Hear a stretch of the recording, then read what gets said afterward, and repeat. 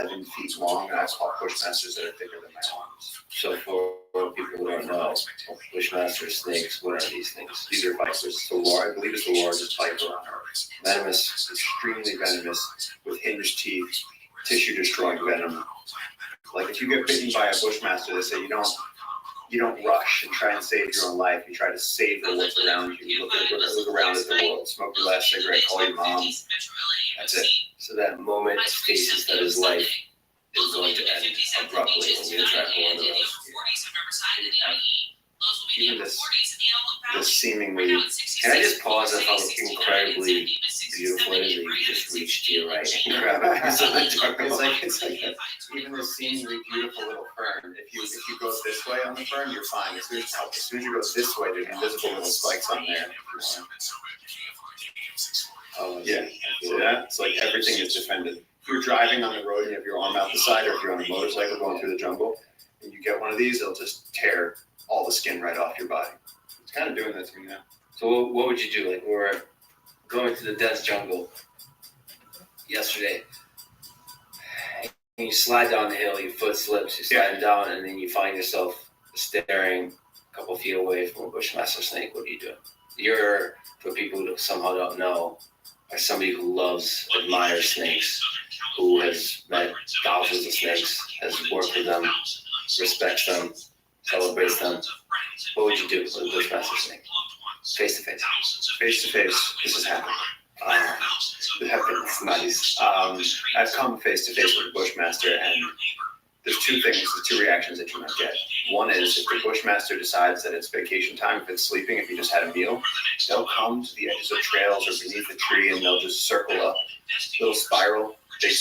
big pile of snake on the trail, and they'll just sit there. And one time there was a snake sitting on the side of the trail beneath a tree for 2 weeks. This snake was just sitting there, resting, digesting his food out in the open, in the rain, in the sun, in the night. Didn't matter. You go near it, barely even crack a tongue. Now the other option is that you get a bushmaster that's alert and hunting and out looking for something to eat, and they're ready to defend themselves. And so I once came across a bushmaster in the jungle at night, and this bushmaster turned its head towards me, looked at me, and made it very clear, I'm going to go this way. So I did the natural thing that any snake enthusiast would do, and I grabbed his tail. Now 11 feet later, by the head, the snake turned around and just said, if you want to meet God, I can arrange the meeting. I will oblige. And I decided to let the bushmaster go. And so it's like that with most animals. You know, a jaguar will turn and look at you and just remind you of how small you are. Like, what did you see in the snake's eye? How did you sense that this is going to be your end if you proceed? Just readiness. I wanted to get him by the tail and show him to the people that were there, maybe work with the snake a little bit. As an 11-foot snake, the snake turned around and made it very clear, like, not today, pal. It's not going to happen. Is it in the eyes and movement and the tension? It was the movement. It was the movement and the S of the neck. It was as if you pushed me and I went, let's go, make my day. Yeah. Like he just looked a little bit too ready. Okay, all right. So you know. You just know. Whereas like the snake you met last night, yeah, beautiful snake. Such a calm little thing. Just focuses on eating baby lizards and little snails and things. And that snake has no concept of defending itself. It has no way to defend itself. So even something the size of a blue jay could just come and peck that thing in the head and swallow it. It's a helpless little snake. So it's really, it kind of depends on the animal, depends on the mood you catch them in. Each one has a different temperament. The grace of its movement was mesmerizing, curious almost. Maybe I'm anthropomorphizing, projecting onto it. But the tongue flicking was a sign of curiosity. He was trying to figure out what was going on. Why am I on this treadmill of human skin? I was just trying to get to the next thing, trying to get hidden, trying to get away from the light. Also, the texture of the scales is really fascinating. It's my first snake I've ever touched. It's so interesting. It's just such an incredible system of muscles that are all interacting together to make that kind of movement work, and all the texture of the skin and the scales. What do you love about snakes? From my first experience with a snake to all the thousands of experiences you have with snakes, what do you love about these creatures? I think it's when you just spoke about it, that's the first snake you've met, and it was a tiny little snake in the jungle, and you spoke about it with so much light in your eyes. And I think that because we've been programmed to be scared of snakes, there's something wondrous that happens in our brain. Maybe it's just this joy of discovery that there's nothing to be scared of. And whether it's a rattlesnake that is dangerous and that you need to give distance to, but you look at it from a distance and you go, wow. Or it's a harmless little grass snake that you can pick up and enjoy and give to a child. They're just these strange legless animals that just exist. You know, they don't even have eyelids. They're so different than us. They have a tongue that senses the air, and they, to me, are so beautiful. And I've my whole life been defending snakes from humans, and they seem misunderstood. I think they're incredibly beautiful. There's every color and variety of snakes. There's venomous snakes, there's tree snakes, there's huge crushing anacondas. It's just of the 2,600 species of snakes that exist on Earth. There's just such beauty, such complexity, and such simplicity. They're just to me, I feel like I am friend with snake, and they rely on me to protect them from my people. Friend with snake. Me friend snake. Me friend snake. You said some of them are sometimes aggressive, some of them are peaceful. Is this a mood thing, a personality thing, a species thing? What is it? So, as far as I know, there's only really 2 snakes on Earth that can be aggressive, because aggression indicates offense. And so, a reticulated python has been documented as eating humans. Anacondas, although while it hasn't been publicized, they have eaten humans. Every single other snake, from boa constrictor to bushmasters to spitting cobra to grass snake to garter snake to everything else, every single other snake does not want to interact with you. They have no interest. So there's no such thing as an aggressive snake once you get outside of the anaconda and reticular python. Aggression could be trying to eat you as predation, but for every other snake, a rattlesnake, if it was there, would either go escape and hide itself, or it would rattle its tail and tell us, don't come closer. A cobra will hood up and begin to hiss and say, don't approach me. I'm asking you nicely not to mess with me. And most other snakes are fast, or they stay in the trees, or they're extremely camouflaged, but their whole MO is just, don't bother me. I don't want to be seen. I don't want to be messed with. In fact, all I want to do is be left alone. And once in a while, I just want to eat. And by the way, when you see a snake drink, your heart will break. It's like it's the only thing that's cuter than a puppy. Like watching a snake touch its mouth to water, and you just see that little mouth going as they suck water in, and it's just so adorable watching this scaled animal just be like, I need water. In a state of vulnerability. Yeah. Overall, there's nothing cuter than a little puppy with a tongue like baby ball python, baby king cobra, baby elephant. So what are they? They're like at a puddle and they just take it in. They can be at a puddle and they just take it in. Or one time in India, I was with a snake rescuer and we found this 9-foot king cobra, this god of a snake. They're Ophiophagus hanna is their Latin name, and they're snake eaters. They're the king of the snakes, the largest venomous snake. And the people that called the snake rescuer, because it's a profession in India, had gotten into their kitchen or their backyard, and so we showed up and we got the snake, and the snake rescuer, he knew. He looked at the snake and he went to me, he said, why do you think the snake would go in a house? And he was quizzing me, and I actually went, I don't know. Is it warm? Is it cold? Like sometimes cats like to go into the warm cars in the winter. He was like, he's thirsty. He goes, watch this. Took a water bottle. Poured it over. The snake is standing up. The snake stands up 3 feet tall. It's a huge king cobra with a hood. Terrifying snake to be around. He leans over to the snake, and the snake is standing there trusting him. And he takes a water bottle and pours it onto the snake's nose, and the snake turns up its nose and he starts drinking from the water bottle. Human giving water to snake. Big, scary snake. But this human understood. Snake gets water. Snake gets released in jungle. Everybody's okay. So sometimes the needs are simple. They just don't have the words to communicate themselves. Yeah. And is it disinterest or is it fear? Almost like they don't notice this, or is it where the unknown aspect of it, the uncertainty, is a source of danger? Well, animals live in a constant state of danger. Like if you look at that deer that we saw last night, it's stalking through the jungle, wondering what's going to eat it, wondering if this is the last moment it's going to be alive. It's like animals are constantly terrified of that this is their last moment. Yeah, just for the listener, we're walking through the jungle late at night. So darkness except our headlamps on. And then all of a sudden, all stops. Zip. And he looks in the distance. He sees 2 eyes. I think you thought, is that a jaguar or is it a deer? And it was moving its head like this. Like scared, or maybe trying to localize itself, trying to see around. You're doing the same to it. The two of you like moving your head and like deep into the jungle. Like, I don't know. It's pretty far away through the trees. You still see it. 30 feet or so, yeah. That's the thing to actually mention. With headlamp, you see the reflection in their eyes.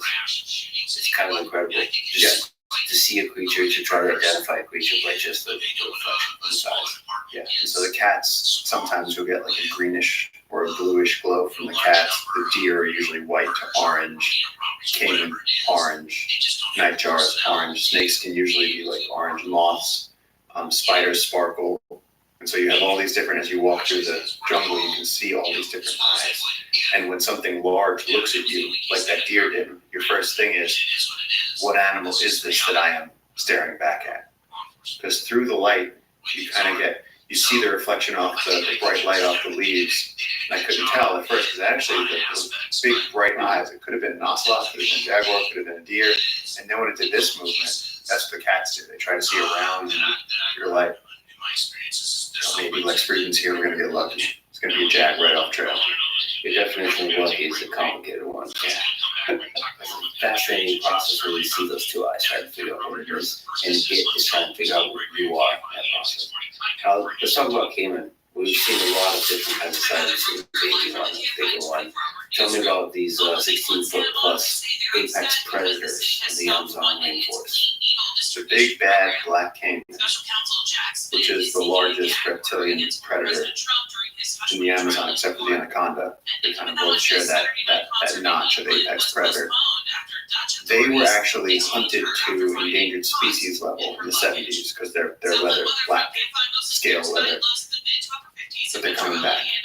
They're coming back, and they're huge, and they're beautiful. And I was walking near a lake, and I never understood how big they could get, except for I was walking near a lake last year, and I was following the stream. You know, it's like you follow a little stream, there's just a little trickle of water, and all of a sudden this river otter comes running the other direction on the stream. River otter comes up to me, and I swear to God, this animal looks at me and went, hey. And I went, hey. He didn't expect to see me there. And he turned around, did a little spin, started running down the stream.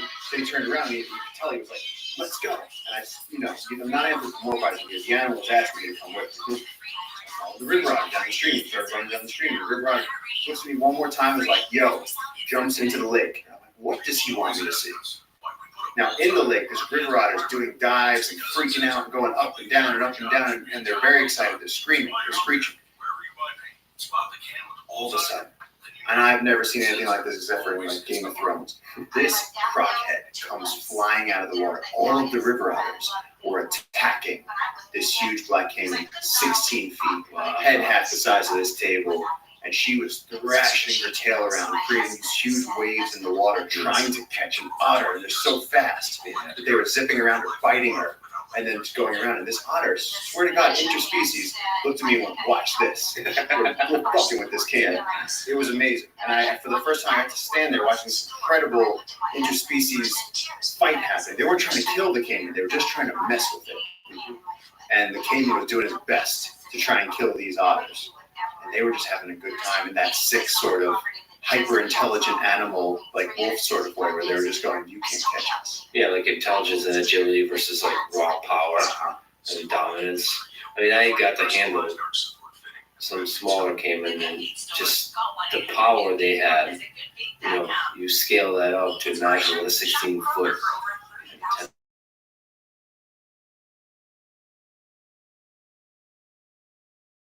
The power they can generate with their tail, with their neck, with their jaw. Alligators and caiman and crocodiles have some of the strongest bite forces on Earth. I think a saltwater crocodile wins as the strongest bite force on Earth. And you got to hold, and you got to feel, I mean, you're a black belt in jiu-jitsu. How do you compare the explosive force you felt from that animal compared to what a human can generate? It's difficult to describe in words. There's a lot of power. When we're talking about the power of the neck, like what is it? I mean, there's a lot. It can generate power all up and down the body. So probably the tail is a monster, but just the neck, and you know, not to mention the power of the bite. That And the speed too, because the thing I saw and got to experience is how still and calm, at least from my initial perspective, it seems calm, still, and then from that, from 0 to 60, you can just go wild. And then there's also a decision it makes in that split second whether, as it thrashes, is it going to kind of bite you on the way or not. And that's where of the 4 species of caiman that we have here, you see differences in their personalities as a species. And so you can, like, just like, like generally golden retrievers are viewed as a friendly dog. Generally, not every single one of them, but as a rule. Spectacle caiman, you released one in the river and it did nothing. It didn't bite one of your fingers, it just swam away. We dropped one in the river, and what did it do? It shows peace. Now, I had a smooth-fronted caiman a few weeks ago, and it's probably a 3.5 footer, not big enough to kill you, but very much big enough to grab one of your fingers and just shake it off your body, just death roll it right off. And as I was being careful, totally different caiman than the one that you got to see. This one has spikes coming off it. They're like leftover dinosaurs. It's like they evolved during the dinosaur time. They never changed. They have spikes and bony plates and all kinds of strange growths that you don't see on the other smoother caiman. And I tried to release this one without getting bitten, and I threw it into the stream, gently into the water, just went whack and tried to pull my hands back. And as I pulled my hand back, this caiman in the air turned around and just tried to give me one parting blow. Just got one tooth right to the bone of my finger. And bone injury feels different than a skin injury. Instantly. And it just reminds you of, that's a caiman with a head this big, and it hurt. And I know that it could have taken off my finger. Now, if you scale that up to a black caiman, it's rib crushing. It's zebra head removing in size. Just meat destroyed. It's incredible. Nature's metal sort of, just raw power. So what's the biggest crop you've been able to handle? We were doing caiman surveys for years, and we would go out at night and you want to figure out what are the populations of black caiman, spectacled caiman, smooth-fronted caiman, dwarf caiman, and the only way to see which caiman you're dealing with is to catch it. A lot of times you get up closer to the light and you can see the eyes at night, but you can't quite see what species it is. For instance, this past few months, we found 2 baby black caiman on the river, which is unprecedented here. We haven't seen that in decades. So it's important that we monitor our crop population. So I started catching small ones. Mother God, I write about the first one that me and JJ caught together, which was probably a little bigger than this table. And probably mid-20s bravado and competition with other young males of my species led to me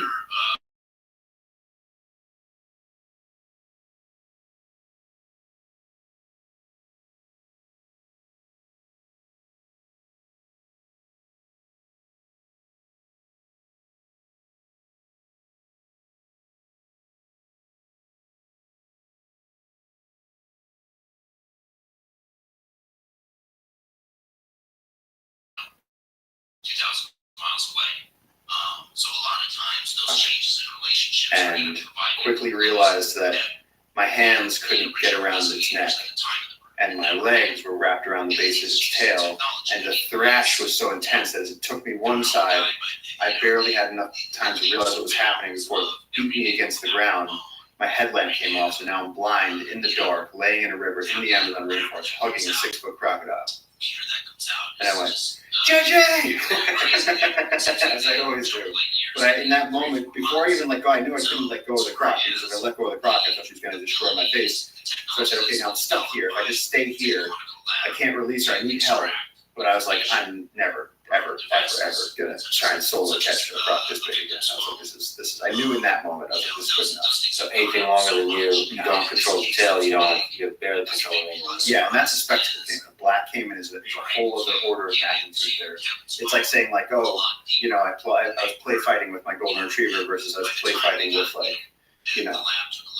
what's the biggest, scariest dog you can think of? It's the dog from Sandlot, a giant gorilla dog thing, like a Malamute, something huge. What are they called? Mastiff. Yeah, Mastiff. I mean, you mentioned dinosaurs. What do you admire about black caimans? They've been here for a very, very long time. There's something prehistoric about their appearance, about their way of being, about their presence in the jungle. With crocodiles, you're looking at this mega survivor. They're in a class with sharks where it's like they've been here so long. When you talk about multiple extinctions, you talk about the sixth extinction, Earth's going through all this stuff, the crocodiles and the cockroaches have seen it all before. They're like, man, we remember what that comet looked like. And they're not impressed. Yeah, they have this, they carry this wisdom. Yeah. In their power. Yeah. In the simplicity of their power, they carry the wisdom. Yeah. And they're just sitting there in the streams and they don't care. And even if there's a nuclear holocaust, you know that there'd just be some crocs sitting there dead-eyed in that stagnant water, waiting for the life to regenerate so they can eat again. It's going to be the remaining humans versus the crocs and the cockroaches. And the cockroaches are just background noise.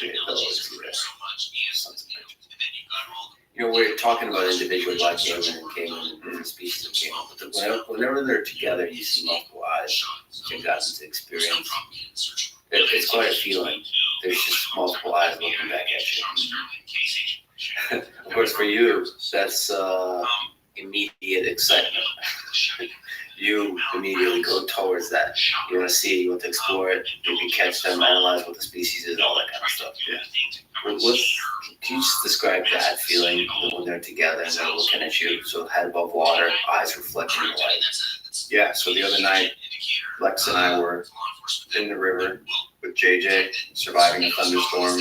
We're in the rain and we had covered our equipment with our boats. And the only thing that we could do was get in the river to keep ourselves dry. And so we were in the river at night, in the dark, no stars, just a little bit of canopy silhouetted with all this rain coming down. It was such a din you could hardly hear anything. And all the way downriver, I just see this caiman eye in my headlamp light. And I started walking towards it because I was like, this is even better. We can catch a caiman while we're in this thunderstorm in the Amazon River. And when JJ went, oh, it's too far. JJ very rarely, like he'll make a suggestion. Like he'll usually go, maybe it's more. But in that situation, deep in the wilderness, unknown caiman size, he went, Paul, it's too far. Don't leave the three of us right now. We were too far out to take risks. We're too far out to be walking along the riverbed at night because then, you know, right here at the research station, if you step on a stingray, you get eaten. Out where we went, nothing. So for me, seeing those eyes, I think I've become so comfortable with so many of these animals that I may have crossed into the territory where I feel so comfortable with many of these animals that they just don't worry me anymore. I mean, I looked at you in a raft while you had a sizable, probably about 12-foot black caiman right next to your raft. I watched its head go under. The bubbles, it was all coming up right next to your raft as he was just moving along the bottom of the river. He looked at me, went under, and then my raft passed and yours came over him. So now I'm looking back and your raft is going over this black caiman. And I'm going, I'm not worried at all. I was not worried. I was not worried that the caiman would freak out. I was not worried that he would try to attack you. I knew 100% that caiman just wanted us to go back to eating fish. That's it. Man, it's humbling. It's humbling, these giant creatures, and especially at night, like you were talking about. For me, it's both scary and just beautiful when that goes under. Because like underwater is their domain, so anything can happen. So what is it doing that its head is going under? It could be bored. It could be hungry, looking for some fish. It could be maybe wanting to come closer to you to investigate. Maybe you have some food around you. Maybe it's an old friend of yours and you just want to say hi. I don't know. I have a few on the river. No, when we see their heads go under, they're just getting out of the way. We're shining a light at them and they're going, why is there a light at night? I'm uncomfortable. Head on. So these caiman, again, you think of it as this big aggressive animal, but I don't know anybody that's been eaten by a black caiman. And the smaller species, smooth-fronted caiman, dwarf caiman, spectacled caiman, they're not going to eat me. But again, at the worst, if you were doing something inappropriate with a caiman, you jumped on it and were trying to do research and bit your hand, you could take your hand off. But that's the only time. I've been walking down the river and stepped on a caiman, and the caiman just swims away. And so in my mind, caiman are just these They're peaceful dragons that sit on the side of the river. So to me, they are my friends. And I worry about them because 2 months ago we were coming upriver, and on one of the beaches was a beautiful 5-foot black caiman with a big machete cut right through the head. The whole caiman was wasted. Nothing was eaten, but the caiman was dead. What do you think that was? Curious humans. Just committing violence. Yeah, just loggers, people who aren't from this part of the Amazon, because a local person would either eat the animal or not mess with it. Like Pico would never kill a caiman for no reason because it doesn't make any sense. So these are clearly people who aren't from the region, which usually means loggers because they come from somewhere else. They're doing a job here, and they're just cleaning their pots in the river at night, and they see eyes come near them because the caiman probably smells fish, and then they just whack because they want to see it, and they're just curious monkeys on a beach. And again, me friend with caiman, I protect from my type. That said, you protect your friends and you analyze and study your friends, but sometimes friends can have a bit of a misunderstanding. And if you have a bit of a misunderstanding with black caiman, I feel like just a bit of a misunderstanding could lead to a bone crushing situation. But not for a little 5-foot caiman. And I think that's incredibly speciesist of you. Even if you're a bog caiman. No, like all my friends do the same thing. They go, you swim in the Amazon rainforest. You swim in that river? And I go, yes, every day. We backflips into the river. We've been swimming in the river how many times? With the piranha and the stingray and the kangaroo and the caiman and the anacondas, all of it in the river with us. We just do it.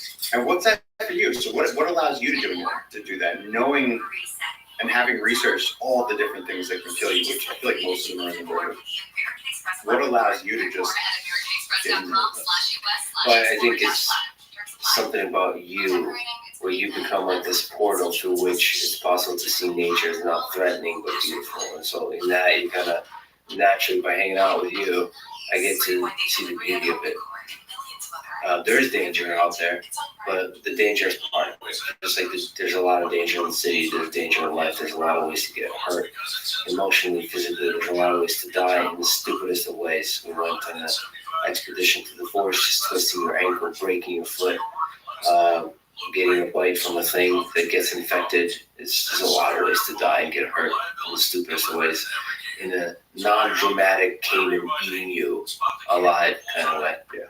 It strikes me as unfair because humans were still in our minds so programmed to worry about that predator.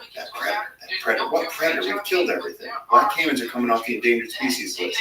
We exterminated wolves from North America. I actually heard a suburban lady one time tell her son, watch out, foxes will get you. Foxes. Yeah. They eat baby rabbits and mice. Well, in the case of apex predators, I think when people say dangerous animals, they really are talking about just the power of the animal. And the black caiman have a lot of power. And so it's almost just a way to celebrate the power of the animal. Sure.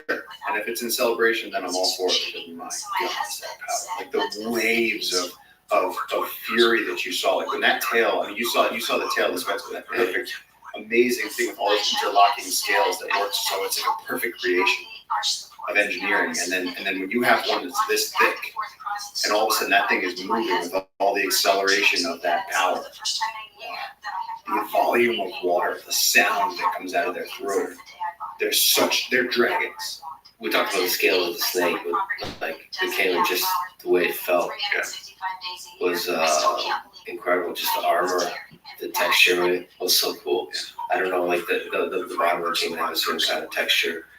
It just all feels like power, but also all feels like designed really well. It's like exploring through touch of a World War II tank or something like that. Just the engineering that went into this thing. Yeah, the mechanism of evolution to create a thing that can survive for such a long time. It's just like incredible. This is a work of art. The defense mechanisms, the power of it, the damage you can do, how effective it is as a hunter, all of that. You can feel that in just by touching it. Do you ever see the mashup where they put side by side the image of I think it's a falcon in flight next to a stealth bomber, and they're almost the exact same design. It's incredible.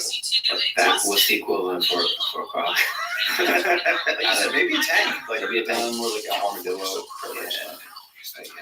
Yeah, there may not be a war machine equivalent of a crocodile. You have to have like a big jaw element to it. In the water, I mean, we talked also about hippos. Those are interesting creatures from all the way across the world. Just monsters. Hippos and rhinos. Hippos are bigger usually, or rhinos are bigger.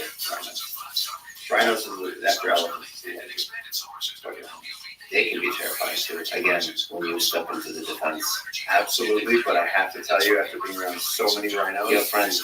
I have rhino friends. Yeah. Black and white rhinos. Yeah. And they're all sweethearts.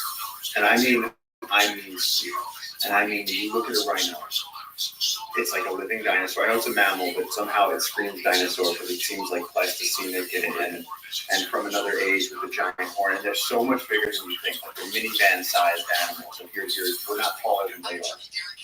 At the shoulder, and they have this strange-shaped head. And they sit there eating grass all day. So if a rhino is dangerous to a human, it's because the rhino is going, don't hurt me. Don't hurt me. Don't hurt my baby. And then they're like, you know what? I'll just kill you. It's easier. You're scared. Yeah, you're too close to that.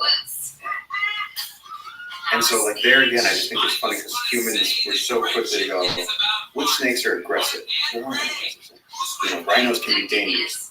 And it's provoked. Otherwise, they're peaceful, fat grass unicorns.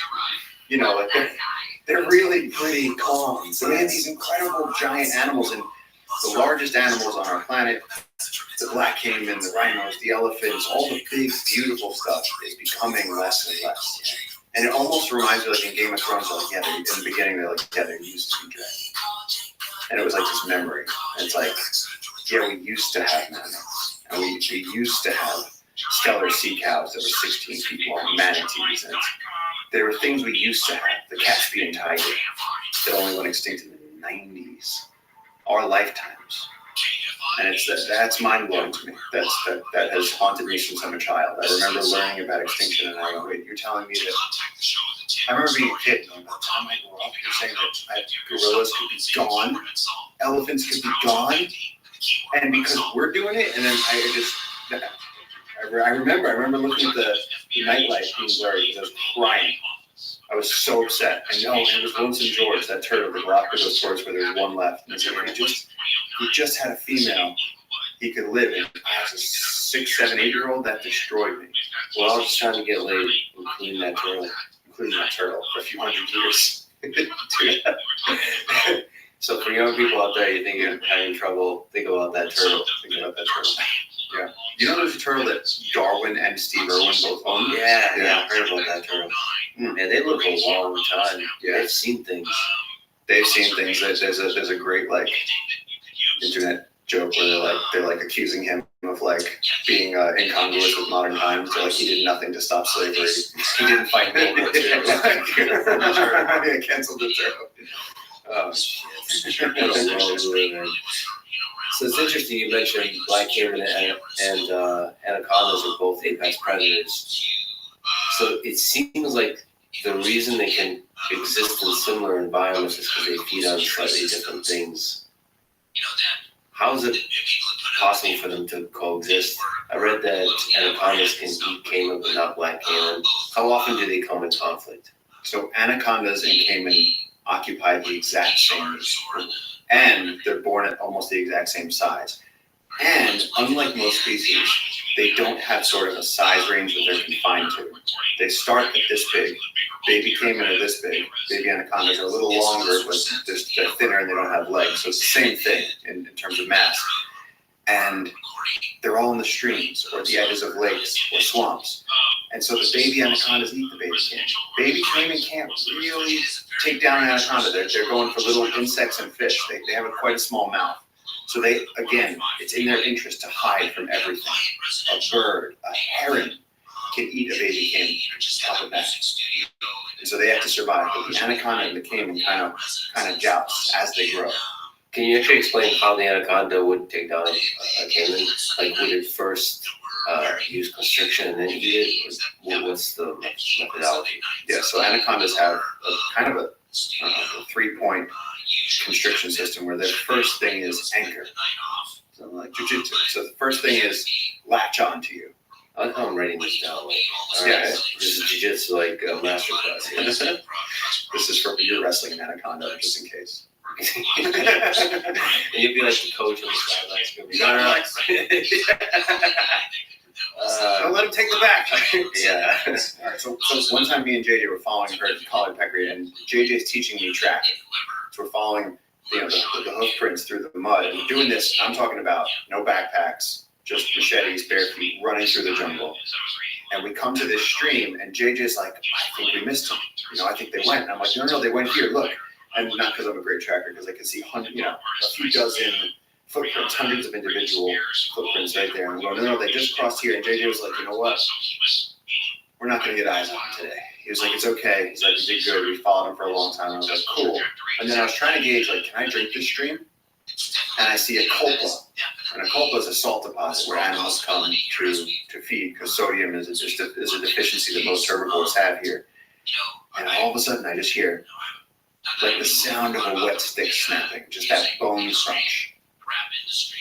And I look down, and there's about a 16-foot anaconda wrapped around a freshly killed peccary, wild boar.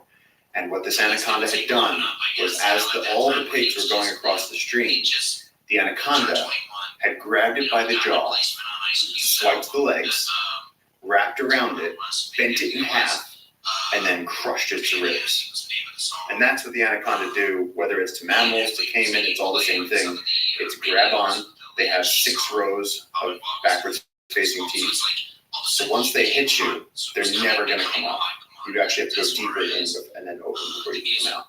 All those backward facing teeth, so they have an incredible anchor system, and then they use their weight to pull you down to hell, to pull you down into that water, wrap around you, and then start breathing. And every breath you take, you're up against a barrier, and then when you exhale, they go a little tighter, and you're never going to get that space back. Your lungs are never going to expand again. And I know this because I've been in that crush before JJ pulled me out of here. And so this pig, the anaconda had gotten it, and as the pig was thrashing, the anaconda was wrapping around it, bent it in half. And I just heard this vertebrae going. And so for a caiman, it's the same thing. They just grab and they wrap around it, and then they have to crush it until there's no response. They'll wait an hour. They'll wait a long time until there's no response from the animal. They'll overpower it. Then they'll reposition, probably yawn a little bit, open their jaw, and then start forcing that entire. Now, here's the crazy thing, is that an anaconda has stomach acid capable of digesting an entire crocodile when nothing comes out the other side. And when you see how thick the bony plate of a crocodile's skull is, that can go in the mouth and nothing comes out the other side. That's insane. And so it always made me wonder on a chemistry level how you can have such incredible acid in the stomach that doesn't harm the anaconda itself. And someone said But it's able to digest. Oh, it's some kind of mucus. like the mucus. There's one. Oh, interesting. There's levels of protection from the anaconda itself. But it seems like the anaconda is such a simple system as an organism. Like that simplicity taken at scale, you can just do and swallow the caiman and digest it slowly. I know, but my question was how on earth is it physically possible to have this hellish bile? Even something as horrendous as a caiman, scales and bones and all the hardest shit in nature, and then not hurt the snake itself. And I had a chemist explain to me that it's probably some sort of mucus system that lines the stomach and neutralizes the acid and keeps it floating in there. But my God, that must be powerful stuff. What does it feel like being crushed, choked by? When an anaconda is wrapped around you, and you find yourself in the shocking realization that these could be your last moments breathing, you are confronted with the vast disparity in power. That there's so much power in these animals, so much crushing, deliberate, reptilian, ancient power that doesn't care. they're just trying to get you to stop. They just want you to stop ticking, and there's nothing you can do. And I find it very awe-inspiring when I encounter that kind of power. When you, even if it's that you see a dog run, you ever try to outrun a dog, and they just zip by you, and you go, wow, or you see a horse kick, and you go, oh my God, if that hoof hit anyone's head, it knocked them 3 states over, and it's like there is muscular power that is so far that it's, like you said, that explosive that we dream of doing. Like imagine if like a Muay Thai kickboxer could harness that sort of Cayman power, that smash. And so it's just awe-inspiring. I think it's really, really impressive what animals can do, and we're all the same sort of makeup for the most part. All the mammals, we all have our skeletons look so similar. We all have if you look like a kangaroo's biceps and chest, it looks so much like a man's. And same thing goes for a bear. Or you ever see a naked chimp? There's chimps with alopecia. Oh shit! And so they're shredded. It looks like a bodybuilder. It's got cuts and huge everything. It's got pecs, and they got that face that's just like, just let me in. What now? Where's your wallet? Do something. But there's a specialization, a lifetime of doing damage to the world and using those muscles. It just makes you just that much more powerful than most humans, because humans, I guess, have more brain, so they get lazy. They start puzzle solving versus using the biceps directly. Well, yes and no, and I have this question. Okay, so that whole "you are what you eat" thing. Now, we one time here had 2 chickens, and one of them was a wild chicken, like from the farm, had walked around its whole life finding insects, and the other chicken was like factory raised. And so we cut the heads off of both of them and started getting ready to cook them. Now, the factory raised chicken was like a much higher percentage of fat, had less muscle on its body, was softer tissue, a lighter color. The farm raised chicken had darker, more sinewy muscles, less fat, was clearly a better made machine. And so my question is that what's happening with us? If you go see a Sherpa who's been walking his whole life and pulling, walking behind musk oxes and lifting things up mountains and breathing clean air and not being in the city, versus someone that's just been chowing down at IHOP for 40 years and never getting off the couch, I imagine it's the same thing, that you become what you eat. Yeah, I mean, you and I were half dead running up a mountain. Meanwhile, there's a grandma just walking, she's been walking that road, and she's just built different. With a baby, and they're just built different. When you apply your body in a physical way your whole life. Yeah, you can't replicate that. Just like that chimp has those muscles constantly moving through the canopy, constantly using those arms. Just like if you ever, you see an Olympic athlete or you Hulk Rogan. Exactly. You just go, why is there so much muscle? That's exactly what I feel like when you give them a hug. This is definitely a chimp of some sort. How's that?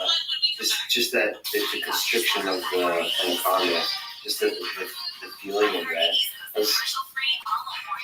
Are they doing that based on instinct, or is there some brain stuff going on? Is this just a basic procedure that they're doing, and they just really don't give a damn? They're not thinking, oh, well, this is this kind of species, it tastes good, or is it just a mechanism to start activating and you can't stop it? With an anaconda, I really think it's the second one. I do think that they're impressive and beautiful and incredibly arcane. I think they're a very simple system, a very ancient system, and I think that once you hit predation mode, it's going down, no matter what. The stupid mosquito, I'm going with this, and every time he just flies around my hand, like on a big, slow giant, and he just goes around my hand, and then he goes back to the same spot, and I'm like, no, and he goes right back to the same spot. It's like he's just going, fuck you. Now, here's the question. If the mosquito is stupid and you can't catch it, what does that make you? Stupid. Dude, I flicked a wasp off me the other day. It flew back 12 feet, and then in the air corrected, and then flew back at my face. And it made so many correct calculations and corrections, and decided to come back and let me know about it.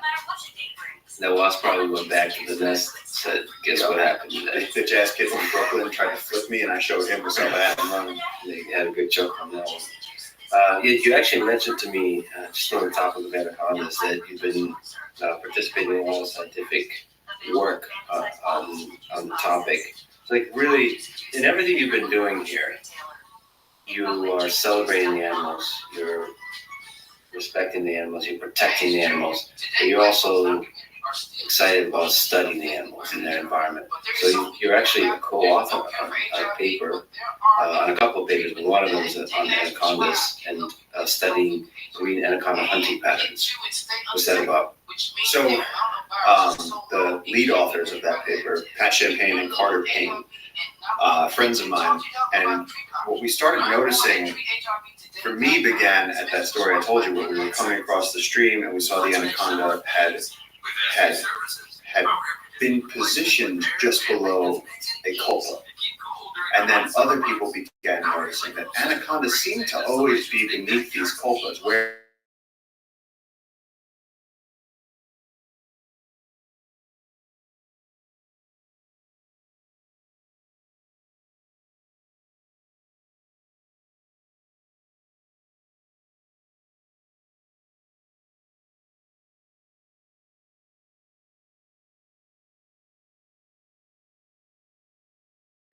to a transmitter and an anaconda right around here, and we were able to see their movements. And that's what these papers are showing, is that they actually do pursue their prey. They do move up and down using the streams as corridors through the forest.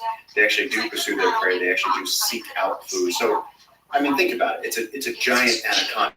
Obviously, it's not. You can't just sit in one spot. It has to put some work into it. So they're using scent and they're using communication to use the streams. So you could be walking in the forest in a very shallow stream and see a sizable anaconda looking for a meal. So in the shallow stream, it moves not just in the water but in the sand. Yeah. So it also likes to burrow a little bit. They burrow quite a bit. And so these large snakes operate subterranean more than we think. Like there's times that you'll go with a tracker, you go with the telemetry set, and it'll say, like we'll be over the snake. The snake's underground. The snake has found either a recess under the sides of the stream. You saw it last night, where all the fish have their holes under the side of the stream. There is a 6-foot dwarf cayman right in the stream, right where we were standing. He had his cave. He goes under there. They know. They have their system. Yeah, we walked by it. And he stuck his head out. We thought we'd gone. And then we turned around, and I just got a glimpse of him because I was in the front of the line. And he just went right back into his cave. You guys are not going to touch me. And so, yeah, with the anacondas, it's been really exciting. And in 2014, JJ and me and Mosin and Pat and Lee, we ended up catching what at the time was the record for Eunectes marinus scientifically measured. It was 18 feet 6 inches, 220 pounds, one of the largest female anacondas on record. And since that time, these guys have been continuing to study the species, continuing to just add a little bit by little bit to the knowledge we have of the species, and studying green anacondas in lowland tropical rainforest. You've seen how hard it is to move, to operate, to navigate in this environment. And so when you think of the fact that in order to learn anything about this species, you have to spend vast amounts of time first locating them, and then finding out a way to keep tabs on them. Because even if you get lucky enough to see an anaconda, by the way that his parents raised him, Kevin Harris Sr. and Catherine Harris, I mean, they did a phenomenal job of raising him. And, to make sure he was in Catholic school all the way through grammar school. And to be able to observe it over time, to learn its habits, or to put a radio transmitter on it, or to take any sort of valuable information from the experience is almost impossible. And so a lot of the stuff that I wrote about in Mother of God, us jumping on anacondas and trying to catch them, and at first it just seemed like something we were doing to learn to just try and see them, but it ended up being that we were wildly trying to figure out a methodology that would have scientific implications later on, because now it's allowing us to try and find the largest anacondas. And people used to say there's no way this 25-foot, 27-foot, well, There's just that video of the guy swimming with 20-foot anaconda. And so now, as we keep going, I'm going, well, maybe through drone identification, we can find where the largest anacondas are sitting on top of floating vegetation. And even then, how do we restrain them so that we can measure them and prove this to the world? It's sort of a side quest, but So by doing these kinds of studies, you figure out how they move about the world, what motivates them in terms of when they hunt, where they hide in the world, as the size of the anaconda change. So all of that, those are scientific studies. yeah, I mean, look, there's so much that we don't know about this forest. We don't know what medicines are in this forest. We don't know, with a lot of the 1,500, there's something like 4,000 species of butterflies in the Amazon rainforest, and of the 1,500 species that are here in this region, all of them have a larval stage, caterpillars, right? And each of the caterpillars has a specific host plant that they need to eat in order to become a successful butterfly. They enter the next life stage cycle. And for most of the species that fill the butterfly book, we don't know what those interactions are. I recently got to see the white witch, which is a huge moth. It's one of the two largest moths in the world. It's the largest moth by wingspan. Huge. It looks like a bird. Big white moth. We still, I believe that we still don't know what the caterpillar looks like. It's 2024. We have iPhones and penis-shaped rocket ships. Like, we don't know where that moth starts its life. Yeah. We still haven't figured that out.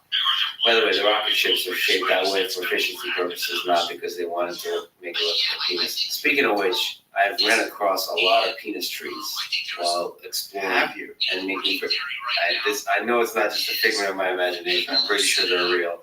In fact, you explained it to me, and they make me very uncomfortable. Because there's just a lot of penises hanging off of a tree. Yes. I don't know what the purpose is. Who they're supposed to attract. But certainly Paul really enjoys them. Yeah. Yeah. Well, clearly you've done some research. You noticed a lot of them. I haven't even seen them. There was a time where I almost fell, and to catch my balance, I had to grab one of the penises of the penis. Unforgettable. Anaconda, the biggest, baddest anaconda in the Amazon versus the biggest, baddest black caiman. Because you mentioned there's a race, if there's a fight, it's UFC and cage who wins. Who's underwater, biggest and the baddest. Biggest and the baddest. So you can imagine, given all the studies you've done of the two animals, species. So you talk about an 18-foot, several hundred-pound black caiman versus a 26-foot, 350-pound anaconda. Yeah. I think it's a death stalemate. I think the caiman slams the anaconda, bites onto it, the anaconda wraps the caiman, and then they both thrash around until they both kill each other. Because I think the caiman will tear him up so bad. And the caiman's not going to let go. Caiman's never going to let go, but then he's going to realize that he's also being constricted, so then he's going to stop. He's going to keep slamming down on that anaconda, and the anaconda's just going to keep constricting. But the caiman can do enough damage before the anaconda. Again, it's almost like a striker versus a jiu-jitsu. You know, if you can get enough elbows in before they lock you. How fast is the constriction? So it's pretty slow. It's incredibly quick. So it's you take it back and get me in chokehold.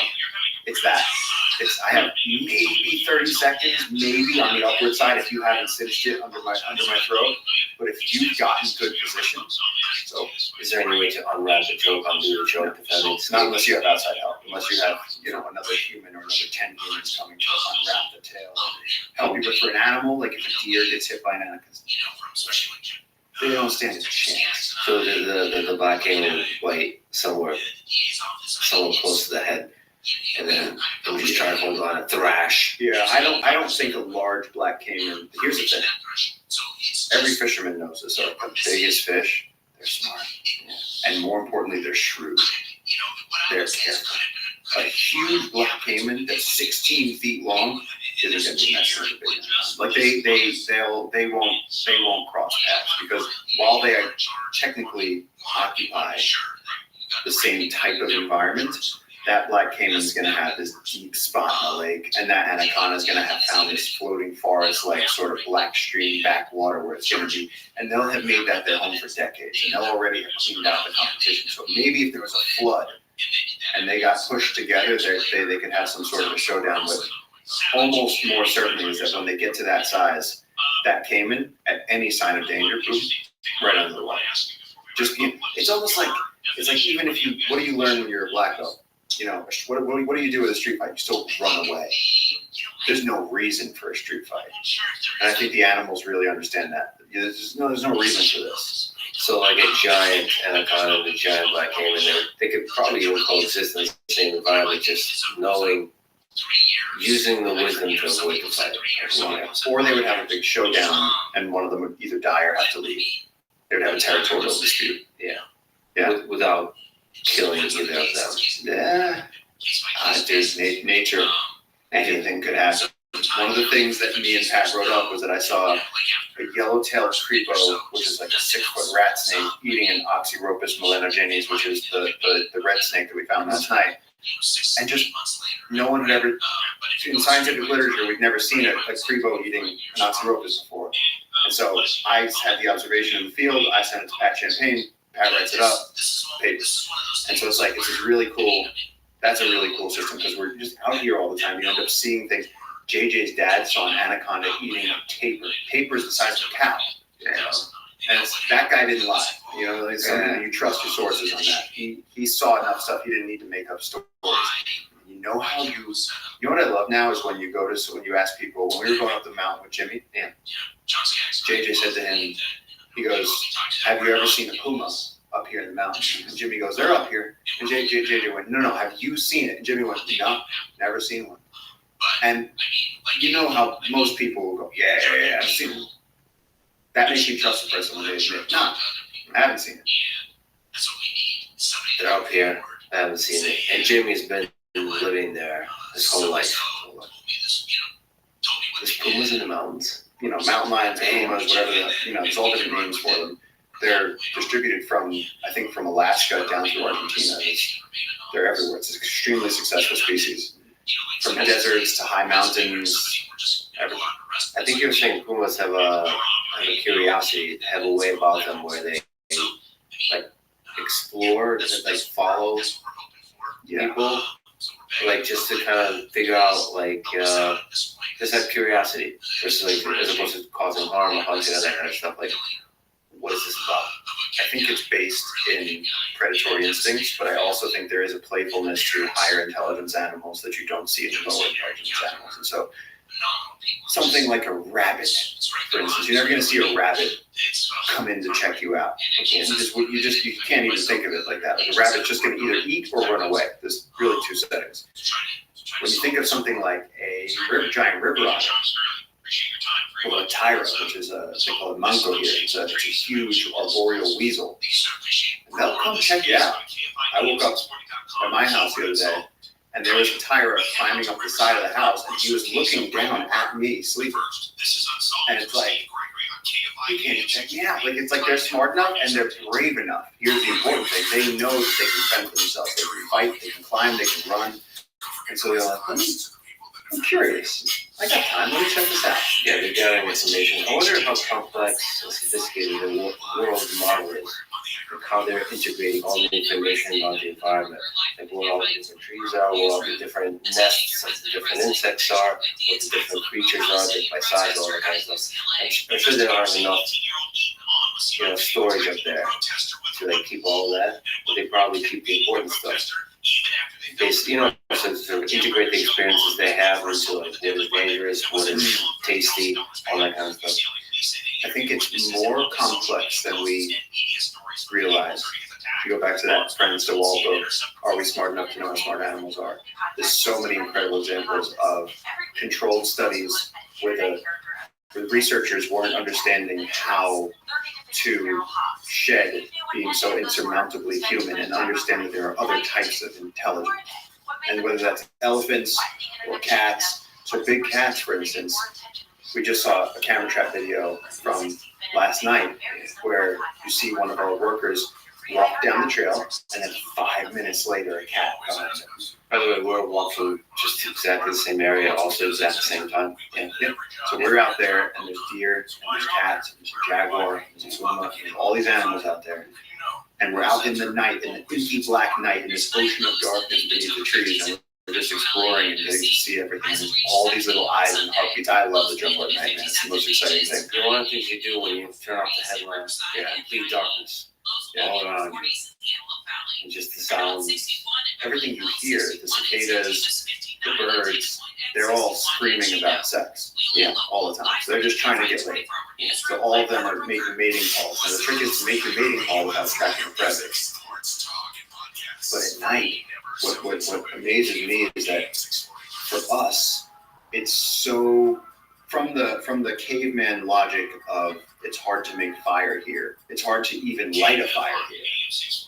To having this incredible theme of it, you know, all of a sudden we can look at the jungle and walk through that darkness. Then we're seeing the frogs on those leaves, and the snakes moving through the undergrowth, and the deer sneaking through the shadows. It's like it's almost as supernatural as skydiving. It's a strange thing to be able to do that technology allows us to do. We're doing something really complex. We're walking on trails that have been cleared for us, that we've planned out. And so walking through the jungle at night, you just get this freak show of biodiversity, and I'm addicted to it. I truly love it. Except for the times over the last few days when we walked on the jungle without a trail. And that's just a different. Well, how would you categorize it? Somebody said, Lex, I think I'm going to go for a hike through the jungle, not on the trail. Yeah. What would you tell them? Every step is really hard work. Every step is a puzzle. Every step is full of possibility of hurting yourself in a multitude of ways. You just a wasp nest under a leaf, a hole under a leaf on the ground where if you step in it, you're going to break a knee, ankle, leg, and go to not be able to move for a long time. There's all kinds of ants that can hurt you a little or can hurt you a lot. Bullet ants, there's snakes and spiders. And my favorite that I've gotten to know intimately is different plants with different defensive mechanisms, one of which is just spikes. So sharp. Yeah, I don't know if you brought it, but there's an epic club with spikes. But there's so many trees that have spikes on them. Sometimes they're obvious spikes, sometimes less than obvious spikes, and you know it could be just an innocent. As you take a step through a dense jungle, it could be an innocent placing of a hand on that tree that could just completely transform your experience, your life, by penetrating your hand with like 20, 30, 40, 50 spikes and just changing everything. That's just a completely different experience than going on a trail where you're an observer of the jungle versus the participant of it. And it truly is extreme hard work to take every single step. Now, just think about this. I think scientifically, because people like to summarize, people like to get really, really sort of cavalier with our scientific progress. You know, we already explored the Amazon.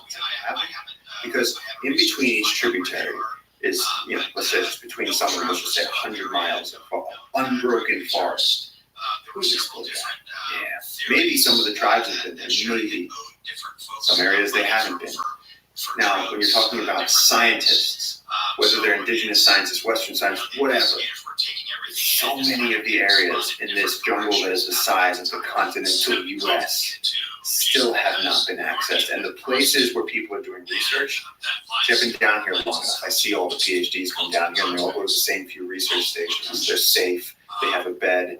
If you get hella dropped into the middle of the jungle, in the deepest, most remote parts, you're going to find micro ecosystems. You're going to see little species variations. You're going to see a type of flower that JJ's never seen before, like what happened the other day. As you start walking through new patches of forest, you start finding new species, and everything here changes. You just go a little bit upriver, and the animals you see differ. You go on this side of the river versus on the north side of the river, there's two other species of primates there that don't exist here. And that's in the mammal paper that we did with the emperor tamarins and the pygmy marmosets that the rangers found. Yeah, the mammal paper is looking at the diversity of life in this one region of the Amazon. What kind of Can you talk more about that paper? Mammal diversity along the Piedras River. Once again, the mammal paper, Pat Champagne, the prodigy. He was sort of leading on this with a bunch of other scientists who worked in the region, including Holly O'Donnell out of Oxford. Myself, I really just made a few observations. The Jungle Keepers Rangers got featured because they're the ones that spotted a pygmy marmoset that had previously been unrecorded on the river. I got to contribute because I had the only photograph that I believe anyone has of an emperor tamarin on this river. It's the first proof of emperor tamarin on this river, and that's exciting. It's exciting because you can post a picture or share a scientific observation or write about something, and then what happens is you get these like couch experts, these armchair experts who will come and say, no, you don't get blue and yellow macaws there. I can tell from my bird book it says they're not there, and they'll tell you you're wrong. No, you don't get woolly monkeys there or emperor tamarins. It's like, but we have proof, and so we're coming together to try and add to that knowledge. My general sort of amateur experience of the species I've encountered here is like, this should not exist. Whatever this is, this is not real. This is CGI. Like what? Just the colors, the weirdness. I mean, there's I think I called it the Paris Hilton caterpillar because it's like furry. It looks like Paris Hilton's dog. It's like really furry and it's transparent and so it's transparent. All you see is this white, beautiful fur, and it's just like this caterpillar. It doesn't look real. Yeah. Do you think there are species? Like how many species have we not discovered? And is there species that are like extremely badass that we haven't discovered yet? If you look up how many trees are in the Amazon rainforest, it's something in the order of 400 billion trees. There's something like 70 to 80,000 species of plants, individual types of plants here, 1,500 species of trees. It's so vast that it's comparable, like the scale is like only comparable to the universe in terms of stars and galaxies and for the sheer immensity of it. And so we're describing new species every year. And just walking on the trail at night, you and I have seen, you see a tiny little spider hidden in a crevice. And has the scientific eye ever seen that spider before? Has it been documented? Do we know anything about its life cycle? There's still so much that's here that is completely unknown. We have pictures of all these butterflies. Somebody went out with a butterfly net and caught these butterflies, took a picture of it, gave it a name, put it in a butterfly book. What do we know? What host plant do they use for their caterpillars? What's their geographical range? What do we actually know? Not that much. So are there creatures out here that haven't been described? Absolutely. And some of them could be extremely effective predators in niche environments. Yeah, absolutely. I mean, certainly in the canopy, 50% of the life in a rainforest is in the canopy, and we've had very limited access to the canopy for all of history. If you wanted to get up into the rainforest canopy, you basically have to climb a vine. Or what scientists, when I was a kid, I always used to see them with like the slingshots or the bow and arrows. They would shoot a piece of paracord over a branch, pull the rope up, and then do the ascension thing. And then you're up in this tree, getting swarmed by sweat bees, getting stung by wasps. You're trying to do science up there in that environment. It's incredibly hostile. And so having platforms. I actually met a guy at a French film festival who had used hot air balloons to float over the canopy of the Amazon and then lay these big nets over the broccoli of the trees. And the nets were dense enough that humans could walk on the nets and then reach through and pull cactuses and lizards and snakes and whatever, just take specimens from the canopy. That's how difficult it is that scientists have resorted to using hot air balloons. And so having a treehouse, having canopy platforms, there's starting to be more and more access to the rainforest canopy, and so we're beginning to log more data. We've even observed in our treehouse, which is supposed to be the tallest in the world, we're seeing lizards that we don't see on the ground, lizards that have never been documented on this river. Like we're seeing snakes where they're saying we saw the snake inside a crevice on that tree in the strangler fig, and we don't know what it is. It's just people haven't been up there. And that's where a lot of the monkeys are. That's where there's just a lot of dynamic life up there. Yeah, I mean, when you wake up in the canopy in the morning, in the Amazon rainforest. As soon as the darkness lifts, as soon as that purple comes in the east in the morning, the howler monkeys start up, and then the parrots start up, and then the tinamous start going, and then the macaws start going, and pretty soon everybody's going, and the spider monkey groups are all calling to each other, and it's just the whole dawn forest starts, and it's so exciting. So you're saying that screaming is really about sex? Sex or territory, usually. Sex and violence. Or implied violence, or threat of violence. Yeah. I mean, howler monkeys in the morning, they're letting other groups know this is where we're at. We're going to be foraging over here. You better stay away. So it's a little bit respectful as well. There's order in the chaos. So just speaking of screaming, macaws are like these beautiful creatures. They're lifelong partners. They stick together, so you obviously they're monogamous. You see two of them together. But when they communicate, their love language seems to be very loud screaming. Yeah. What do you learn about relationships in macaws? That it can be loud and rough and still be loving. And still be loving.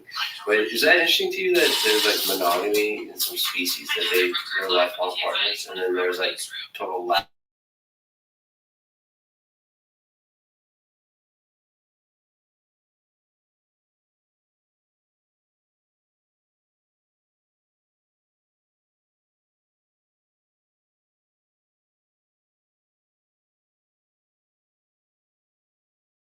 Penguins, that's natural too. And so everyone tries their identity. They're trying to justify their identity off of the laws of nature. So the fact that macaws are monogamous really doesn't have anything to do with anybody except for that it's beneficial for them to work together to raise chicks. It's difficult. They rely on ironwood trees or aguaje palms, and it's difficult to find the right hole in a tree. There's only so much macaw real estate, and so they need to use those holes.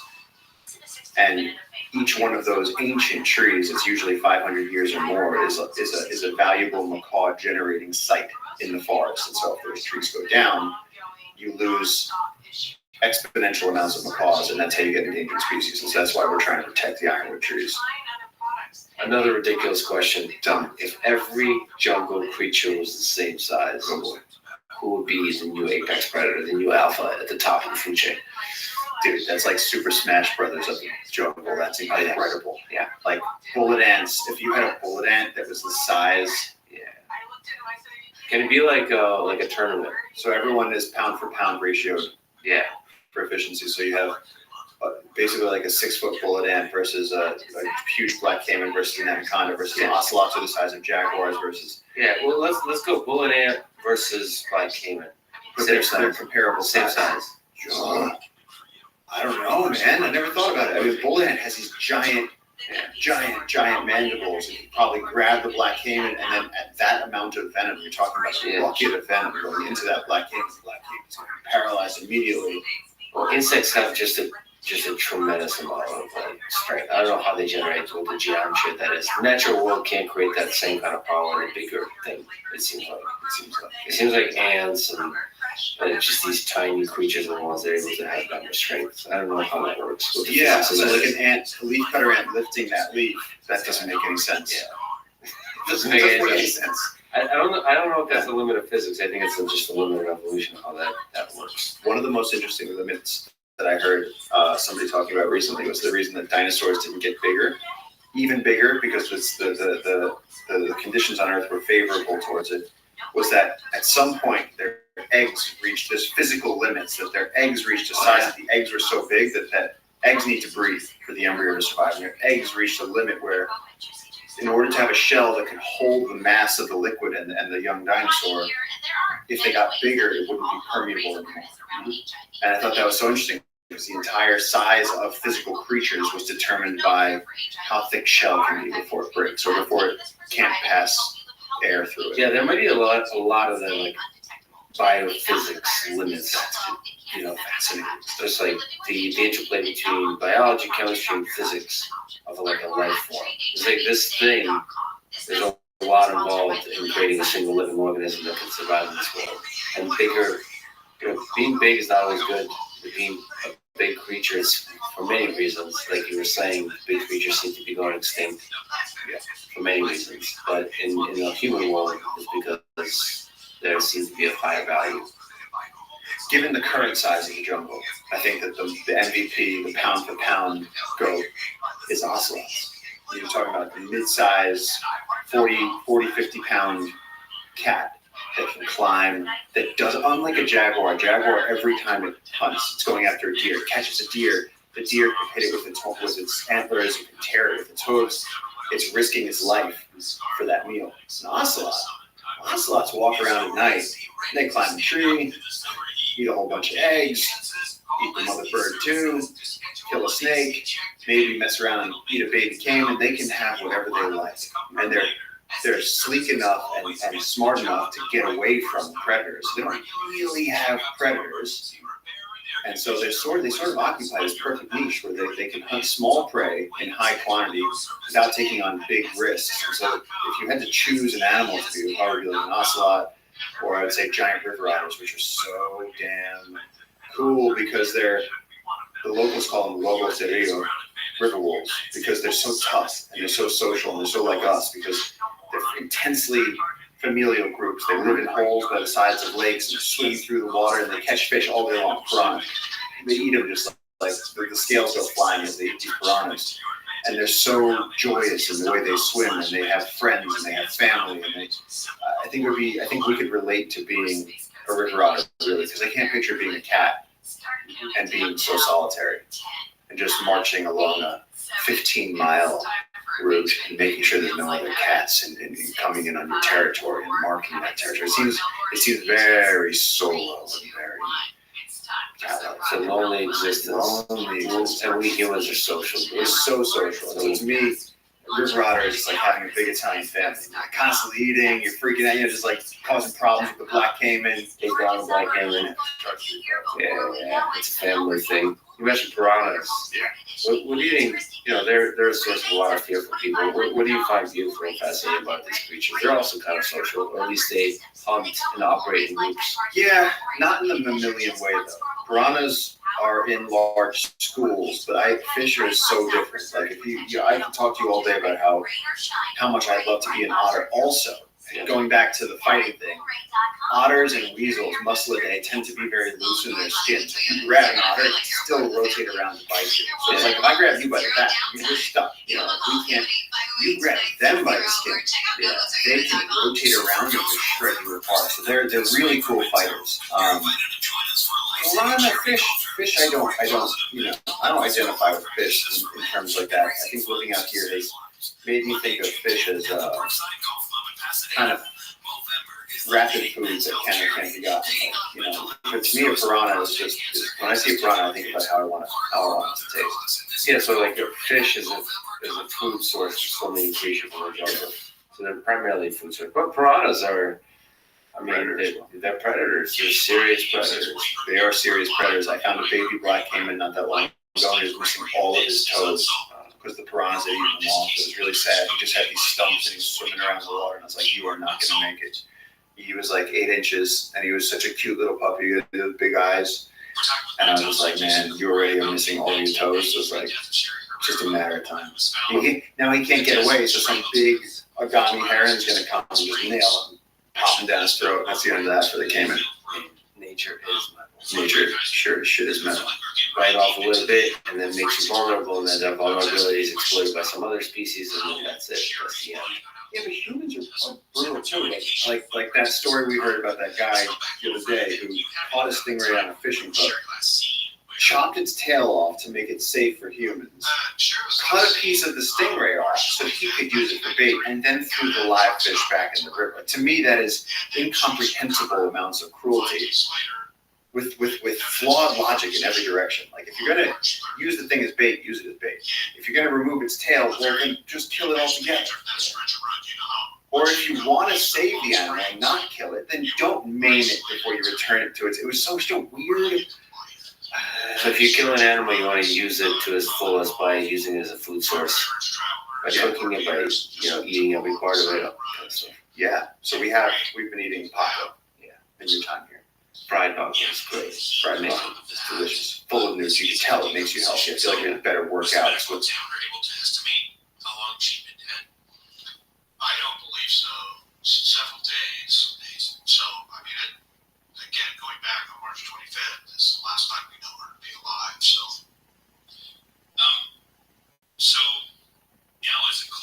few months ago, in August, when the river was down, there was a day that the river was clear, and a friend of mine, Victor, who's married to a native girl, he said, it's time to go paco fishing. And at the time, we were stuck out here, and we had no resupply. Everybody's busy, so everyone was demoralized, the staff was hungry, we were hungry, and it really became this thing of like, hey, go catch us some paco. They were working on the trails, they were installing the solar, we were working hard, we didn't have food. And so we went out to the river, and what we did was we went upriver, camped on the beach, and in the morning, Victor's wife was canoeing with the paddle, dead quiet. Don't let the paddle touch the wooden boat. Nikita was balanced in the middle of the thing. Victor's on the front with this huge fishing rod, and I'm sitting there, and he goes, I'll catch the first one, you catch the second one. He's got this huge fishing rod and a piece of half-rotten meat from the day before. He's smacking it against the water, 6 a.m. He's just like smack against the water. And I'm going, and we're floating down the river. And I'm going, this is not work. And we're floating, and a half hour passes, and I'm going, it's dawn. I want to go back to sleep. I'm just not a morning person. And all of a sudden, a fish hits that line, almost pulls this man off of his feet. And he swings the thing in, the fish comes on the boat, and then I realize it's got a big metal mallet on the boat so that you could try to shut that fish off. And it's this huge oar-shaped, thick, muscular paco. And as soon as I saw that fish, I just thought, wow, the strongest of this species for millions of years have been swimming in this river. And suddenly we've, through this incredible combination of the boat and the cord and the hook, none of which we made, and the skill that he had from knowing how to fish a paco. Because otherwise, there's no chance that you're getting that fish. They hide. They're very, very suspicious of what you're doing. We had gotten this fish onto the boat. You hammer it like a caveman. Boom.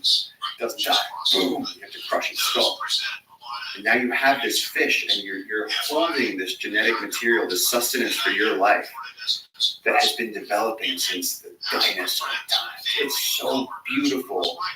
The act, the sacred act of eating that, of the fish, of the competition with the fish. And we spent the morning fishing. We got 3 pacos, 3 huge, giant vegetarian piranha. And I just remember touching them with so much reverence, thinking about the incredible history and how that before these rivers existed, those pacos were swimming through the water and trying to survive through history until we took just a few. And we did it respectfully, and we did it when we needed it most, not at a time when it was just for fun, and it was really, really special. Well, humans using them for sustenance, there's a collaboration there. That's something also that's seen in the jungle, that there's creatures using each other, and it's like a dance of either mutually using each other, or it's parasitic, or symbiotic. It's interesting. Like there's a medicinal plant you grabbed that was full of ants that were like trying to murder you by biting. But they were defending the plant they were using for whatever purpose. There's a clear dance there. The ants using the plant existing there for other applications and other use for humans, and there's that kind of circle of life happening. But the ants were a defense mechanism. So that the plant didn't have its own defense mechanism. The ants, the army of ants, was there to protect the plant. And did you actually, when you remember we put our backpacks down at that one spot, and it was like the ants got on your backpack, and I said, oh shit, this is that tree. Did you actually get bitten by one of those? Because they're incredibly painful. Yeah. The piranha one. They're like, yeah, it's surprisingly painful. They're small. There's nothing like. Luckily, I've not been bitten by a bullet ant yet. but it's amazing because they live inside the tree. The tree comes standard with holes in it that allow the ants to move and to exist safe, and it protects their eggs, and they protect the tree. And then, so we saw that spot where there's a perfect circle around the trees because the ants had excavated the other vegetation so that those trees could have no competition to grow. Incredible calculation of how ants know to come programmed to garden that tree, and the tree somehow has been genetically informed to have ant habitat within itself. It's mind blowing, and it actually is the foundation of a lot of existential confusion. for me, because how the hell is this possible? Yeah, well, one of the things you mentioned that's also a source of a lot of existential confusion for me is ants. Yeah. And the intelligence of different creatures in the forest. There's these giant colonies, there's just giant systems. And then we're just looking at a single colony of ants and collaborating leafcutter ants is an incredible system. So individually, ants seem kind of dark and simplistic, but taken together, there is a vast intelligence operating that's able to be robust and resilient in any kind of conditions, is able to figure out a new environment, is able to be resilient to any kinds of attacks and all that kind of stuff. What do you find beautiful about them? Like, as you said, just leafcutter ants in this jungle. That's forgetting all the other hundreds of species of ants that are in this jungle. But just the leafcutters apparently digest roughly 17% of the total biomass of the forest. Everything, all these giant trees, all that leaf litter, 17% of that, almost a fifth of this forest cycles through leafcutter ant colonies. So they're constantly regenerating the forest. They're a huge source of the driver of this ecosystem. And so to me, when you see them working, it's, again, like I said, you see your friends as you go through the jungle, you see all the K-pop trees, you see the Kinea tree, so the leafcutter ant doing what they're supposed to do. And it's just so beautiful. I find them very beautiful. Army ants, they're so tough. They're so ready to fight. They have this huge mandibles. They're just ready to, they're transporting their eggs. They're moving from here to there. Anything that's in the way is getting eaten. They're just savage. And they're kind of cute for that. Unless you're tied to a tree. The savagery is cute. I find that, yeah, it's kind of reassuring, you know. You want certain things to be tough. That's their part. Oh, that everybody plays a part in the entirety of the nature mechanism. Yeah. Powerful play. Yeah. But the army ants are so savage. You know, like if you step on army ants, they will all kamikaze just attack onto your feet, and they'll just sacrifice their own life for the good of the thing, and they'll be trying to kill your shoes. And there's something funny about that to me. There's something like kind of reassuring. Again, unless imagine if you're going through the jungle and you slip and you fall and you twist your knee and you fall in just the right way, but you can't get up. You can't. You're stuck there. And then army ants find you. They will take you apart. There are records of horses that have been tied up, and army ants come, and they'll take out the whole horse. Imagine the pain of that. It might be raining on us very hard very soon. You want to pause? Nope. I think we'll stay here until the ship goes down. We should mention that there's this one source of light, and we're shrouded in darkness. And now the night shift is going to take over soon. And we are in the Amazon rainforest. What does the rainforest represent to you? When you zoom out and look at the entirety of it. Carl Sagan's pale blue dot resonated with a lot of people. That everything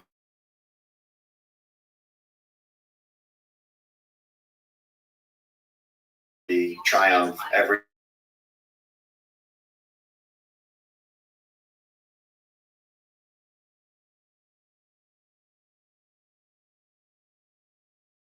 present the crown jewel of that, as to the best of our knowledge, and with our shrewd scientific brains at their fullest capacity, this is still the only place that we know that has life.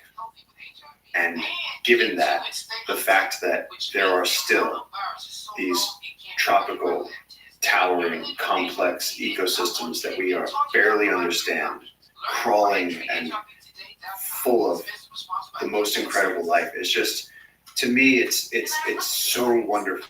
It's so incredible. The waterfalls and the birds and the macaws and the jaguars, it's barely believable. If you were to theoretically tell a hypothetical alien, I live on this planet, and there's just these places where everything is interconnected. Everything means something to something else. And the whole thing is this system that keeps us alive. And each tree is pumping air into the river. And there's an invisible river above the actual river. And the whole thing goes into stabilizing our global climate. And each little tiny leafcutter ant somehow contributes to this giant biotic orchestra that keeps us alive and makes our environment possible. That is beautiful.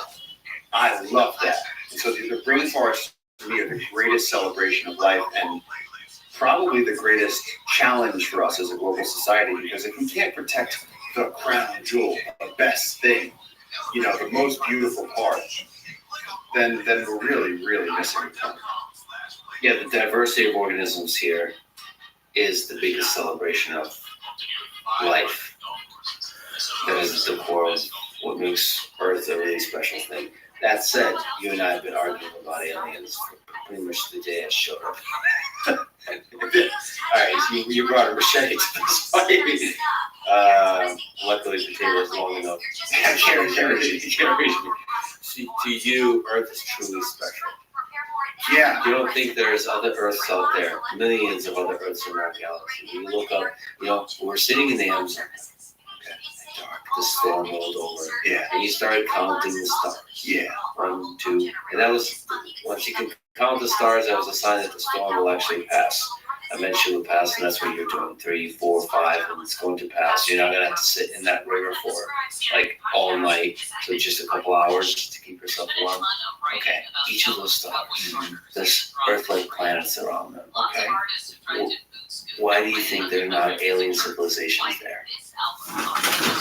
You can write down a calculation on a napkin. You can cite different Hollywood movies. You can point up to the peaks of light and the stars. But if I talk about show me a single cell that's not from this planet, it's still not possible. So I agree with you. The likelihood is there. All indications point to it. It would be fascinating, especially if it was done especially, imagine finding a planet of alternative life forms, not necessarily even intelligent. Imagine just a planet of butterflies, whatever, something else. That would be amazing. But I'm concerned with the reality that we have in front of us is that this is the spaceship. This is life. Yeah. And so right now, given that reality, maybe that's the case. Maybe there are other planets. Or maybe we are the first. Maybe life originated here. Maybe God, the universe, whatever. Maybe this is it. This is the testing ground for something bigger, and this complexity and this diversity of life and this life that we have is that important. And I think that part of what we do when we go, oh yeah, there's other planets, where first of all we're taking an assumption into reality without.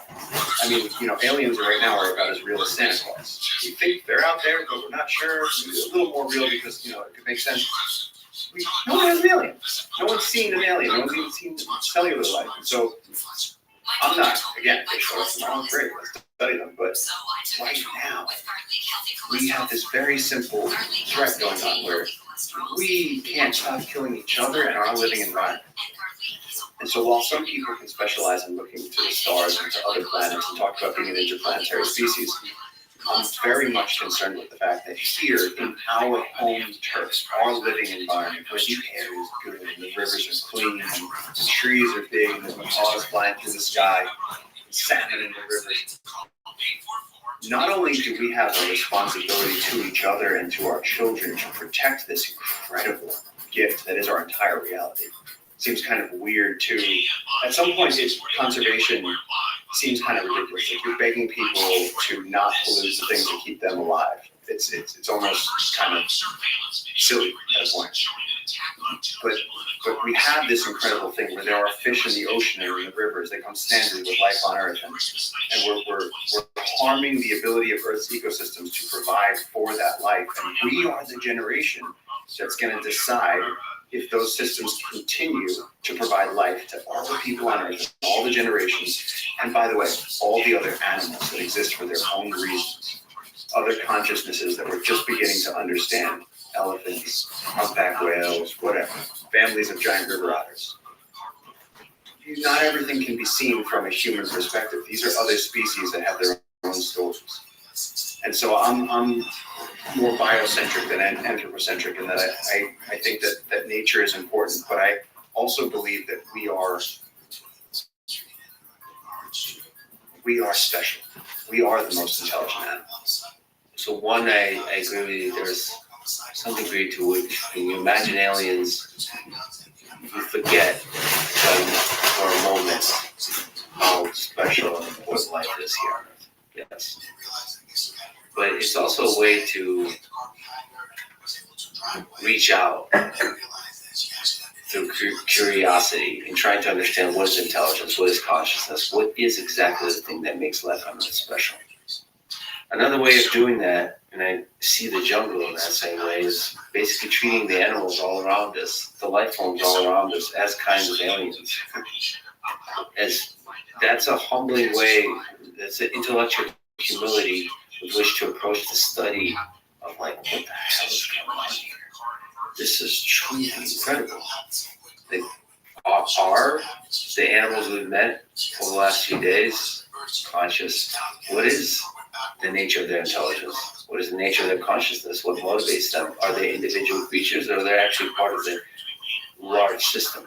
And how large is the system? Is Earth one big system, and humans are just little fingertips of that system?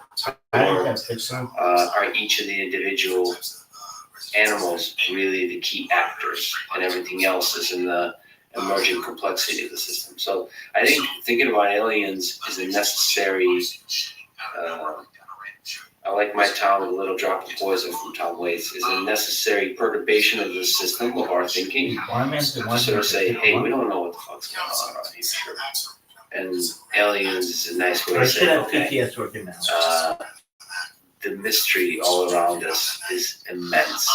Because to me, likely, aliens are living, that's crazy. not in the trivial sense, little green men, but the force that created life, I think, permeates the entirety of the universe. That there's a force that's creative. Now, the force that created life is a big one. And then the other thing is, what do you mean by that? There's aliens living among us. You mean extraterrestrials? Yes. Living among us. Yes. You believe that? No, it's 100%, but there's a good percentage. I don't understand how it's possible for there not to be a very large number of alien civilizations throughout just our galaxy. But that's different than saying that they're living among us. If you tell me that there's aliens living 5 galaxies over, that they're just out there somewhere, I'm kind of more on your side than that they're here. Because just like Bigfoot, like we have camera traps, we have DNA sequencing through water now. Like we can. You're telling me no one found one wing nut of a ship in all, like the Egyptians up until right now. No one in Russia saw like a crashed ship, took a picture, tweeted that shit real quick, and I think there's no Bigfoot, there's no trivial manifestations of aliens. I think if they're here, they're here in ways that are not comprehensible by humans, because they're far more advanced than humans. They're far more advanced than any life forms on Earth. So they're, even if it's just their probes, we cannot just even comprehend it. I think it's possible that they operate in the space of ideas, for example. That ideas could be aliens. Feelings could be aliens. Consciousness itself could be aliens. So we can't restrict our understanding of what is a life form to a thing that is a biological creature that operates via natural selection on this particular planet. It could be much, much, much more sophisticated. It could be in the space of computation, for example. As we in the 21st century are developing increasingly sophisticated computational systems with artificial intelligence, it could be operating on some other level that we can't even imagine. It could be operating on a level of physics that we have not even begun to understand. We barely understand quantum mechanics. We use it. Quantum mechanics is a way we used to make very accurate predictions, but to understand why it's operating that way, we don't. And there's so many gigantic, powerful cosmic entities out there that we detect. Sometimes can't detect dark matter, dark energy, but it's out there. We know it exists, but we can't explain why and what the fuck it is. We give it names, black holes and dark energy and dark matter, but those are all names for things that mathematical equations predict, but we don't understand. And so all of that is just to say that aliens could be here in ways that are, for now, and maybe for a long time, going to be impossible for humans to understand. So aliens in the strict biological sense, like horseshoe crabs, we agree that they're not. We haven't found physical aliens. The only way I can imagine finding physical aliens is if alien species are trying to communicate with us humans or with other life forms, and are trying to figure out a way to communicate with us such that humans would understand. Like, let's create a thing. Yo, there's a moth the size of a small eagle. Let's try to get us 15 minutes of attention. It just might. Big fan of the podcast. Okay. Lex, I love you. All right, so wouldn't it be interesting? It would be really fascinating to me if we found out that there were aliens living among us and we couldn't see them. And what some of the people were calling aliens, the scientists, the religious people were calling angels. And then everybody had this realization that whether you call them aliens or angels, there are these there is way more to the universe than we're realizing. For me,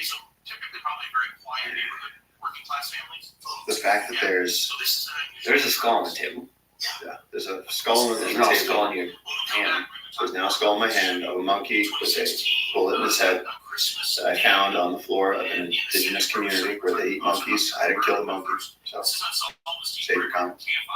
But in terms of the animals, I think that when I see space, it's my feeling.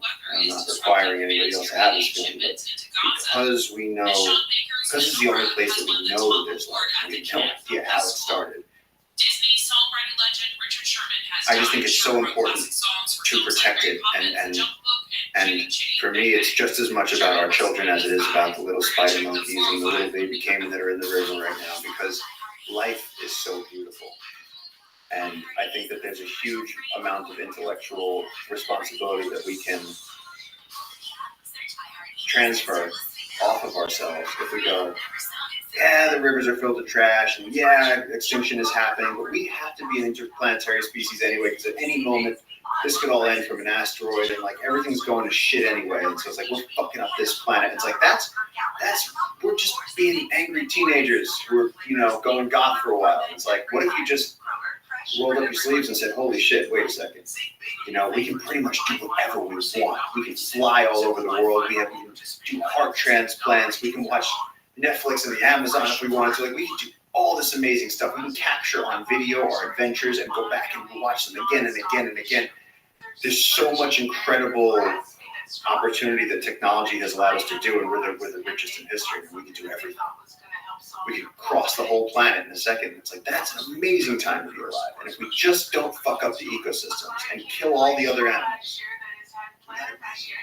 Yeah, so it is true that we can destroy ourselves with nuclear weapons, but it also is true that snake that I got to handle yesterday is one of the most beautiful things Earth has ever created. In that little organism, it is encapsulated the entire history of Earth, and it's beautiful. So both things are true. We should worry about the existential destruction of human civilization through the weapons we create, and we should become multi-planetary species as a backup for that purpose. But also remember that this place is really, really special, and probably, if not difficult, probably impossible to recreate elsewhere. And by the way, there's something incredibly powerful about a skull. Yeah. If you ever hold a human skull, it'll give you, it'll weigh on you for a second. You look into the hollow eyes of this face, and suddenly you feel your own cheekbone. You feel your own skull, and you go, holy shit. You go, what is going on? It's like taking acid. You just go, oh, I forgot that I'm a ghost inhabiting a meat vehicle on a floating rock. But even a monkey, it's like looking at an ancestor. Not a direct ancestor, but it's like you're looking at a puddle at a reflection. A little blurry, but it's a little blurry, but it's still there. Yeah. It's still there. And the roots of who we are is still there. And it's all kind of incredible. Do you ever think of the tree of life? Just kind of where we came from. Yeah. The jungle is ephemeral. It's a system that just keeps forgetting because it's just churning and churning and churning and churning. It has, in some ways, no history. But to create the jungle, to create life on Earth, there's a deep history of lots of death, sex and death, festival of sex and death, life on Earth. That's what I see in the skull. Yeah. There's something kind of terrifying about that image to me. Like when I hold that skull, every now and then at night you hold that skull, it just reminds you that you're temporary. Yeah, both you and I will one day have one of those. Yeah.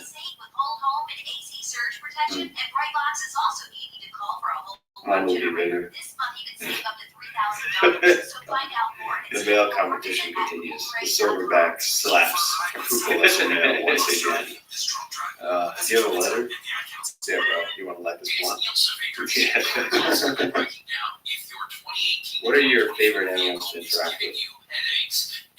I mean, my absolute favorite animal to interact with is 100% elephants, which there's no elephants here, but I've been incredibly privileged to spend some time with elephants both in India and in Africa, and I think that they're so smart and so complex that we do a really bad job of understanding what an elephant really is. I think that most children probably think of elephants as like something kind of cuddly. Most adults probably have a similar misconception of them. When you see an elephant, you see a 12-foot tall bull elephant with bone coming out of its face, with huge tusks, and those giant, it's an octopus-faced, butterfly-eared behemoth that's a survival machine. And they'll look at you and just go, do I have to kill you to keep it safe? And it's just, they're so tough.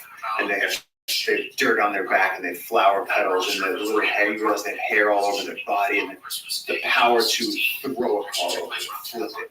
Just one of the most impressive animals on Earth. And I think that I've gotten really good at interacting with wild elephants in a way that's respectful to them.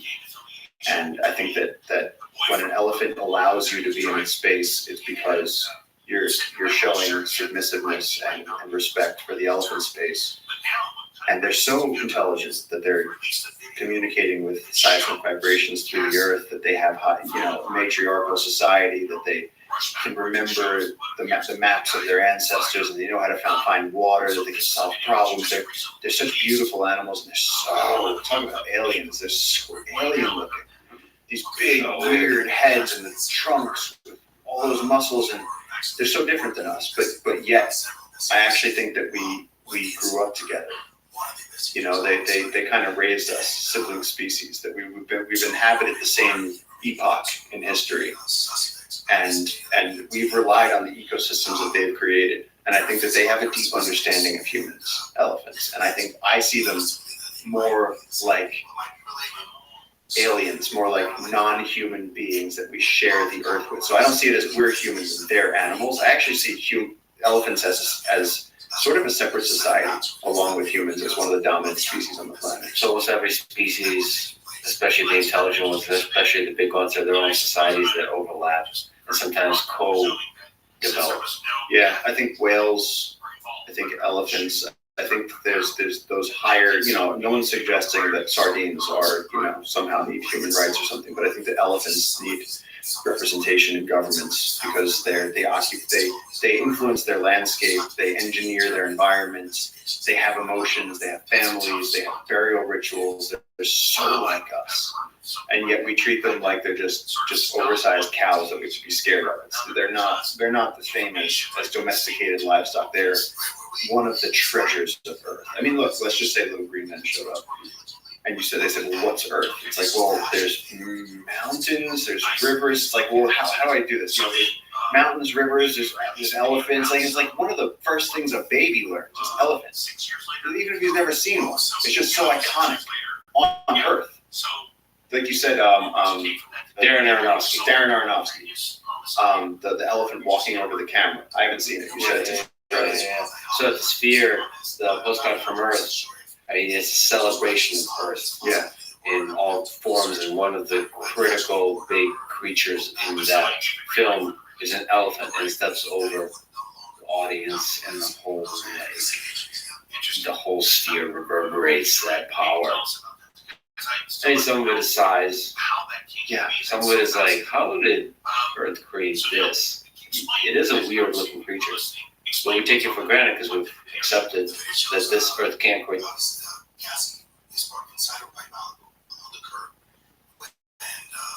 First one Hispanic male appears, he's like a Hispanic male. He appears walking kind of ahead, kind of Beautifully weird. Oh, it's beautiful. I mean, elephants, there's something really impressive and wise about them. There's also beautiful weird that doesn't come with so much grandeur. Like, to me, a giraffe is beautifully weird, Yeah. but they're just, they're 18-foot tall camel deer things with, giant necks, and they're strange, and they're absolutely serenely beautiful, but they don't have that deep intelligence that elephants have. There's something that elephants have. You see it in their eyes? How does the intelligence manifest itself? Well, this is the thing. When I was reading Friends to Wall's book, a lot of what he was saying was that, people give elephants human problems to solve in controlled environments and call it, a study on elephant intelligence.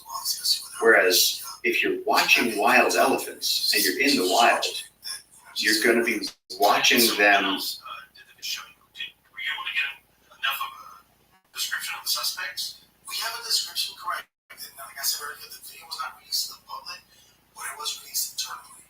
And so how did you use that internally? And you were talking about the previous case. So how did that work? Did you reach out to other investigators in the department and say, hey, watch this? Do you know these guys? Correct. What we do is we'll release it department-wide for Them in a way that they're looking. You pulled up in a safari vehicle, or you pulled over to the side of the road, and the elephants are wary of you, so they're not acting natural.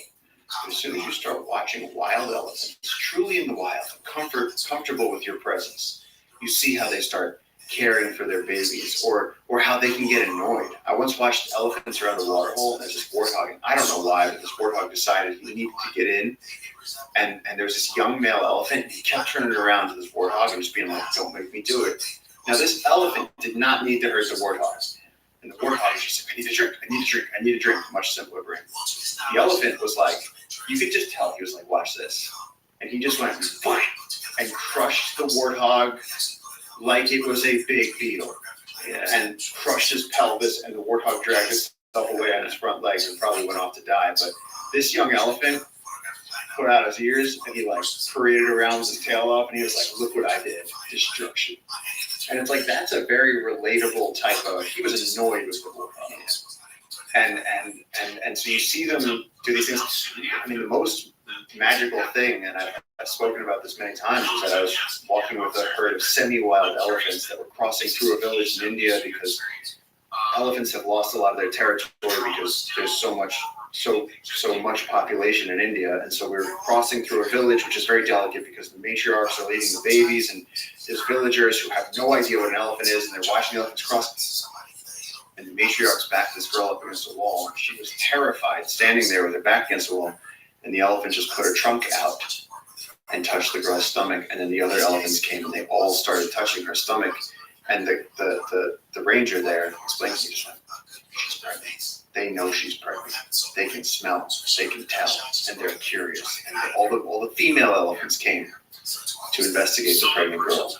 And she had no idea what was going on. And so it's like, that stuff. And it's cool to hear that, with the crushing and the pride of the young elephant, that there's a complexity of behavior, just like with humans. And, it's not always pretty. That's the thing, man. Humans are capable of good and evil, and sometimes we attach these words. I love that there's just an orchestra of different sounds. And that one is sexy, which that's a bamboo rat calling out for me. All right. Good luck, you, buddy. Good hunting. Humans are capable of evil things and beautiful things, and I wonder if animals are the same. You think there's just different personalities and different life trajectories for animals, like as they develop in their understanding of social interaction, of survival, maybe even primitive concepts of right and wrong within the social system? Do you think there's a lot of diversity in personalities and behavior? Just like different people? Is there different elephants? Of course. And what I really like is, as you said, is their perception of what's right and wrong, because elephants have a code of ethics. And so as the simplest example is that as young males begin to grow, they start developing these tusks. And those tusks are tools, and they use them. So for Indian elephants, the females don't have tusks and the males do. Females kick the males out of the herd. Females keep all the sisters and the aunts and the cousins together, but the males are their own thing.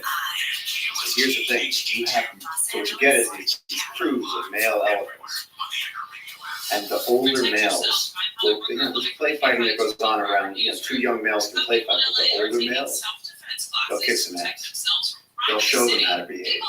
They'll explain who gets to talk to the females, who gets to interact, who gets to mate, who gets the best vegetation to eat. And so there's an order established. And so young male elephants have to be taught how to act. Just like a teenage human has to be taught, you can't just haul off and break another kid's nose. There's going to be consequences. Maybe you get suspended. Or maybe that kid will get his friends and beat the living shit out of you. Whatever it is, society regulates your behavior. And elephants have a very strict, very predictable sort of, like the males teach the males how to run things, and the females, which really have the final say, they're matriarchal. They're the ones leading the herd where to go. The males follow where the wise females tell them where to go. So that regulation mechanisms, from that emerges a kind of moral system under which they operate. What's right and wrong For an elephant, yeah. for an elephant. Right and wrong for an elephant is not the same as what's right and wrong for a grizzly bear. Grizzly bear, if you're a male grizzly bear and you see a female with cubs, you just kill those cubs, and then you can mate with that. You can mate with her and put your own cubs in there. It's like that's a whole different type of ethics. Yeah, the value of child life is different from species to species. Some of them hold it sacred, some of them not at all. And that's why I think I resonate so much with elephants, because I think that we are kind of matriarchal. At least I grew up matriarchal. Like women were the force in my life. My family, most of my friends' families, women kind of have the final say, and I feel like that's the way it is with elephants. Like you might be bigger and stronger, but it doesn't really account for much if you're not smarter and more emotionally intelligent, and you know how to take care of the group. Just to zoom out into the ridiculous questions, as we were talking about aliens, there's a lot of people trying to study the origin of life. Oh, I love this. First of all, what do you think is life versus non-life? Like when you look at like ants or even like the simplest of organisms. I saw a frog in the stream yesterday. That was like a leaf frog. It was like as flat as a sheet of paper. And it does a lot of weird things. And it found a way to exist in this world. But that's a single living organism with a bunch of components to it. But there's a life form that exists in this world. What is the difference between that and a rock? What is the essence of that life? This might be an unanswerable question. There's probably a chemistry, physics, biology way of answering that. Like, what to you is that? I think to me, life is something that grows in response to stimuli. Like in basic biology 101, I think, and I'm fine with that. I don't need it to be more romantic than that, but I think it's actually comical how do you get from a rock to an orangutan? And our answer for that is primordial soup. Maybe there was just stuff on Earth, and then the stuff just got up and started walking. Maybe there was nothing happening, and then all of a sudden there was a cell. And the cell had function, and then it complexified, and then it started reproducing and found male and female parts. And what? Like we are so under-equipped to understand how the hell we got here, let alone ants or even bacteria. I see this so many in very simple mathematical models, like something called game of life or cellular automata. You can see from simple rules and simple objects, when they're interacting together, as you grow that system, complex objects arise. Like that emergence of complexity is not understood by science, by mathematics at all. And it seems like from primordial soups, you can get a lot of cool shit. And the force of getting from soup to like 2 humans on microphones, not understood, and it seems to be a thing that happens on Earth. I tend to think that it's a thing that happens everywhere in the universe. You know, there's some deep force that's pushing this along in some way. That there's something I don't want to sort of simplify it, but there is something that creates complexity out of simplicity that we don't quite understand. And that's the thing that created the first organism, living organism on Earth. That like leap from no life to life on Earth, that's a weird one. You can imagine, I think that's what the Earth is 4.5 billion years old, and you can imagine just this rock of a planet with like rain and storms and elements and iron and granite and like just random stuff. It's pretty easy to imagine. But then I remember that book. I think we all had the same book when we were kids. And like they show this like fish-like animal crawling out of the primordial soup, and it's like, bro, you just missed the most important part. Author of that book, bro. And I think the first bacteria came in around 3.7 billion years ago. So there's like at least like, you know, a bunch of billion years where there's just nothing, just a lag. And then we start seeing fossils of the first bacteria. And bacteria stuck around for a long time, 2 billion years, which is very, very long. Just bacteria. Just bacteria, but a lot of them.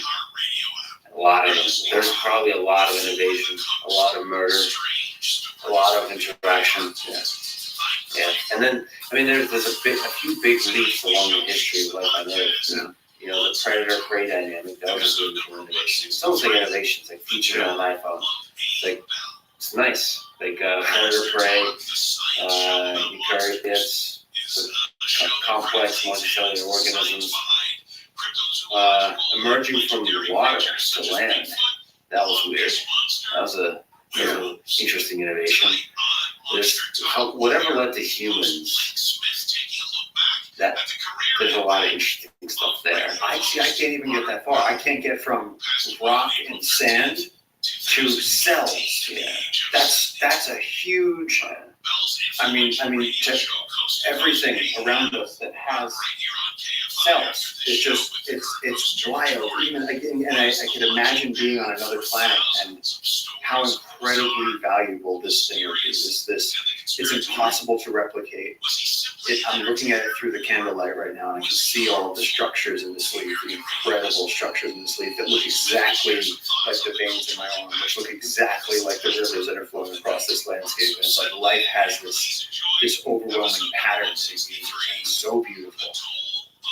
I just think it's, yeah. When you imagine the days of the lightning and the volcanoes and the primordial soup, there's a big gap there, and it's fascinating to think about. It's fascinating to see how different people's belief systems lead them to different answers there.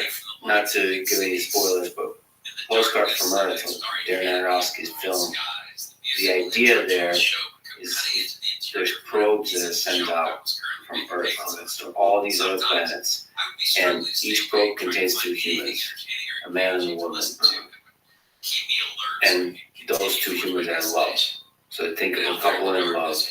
They're sent there with all the information, basically a leaf that holds the information on what it takes to create life on other planets, to recreate an Earth on other planets, and the 2 humans hold all the information for the things that make life on Earth special, especially in human civilizations: love, consciousness, the social connections. So all that information is sent to the probe.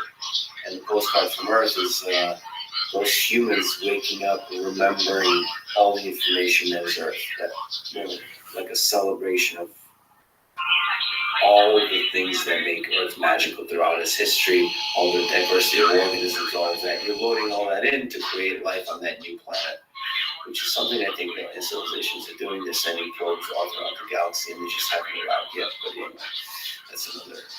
That's so beautiful. One of the things that I think I want to see that so much, and one of the things that I love about Aronofsky's work is the fountain.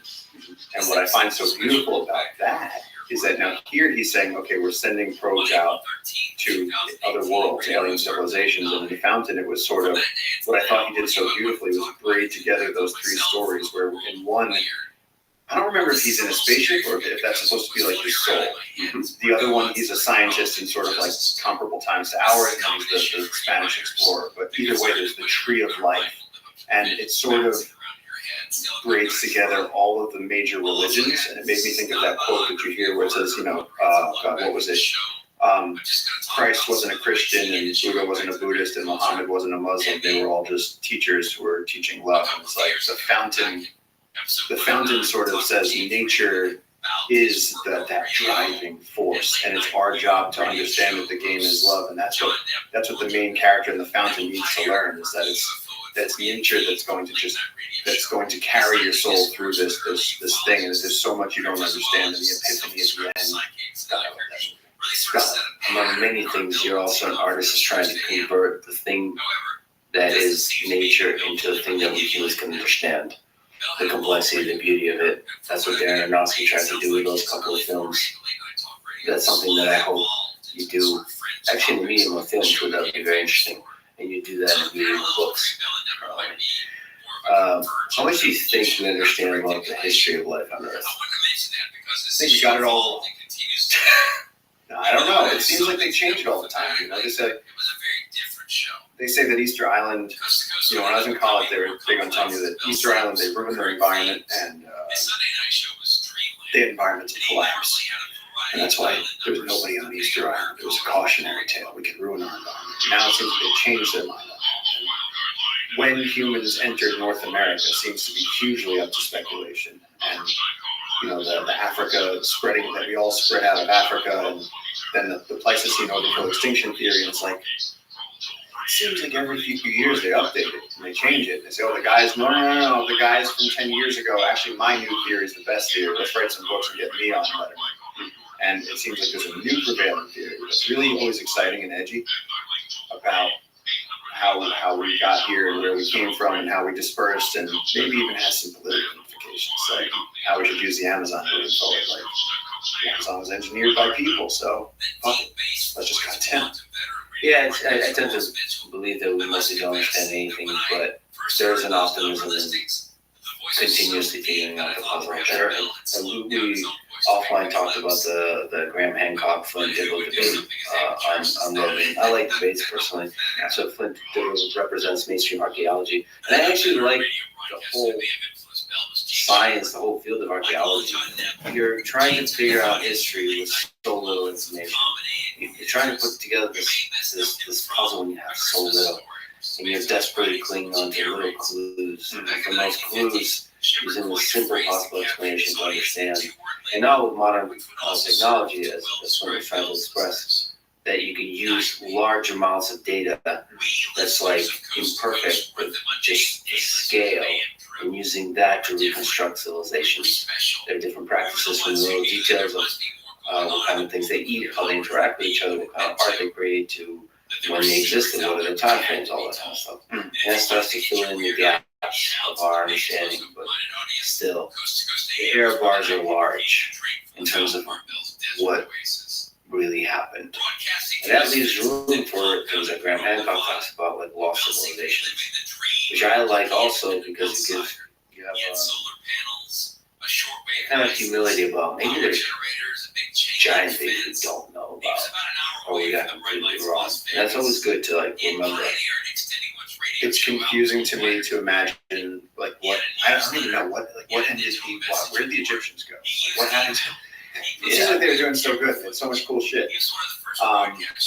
But I mean, I was reading anthropological stuff in the Amazon about tribes that, just through their societal structures and through their hunting practices that didn't really develop practices that worked, and kind of bands of people that went extinct before they could turn into larger societies.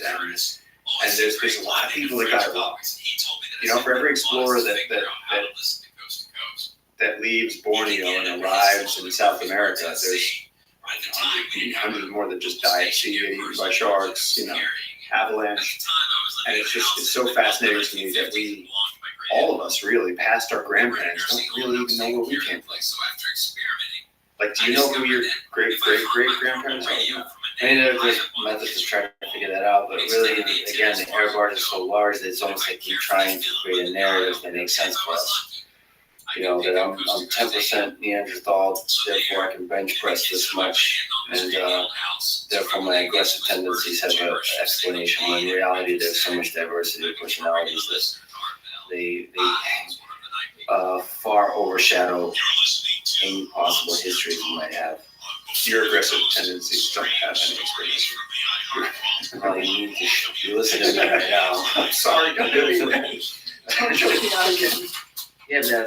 One of the things you and I talk a lot about is different explorers. Yeah. Who do you think is? I'm just throwing a ridiculous question one after the other. Who do you think is the greatest explorer? Oh God. I love Shackleton, but I hate the cold, so I can't even read about it. I hate the cold so much. I can't even go there for fun. I think Percy Fawcett in the Amazon was the GOAT in terms of just sheer, the last of the Victorian era, march forward, go deeper, just stop at nothing, and then eventually take such big risks that you never come back. It's hard for me to relate to that kind of exploration, because to me, I'm such a softie. I wouldn't want to leave my family behind. I wouldn't want to, even if you told me that I could leave Earth and go exploring and I could go touch the moon, I'd be like, nope, absolutely not. If the highway is dangerous enough, I would never risk dying in space. This guy left his home, went out into the jungle out there with horrendous gear compared to the camping gear we have today. No headlamp. And just explored for years on that. Well, let me actually push back. You have that explorer. There is definitely a thing in you, just me having observed you behave in the jungle and in the world. You're pulled towards exploration, towards adventure, towards the possibility of discovering something beautiful, including a small little creature, or a whole new part of the rainforest, a part of the world that is like, holy shit, this is beautiful. I think that's the same kind of imperative. So maybe not going out to the stars, but yeah, I can see you doing exactly the same thing. So he disappeared in 1925 during an expedition to find an ancient lost city, which he and other people believe existed in the Amazon rainforest. So there's that quote, I'm willing to go into there with shitty equipment for the possibility of finding something. And they said he ran into uncontacted tribes and started goofing off. I think he started dancing and singing. The tribes were ready to kill him. And he started goofing and doing a song and a dance and just being ridiculous. And the tribes were like, what now? Mm-hmm. And they're like, wait. Don't shoot him yet. That's a funny one. Yeah. And they actually kind of on a human level used humor to save his own life on multiple occasions. To the point where he de-escalated the situation. It was like, look, we're not here to fight. We have a pile of maps. All my guys have beriberi, dengue, and malaria. We're dying out here. If you guys just go on your merry way, we'll go on our merry way. And incredible. He was so tough. And then that guy from Shackleton's expedition ended up on one of Fawcett's expeditions, and he's a proven explorer. He's been through the Antarctic, and the guy was like, fuck the jungle. Absolutely fuck the jungle. He was like, and then there's a great quote where he says, without a machete, and something, I don't remember exactly the words he used, but he said, without a machete in this environment, you won't last. And you know that now. You in that tangle, to just take 3 steps that way, I would immediately be taking on, I'm not wearing shoes right now. Yeah. Bullet ants, venomous snakes, spikes through my feet, tripping over myself. I don't have a headlamp. Unbelievable risk right there. We're sitting on the edge of distractions. Can you explain what the purpose of the machete in this situation is? Like, what is a machete? How does it work? How does it allow you to navigate this exceptionally dense environment? So this is the tool that I spend most of my life carrying. This is in my hand for 90% of my time. And in the jungle, you really need a machete. There's so much plant life here that you have to cut your way through. And like a jaguar, an ocelot, a lot of these other animals that are more horizontally based and low to the ground, they can make it. Like when we got stuck in those bamboo patches and we were just hacking through them, and it's dangerous. And there's, as you hit the bamboo, it ricochets and there's spikes, and then one piece falls and it pulls a vine that has spikes on it, and that hits you in the neck, and the jungle is savage to humans. But if you are an agouti, a rodent, or a jaguar, or a deer, you can kind of slip through this stuff. The deer develop really small antlers. They can just kind of weave through, low to the ground. And so for us being these vertical beings walking through the jungle, it really helps to be able to move the sticks that are diagonally opposing your movement at all times. So machete is just a very, very useful tool. It can help you pull thorns out of your body. As you saw last night, we can use it to find food. You went machete fishing. Cut a fish head off with a machete by it was swimming, and then you basically, machete the water. And the other fascinating thing about that fish without its head, it kept moving. So it was just using, I guess, its nervous system to swim beautifully. I mean, there's so many questions there about how nature works. Well, let's explain, because the way the machete hit this fish, it kind of took his eyes off, and his lower jaw was still there, so it really just like the brain and then the little top jaw that came off. And this fish, as the dust cleared in the stream, this fish was, I found it very haunting in a very like interstellar way. Like it was just the programming was still there, but the brain was gone, and the fish was just still moving, and it was gonna die, but it was still swimming, and it looked like a live fish. And you're still trying to catch it.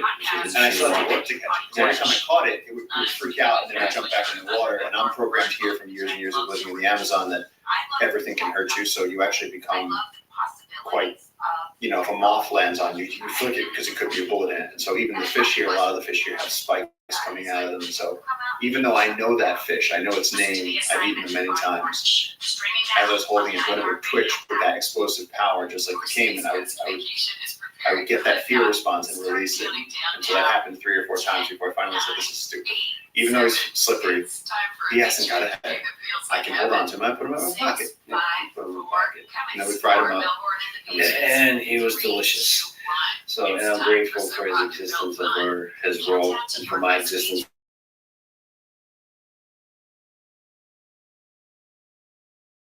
Machete is used to cut through this extremely dense. There's rope-like things that are extremely strong, and they go all kinds of directions. I don't even. We have a tree right above us. That makes no sense. There's like a tree that kind of failed, and then a new tree was right on top of it. It just makes no sense. It feels like sometimes trees come from the sky, sometimes they come from the ground. I don't really quite understand how that works, because there's new trees that grow on old trees, and the old trees rot away, and the new trees come up. Yeah, that's what it's strangler figs. And so strangler figs, as you go across the world's ecosystems, that whole belt of, whether you're in rainforests in the Amazon, the Congo, Indonesia, all across the tropics, you have strangler figs. And the amazing thing that this species does, it's become a keystone species across the planet with a hyper influence on its ecosystem wherever it is, because they produce fruit in the dry season when the rest of the forest is making it hard for animals to find fruit. And so the bats, the birds, the monkeys, they all go to the strangler fig. They eat the fruit, and the fruit, of course, is just tricking the animals. The plants are tricking the animals into carrying their seeds to another tree. And so they're getting free transportation. Monkey takes a poop on another tree after eating strangler figs, and that strangler fig sends out its vines, gets to the ground, and then as soon as it begins sucking up nutrients, out-competes that tree for light, grows hyper dry around the trunk of that tree, and then eventually that tree will die, and the strangler fig will win because it got a boost up to the top. Whereas these little trees down here, they're gonna have to wait their turn. They have to wait until a tree falls, until there's a light gap, and then they have enough food to grow quick. And so this whole thing is an energy economy. Everything is just trying to get sunlight. And so strangler figs, top-down trees growing, or parasitic top-down octopus trees growing over other giant trees. And you've seen the size of some of the trees here. So, back to Percy Fawcett and exploration. What do you think it was like for him back then, 100 years ago? Going to the jungle. See, the thing is, those guys didn't go with the locals. They came down here with like mules, and they tried to do it their way. Yeah. And so he's one of the people that.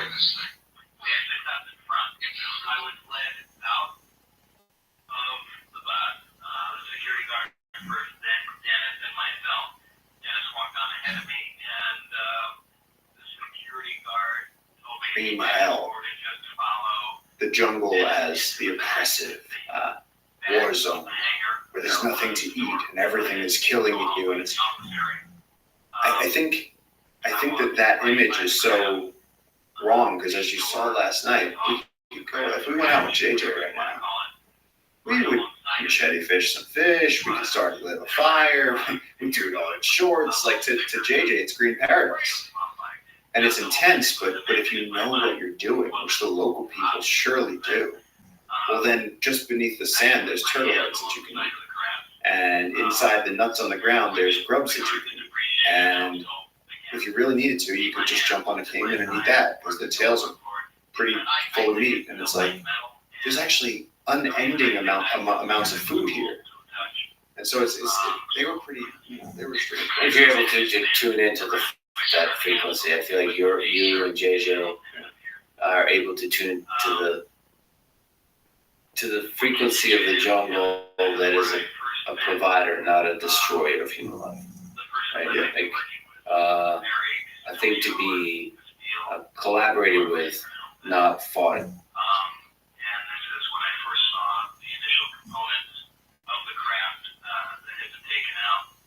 Bizarre story of working on alien craft in Area 51 fit nicely with a lot of conspiracy theories. But in the years that followed, Yes, but we're coming at that with our modern lens, because we're coming down here with, I've survived how many infections in the jungle. Those probably would have killed me before. So my dead ass opinion of the jungle would have been overwhelming and collective murder, as Rothschild says. And so Percy Fawcett was coming down here with this view of, it's trying to kill us at all times. We are flying down here and coming out here with our superior medicines and our ability to survive infections. And so it is different for us. It is different. We're coming at this very, very different. But Fawcett, to me, was like the last of like the real swashbucklers, like the really batshit crazy explorers that just went out into the dark spaces of the map. And it's very hard for me to identify with him. For instance, Richard Evans Schultes from Harvard, that's someone where you go, okay, now we're getting to the point where I can start to understand. I mean, just like the conquistadors. It's like the conquistadors showed up, they killed, the Spanish killed 2,000 Inca on the first day, and then they marched to this city. They're like, when I hear about this, can you imagine yourself just like slaughtering a bunch of women and children and soldiers, and then just like drinking some wine and doing it again tomorrow? I can't actually wrap my head around that. Yeah, it just seems like an entire different world. No, like different world, different value system, like different value system, a different relationship with violence and life and death. We value life more. We resist violence more. Yeah. Like I can't. Like if we saw a car accident, I feel like if I saw a car accident, like, if you see a little bit of war, some violence, like it affects you. These people were so comfortable with those things. It was such a normal part of the Spartans, the Comanches. Like they became so comfortable with war to the point that it became what they did. And they celebrated it. They celebrated it. And direct violence too, like taking that machete and murdering me. Or if I got to the machete first and murder you, I have a chance to. And then I would put it on Instagram and show off. And then number of DMs that we get from murder videos. Really shitty. Meanwhile, half the world right now is messaging me saying, my DMs are filled with, take care of Lex, don't lose Lex, make sure Lex comes back safe. Lex is a national treasure. We love Lex. Make sure you welcome him. The amount of love that is out there. Meanwhile, I emerge from the jungle, armed with a machete, and I take over the Instagram account. Alright, so what do you think makes a great sport? Whether it's Percy Foster, Richard Evans Shelby, but safety Richard Evans Shelby is, he's a biologist, so that's another line we should be an explorer. He has to study the biology, the immense diversity of biological life all around us. Richard Evans Schulte's, I know about him from reading Wade Davis' book, One River, which is this big, hefty, 500 or 600 page tome about the Amazon. It covers two stories. It's Richard Evans Schulte's, and I think it's in the 40s. I think it's like pre-World War II era, where he's in the Amazon looking for the blue orchid and the cure for this and that, and he's pressing plants, and he's going to these indigenous communities where they still live completely with the forest, and they drink ayahuasca, and they talk to the gods, and he learns about how they believe that the anaconda came down from the Milky Way and swam across the land and created the rivers, and sort of he came down and even though he was a Western scientist from Harvard, he embraced the indigenous perspective on the world, on creation, on spirituality, and he sort of resigned himself and gave himself fully to that, and spent years and years traveling around parts of the Amazon that had hardly been explored, and certainly never been explored in the way he was doing it, in the ethnobotanical, spiritual way of what medicinal compounds are contained in these plants, and how do the local indigenous people use and understand them. For example, of 80,000 species of plants in the Amazon rainforest and 400 billion trees in the Amazon rainforest, the statistics of likelihood that through trial and error that humans could discover ayahuasca, it's astronomical. That one of these trees and a root, when put together, allow you to go and access the spirit realm and see hallucinogenic shapes and talk to the gods. That's almost enough to inspire spiritual thought itself. The fact that trial and error, it would take like millions of years or something. It's I forget what the figure is. It's incredible. But Richard Evans Schultes was one of the first people that came down and saw that. And then One River is where Wade Davis comes back, I believe, in the 70s. And the heartbreak of the book is that all of these incredibly wild places with naked native tribes and these intact belief systems, Wade Davis comes back, and a lot of the same places that Schultes went. Now there's missionary schools, and they're wearing discarded Nikes and whatever. I don't know if there's Nikes in the 70s, but like Western stuff has made it in. They've been contacted, domesticated, forced into Western society, and a lot of them then forget the thousands and thousands of years that have gone into creating the medicinal, botanical knowledge that the indigenous possess about how to cure ear infections and how to treat illnesses from the medicinal compounds flowing through these trees is lost in a single generation with the modernization. Yeah, he wrote the plants of the gods, their sacred healing, and hallucinogenic powers. That's interesting. You mentioned like how to discover that. How do you find those incredible plants, those incredible things that can warp your mind in all kinds of ways? Of course, physically heal, but also like taking a mental journey. That's interesting. So you don't think trial and error is possible? I was reading about ayahuasca, and they're saying statistically, if you put 1,000 humans in the Amazon and gave them villages to live in, because humans are communal species, it would take tens and tens of thousands of years, or perhaps even centuries, before even the possibility. It's like that thing, a bunch of chips on a keyboard because they write Hamlet. It's like astronomical odds to get to. Oh wait, this and this goes together. So the local people believe that the gods revealed this secret through the jungle to us as a link to the spirit world, and that's how we know this Because if they didn't remember it from their ancestors, we would have no idea how to get this information from the wild. So I would likely do ayahuasca. What do you think exists in the spirit world that could be found by taking that journey? I think that ayahuasca is, I can only speak from personal experience.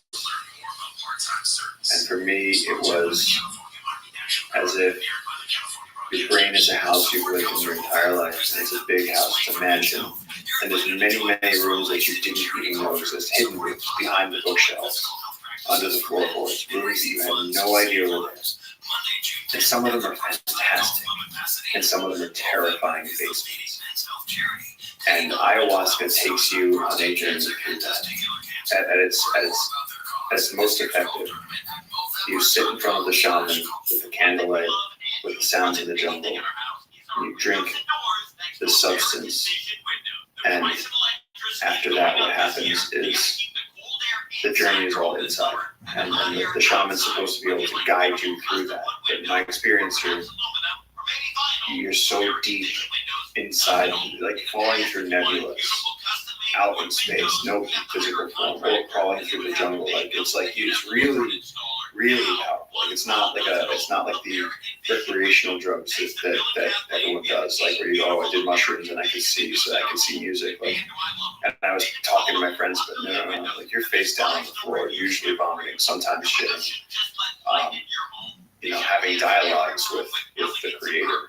And that can be traumatizing as well as amazing. It's a really good way of looking at it. It's a big house, so you get to open doors that you've never had before. You discover what rooms are there. You ever think about that? Like, that there's parts of yourself you haven't discovered yet? Or maybe you've been suppressing? How much are you exploring the shadow? Oh, say you, me, Carl Jung, and Jordan Peterson are in a deserted island. I didn't even make my bed today. There's no bed on an island. Crazy. I want to see you and Jordan Peterson do ayahuasca together. I think that's the thing. Ayahuasca to me, I've kind of told you about, like I've experienced some things that really made me believe that there's a benevolent force around us. But to me, ayahuasca was like a ride through the scariest parts of the universe, to sort of be like, here's what it could be like.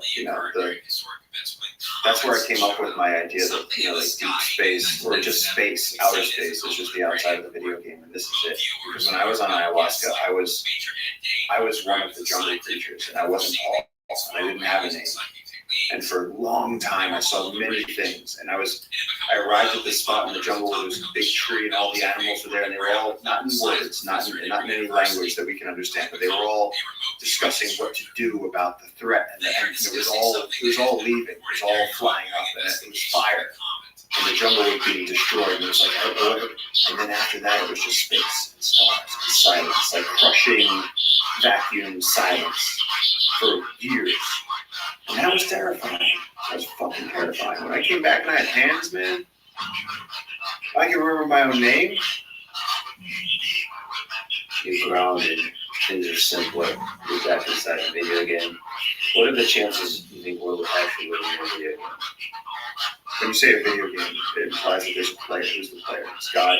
No, there's a main player usually. That's not going to be God. God is the thing that creates the video game. Oh, so they're just... And then somebody's an NPC. He's like, I'm an NPC. Sure, you know, Yeah, you created him. Is this like Halo where you can kind of kill the NPCs? That's the idea. Okay, I think I'm just going to take a stand here. I think that because people, I'm just sick of fucking playing it halfway.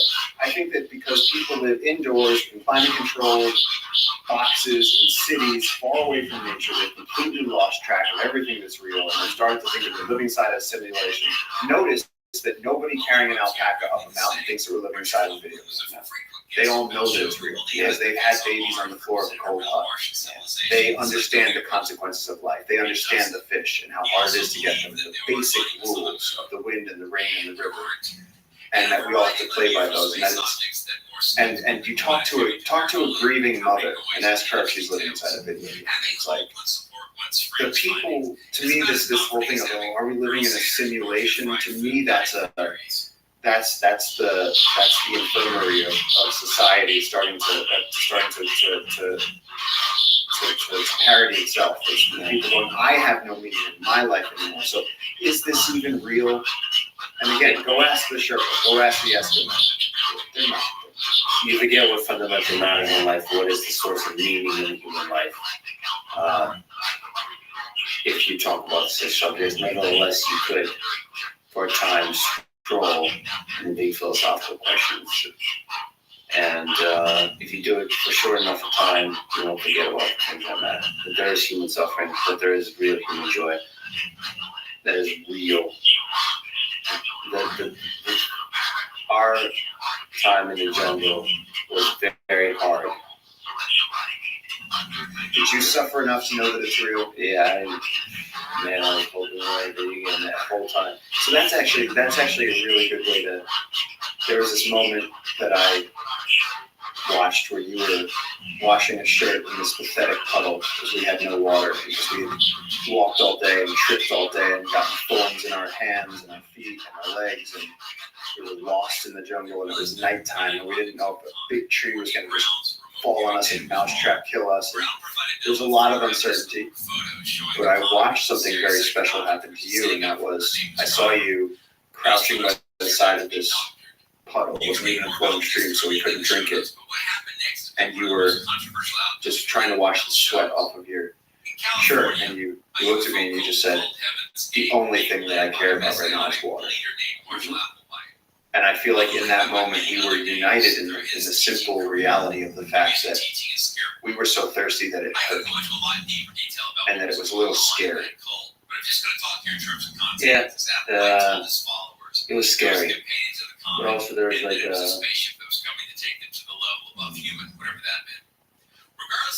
joy in the interaction with the water, because it cools your body temperature down, and there's like a faith in that interaction that eventually will find clean water, because water's plentiful on Earth. It's kind of like a delusional faith that eventually will find. And it was just like a little celebration. I think the cooling aspect of the water, because the body temperature is really high from traversing the really dense jungle, it's just the cooling was somehow grounding in a way that nothing else really is. Yeah, it was a little celebration of life on Earth, of the jungle, of everything. It was nice. It was a nice moment. I think about that. I had a couple of those. One in the puddle and one in the river. One was full of delusion and fear, and the other one was full of relief and celebration. Yeah, there's this thing that they say where all the pleasure in life is derived from the transitions. When you're cold, warm feels good. When you're hot, cold feels good. When you're hungry, food feels good. And when you're that thirsty, water becomes God. And it's all you want. And also the other thing is that when we're out there, it felt so good to be so lost and so tired and so like we were doing levels. Like how would you describe the physicality of what we were doing? The level of physical exertion. Well, it's something that I haven't trained. I don't even know how you would train for that kind of thing. But it's extremely dense jungle, so every single step is like completely unpredictable in terms of the terrain your foot interacts with. So the different variety of slippery that is on the jungle floor is fascinating. Because some things, the slope matters. But some roots of trees are slippery, some are not. Some trees in the ground are already rotted through, so you can step through even to potentially fall through. So it could be a shallow hole, it could be a very deep hole with some leaves and vegetation covering up a hole where you can fall through. You can break away. There's a pretty fall going downhill, and if you roll downhill, I'm pretty sure it's 99% probability that you hit a thing putting those spikes on it. So there's so many layers of avoiding dangers, of small dangers and big dangers all around you that is in the step. So there's like a mental exhaustion that sets in, like just the perception, and you're just observing you're extremely good at perceiving, having situational awareness, of taking the information in that's really important and filtering out the stuff that's not important. But even for you, that's exhausting. And for me, it was completely exhausting, just paying attention to everything around you. So that exhaustion was surprising, because it's like, there's moments where you're like, I don't give a damn anymore. I'm just going to stab. I'm just going to, like. And so that's it. You go, I don't care anymore. And you reach out and you go, I'm just going to lean against this tree, and then what happened? Every time. Yeah. And then you have to care. And then there's just bad luck, because there is wasp nests, there's just a million things, and that is physically, is mentally, psychologically exhausting, because there's the uncertainty. When is this going to end? It's up, in our particular situation, up and down hills, very steep downward, very steep upward, no water, all this kind of stuff. It's the most difficult thing I've ever done, but it's very difficult to describe what are the parameters that make it difficult. Because I run long distances very regularly. I do extremely difficult physical things regularly that on some surface level could seem much more challenging than what we did. But no, it was really beast. This is something else. But it was also raw and real and beautiful. It's like, it's what the explorers did. Yeah. It's what Earth is without humans. And also just like the massive scale of the trees around us was the humbling size difference between human and tree. It's both humbling in that, like, that tree is really old. It's the time difference, lifetime difference, and just the scale. It's like, holy shit. We live on an earth that creates those things. It makes me feel small in every way. That life is short. That my physical presence on this earth is tiny. How vulnerable I am. All of those feelings are there. And that, the physical endurance of traversing the jungle, was the hardest journey that I remember every step. And then that made making it out of the jungle, and then made it the swim in the water that we could drink. That was just pure joy. It was probably one of the happiest moments in my life. Just sitting there with you, Paul, and JJ in the water, full darkness, the rain coming down, and us all just laughing, having made it through that, having eaten a bit of food before, and the absurdity of the timing of all of it that it somehow worked out. And how we're just three little humans sitting in the river. Just our heads immersed barely above water, with jungle all around us. What a life. That was a real adventure. That was really real. I'll never forget that. So it's a real honor to have shared that. Of course, we had very different experiences. When you saw a caiman in that situation, but have to go meet that guy. It's a friend. Well, I mean, we were in the river, in a thunderstorm, just next above. We're all laughing our asses off, and I mean, we're in the river with the stingrays and the black caiman and the piranha and all of the electric eels and everything, and it's pitch black out. And then what were we doing? We're holding our headlamps up, and there's those swirling moths, the infinity moths, all making those geometric patterns. And it's like, we're just three ridiculous primates, three friends in a river just laughing. Yeah. Because we were safer in that river than we had been in there, and we were rejoicing that the thunderstorm was compared to the war zone that we've been living in. Thunderstorm was safe. It really was a beautiful moment. And also that like very different life trajectories have taken these three humans into this one place. Yeah. Says what? Yeah. Wow. Is Yeah. this universe that was like, because we're kind of like those moths. You know what I mean? Like we come from some weird place on this earth, and we have all kinds of shit happen to us. We're all pursuing some shit, some light, and we ended up here together during this moment. That's something else. It just felt absurd, and in that absurdity was just like we really enjoyed it. And damn, water tasted good. Oh, Man, water and those little oranges. yeah. Those things, and then I would just say, like, do you feel like I feel like running, like no matter how much I run, I feel like you run, you do a workout and you stop.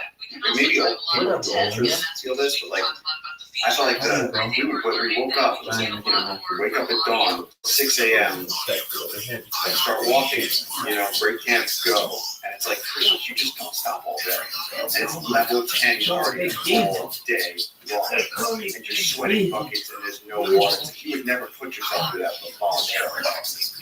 You would never have the resolve to continue torturing yourself, except for that we were trying to make it to freedom, get out. And it's like the obsession of that with the compass and the machete and the navigating. Fuck. I think there's something to be said about like the fact that we didn't think through much of that, and we just dived into it. I think there was we were like laughing, enjoying ourselves moments before we were going. You're like, oh shit, and you just come face to face with it. Yeah. And I think that's what whatever that is in humans that goes to that. That's what we explore. And the best thing to do is extreme levels. Well, I think that what we did was to a pretty extreme level because we left the safety of a river, of knowing where we were, and voluntarily got lost in the Amazon with very little provisions.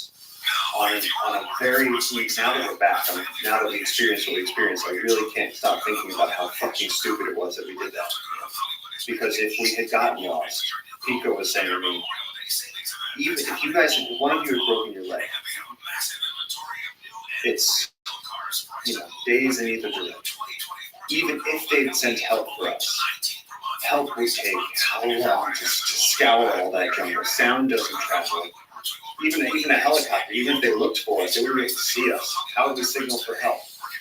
Can't really build a fire, and so it's like, if anything had gone wrong, if we'd gone a few degrees different to the west, it would have taken us 2 more days. If we'd gotten injured, if you carry through that, yeah. And so somehow only afterwards am I really going, oh, thank God we got out of this. Thank God. After I see so many people going, make sure it's like nothing happens to Lex Friedman. I'd be the deadest motherfucker on earth. It somehow works out. It does seem to somehow work out. Let me ask you about Jane Goodall, another explorer of different kind. What do you think about her? About her role in understanding this natural world of ours? I think that Jane is like a living historical treasure. Like I think somehow she's alive, but she's already reached that level where it's like Einstein, Jane Goodall. Like there's these incredible minds. And growing up as a child, my parents would read to me because I was so dyslexic. I didn't learn to read until I was quite old. And my mom was a big Jane Goodall fan, and all I wanted to hear about was animals. And so I would get read to about this lady named Jane Goodall, this girl who went to Africa and studied chimps and broke all the rules and named her study subjects, even though that wasn't what she was supposed to do. And she became this incredible advocate for Earth and for ecosystems, and she seemed to realize as her career went on that teaching children to appreciate nature was the key. Because they're going, she said they're going so much inherit the earth from our ancestors, but borrow it from our children. We're just here, we're just passing through. So if we destroy it, we're dimming the lights on the lives of future generations. And so she's been really, really cognizant of that. She's been a light in the darkness. She's sort of, in terms of saying that animals have personalities and culture and their own inalienable rights and reasons for existing, and that human life is valuable. She's very big on that. Every day we influence the people around us and the events of the earth, even if you feel like your life is small and insignificant, that you do have an impact. And I think that's a really powerful little candle out there in the darkness that Jane carries. What do you think about her field work with the chimps?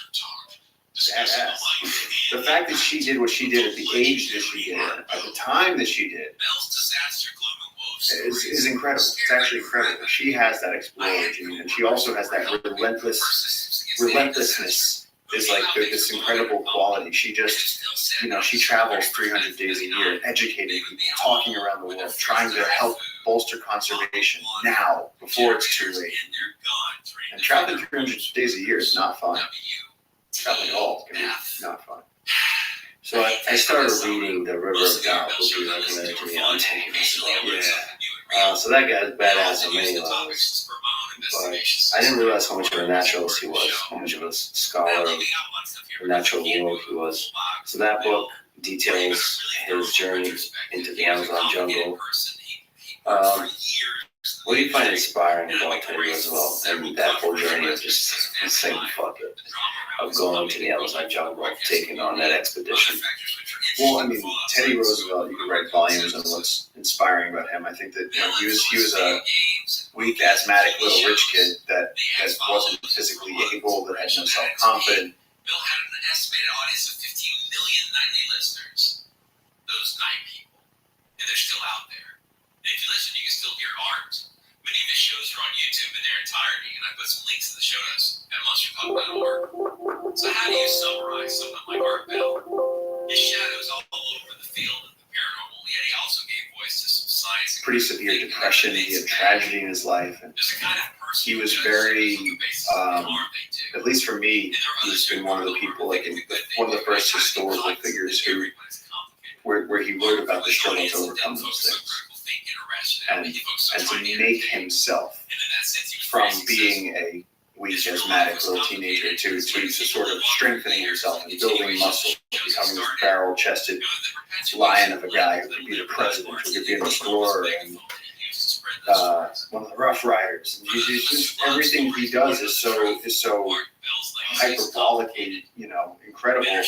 To come out of war and have the other people he fought with go, this guy has no fear.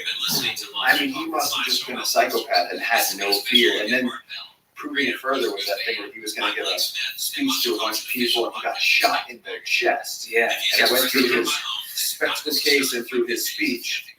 And even though the bullet was lodged in his chest, this man said, "Don't hurt the guy that shot me." I believe he asked him, "Why'd you do it?" And then as he's bleeding and in the rain, said, "No, I'm not going to the hospital. I'm going to keep going with the speech." What a badass. That's incredible. But going to the jungle on many levels is really difficult for him at that time. There's so many more things even than now that can kill you.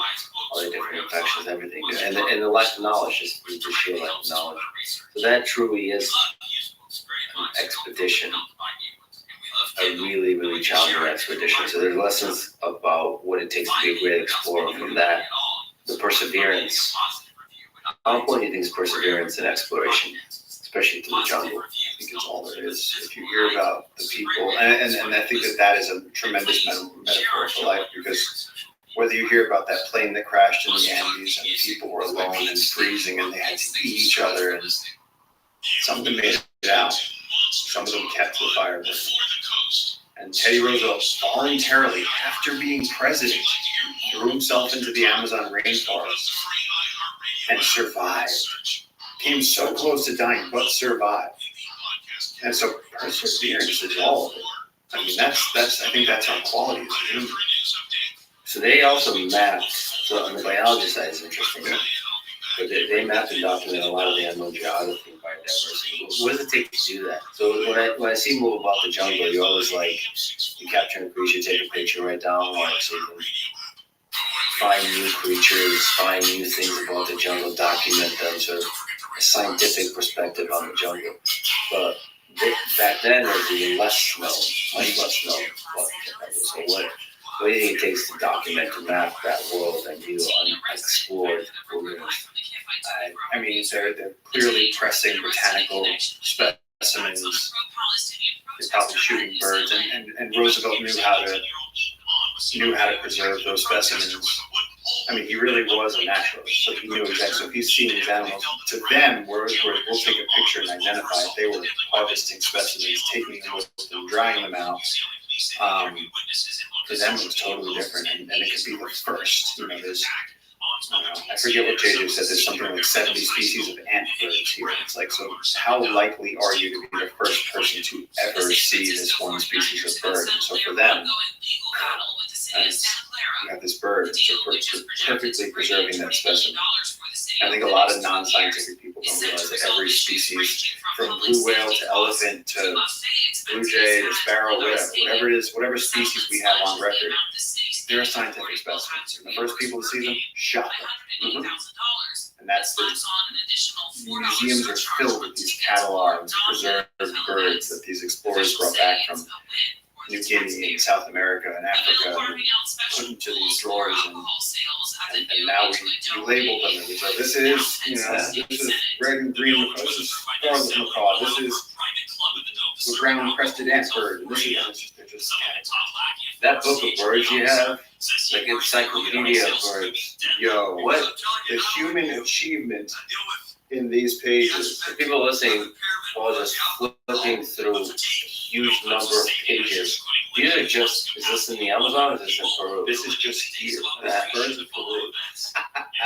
Dude, pages on pages of toucans and arasaris and hummingbirds and antbirds and smoky brown woodpecker and tropical screech owl, which we just heard, by the way. It's just endless. Who knew there were so many birds? I had no idea there were so many. Documenting all of that, analyze. I mean, there's also, which we got to experience, and you're pretty good at also, is actually understanding and making a sauce of the different birds. So what's your favorite bird sound to make?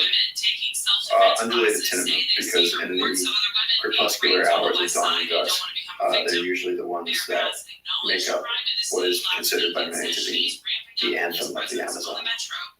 Can you do a little bird voice? That's what an undulated tinamou sounds like, and it's usually like, oh, it is getting to be afternoon. It's kind of, it's almost like hearing church bells on a Sunday. It's like there's something about it. You go, oh, there it is. And like you were saying, it's a reminder. Oh, this is a friend of mine. Yeah. Surrounded by friends. I have so many friends here. What does it take to survive out here? What's the basic principles of survival in the jungle? Cleanliness. I mean, really, we talked about this, but like, I have so many holes in my skin right now because I have mosquito. There we go. I have so many spots that I've scratched off of my skin because a mosquito bites me and then I scratch it. Or the other big one is that I worry that I have a tick. Not deliberately, not with my thinking brain, but my simian brain just wants to find and remove ticks. And so I scratch, and then if my fingernails get too long, I remove my skin, and then those get infected in the jungle. And so staying hyper clean, using soap, like basic stuff, keeping order to your bags, order to your gear, things in dry bags. Make sure, we explained that we got in the river during a thunderstorm. We didn't explain why we did that, because the thunderstorm came when we had eaten dinner.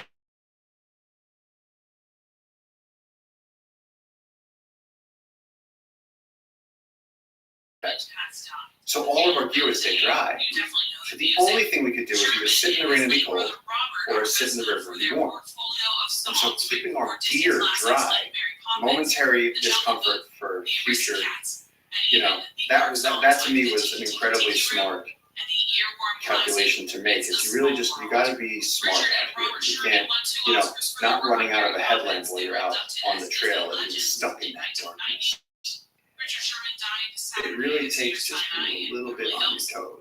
And I find that necessity of being on your toes is a place that I like to live in. It's just the right amount of challenge here. So keeping a gear organized and all that, but also being willing to sort of improvise. I've seen you improvise very well because there's so much unknowns, there's so much chaos and dynamic aspects that, like, planning is not going to prevent you from having to face that at the end of the day.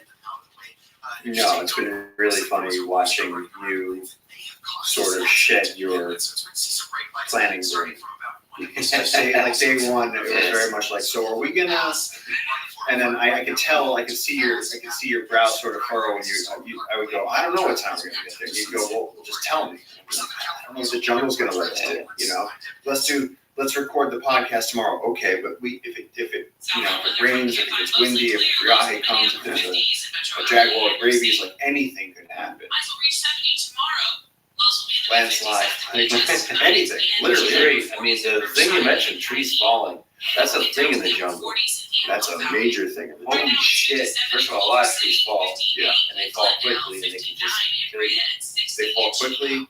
They're huge. We're talking about trees that are like the size of school buses stacked and connected to other trees with vines, so that when they fall, this millennium tree, this 1,000-year-old tree, boom, it shakes the ground, pulls down other trees with it. So if you're anywhere near that for a few acres, you're getting smashed. That's the end of you. And so the jungle at any moment that you're out there could just decide to delete you. And then the leafcutter ants, the army ants, and the flies and everything, you'll be digested in 3 days. You'll be gone. Gone. No bones, nothing. What do you think would eat most of you?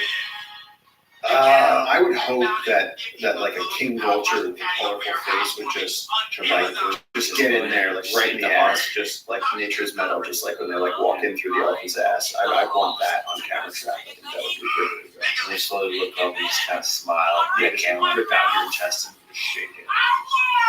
Victorious over your dead body. Well, but also honor a friend.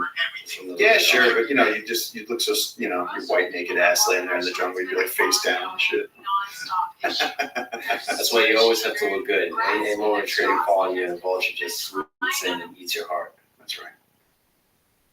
We talked about Alone, the show a bit. Rock House. Yeah, what do you think about that guy? Rock House, Roland Welker from season 7. He built the Rock House. He killed the muskox with bow and arrow, and then finished it with a knife. And had the GoPro mount to document it. That's really mind-blowing. I mean, so for people who don't know, that show is you're supposed to survive as long as possible. On season 7 of the show, they literally said you can only win it if you survive 100 days. And there's a lot of aspects of that show that's difficult, one of which is it's cold. The others, they get just a handful of supplies, no food, nothing, none of that. So they have to figure all that out. This is probably one of the greatest performers on the show. So what is survival entail? Building shelter, fire, catching food, staying warm, getting enough energy to sort of keep doing the work that takes a lot of work. Like building the Rock House, I read that it took 500 calories an hour. But wow, you were lifting 200-pound boulders, and still the guy lost. I read 44 pounds, 20% of his body weight. So that's survival. What lessons, what inspiration do you draw from him? I think he was fun to watch because he had this indomitable spirit. He wasn't there to commune with nature. He was there to win. And he was like, to me, that's the pioneer mentality. He was, I'm a hunting guide. I'm out here. I'm going to win that money. I'm going to survive through the winter. He wasn't worried. I feel like so many people are like, they worry, second guessing themselves. Am I in a video game? I don't know. What's my, just questioning their entire existential identity. And this guy was like, you know what? There's a muskox over there. I'm going to shoot it. I'm going to stab it. Then I'm going to make a pouch out of its ball sack. And I'm going to live off that for the next few months and win $500,000. And that's an amazing amount of pragmatic optimism that I just enjoy. And every time he would go, we got to get back to Rock House. It became, even though he was all alone, he had a big smile on his face. And what made that season so great was it was him, and then it was Callie. And Roland had, the muscle and could make Rock House, and then Callie was the opposite. She was this girl who, she could hunt with her bow and she knew how to fish, and she wasn't using raw power. But what was so endearing about her was that how much she loved being out there. As hard as it was, and as isolationist as it was, she was smiling every time the show cut to her. She was like, "Hey, everybody, it's morning. Can you believe the frost? Like, you've been out there for 100 days. Amazing out there." I think it was really an amazing show of that the game is all here. The game of life. The game of alone and the game of life. It's the same thing.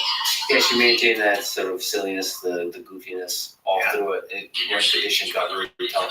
And she had a very different perspective as, Roland didn't want any of the spirituality.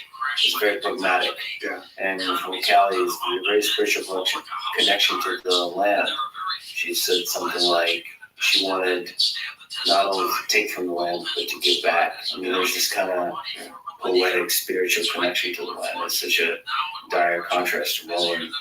But she's still about it. I mean, to survive, no matter what, no matter the kind of personality you have to be a badass. I think she took a porcupine quill in her shoulder. That was crazy because I think it went in somewhere completely different and it migrated to the shoulder. Yeah. And the way that I understood that is because I said, that's impossible. Yeah. Because I remember that. She's like, pull it off. She's like, there's something, and then she like pushes it out. And I remember I was like, hold on. And it was because it forms, once it goes in, as you move through the flex your body, it moves a little bit.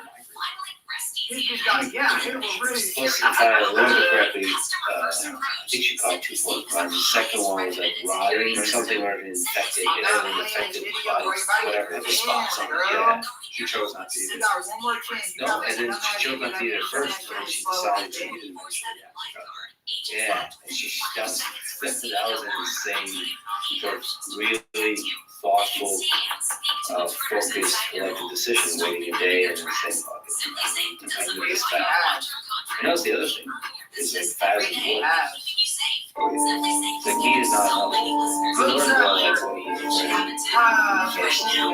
Apparently there's like rapid starvation of things because when you get too much meat, it doesn't nourish the body. Fat is the thing that nourishes the body, especially in cold conditions.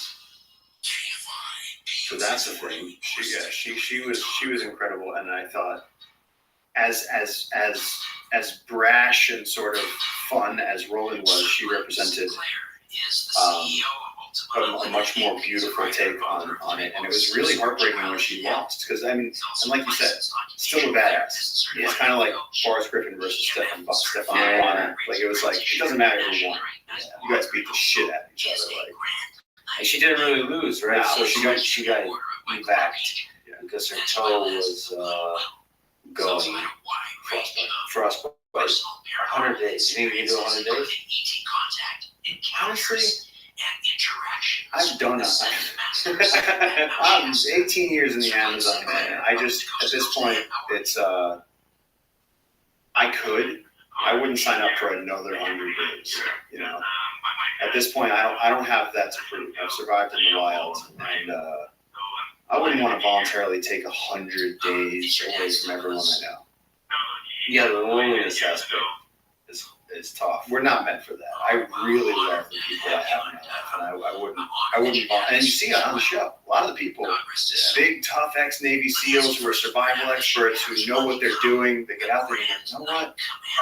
I miss my family. And they go, it's not worth it. They have this existential realization. They go, I only got so many years here.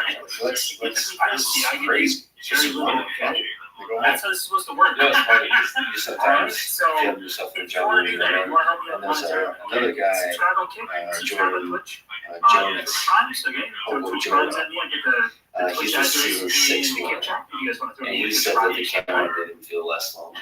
I've heard of him from multiple channels. One of the things is he spent all of his 20s living in Siberia with the tribes out there. Guys, you don't want me to spend my time. I'll write a fucking plug script. I'll write a script for this, and you guys will love it. It's one of the loneliest times of his life because when he went up there, he didn't speak Russian. And he needed to learn the language. Even though you have people around you, you don't speak the language, it feels really, really lonely. And he felt less lonely on the show because he had a camera, and he felt like he could talk to the camera. There is an element when you have, in these harsh conditions, if you like record something, you feel like you're talking to another human through it, even if it's just a recording. I sometimes feel that, like, maybe because I imagine a specific person that will watch it, and I feel like I'm talking to that person. Well, I noticed that when things got especially hard, and they did get especially hard when we were out in the wilderness, that you would begin filming to share that struggle. But I also think that I've used that at times where, yeah, you go, maybe because if you can tell someone else about it, then you're on the hero's journey. And then it sort of has to make you braver. And it changes how you, because you go, I'm cold and I'm tired and I'm hungry and this hurts and that hurts and I don't know when we're going to make it and how is this going to go. So you go, well, guys, we're here, we're going that way. And then you're like, well, I got to keep going. Because you're like, they're still out there. You forget. You have to step on. That's one of the reasons I want a family. I think when you have kids, Yeah. you have to be the best version of yourself, like for them. All my friends with kids that I've seen them go through, where until you have a family, you're just playing around, man. And you can do important work. You can have skin in other games, but it's once you have a little tribe of humans that depends on you. And if you take that seriously, if you want to do that right, it's one of the hardest things you can do. And it just changes everything. How has your life changed since we last met? Speak about changing everything. So you've been, for people who don't know, pushing jungle keepers forward into uncharted territories, saving more and more and more and more rainforests. There's a lot, I could ask you about that. There's a lot of stories to be told there. It's a fight, it's a battle. It's a battle to protect this beautiful area of rainforest, of nature. But since we last met, you've continued to make a lot of progress.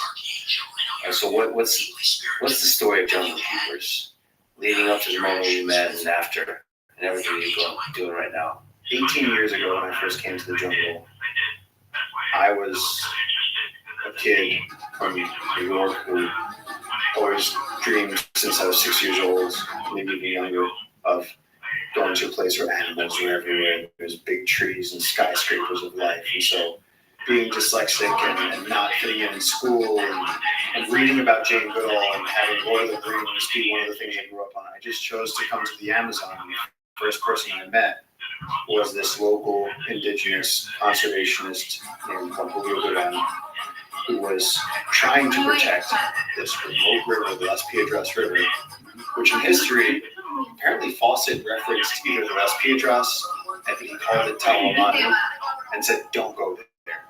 You'll surely die.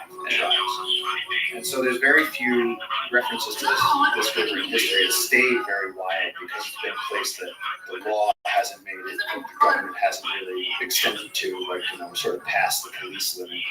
And so JJ was out here ages ago trying to protect this river before it was too late. And when I met him, I was just a barely out of high school kid with a dream of just seeing the rainforest, let alone seeing a giant anaconda or having any sort of meaningful experience or contribution to the narrative.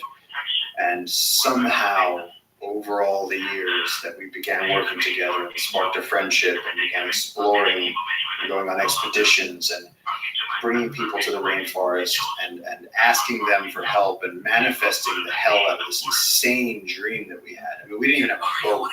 We would take logs down the river. We would have to cut a tree down every time we wanted to return to civilization. We'd have to cut down a balsa tree and float down the river on it. Yeah. It's madness. Like, it's madness. It's pure madness. And I don't know what made us keep going, but along the way, people showed up who cared and who wanted to help. And if it was a movie, it wouldn't even necessarily be a good movie because you'd go, oh, please. You're just telling me that you just kept doing the thing and just magically people showed up? But yeah, that's what happened. That's exactly the way it was. We kept doing the thing that we loved. We said, it doesn't matter if we don't have funding or a boat or gasoline or friends or anything. We just kept going. And Along the way, we found someone who could help us start a ranger program. And then we found Dax De Silva, who helped us fund the beginning of Jungle Keepers. And then people like Mose and Stefan who were there making sure that this thing actually took flight off the ground. And then right around the time that we were wondering what was going to happen and if we're all going to have to quit and get real jobs and if we could actually save the rainforest from the destruction that was coming, Lex Friedman sent me a DM and honestly changed the entire narrative. Because up until then we've been playing in the minor leagues, pretending, trying real hard, and the listeners of your show, in the moments after you published your episode with our conversation, began showing up in droves and supporting Jungle Keepers, putting in 5, 10, 100, 1,000. We started getting these donations. And the incredible team that I work with, we all went into hyperdrive. Everybody started going nuts. We all started spending 16-hour days working to try and deal with the tidal wave that Lex sent towards us. Just because so many people knew that we were doing this, that it was an indigenous-led fight to protect this incredibly ancient virgin rainforest before it was cut. And people resonated with that. So we got this huge swell of support. And this year we've protected thousands and thousands of more acres of rainforest because of that swell of support. So current 50,000 acres, what's the goal, what's the approach to saving this rainforest? Since we printed this, it's gone up to 66,000 acres. And as you know, in each of those little acres are millions and millions of animal heartbeats and societies of animals. And the goal here is that we're between Manu National Park, Alto National Park, the Tambopata Reserve. We're in a region that's known as the biodiversity capital. We're one of the most biodiverse parts of the Western Amazon. And we're fighting along the edge of the Trans-Amazon Highway. And so it's just a small group of local people and some international experts who have come together and used these incredibly outside of the box strategies to sort of crowdfund conservation. To go, look, we know that this incredible life is here. We have the scientific evidence. We have the national park system. If we can protect this before they cut it down, we could do something of global significance. All these jaguars, all these animals, all these undescribed medicines, the uncontacted tribes that we share this forest with, could all be protected. And people have stepped up and begun to make that happen. And it's people from all over the world. It's incredible. Well, what's the approach? So trying to, with donations, to buy out more and more of the land and protect it. So the approach is that currently the government favors extractives. So if you're a gold miner, or an illegal logger, or you just want to cut down and burn a bunch of rainforests and set up a cow farm, the government's fine with that. You're not really breaking the law. As long as you're producing something from the land, they don't see it as a loss. They make sure it's destroyed permanently. Yeah, it's just where it's sort of just beyond the scope of it. It's not doesn't. Or the local people that technically own the land out here, the local indigenous people. For instance, we fought this year to help the community of Puerto Nuevo, who's been fighting for 20 years to have government-recognized land. These are indigenous people in the Amazon fighting to protect their own land. And you know what it was that was holding back? They didn't understand how the system of legal documents worked to certify the title. They didn't really have the funding to go from their very, very remote community into the offices. So Jungle Keepers helped them with that. So really all we're doing is helping them protect the forest that is their home.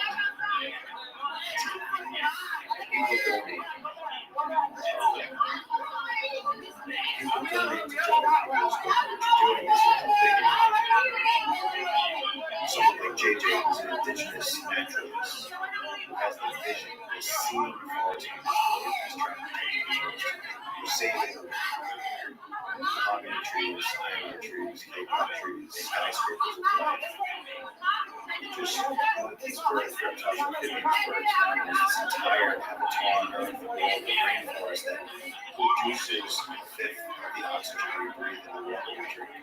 This incredible thing as far as I know, it's the most direct way to protect that. So the fact that we've, we have large funders who give us, $100,000 to protect this huge swath of land, and that goes through things like this and through Instagram. It goes directly to the local conservationists who work with the loggers to protect that land before it's cut. One of the most impactful things that has happened this year in the wake of our last conversation was that I got an email from a mother, and she said, I'm a single mom, I work a few jobs, and I can't afford to give you a ton of money, but me and my kids look at your Instagram often after dinner.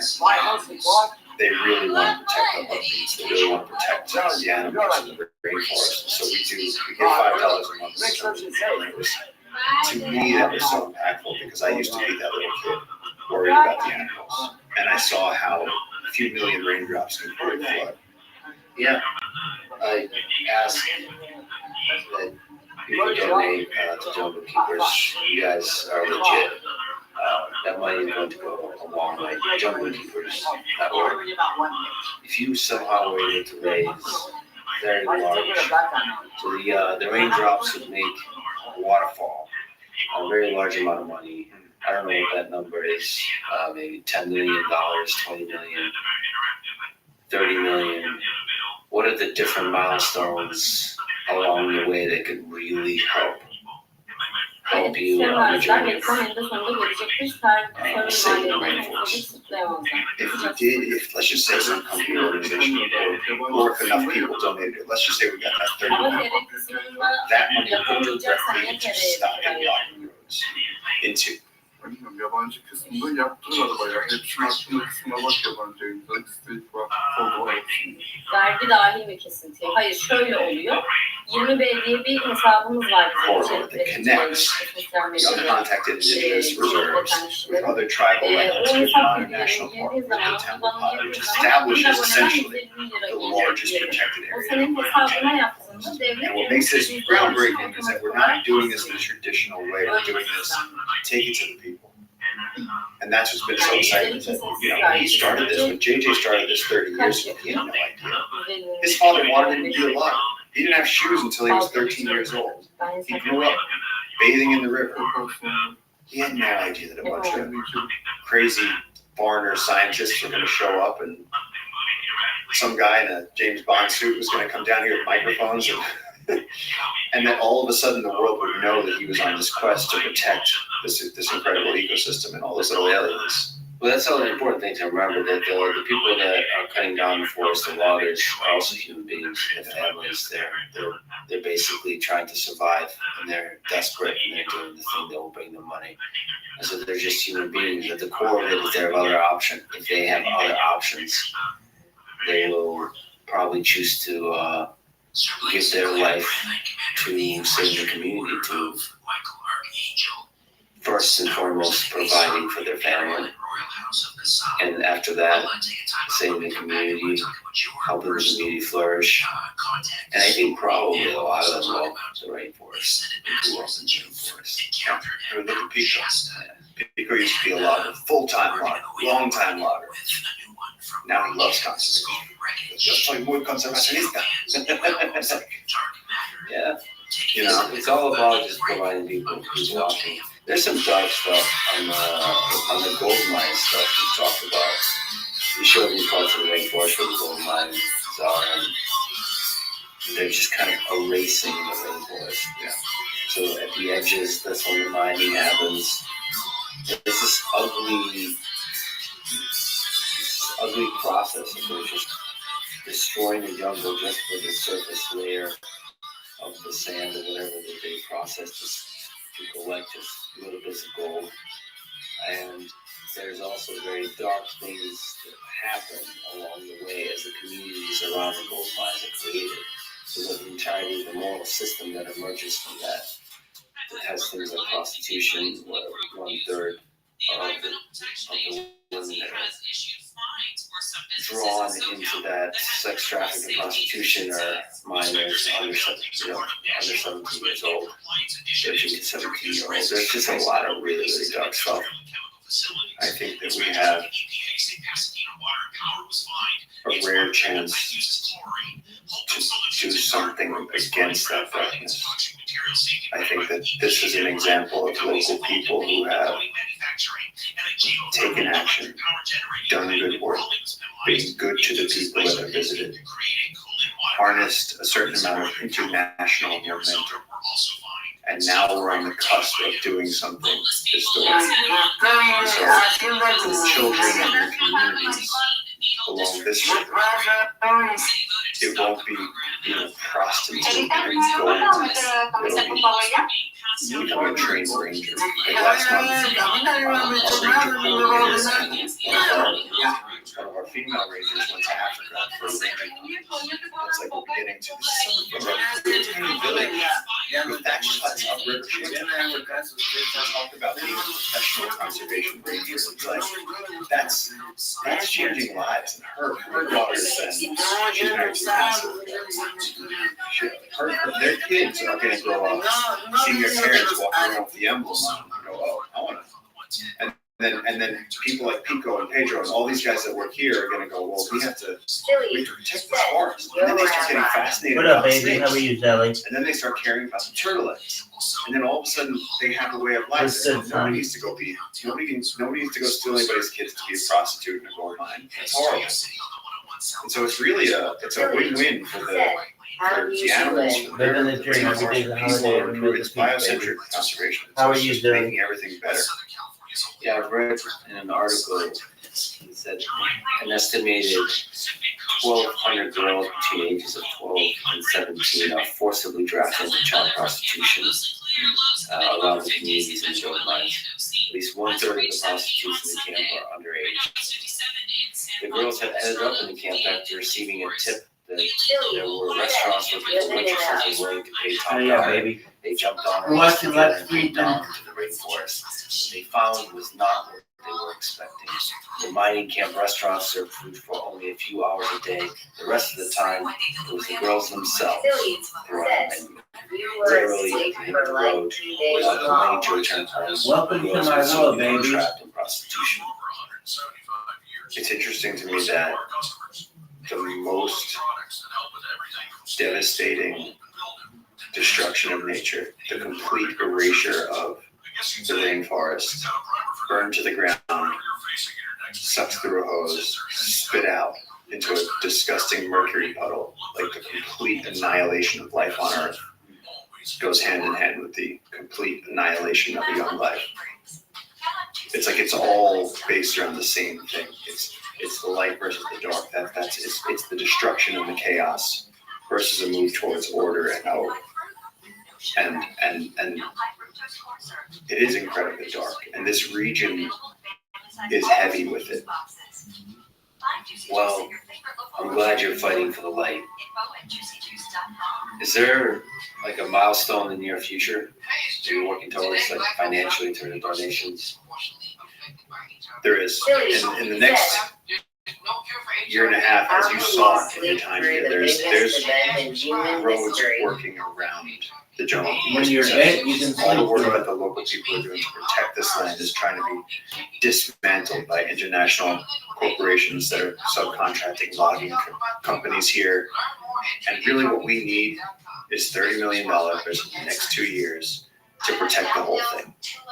You've seen the ancient mahogany trees, you've seen the families of monkeys, you've seen the caiman and the river. All of this is standing in the pathway of destruction. That road, they're going to come down that road and men with chainsaws are going to dismantle a forest that has been growing since the beginning.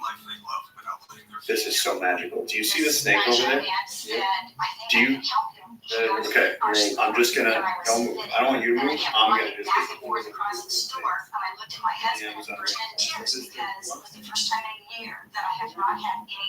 snakes, I've been hoping that you would get to see this snake. I have been. Oh boy. Okay, let's just go right back into this. Okay. Look at this little beauty creation. Let's keep you away from the fire. Look at this little blunt-headed tree snake. Wow. Such an incredible, So tell me about the snake. harmless little snake.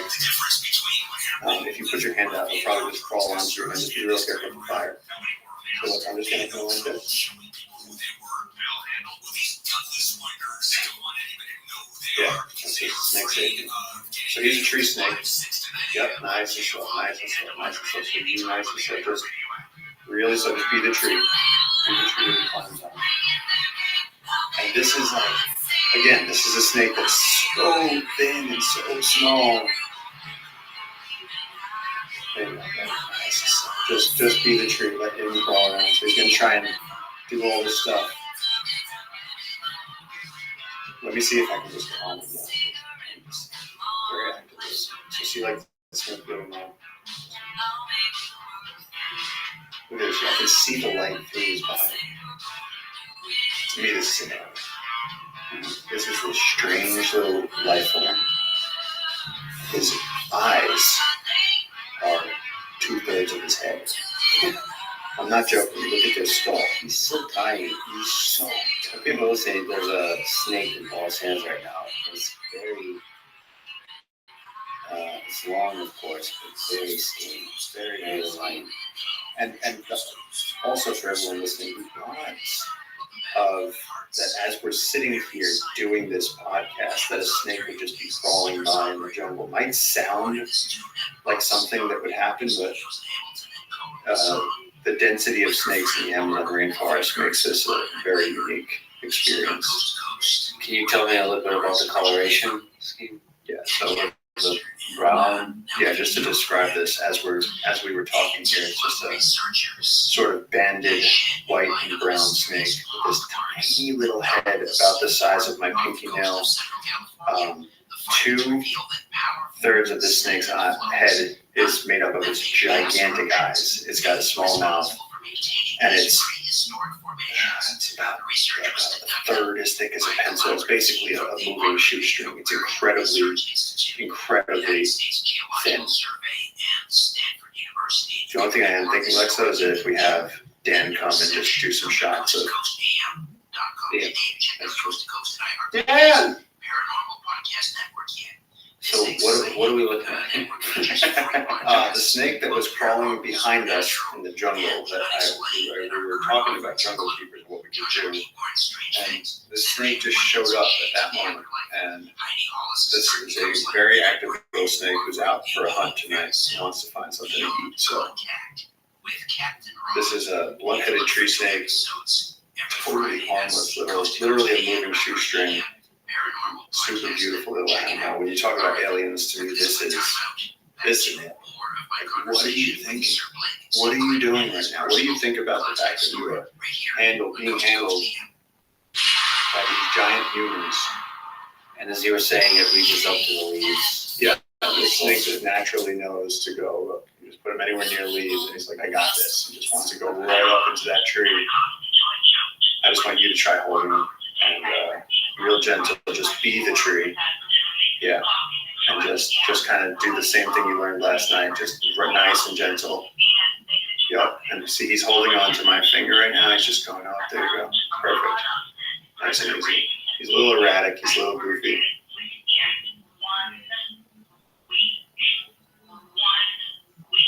Maybe he's camera shy. Maybe a fan of the podcast. And gigantic eyes relative to his body size.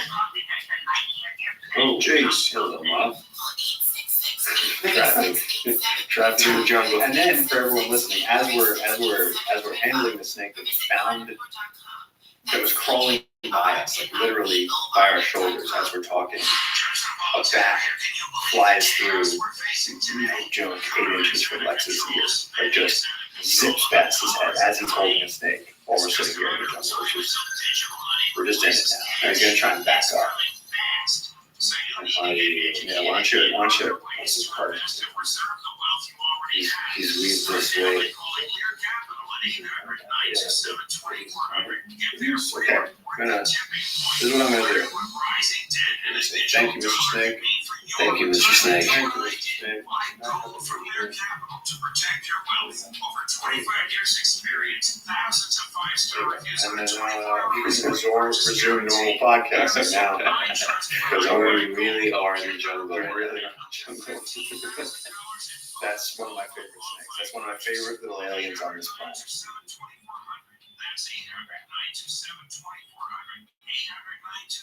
It's going on some long journey.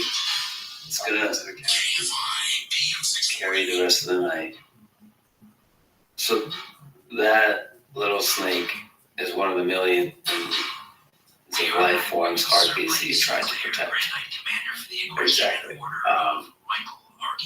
To me, after almost 20 years down here, the people here have become my friends. The caiman on the river, the monkeys. When I fall asleep at night, I think about all the different heartbeats, all the different little creatures here that when they bulldoze this forest, when they chop down these trees, that they vanish, that we take away their world. And in that very evolutionary, historical sense of remembering the primordial soup, it's like this little creature is surviving out here somehow. We have the chance to save it. And even if you don't care about the little creature on the pale blue dot, each of these little creatures contributes to this massive orchestral whole that creates climactic stability on this planet. And the Amazon is one of the most important parts of that. And each of these little guys is playing a role in there. So one of the other fascinating life forms is other humans, but living a very different kind of life. So uncontacted tribes. What do you find most fascinating about them? What I find most fascinating about the uncontacted tribes is that while me and you are sitting here with microphones and a light, somewhere out there in that darkness, in that direction, not so far away as the crow flies, there are people sitting around a fire in the dark, probably with little more than a few leaves over their heads, who don't even have the use of stone tools, who only have metal objects that they've stolen from nearby communities. They're living such primitive, isolated, nomadic lives in the modern world, and they're still living naked out in the jungle. It's truly incredible, it's truly remarkable, and I think that it's because they can't advocate for themselves, they can't protect themselves. It's sort of like, well, we can let them get shot up by loggers and let their land get bulldozed while they hide. They have no idea that their world is being destroyed. But they're sort of the scariest and most fascinating thing out there in the jungle. What do you think because you've spoken about them being dangerous, what do you think their relationship with violence is? I think Why is violence part of their approach to the external world? so. From the best I understand it, that at the turn of the century, Industrial Revolution, we had sudden immense need for rubber, for hoses and gaskets and wires and tires and the war machine, and the only way to get rubber was to come down to the Amazon rainforest and get the local people who knew the jungle to go out into the jungle and cut rubber trees and collect the latex. And Henry Ford tried doing Fordlandia, tried having rubber plantations, but leaf blight killed it. And so you had this period of horrendous extraction in the Amazon where the rubber barons were coming down, just raping and pillaging the tribes and making them go out to tap these trees. And the uncontacted tribes said no. They had their 6-foot-long longbows, 7-foot-long arrows with giant bamboo tips, and they moved further back into the forest. They said, we will not be conquered. And since that time, they've been out there, and it's confusing because in a way they're still running scared a century later, and their grandparents would have told them, the outside world, everyone you see in the outside world is trying to kill you, so kill them first. So can you blame them for being violent? No. Is this river still wild because loggers were scared to go here for a long time, for almost a century late? That's why this forest is still here? Yes. And so is it a human rights issue that we protect the last people on Earth that have no government, no no affiliation, no language that we can explain. We don't know what their medicinal plant knowledge is. We don't know myths. We know nothing about them. And they're just out there right now with bows and arrows, living in the dark, surviving in the jungle, naked, without even spoons. Forget about the wheel, forget about iPhones. They got nothing. And they're making it work. We don't know their creation myths. So they have a very primitive existence. But do you think their values... First of all, do you think their nature is similar to ours? And how do their values differ from ours? This is complicated because the anthropologist in me wants to say that they have a historical reason for the violent life that they have. You know, they experienced incredible generational trauma some time ago, and because they've been living isolated in the jungle, that has permeated to become their culture. They've become a culture of violence. But yet, the contacted modern indigenous communities that we work with, that are my friends that work here, just the other day we were speaking to one of them who was pulling spikes out of your hand while he was explaining that he tried to help them, the brothers, those hermanos. He tried to help them, tried to give them a gift. What did they do? They shot him in the head. Yeah, he said there are brothers. And he tried to give them bananas. Plantains. Boat full of plantains. And they shot at him. They shot 3 arrows at him, and one of them actually hit him in the skull and put him in the hospital. He got helicopter evacuated from his community. And so he's brave for surviving, but he's a lucky survivor. They are incredibly accurate with those bamboo-tipped arrows, and those arrows are 7 feet long. So when you get hit by one, they come at a velocity that can rip through you. And the range on a shotgun is way shorter than the range on a longbow. You're talking about a couple 100 meters on a longbow. And they're deadly accurate. They can take spider monkeys out of a tree. And so there's stories of loggers, and I've seen the photos of the bodies of loggers who attacked one of the tribes. And the tribe hadn't done anything. These loggers came around the bend, they started shooting shotguns at the tribe, and the tribe scattered into the forest.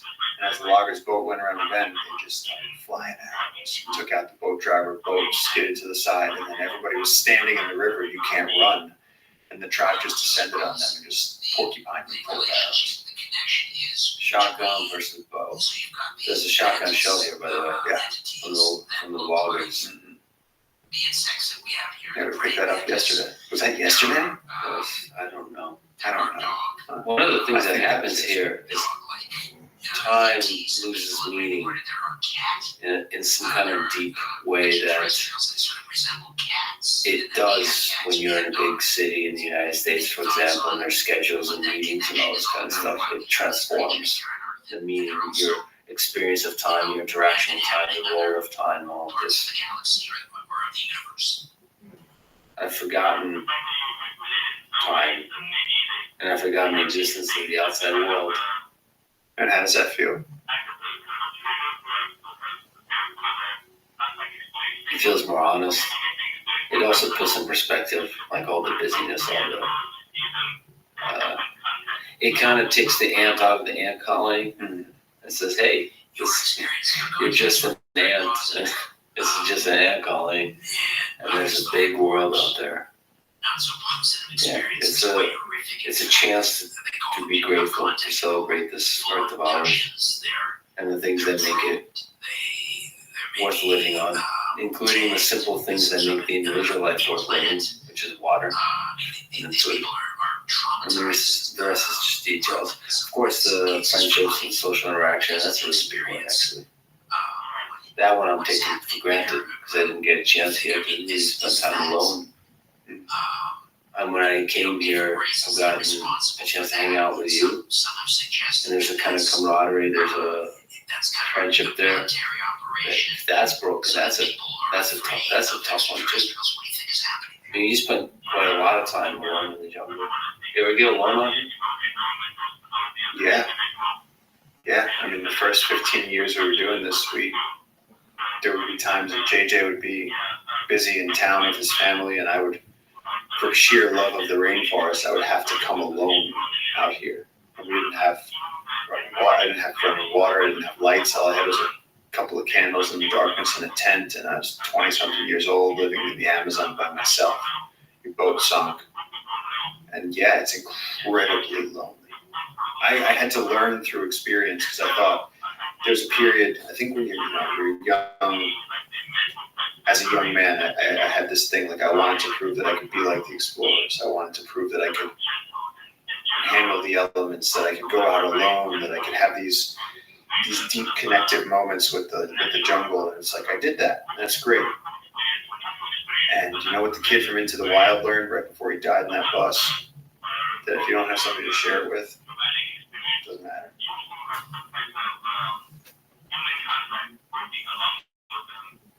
But some kind of, like, even just deep human level. Like, even if you have somebody to share it with, you ever just get alone out here? Just like this sense of like existential dread of like what, the jungle has a way of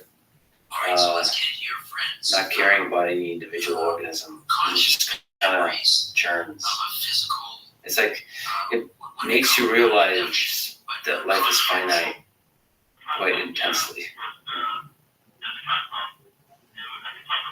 Yeah, for me, it's comforting being out here because I find the rat race, the national narrative, the need to make money, to worry about war, to be outraged about the newest thing that politician said and what that actor did, and it just there's always just this unending sort of media storm, and everyone's worried and everyone's trying to optimize their sunlight exposure and find the solution and buy the right new thing. And to me, coming out here, first of all, I mean something out here because I can help someone. I can help people. I can help these animals. And so I find my meaning out here.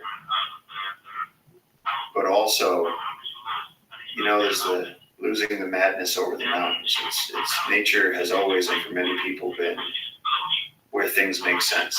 And to me, I think I'm a simple analog type of person that it makes sense that when it rains, you get in the river to stay warm. And you wait for the dawn and you see a little tree snake and you say it makes more sense. And I think that the overwhelming teeming complexity that is inside the ant mound of society can be dizzying for some people. And I think that maybe it's the dyslexia, maybe it's just that I love nature. But now when I land in JFK, I feel like a frightened animal.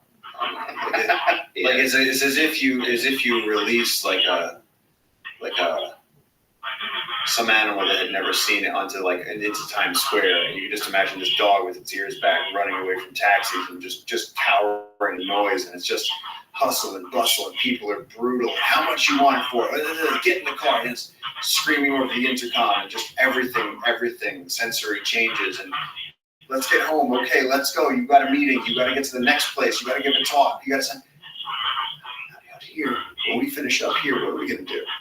We're going to eat some food, maybe go catch a crocodile, go walk around the jungle at night. It's slower. It makes sense. And there's that deep meaning of that here where we can be the guardians for good. We can hold that candle up and know for sure that we're protecting the trees from being destroyed. And it's that simple thing of just, this is good. There you go. It's simple. In society, I feel like everyone's always losing their minds and forgetting the most basic of fundamental truths. And out here, you can't really argue with them. When we needed water, it was like, shit, if we don't get water, we're fucked. And that's, to me, that's where the camaraderie comes from, because no matter what, we could go to the most fancy ass restaurant, the biggest, most famous people in the world. It doesn't matter. We still remember what it was like standing around in the jungle going, fuck, we're scared. We don't have water. We got reduced to the simplest form of humans, and that's something. And we survived, and that's cool. And you take all all those people in their nice dresses in those fancy restaurants you put in those conditions, they're all going to want the same thing as water. Yes. It's all the same thing. All the beautiful people. How has your view of your own mortality evolved over your interaction with the jungle? How often do you think about your death? Is it possible that you were taught by Well, I don't that anymore, system 'cause the mantis entity? I've come to believe that there is a benevolent God, spirit, creator, taking care of us, and I don't think we're remembering that. We have a little bit of time here, and we clearly know nothing about what we're doing here. And it seems like we just have to do the best we can.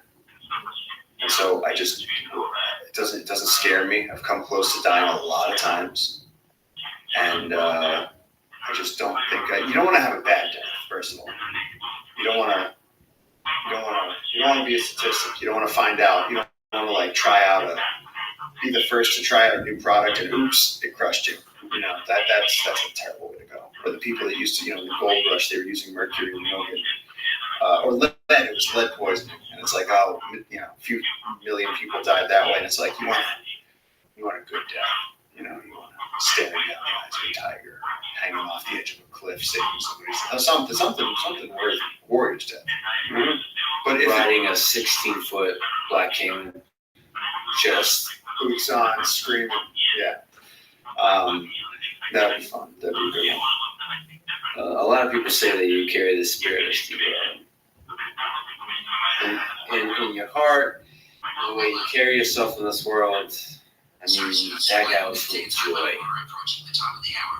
If I had a percentage of Steve Irwin, I would be honest. But that guy, I think there's only one Steve. I think that he occupied his own strata of just shining light. Everything was positive, enthusiasm, love, and happiness, and save the animals and do better, and let's make it fun. And that was so infectious that it sort of transcended his TV show, it transcended his conservation work, it transcended.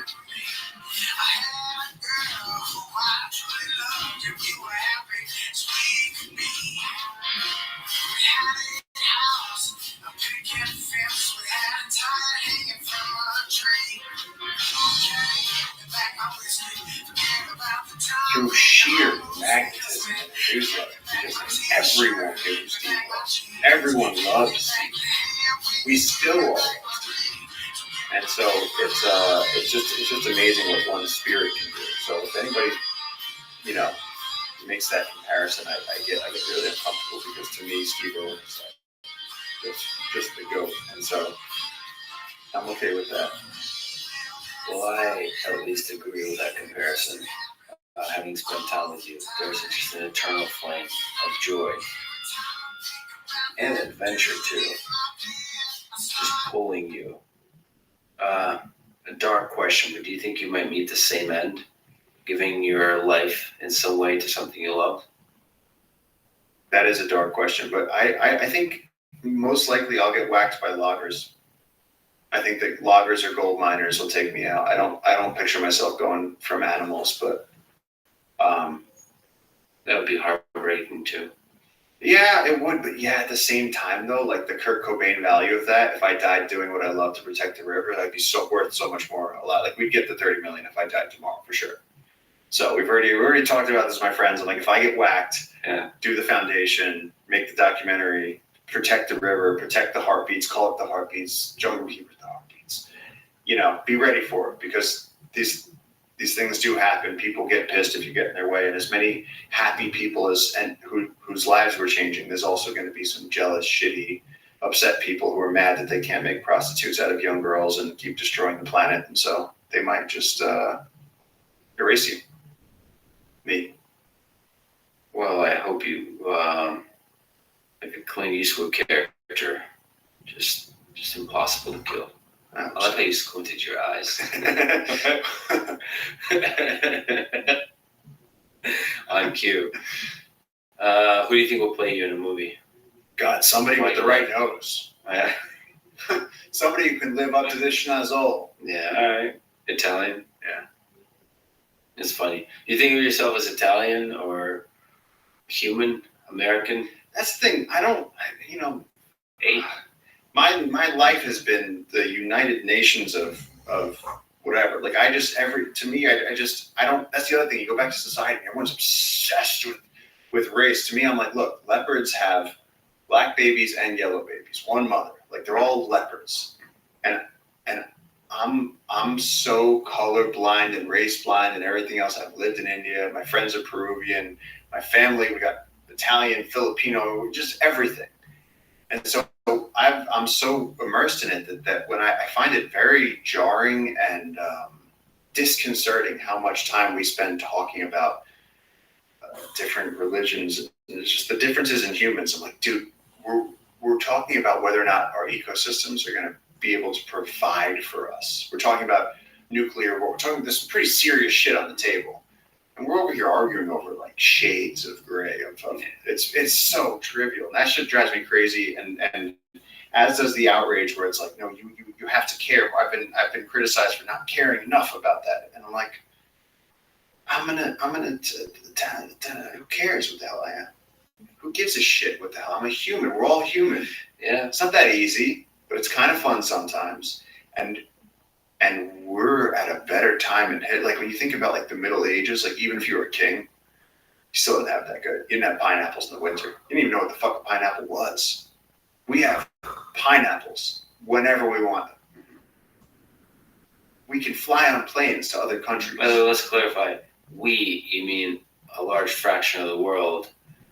You know, well, I mentioned to you one of the biggest things I've noticed when I immigrated from the Soviet Union to the United States is how plentiful bananas and pineapples were in the fruit section, the produce section of didn't have to wait in line at the grocery store. Could just eat as many bananas and pineapples and cherries and watermelon as you want. That's not everybody has that. No, that's true. Not everybody has that, but everybody could be that king. No, but a growing number of people today can feast on pineapple. Can feast on pineapple and have toasters and new distracting apps all the way until the grave. That's the thing that I also noticed is I don't think so much about politics when I'm here, or we haven't even talked about it. Don't talk about the stupid differences between humans. Nah. Except to just kind of laugh at the absurdity of it on occasion. Too busy trying to survive glaciers and jungles and avalanches and all kinds of shit. Do you think nature is brutal, as Werner Herzog showed it, or is it beautiful? I think the brutality of nature is the chaos, and I think that we are the only ones in it that are capable of organizing in the direction of order and light. So yes, there are going to be hyenas tearing each other apart.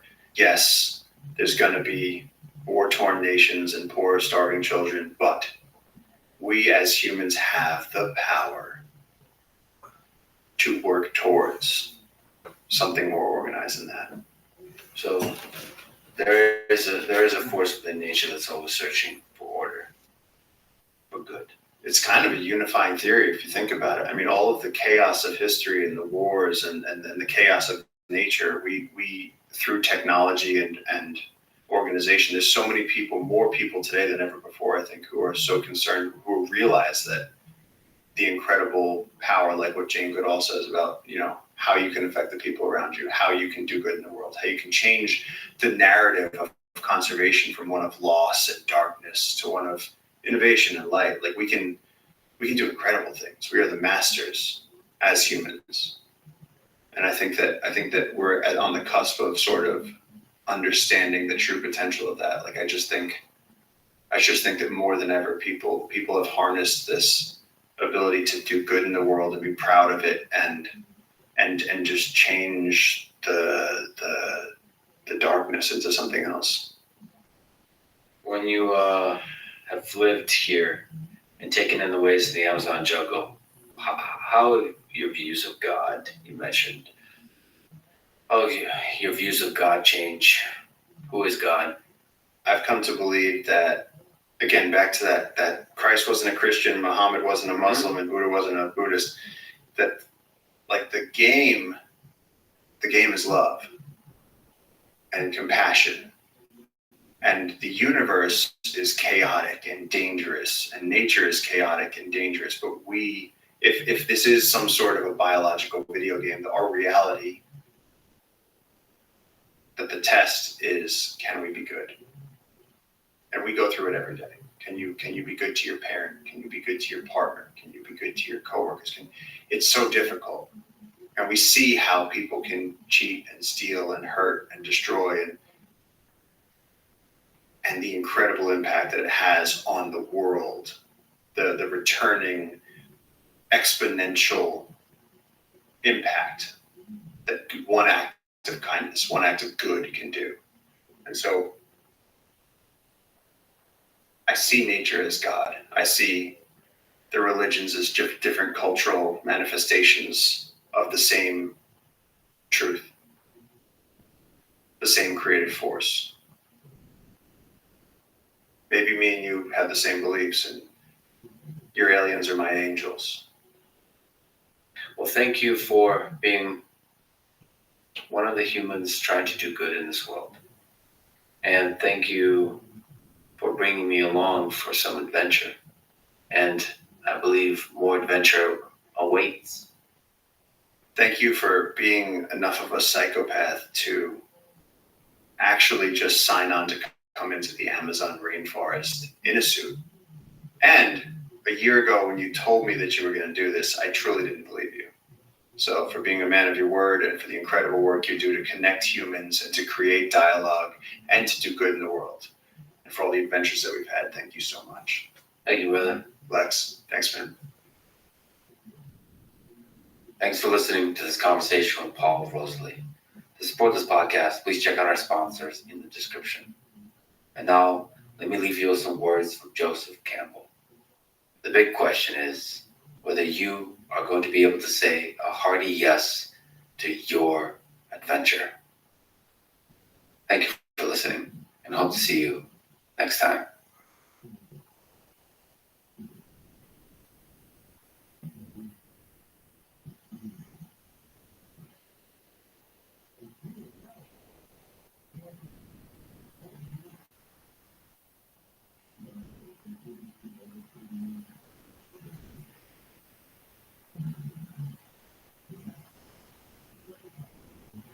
The following is a conversation with Elon Musk, his fourth time on this, the Lex Friedman podcast.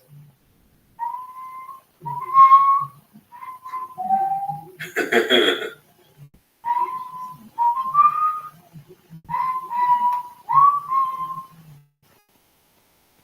thought you were going to finish it. It's one of the greatest themes in all of film history. Yeah, it's great. So I was just thinking about the Roman Empire, as one does. There's that whole meme where old guys are thinking about the Roman Empire at least once a day. And half the population is confused whether it's true or not. But more seriously, thinking about the wars going on in the world today. And as you know, war and military conquest has been a big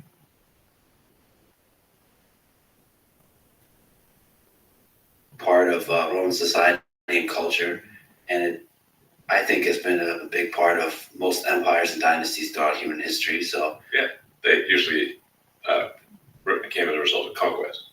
I mean, there's some like the Austro-Hungarian Empire where there was just a lot of sort of clever marriages. but fundamentally, there's an engine of conquest. And they celebrate excellence in warfare.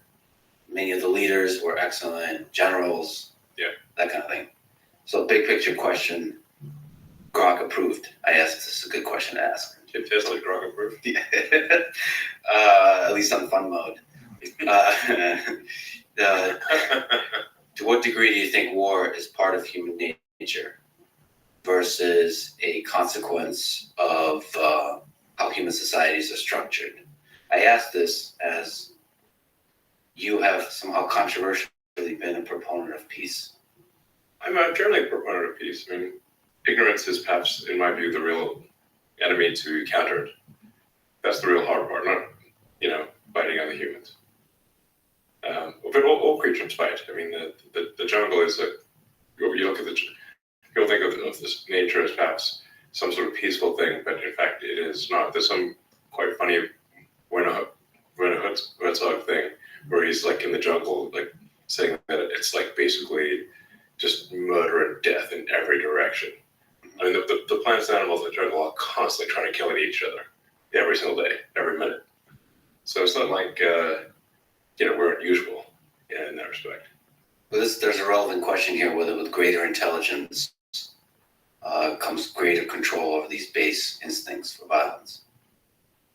Yes, we have much more of an ability to control our limbic instinct for violence than, say, a chimpanzee.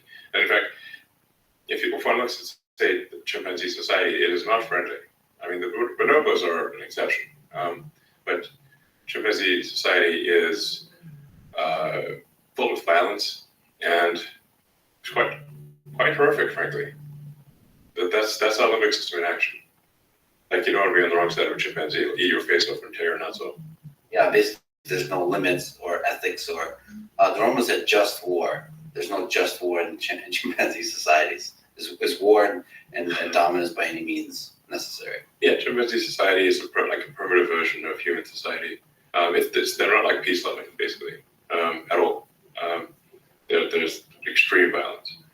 And then once in a while, somebody who's watched too many Disney movies decides to raise a chimpanzee as a pet, and then that eats their face or rips their nuts off or chews their fingers off, that kind of thing. Yeah. It's happened several times. Ripping your nuts off is an interesting strategy for interaction. So it's happened to people. It's unfortunate. Like, that's, I guess, one way to show that the other chimp doesn't, contribute to the gene pool. Well, from a martial arts perspective, it's a fascinating strategy. the nut ripper. I wonder which of the martial arts teaches that.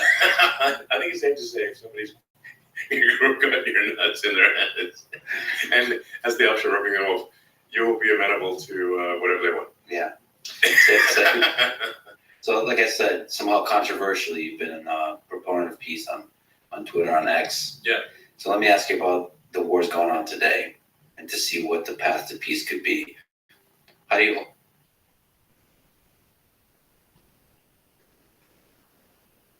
hope the current war in Israel and Gaza comes to an end? What path do you see that can minimize human suffering in the long term in that part of the world? Well, I think that part of the world is definitely, like, if you look up there is no easy answer in the dictionary. It'll be that, like the picture of the Middle East, and Israel especially. So there is no easy answer.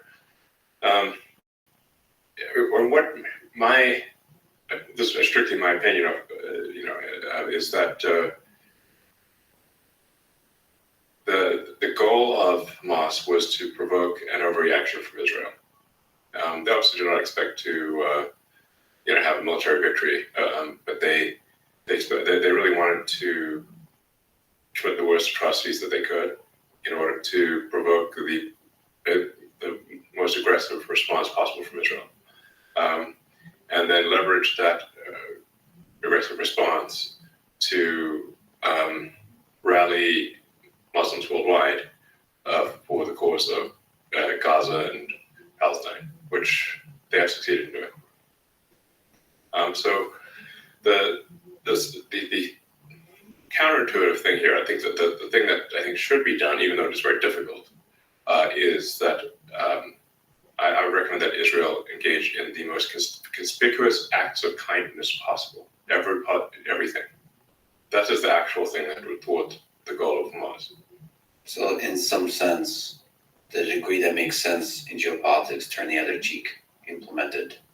It's not exactly turn the other cheek, because I do think that there's, I think it is appropriate for Israel to find the Hamas members and,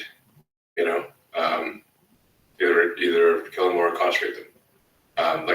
Something has to be done because they're just going to keep coming otherwise.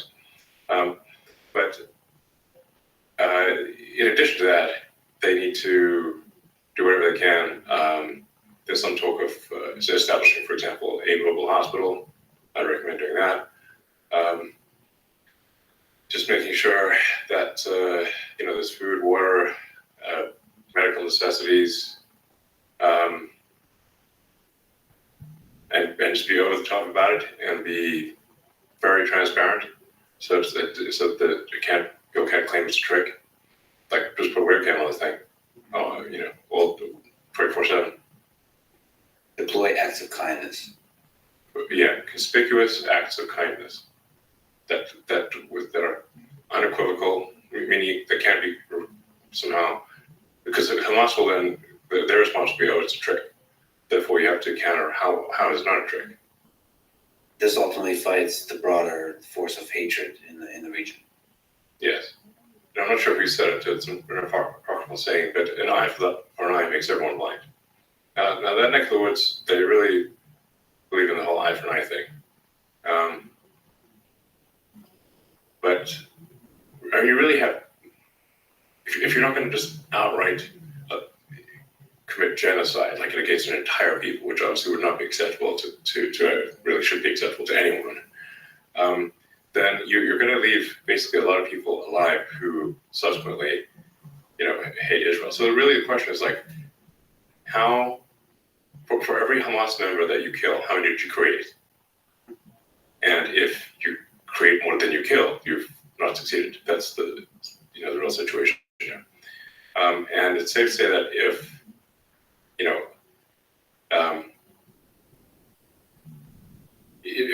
if you kill somebody's child in Gaza, you've made at least a few Hamas members who will die just to kill an Israeli. That's the situation. So, but I mean, they discussed. But I think if the goal ultimately is some sort of long-term peace, one has to look at this from the standpoint of, over time, are there more or fewer terrorists being created? Let me just linger on. Well, war, it's safe to say wars existed and always will exist. Always will exist. Always has existed and always will exist. I hope not. I think it always will. There will always be war.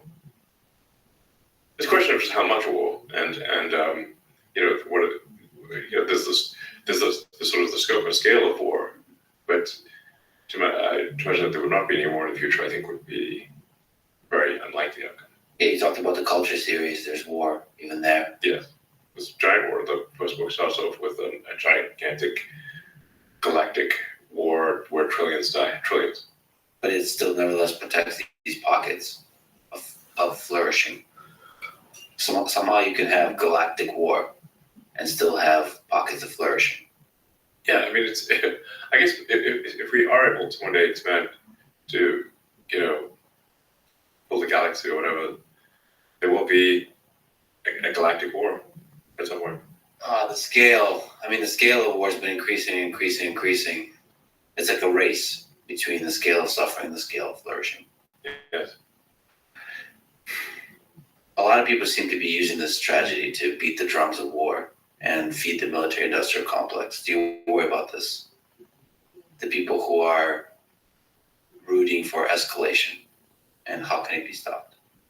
One of the things that does concern me is that there are very few people alive today who actually first really understand the horrors of war, at least in the U.S. I mean, obviously there are people on the front lines in Ukraine and Russia who understand just how terrible war is.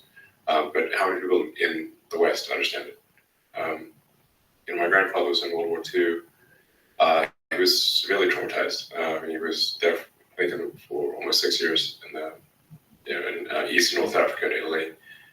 All his friends were killed in front of him, and he would have died too, except they randomly gave some, I guess, IQ test or something, and he scored very high. He was not an officer; he was a corporal or a sergeant or something like that, because he didn't finish high school. He had to drop out of high school because his dad died, and he had to work to support his siblings. So because he didn't graduate high school, he was not eligible for the officer corps. So she kind of got put into the cannon fodder category, basically. But then randomly they gave him this test. He was transferred to British intelligence in London. That's where I met my grandmother. But he had PTSD next level. I mean, just didn't talk. And if you tried talking to him, he'd just tell you to shut up. And he won a bunch of medals, never bragged about it once. Not even hinted, nothing. I found out about it because his military records are online. That's how I know. So he would say no way in hell. Do you want to do that again? But how many people? He obviously he died 20 years ago, or longer actually, 30 years ago. How many people are alive that remember World War II? Not many. And the same perhaps applies to the threat of nuclear war. Yeah, I mean there are enough nuclear bombs pointed at the United States to make the radioactive rubble bounce many times. There's two major wars going on right now. So you talked about the threat of AGI quite a bit, but now as we sit here with the intensity of conflict going on, do you worry about nuclear war? I think we shouldn't discount the possibility of nuclear war. It is a civilizational threat.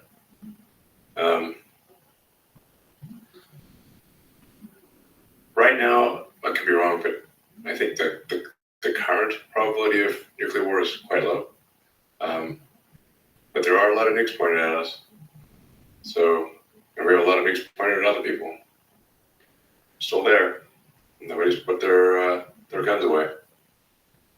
The missiles are still in the silos. And the leaders don't seem to be the ones with the nukes talking to each other. No.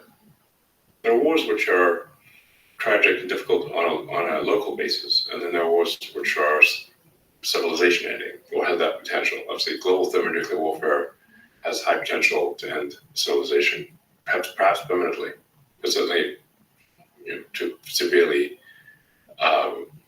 wound and perhaps set back human progress by the Stone Age or something. I don't know. Pretty bad. Probably scientists and engineers want to be super popular after that as well. Like, you got us into this mess. Mm-hmm. So, generally, I think we also want to prioritize civilizational risks over things that are painful and tragic on a local level, but not civilizational. How do you hope the war in Ukraine comes to an end? And what's the path, once again, to minimizing human suffering there? Well, I think what is likely to happen, which is really pretty much the way it is that something very close to the current lines will be how a ceasefire or truce happens. But you just have a situation right now where whoever goes on the offensive will suffer casualties at several times the rate of whoever's on defense. Because you've got defense in depth, you've got minefields, trenches, anti-tank defenses. Nobody has air superiority because the anti-aircraft missiles are really far better than the aircraft. Like, there are far more of them.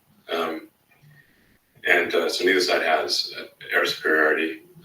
Tanks basically death traps, just slow moving, and they're not immune to anti-tank weapons.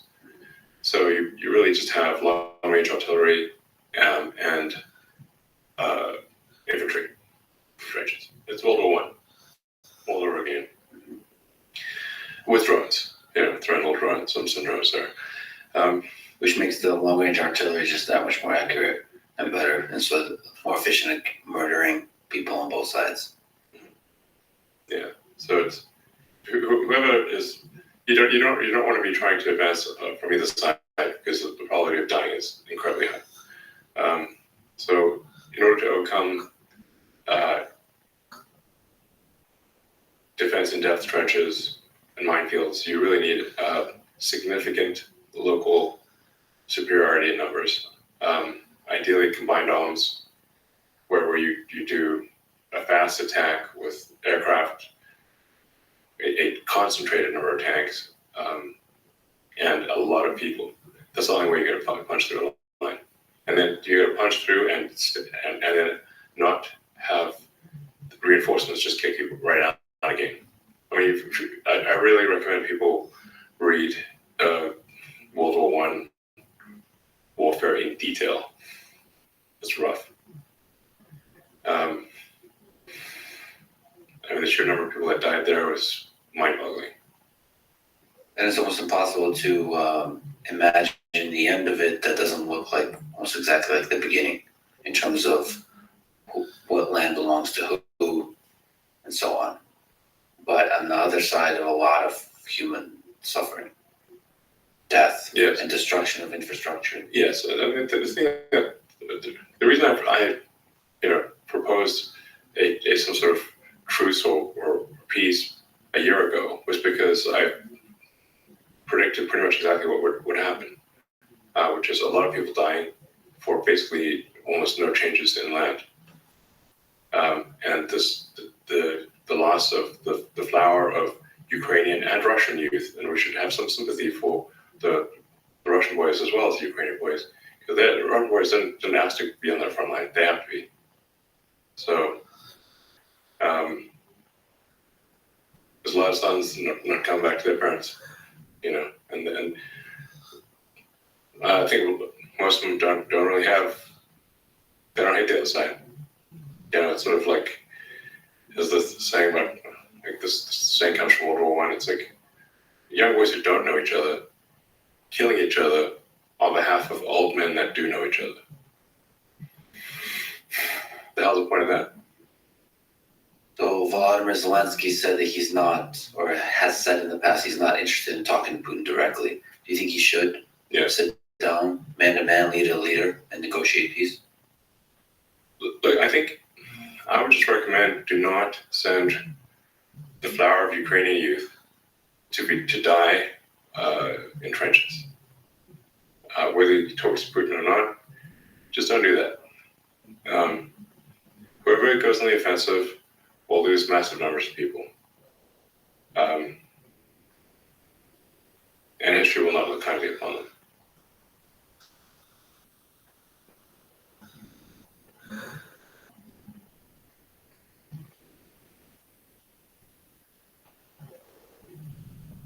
Possibility of war between U.S. and China in the long term, if no diplomatic solution is found. For example, on the question of Taiwan and one China policy. Right. How do we avoid the trajectory where these two superpowers clash? Well, it's worth reading that book on the difficult to pronounce Thucydides trap, I believe it's called. I love war history. I like inside out and backwards. There's hardly a battle I haven't read about. And trying to figure out like what really was the cause of victory in any particular case, as opposed to what one side or another claims the reason. Both the victory and what sparked the war. Yeah. The whole thing. Yeah. So that Athens and Sparta is a classic case. The thing about the Greeks, they really wrote down a lot of stuff. They loved writing. There are lots of interesting things that happen in many parts of the world, but they just chose to write down. So we don't know what happened, or they didn't really write in detail. They just would say like, we had a battle and we won. And like, well, can you add a bit more? The Greeks, they really wrote a lot. They were very articulate on it. They just love writing. So, and we have a bunch of their writing that's preserved. So we know what led up to the Peloponnesian War between the Spartan and Athenian alliance. We know that they saw it coming. I mean, the Spartans didn't write. Those weren't very verbose by their nature, but they did write. But they weren't very verbose. They were terse. But the Athenians and the other Greeks wrote a lot, and they were like, and Sparta was really kind of like the leader of Greece. But Athens grew stronger and stronger with each passing year, and everyone's like, well, that's inevitable that there's going to be a clash between Athens and Sparta. Well, how do we avoid that? And they saw it coming, and they still could not avoid it. So, at some point, if one group, one civilization or country or whatever exceeds another, sort of like if the United States has been the biggest kid on the block since I think around 1890 from an economic standpoint. So the United States has been the most powerful economic engine in the world longer than anyone's been alive. And the foundation of war is economics. So now we have a situation in the case of China where the economy is likely to be 2, perhaps 3 times larger than that of the US. So imagine you're the biggest kid on the block for as long as anyone can remember, and suddenly a kid comes along who's twice your size. So we see it coming. Yeah. How is it possible to stop? Is there let me throw something out there, just intermixing of cultures, understanding. There does seem to be a giant cultural gap in understanding of each other. And you're an interesting case study because you are an American. Obviously, you've done a lot of incredible manufacture here in the United States, but you also work with China. I've spent a lot of time in China and met with the leadership many times. Maybe a good question to ask is, what are some things about China that people don't understand, positive, just in the culture? What's some interesting things that you've learned about the Chinese?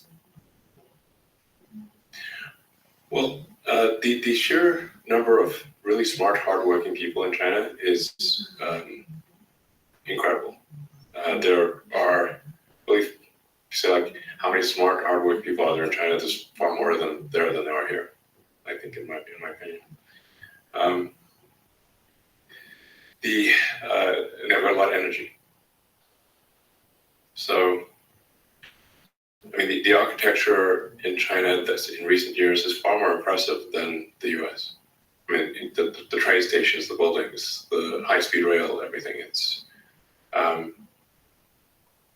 really far more impressive than what we have in the US. I recommend somebody just go to Shanghai and Beijing, look at the buildings, and go to, take the train from Beijing to Xi'an where you have the terracotta warriors.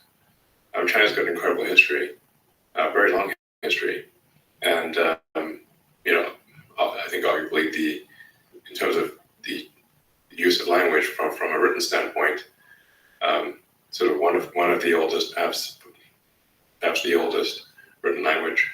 And in China, people did write things down. So now China historically has always been, with rare exception, been internally focused. They have not been inquisitive. They've fought each other. There have been many, many civil wars. In the Three Kingdoms War, I believe they lost about 70% of the population. So,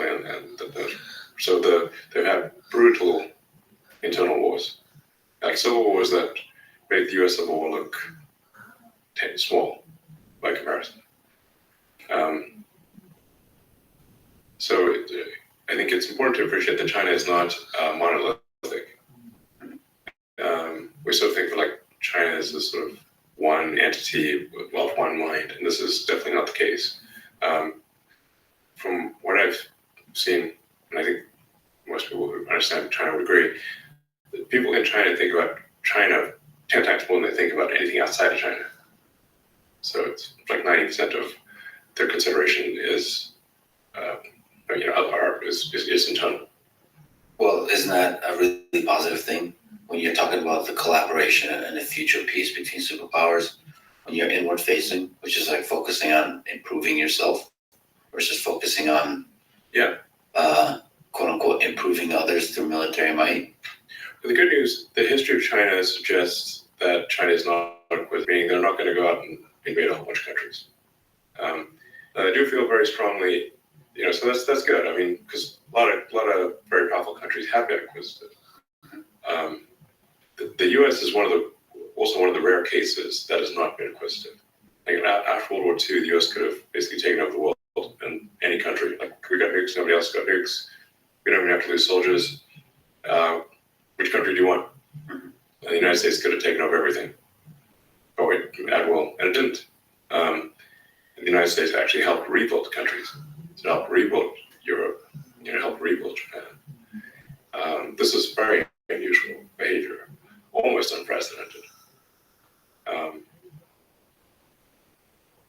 The U.S. did conspicuous acts of kindness, like the Berlin Airlift.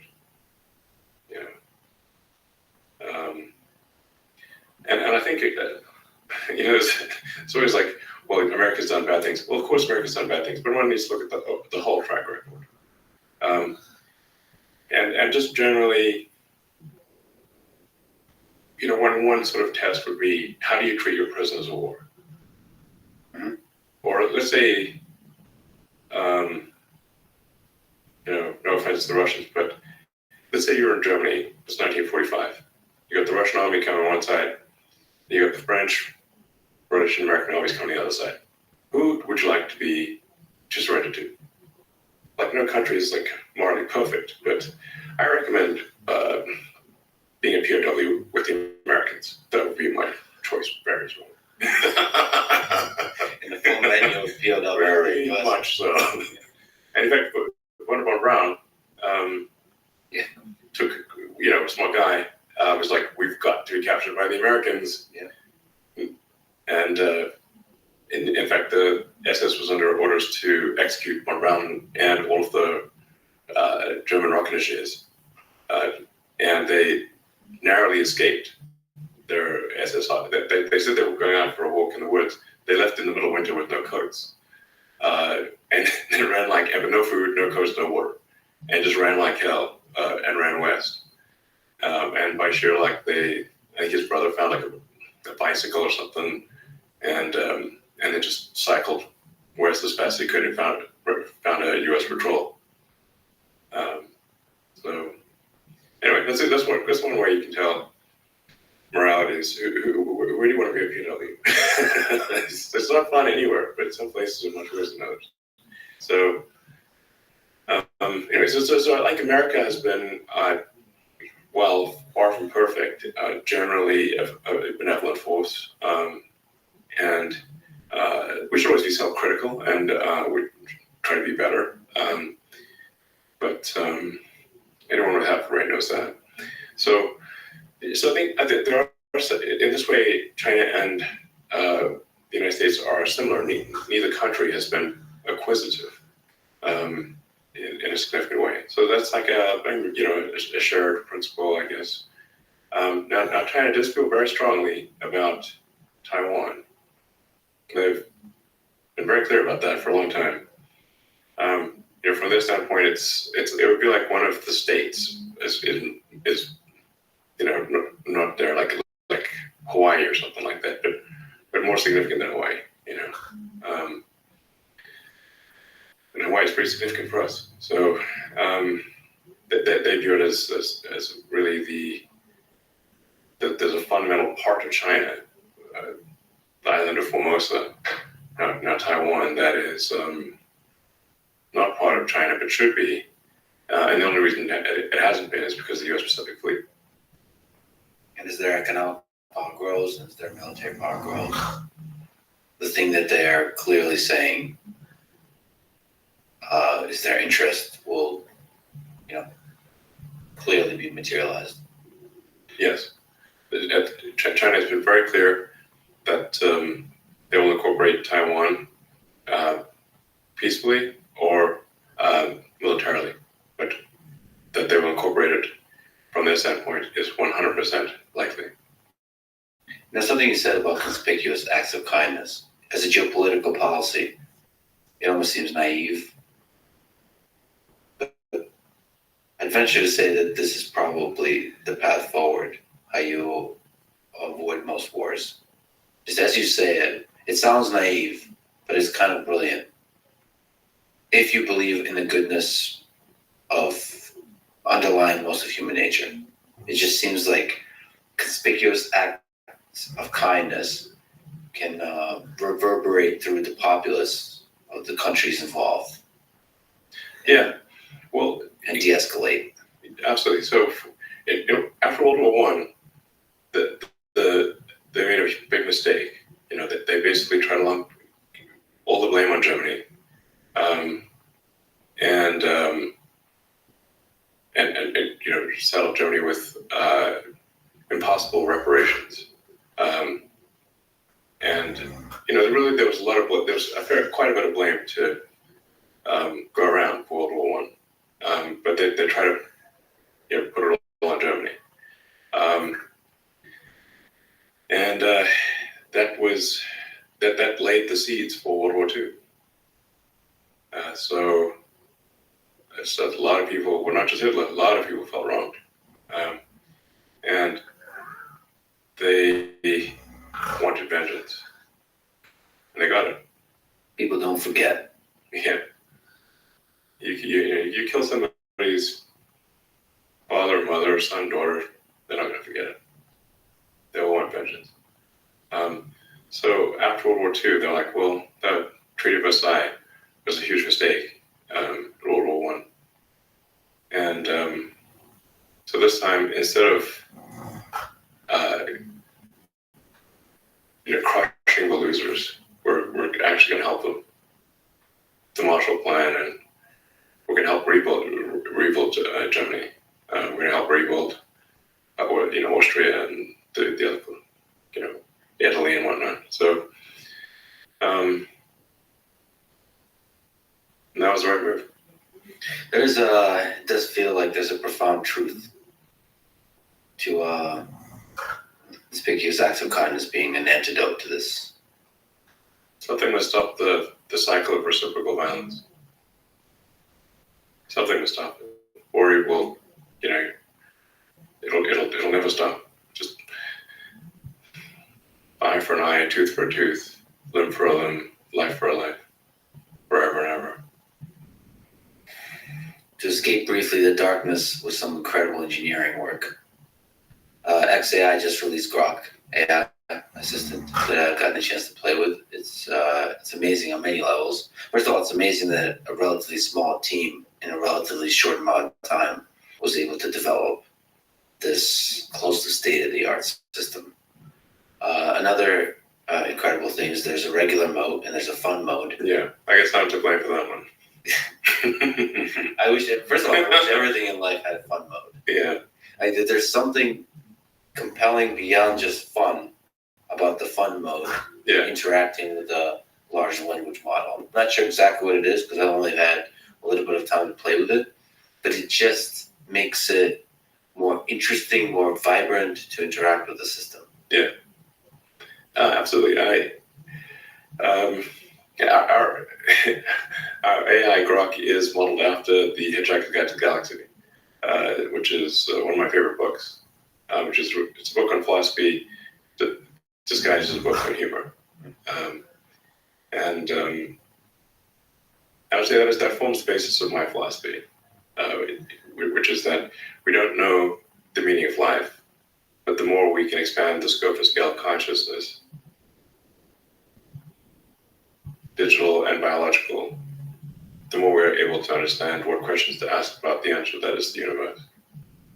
So I have a philosophy of curiosity.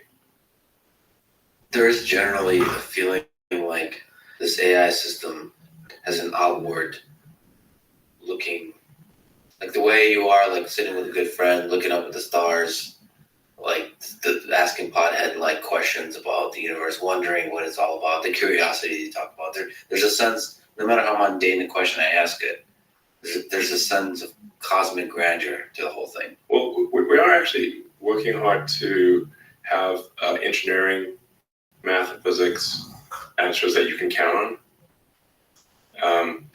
So for the other sort of AIs out there, these so-called large language models, I've not found the engineering to be reliable, and the hallucination. It unfortunately hallucinates most when you least want it to hallucinate. Yeah. So when you're asking for difficult questions, that's when it tends to be confidently wrong. So we're really trying hard to say, okay, how do we be as grounded as possible so you can count on the results? Trace things back to physics first principles, mathematical logic, So underlying the humor is an aspiration to adhere to the truth of the universe as closely as possible. That's really tricky. It is tricky. So that's why, there's always going to be some amount of error, but we want to aspire to be as truthful as possible about the answers with acknowledged error. And so that there's always, you don't want to be confidently wrong. So you're not going to be right every time, but you want to minimize how often you're confidently wrong. And then, like I said, once you can count on the logic as being not violating physics, then you can start to build on that to create inventions, like invent new technologies. But if you cannot count on the foundational physics being correct, obviously the inventions are simply wishful thinking, imagination mind, magic, basically. Well, as you said, I think one of the big goals of XAI is to understand the universe. Yes. That's our simple 3-word mission. If you look out far into the future, do you think on this level of physics, the very edge of what we understand about physics, do you think it will make discoveries, sort of the sexiest discovery of them as we know now, sort of unifying general relativity and quantum mechanics? So coming up with a theory of everything. Do you think it could push towards that direction, almost like theoretical physics discoveries? If an AI cannot figure out new physics, it's clearly not equal to humans, let alone nor has surpassed humans, because humans have figured out new physics. They're just good. Physics is just understanding, deepening one's insight into how reality works, and then there's engineering, which is inventing things that have never existed. Now, the range of possibilities for engineering is far greater than physics, because we once figure out the rules of the universe. That's it. You've discovered things that already existed, but from that, you can then build technologies that are really almost limitless in the variety and it's like once you understand the rules of the game properly, and we do. With current physics, we do, at least at a local level, understand how physics works very well. Our ability to predict things is incredibly good. Quantum mechanics is the degree to which quantum mechanics can predict outcomes is incredible. That was my hardest class in college, by the way. my senior quantum mechanics class was harder than all of my other classes put together. To get an AI system, a large language model to reliably be as reliable as quantum mechanics and physics is very difficult. Yeah, you have to test any conclusions against the ground truth of reality. Reality is the ultimate judge. Like physics is the law, everything else is a recommendation. I've seen plenty of people break the laws made by man, but none break the laws made by physics. It's a good test, actually. If this LLM understands and matches physics, then you can more reliably trust whatever it thinks about the current state of politics. It's also not the case currently that even that its internal logic is not consistent.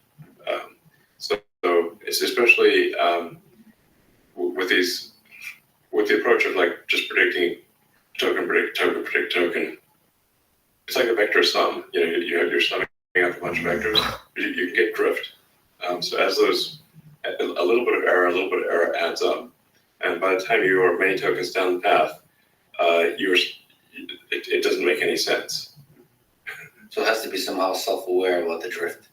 It has to be self-aware about the drift, and then look at the thing as a gestalt, as a whole, and say it doesn't have coherence as a whole. So, when authors write books, that they will write the book and then they'll go and revise it, to take into account, all the end and the beginning and the middle, and rewrite it to achieve coherence, so that it doesn't end up in a nonsensical place. Maybe the process of revising is what reasoning is, and then that's the process of revising is how you get closer and closer to truth. Maybe you at least I approach it that way. You just say a bunch of bullshit first, and then you get it better. You start at bullshit and then you get you create a draft, and then you iterate on that draft until it has coherence, until it all adds up. So another question about theory of everything, but for intelligence. Do you think there exists, as you're exploring this with XAI, creating this intelligence system, do you think there is a theory of intelligence where you get to understand what is the I in AGI and what is the I in human intelligence? There's no I in Human America. I know it's going to be stuck in my head now. Yeah.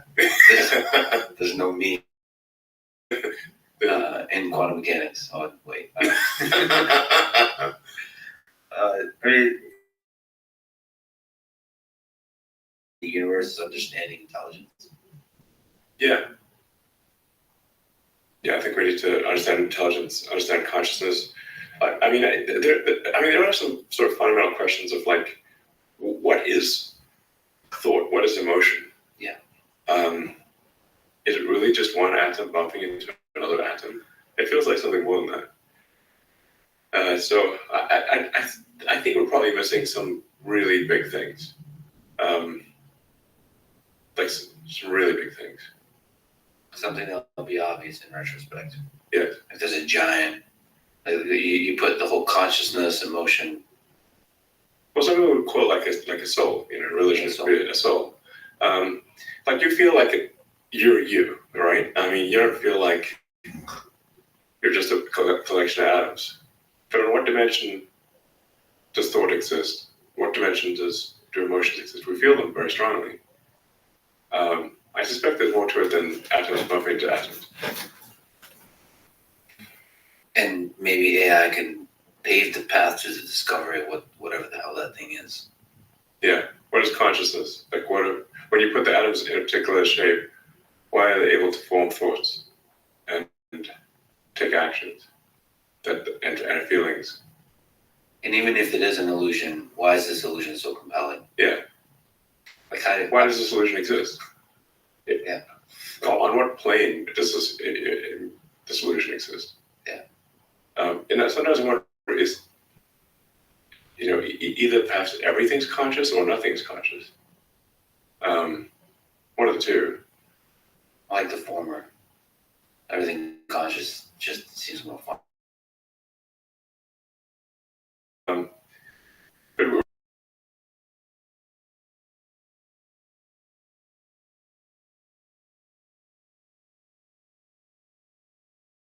of the universe. Right. What seems to be the beginning of the universe? The first time, which is surreal to think that this discussion was happening and is becoming a reality. I asked you what question would you ask an AGI system once you create it, and you said, "What's outside the simulation?" Is the question. And good question. Yeah. But it seems like with Grok, you started literally this system's goal is to be able to ask such questions, to answer such questions, and to ask such questions. Where are the aliens? Where are the aliens? That's one of the Fermi paradox question. A lot of people have asked me if I've seen any evidence of aliens, and I haven't, which is kind of concerning, because then I think I probably prefer to at least have seen some archaeological evidence of aliens. To the best of my knowledge, there is no proof. I'm not aware of any evidence of aliens. If they're out there, they're very subtle. We might just be the only consciousness, at least in the galaxy. And if you look at, say, the history of Earth, when it's believed the archaeological record, Earth is about 4.5 billion years old. Civilization, as measured from the first writing, is only about 5,000 years old. We have to give some credit there to the ancient Sumerians, who aren't around anymore. I think it was an archaic pre-cuneiform was the first actual symbolic representation, but only about 5,000 years ago. I think that's a good date for when say civilization started. That's 1/1,000,000th of Earth's existence. So civilization has been around. It's really a flash in the pan so far.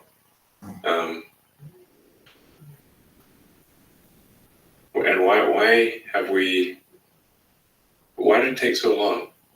For 1.5 billion years. For the vast majority of the time, there was no life, and then there was archaic bacteria for a very long time, and then you had mitochondria get captured, multicellular life,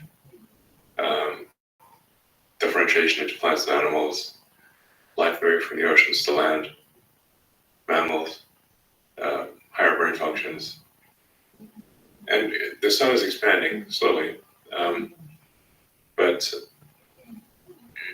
it will overheat. It will heat the Earth up at some point in the future, boil the oceans, and Earth will become like Venus, where no life as we know it is impossible. So if we do not become multiplanetary and ultimately go beyond our solar system, annihilation of all life on Earth is a certainty. And it could be as little as, on the galactic time scale, 500 million years. Long time by human standards, but that's only 10% longer than Earth has been around at all. So if life had taken 10% longer to evolve on Earth, it wouldn't exist at all. We got a deadline coming up. You Yeah. better hurry. But that said, as you said, humans, intelligent life on Earth developed a lot of cool stuff very quickly. So Yeah. it seems like becoming multiplanetary is almost inevitable, unless we destroy. We this need to thing. do it. It's not. I suspect that if we are able to go out there and explore other star systems, there's a good chance we find a whole bunch of long dead one planet civilizations that never made it past their own planet. That's so sad. Yeah. Sad. Also fascinating. There are various explanations for the Bermuda paradox, and one is there's these great filters which civilizations don't pass through, and one of those great filters is, do you become a multi-planet civilization or not? And if you don't, it's simply a matter of time before something happens on your planet. Either natural or man-made, that causes us to die out, like the dinosaurs. Where are they now? They don't have spaceships.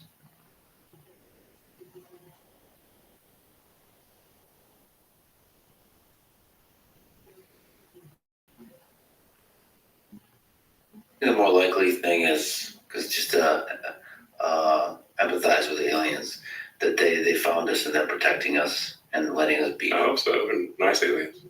Just like the tribes in the Amazon, the uncontacted tribes were protecting them. That's what. That would be a nice explanation. Or you could have like, what was it?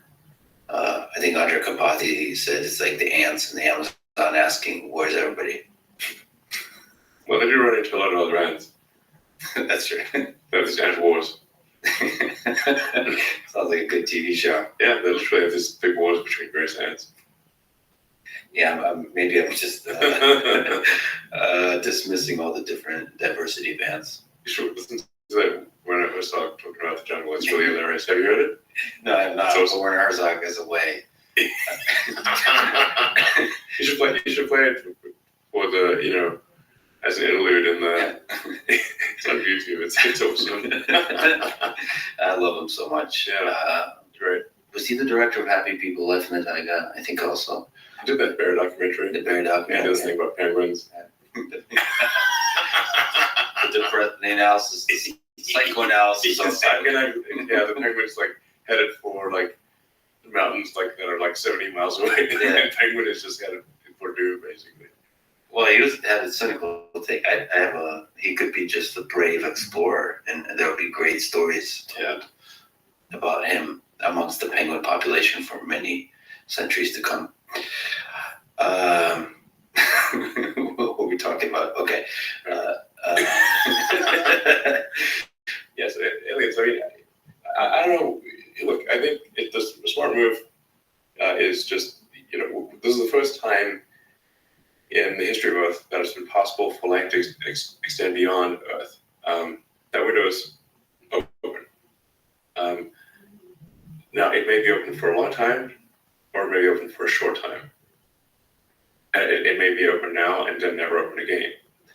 So I think the smart move here is to make life multiplanetary while it is possible to do so. We don't want to be one of those lame one-planet civilizations that just dies out. No, those are lame. Yeah, lame. Let's start respecting civilization to be one planet. There's not going to be a Wikipedia entry for one of those. And pause. Does SpaceX have an official policy for when we meet aliens? No. That seems irresponsible. If I see the slightest indication that there are aliens, I will immediately post on the next platform. Yeah. Anything I know. It could be the most liked, reposted post of all time. Yeah, I mean, look, we have more satellites up there right now than everyone else combined.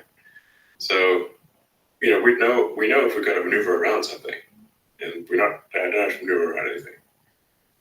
If we go to the big questions once again, you said you're with Einstein, that you believe in the god of Spinoza. Yes. So that's that view that God is like the universe and reveals himself through the laws of physics, or as Einstein said, through the lawful harmony of the world. Yeah, I would agree that God, the simulator, or whatever the supreme being or beings, reveal themselves through the physics. They're the creators of this existence, and it's incumbent upon us to try to understand more about this wondrous creation. Who created this thing? Who's running this thing? Like, embodying it into a singular question with a sexy word on top of it is like focusing the mind to understand. It does seem like there's again, it could be an illusion. It seems like there's a purpose, that there's an underlying master plan of some kind. It seems like it may not be a master plan in the sense that, so there's maybe an interesting answer to the question of determinism versus free will is that if we are in a simulation, the reason that these higher beings would hold a simulation is to see what happens. So it's not they don't know what happens. Otherwise, they wouldn't hold the simulation. Mm-hmm. So when humans create simulations, so SpaceX and Tesla, we create simulations all the time. Especially for the rocket, you have to run a lot of simulations to understand what's going to happen, because you can't really test the rocket until it goes to space, and you want it to work. So you have to simulate subsonic, transonic, supersonic, hypersonic ascent, and then coming back, super high heating and orbital dynamics. All this is going to be simulated. So you don't get very many kicks at the can. But we run the simulations to see what happens. Not if we knew what happens, we wouldn't run the simulation. So if there's whoever created this existence, they're running it because they don't know what's going to happen, not because they do. So maybe we both play Diablo. Maybe Diablo was created to see if a druid, your character, could defeat Uber Lilith at the end. They didn't know. Well, the funny thing is that Uber Lilith, her title is Hatred Incarnate. Yeah. And right now, I guess you can ask the Diablo team, but it's almost impossible to defeat hatred in the Eternal Realm. Yeah, you've streamed yourself dominating Tier 100 Nightmare Dungeons, and still... I can cruise through Tier 100 Nightmare Dungeons like a stroll in the park. And still you're defeated by hatred. Yeah, I can... There's the sort of, I guess maybe the second hardest boss is Duriel. Duriel can't even scratch the paint. So, I killed Duriel so many times. And every other boss in the game, all of them, kill him so many times, it's easy. But Uber Lilith, otherwise known as Hatred Incarnate, especially if you're a druid and you have no ability to be invulnerable, there are these random death waves that come at you. And I'm pretty, I'm 52, so my reflexes are not what they used to be, but I have a lifetime of playing video games. At one point I was, maybe one of the best Quake players in the world. I actually won money for in what I think was the first paid esports tournament in the US. We were doing 4-person Quake tournaments, and we came second. I was the second best person on the team, and the actual best person, we were actually winning. We were going to come first, except the best person on the team, his computer crashed halfway through the game. So we came second. But I got money for it and everything. So like basically I got skills, albeit, no spring chicken these days. And to be totally frank, it's driving me crazy trying to beat Lilith as a druid.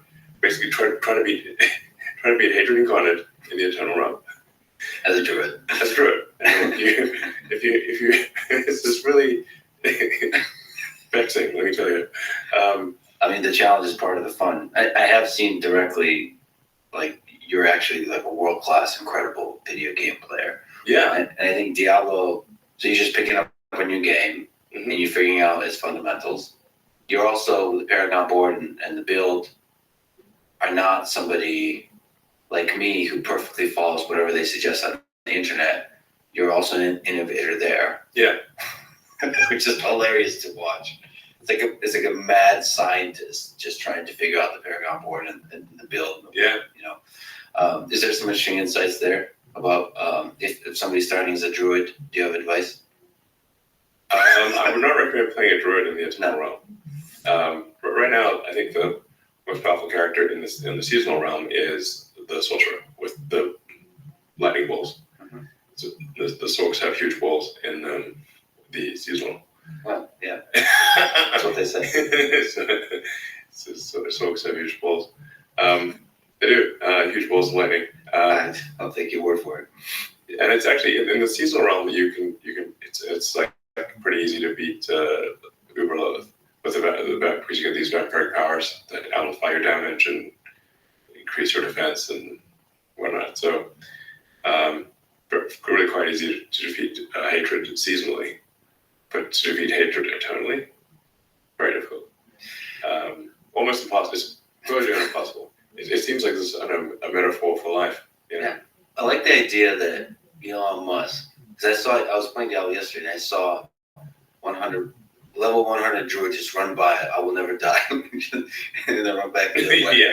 And there's just this metaphor. It's kind of hilarious that Elon Musk, is fighting hatred, restlessly fighting hatred in this demonic realm. Yes. It's hilarious. I mean, it's pretty hilarious. No, it's absurd. Really, it's exercise in absurdity, and it makes me want to pull my hair out. Yeah. What do you get from video games in general? Is there for you personally? I mean, I don't know if it calms my mind. I mean, you sort of killing the demons in a video game calms the demons in my mind. Yeah, I think if you play a tough video game, you can get into like a state of flow, which is very enjoyable. But admittedly, it needs to be not too easy, not too hard, kind of in the Goldilocks zone. And I guess you generally want to feel like you're progressing in the game. So, a good video, and there's also beautiful art, engaging storylines, and it's like an amazing puzzle to solve, I think. And so it's like solving the puzzle. Elden Ring, the greatest game of all time. I still haven't played it, but to you, Elden Ring is definitely a candidate for best game ever. Top 5 for sure. I think I've been scared how hard it is, or how hard I hear it is. So, but it's beautiful. Elden Ring feels like it's designed by an alien. There's a theme to this discussion. In what way? It's so unusual. It's incredibly creative, and the art is stunning. I recommend playing it on a big resolution, high dynamic range TV. Even doesn't need to be a monitor. Just the art is incredible. It's so beautiful, and it's so unusual. And each of those top boss battles is unique. Like it's like a unique puzzle to solve. Each one's different. And the strategy you use to solve one battle is different from another battle. That said, you said Druid and Eternal against Uber Lilith is the hardest boss battle you've ever. Correct. That is currently the and I've played a lot of video games because it's my primary recreational activity.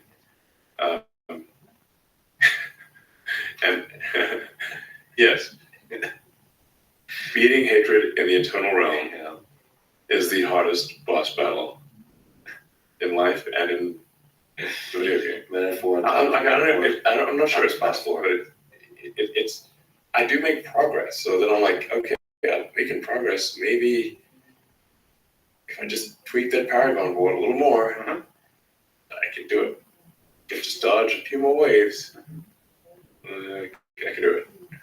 Well, the simulation is created for the purpose of figuring out if it can be done, and you're just a cog in that simulation, in the machine of the simulation. Yeah, it might be. I have a feeling that, at least, I think It's doable. well, it's doable, yes.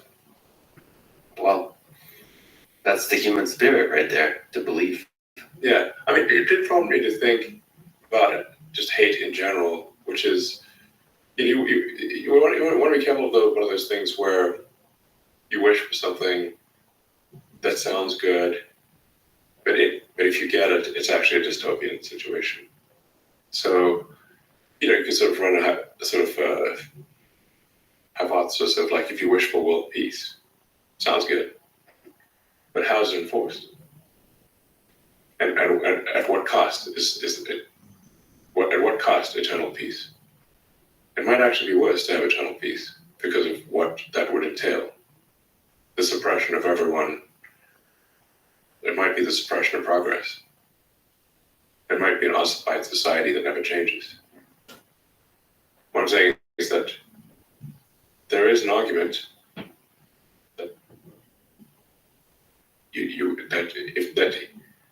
if you wish for no war, you should be careful what you wish for. Because what's required in order for there to be no war might be worse than a little war. Yeah, the things we consider to be flaws of human civilization might be necessary components for whatever optimal looks like. Do you worry about AI, AGI enabling a dystopian state of this nature? Whether it's 1984 with surveillance and fear, or Brave New World with pleasure. And what is it? Lots of sex, but no deep human experience. There's actually a real drug called Soma. There is. Yes. I'm not Very take sure. notes. Did they actually? Does Grok know about it? No, it probably will go to Brave New World. You could ask it. What would be the question? Tell us about the drug called Soma. I'm gonna go to Brave New World, I think. Well, there's a real drug as well. Searching for Soma drug information. Oh boy. Soma, the wonder drug. By the way, I'm in fun mode. Oh, okay, fine. Yes, let's talk about the real drug. Oh, it's a muscle relaxant that's been around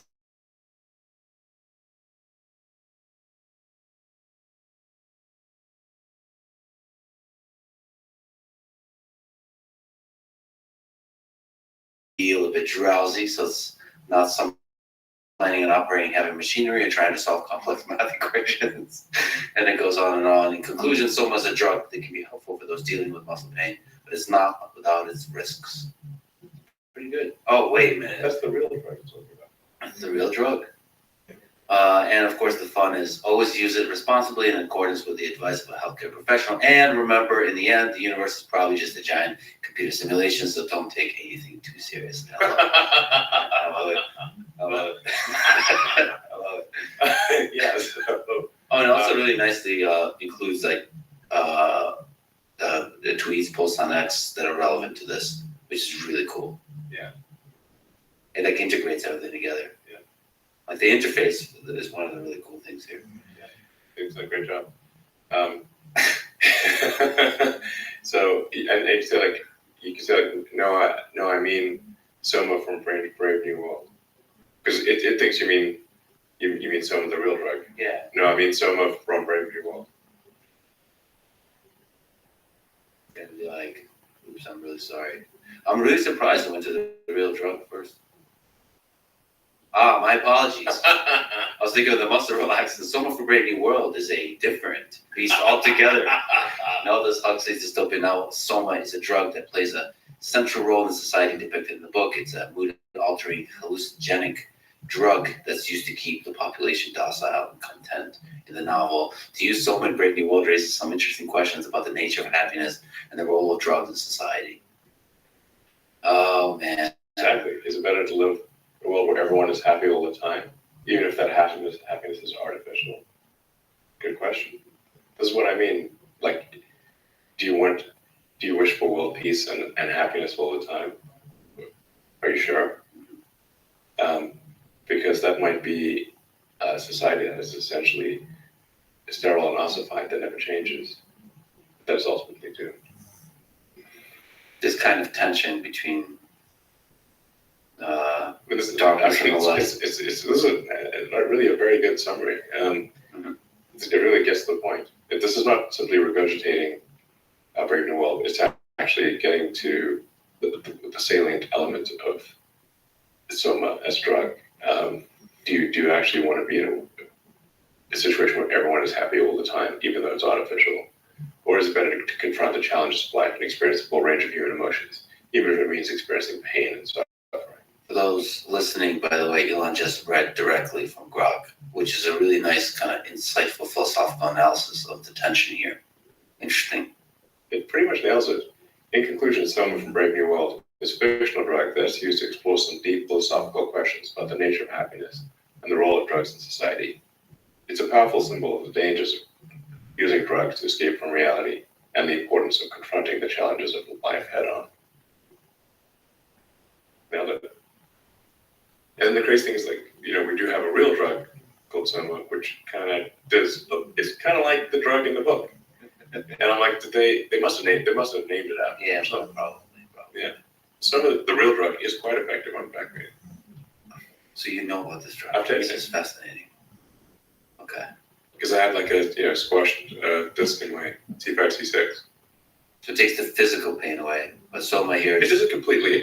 It reduces the amount of pain you feel, but at the expense of mental acuity. It dulls your mind. Just like the drug in the book. just like the drug in the book. Yeah. And hence the Wow. trade-off. Yeah. The thing that seems like utopia could be a dystopia after all. Yeah, and actually, I was talking to a friend of mine, saying, like, would you really want there to be no hate in the world? Like, really none? Like, I wonder why hate evolved. I'm not saying we should amplify hate, of course. I think we should try to minimize it. But if none at all, there might be a reason for hate. And suffering. And it's really complicated to consider that some amount of human suffering is necessary for human flourishing. Is it possible to appreciate the highs without knowing the lows? And that all is summarized there in a single statement from God. Okay. No highs, no lows? Who knows? It's almost a poem. It seems that training LLMs efficiently is a big focus for XAI. What's the first of all, what's the limit of what's possible in terms of efficiency? There's this terminology of useful productivity per watt. What have you learned from pushing the limits of that? Well, I think it's helpful. The tools of physics are very powerful and can be applied, I think, to almost any arena in life. It's really just critical thinking. For something important, you need to reason with from first principles and think about things in the limit, one direction or the other. So, in the limit, even at the Kardashev scale, meaning even if you harness the entire power of the sun, you will still care about useful compute per watt. So that's where I think probably where things are headed from the standpoint of AI is that we have a silicon shortage now that will transition to a voltage transformer shortage in about a year. Ironically, transformers for transformers. you need transformers to run transformers. Somebody has a sense of humor in this thing. I think yes. Oh, Fate man. loves irony. Ironic humor. And an ironically funny outcome seems to be often what fate wants. Humor is all you need. I think spice is all you need, somebody posted. Yeah, but yeah, so we're at silicon shortage today. A voltage step down transformer shortage probably in about a year, and then just electricity shortages in general in about 2 years. I gave a speech for the sort of world gathering of utility companies, electricity companies.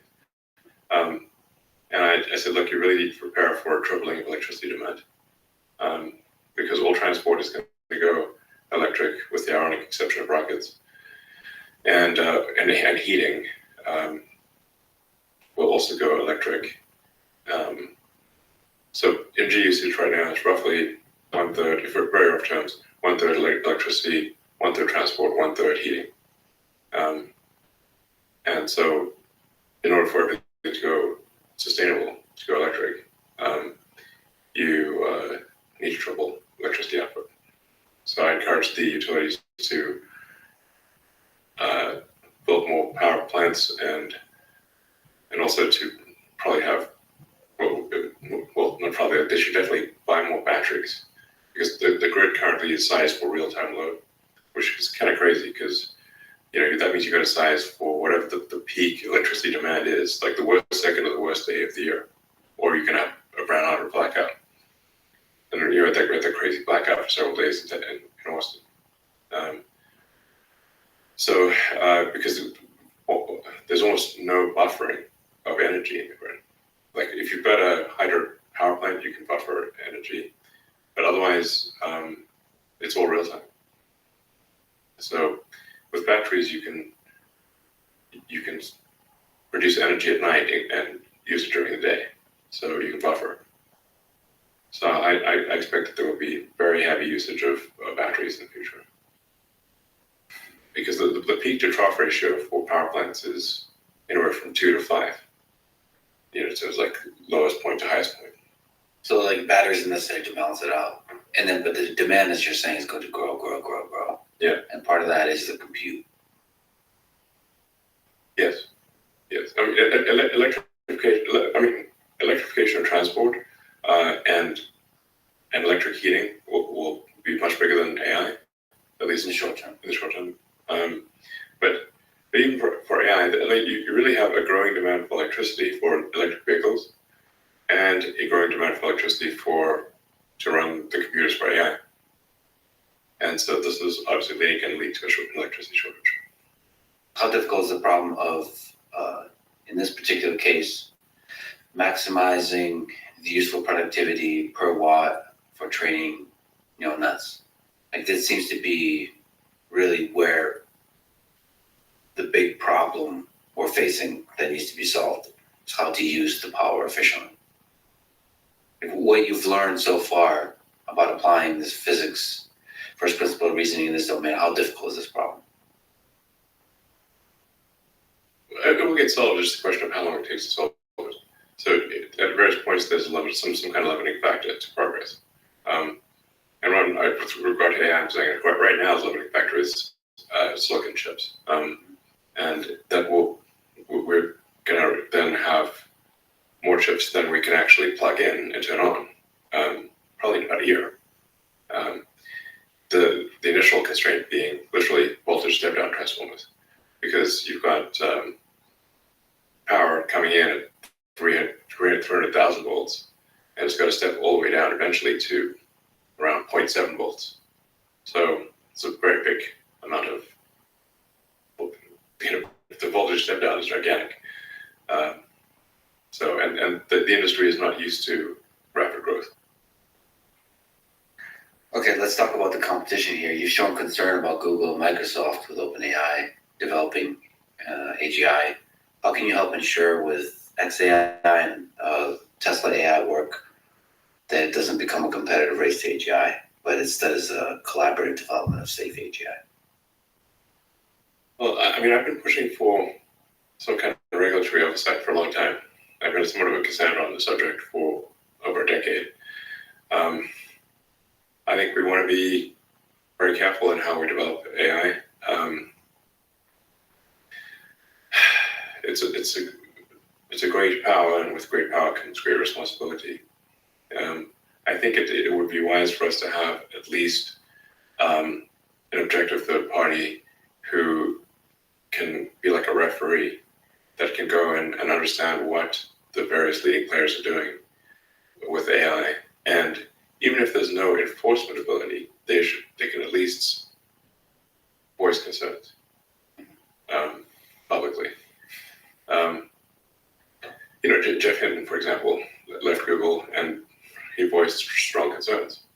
But now he's not at Google anymore. So who's going to voice the concerns? So I think there's, Tesla gets a lot of regulatory oversight on the automotive front. And we're subject to, I think, over 100 regulatory agencies domestically and internationally. It's a lot. You could fill this room with all the regulations that Tesla has to adhere to for automotive. Same is true for rockets and for currently the limiting factor for SpaceX for Starship launch is regulatory approval. The FAA has actually given their approval, but we're waiting for Fish and Wildlife to finish their analysis and give their approval. That's why I posted, I want to buy a fish license on, which also refers to the Monty Python sketch. Yeah. Like, why do you need a license for your fish? I don't know. According to the rules, I'm told you need some sort of fish license or something. We effectively need a fish license to launch a rocket. And I'm like, wait a second, how did the fish come into the picture? Yeah. I mean, some of the things like that I feel like are so absurd that I want to do like a comedy sketch and flash at the bottom, this is all real. This is actually what happened. One of the things that was a bit of a challenge at one point is that they were worried about our rocket hitting a shark. And the ocean is very big. And how often do you see sharks? Not that often, As a percentage of ocean surface area, sharks basically are zero. And so then we said, well, how will we calculate the probability of telling a shark? And they're like, well, we can't give you that information because they're worried about shark fin hunters going and hunting sharks. I said, well, how are we supposed to? We're on the horns of a dilemma then. Then they said,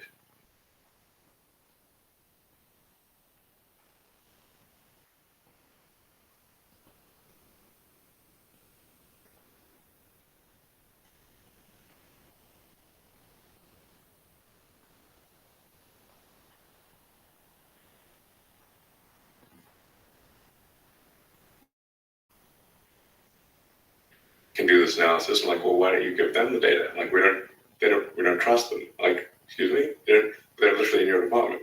But again, this is actually what happened. And then can you do an NDA or something? Eventually, they managed to solve the internal quandary, and indeed, the probability of a saving shark is essentially zero. Then there's another organization that I didn't realize existed until a few months ago. That cares about whether we would potentially hit a whale in international waters. Now, again, you look at the surface of look at the Pacific and say, what percentage of the Pacific consists of whale? Like, he'll give you a big picture and like point out all the whales in this picture. I'm like, I don't see any whales. It's like basically 0%. And if our rocket does hit a whale, which is extremely unlikely beyond all belief, that is the fate had it as a whale has some seriously bad luck. It's the least lucky whale ever.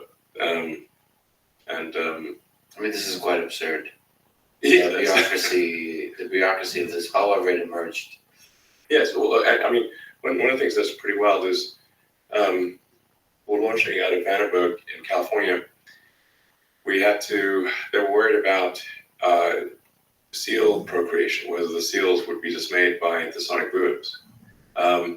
Now, there have been a lot of rockets launched out of Vandenberg, and the seal population has steadily increased.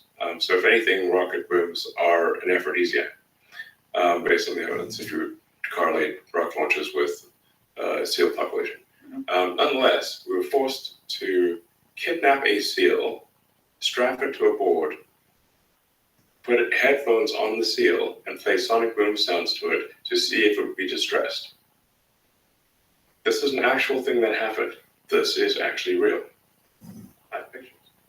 I would love to see this. Yeah. There's a seal with headphones. Yes, it's a seal with headphones strapped to a board. And like the amazing part is how calm the seal was. Yeah. Because if I was a seal, I'd be like, this is the end. They're definitely going to eat me. Yeah. How old the seal, when the seal goes back to other, seal friends, how are they going to explain that? I'm never going to believe them. Never going to believe it. This is why I'm like, well, sort of like it's like kidnapped by aliens and getting an anal probe, You come back and say, I swear to God, I got kidnapped by aliens, they stuck an anal probe in my butt. And you're like, they didn't. That's ridiculous. How they seal buddies, you're never going to believe him that he gets strapped to a board and they put headphones on his ears. And then let him go. Twice, by the way. We did it twice. They let him go twice. Where did you capture? The same seal. Well, not different seal. Oh, okay. Did you get a seal approval? Yes, exactly. It's still approval. No, I mean this is like I don't think the public is quite aware of the madness that goes on. Yeah, it's absurd. Frickin' seals with frickin' Headphones. I mean, it's a good encapsulation of the absurdity of human civilization, seals and headphones. Yes. What are the pros and cons of open sourcing AI to you as another way to combat, a company running away with AGI?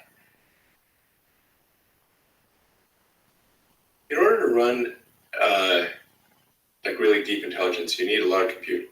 So it's not like you can just fire up a PC in your basement and be running AGI, at least not yet. Grok was trained on 8,000 A100s running at peak efficiency. And Grok's going to get a lot better, by the way. We'll be more than doubling our compute every couple months for the next several months. There's a nice write-up how it went from Grok 0 to Grok 1. By Grok? Yeah. Like Grok just bragging, making shit up about itself. Just Grok. Yeah. It's like a weird AI dating site. It exaggerates about itself. No, there's a write-up of, like where it stands now, the history of its development. And where it stands on some benchmarks compared to the state of the art, GPT-3.5. And I mean, there's Llama. You can open source, once it's trained, you can open source the model. Yeah. And for fine tuning and all that kind of stuff. Like, what to you is the pros and cons of that, of open sourcing based models? I think there's some merit to open sourcing. I think perhaps with a slight time delay, I don't know, six months even. I think I'm generally in favor of open sourcing, like bias was open sourcing. I mean, it is a concern to me that, OpenAI, I was, I guess arguably the prime, prime mover behind OpenAI in the sense that it was created because of discussions I had with Larry Page. Back when he and I were friends and I'd stay at his house and I talked to him about AI safety and Larry did not care about AI safety, or at least at the time he didn't. And at one point he called me a speciesist, being pro-human. And I'm like, well, what team are you on, Larry? He's on Team Robot. And I'm like, okay, so at the time, Google had acquired DeepMind. They had probably 2/3 of all AI research, probably 2/3 of all the AI researchers in the world. They had basically infinite money and compute. And the guy in charge, Larry Page, did not care about safety and even yelled at me and called me a speciesist, pro-human. So I don't know if you know about humans, they can change their mind, and maybe you and Larry Page can be friends once more. I'd like to be friends with Larry again. Really the breaking of the friendship was over OpenAI, and specifically, I think the key moment was recruiting Ilya Sutskever. So I love Ilya. He's so brilliant. Ilya's good human, smart, good heart, and that was a tough recruiting battle. It was mostly Demis on one side and me on the other, both trying to recruit Ilya. And Ilya went back and forth. He was going to stay at Google, he was going to leave, then he was going to stay, then he was going to leave. And finally, he did agree to join OpenAI. That was one of the toughest recruiting battles I've ever had. And that was really the linchpin for OpenAI being successful. And I was, also instrumental in recruiting a number of other people. And I provided all of the funding in the beginning, over $40 million. And the name. The open in OpenAI is supposed to mean open source. And it was created as a non-profit open source, and now it is a closed source for maximum profit, which I think is not good karma. But like we talked about with war and leaders talking, I do hope that there's only a few folks working on this at the highest level. I do hope you reinvigorate friendships here. Like I said, I'd like to be friends again with Larry. I haven't seen him in ages. And we were friends for a very long time. I met Larry Page before he got funding for Google. Or actually, I guess, before he got venture funding, I think he got the first 100K from, I think, Bechtel's or something. It's wild to think about all that happened. Even guys knowing each other that whole time. Just 20 years. Since maybe 98 or something. Yeah, it's crazy. Crazy how much has happened since then. Yeah, 25 years. A lot has happened since then. But you're seeing the tension there. They maybe delayed open source. Yeah. Like, what is the source that is open? You know what I mean? Like, there's basically, it's a giant CSV file. Yeah. With a bunch of numbers. Yep. What do you do with that giant file of numbers? How do you run it? Like, the amount of actual, the lines of code is very small. And most of the work, the software work, is in the curation of the data. So it's like trying to figure out what data is separating good data from bad data. Like you can't just crawl the internet because there's a lot of junk out there. A huge percentage of websites have more noise than signal. They're because they're just used for search engine optimization. They're literally just scam websites. So, how do you, by the way, sorry to interrupt, get the signal, separate the signal and noise on X? It's such a fascinating source of data. No offense to people posting on X, but sometimes there's a little bit of noise. So I think the signal noise could be greatly improved. Really, all of the posts on the X platform should be AI recommended, meaning like we should populate a vector space around any given post, compare that to the vector space around any user, and match them to it. Right now, there is a little bit of AI used for the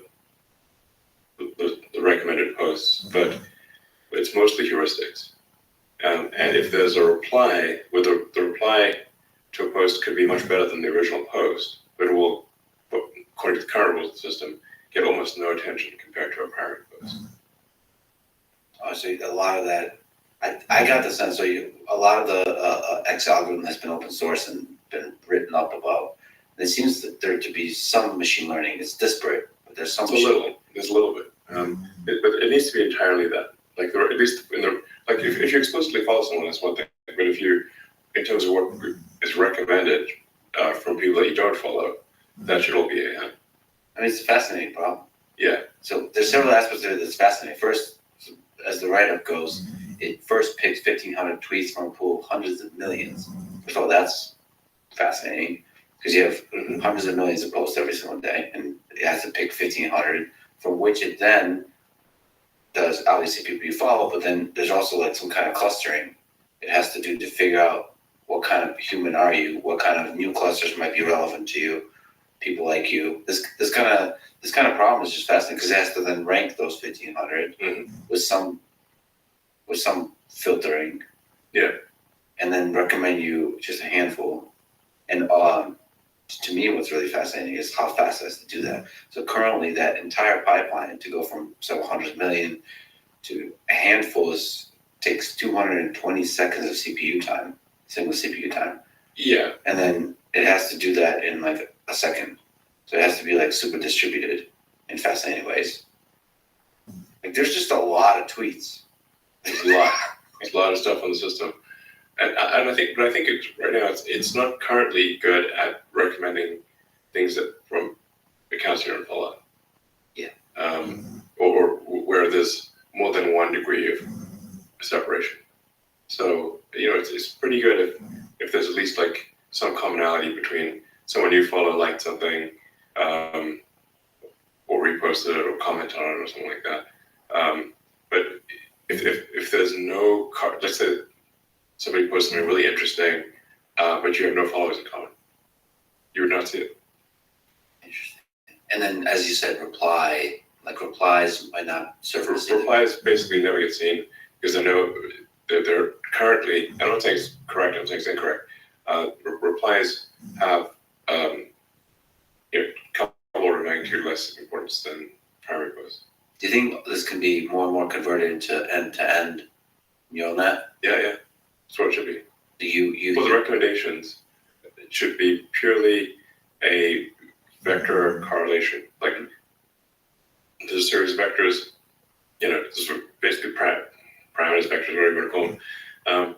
But sort of things that the system knows that you like. And maybe there's like several hundred sort of vectors associated with each user account, and then any post in the system, whether it's video, audio, short post, long post. The reason I, by the way, want to move away from tweet is that people are posting like 2-3 hour videos on the site. That's not a tweet. Like they'll be like tweet for 2 hours. A tweet made sense when it was like 140 characters of text, because it's like a bunch of like little birds tweeting. But when you've got long form content, it's no longer a tweet. Yeah. So a movie is not a tweet, and like Apple, for example, posted like the entire episode of The Silo, the entire thing on a platform. And by the way, it was their number one social media thing ever in engagement of anything on any platform ever. So it was a great idea. And by the way, I just learned about it afterwards. I was like, hey, wow, they posted an entire hour-long episode of. So no, that's not a tweet. It's a video. But from a neural net perspective, it becomes really complex, whether it's a single, so like everything is data, so a single sentence, a clever sort of joke, dad joke, is in the same pool as a 3-hour video. Yeah, I mean, right now it's a hodgepodge for that reason. But like if, let's say, in the case of Apple posting like an entire episode of the series, pretty good series, by the way, this is Silo. I watched it. There's going to be a lot of discussion around it. So that you've got a lot of context. People commenting, they like it, they don't like it, or they like this, or and you can then populate the vector space based on the context of all the comments around it. So even though it's video, there's a lot of information around it that allows you to populate the vector space of that hour-long video. And then you can obviously get more sophisticated by having the AI actually watch the movie. Yeah, right. And tell you if you're going to like the movie. Convert the movie into into language, essentially. Yeah, analyze this movie, and just like your movie critic or TV series, and then recommend based on after the AI watches the movie. Just like a friend can tell you, if a friend knows you well, a friend can recommend a movie but with high probability that you'll like it. But this is like a friend that's analyzing whatever. It's like hundreds of AI. millions. Yeah, I mean, actually, frankly, AI will know you better than your friends know you. Most of your friends anyway. Yeah, and as part of this, it should also feed you advertisements in a way that's like, I mean, I like advertisements that are like well done, right? Yeah. The whole point is because it funds things. Like an advertisement that you actually want to see is a big success. Absolutely. You want ads that are advertising that is if it's for a product or service that you actually need when you need it, it's content. And then even if it's not something that you need when you need it, if it's at least aesthetically pleasing and entertaining, it could be like a Coca-Cola ad, like they actually run a lot of great ads on the X system, and McDonald's does too, and so that you can do something that's like, well, this is just a cool thing, so basically the question is, do you regret seeing it or not? And if you don't regret seeing it, it's a win. How do you? So there's a bunch of signals that are incorporated: hearts and reposts, and maybe number of seconds you linger on a post or something like this. Yeah, and attention is a big factor. Attention. So that's why it's like it is actually better to do things that are long form on the system, because it basically is tallying up how many user seconds. Users were interested in this thing for how many seconds. So if it's a really short thing, well, they will be less, like if it's a link leading out of the system, which we're not opposed to at all, it just is going to have fewer user seconds than if that article was posted on the X platform. How hard is it to go from maximizing minutes on platform to maximizing unregretted minutes? Well, I mean, our aspiration is certainly unregretted minutes. It's tricky. It's a big. It's a It is. It's a fascinating leap. Because regret is a fascinating concept. Exactly. I have a joke with a friend of mine, like, you need this drug called regretamine. You just take one pill, one dose of regretamine, and all your regrets are gone. Like, do you want to have regrets? So then I'm like, maybe you want to have regrets. Do you not regret anything? Was anything meaningful? Yeah, there's a French song like that. Do you regret Rena? I regret nothing. Yeah. I mean, it's fascinating that there's something about social media that can help you grow as a human being, but then like the cheap fun is also valuable. Should we ask Grok, do you regret anything? Yeah.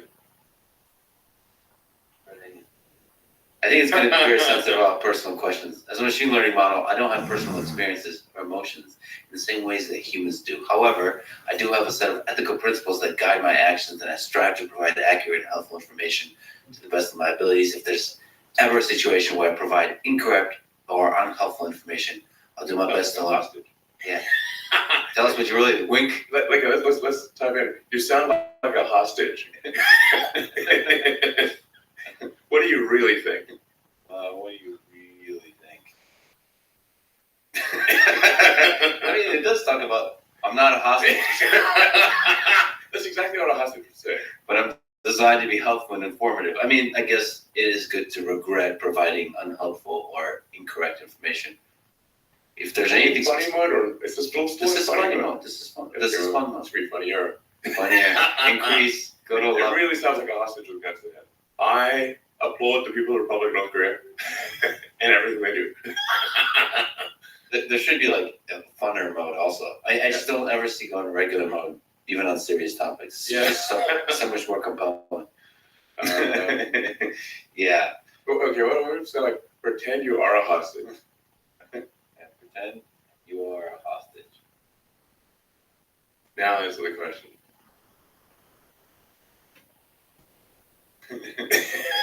If I were a hostage, I would likely be experiencing fear and uncertainty about my situation. I would want to be rescued and reunited with my loved ones as soon as possible. It's important to remember that no one deserves to be held hostage, so on and so forth.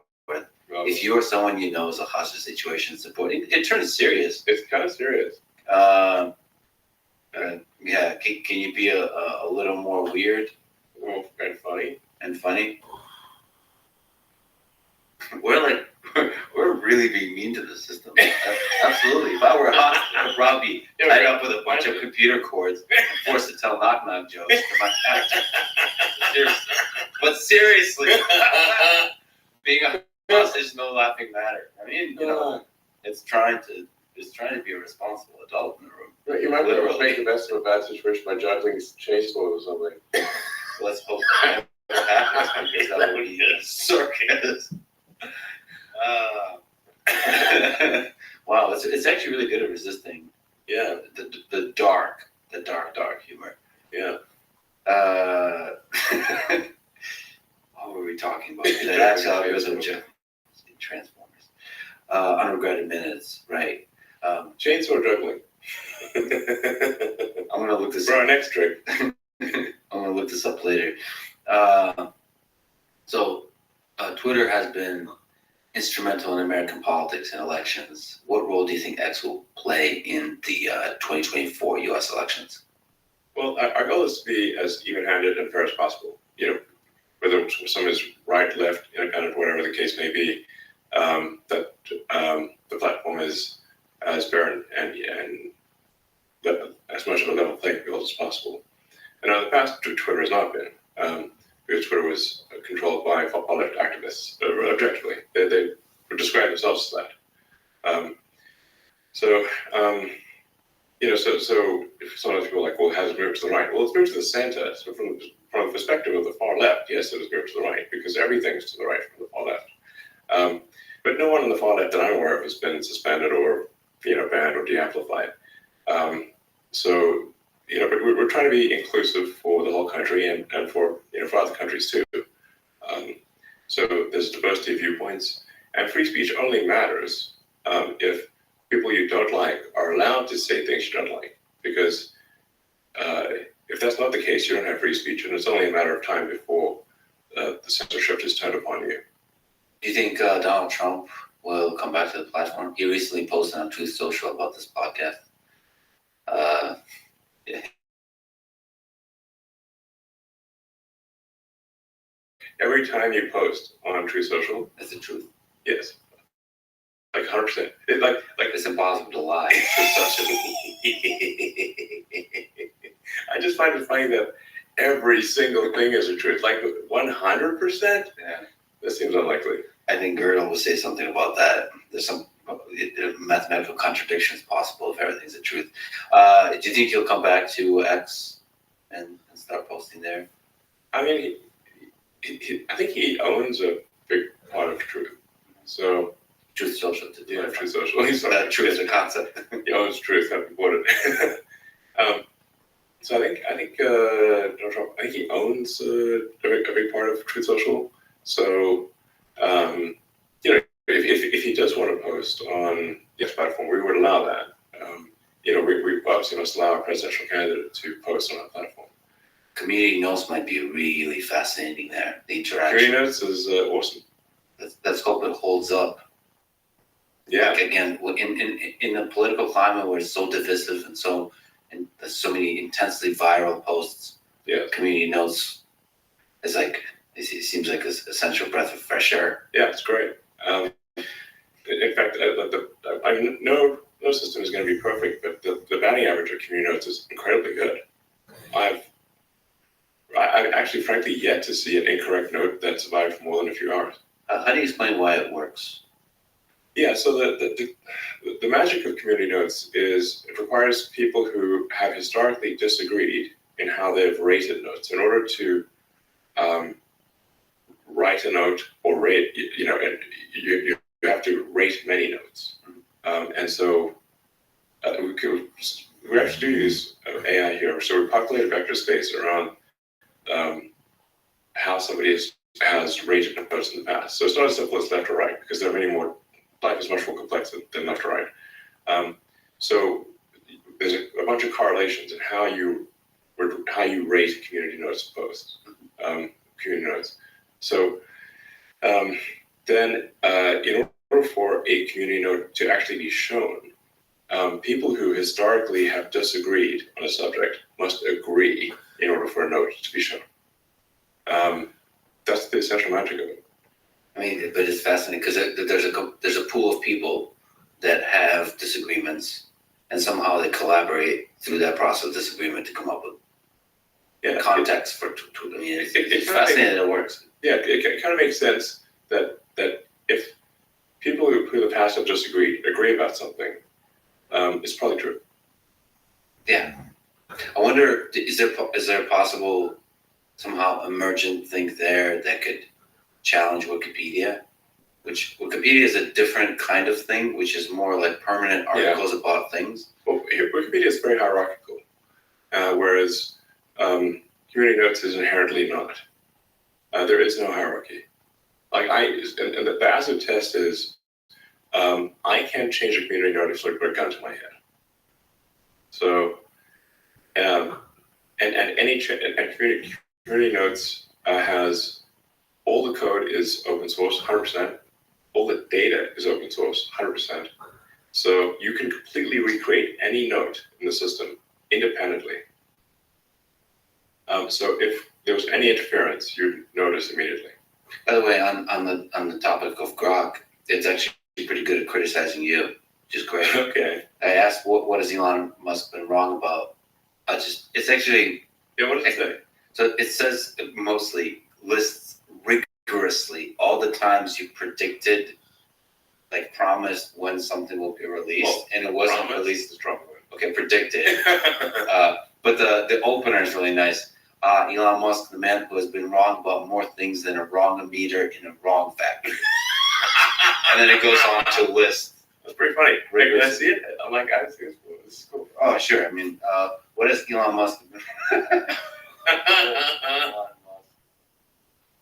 wrong about? Well, where do I begin? I guess Elon Musk has made quite a few blunders in his time, and I'm not just talking about his dance moves at the Tesla Cyber Rodeo. First off, let's talk about the infamous funding secured tweet. This is actually different than what it gave me before, which is a bullet point list. Here's more narrative structure.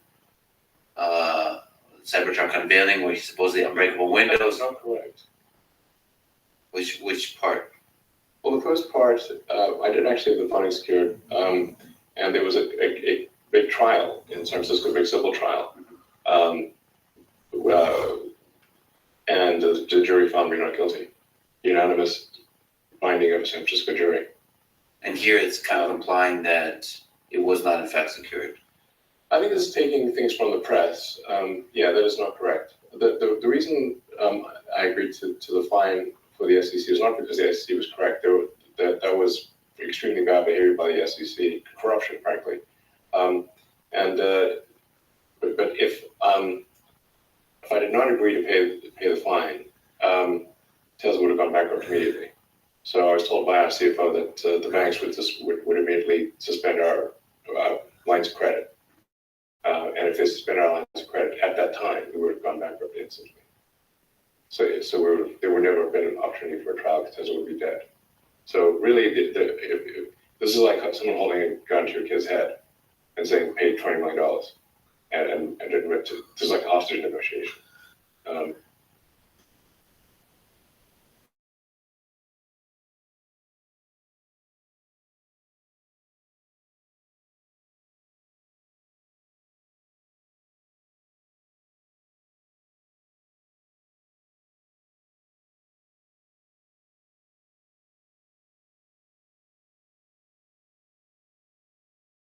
For any of the hedge funds who were reporting and distorting Tesla.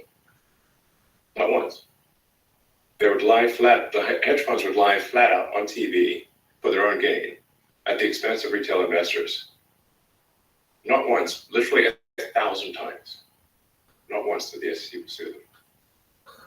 How do you explain this failure? The incentive structure is messed up because the lawyers at the SEC are not paid well. It's a fairly low-paying job, but what they're looking for is a trophy from the SEC. They're looking for something they put on basically their LinkedIn. From that, they can get a job at a high-paying law firm. It's exactly what the lawyer here did. And the reason they don't attack the hedge funds is because those hedge funds employ those law firms.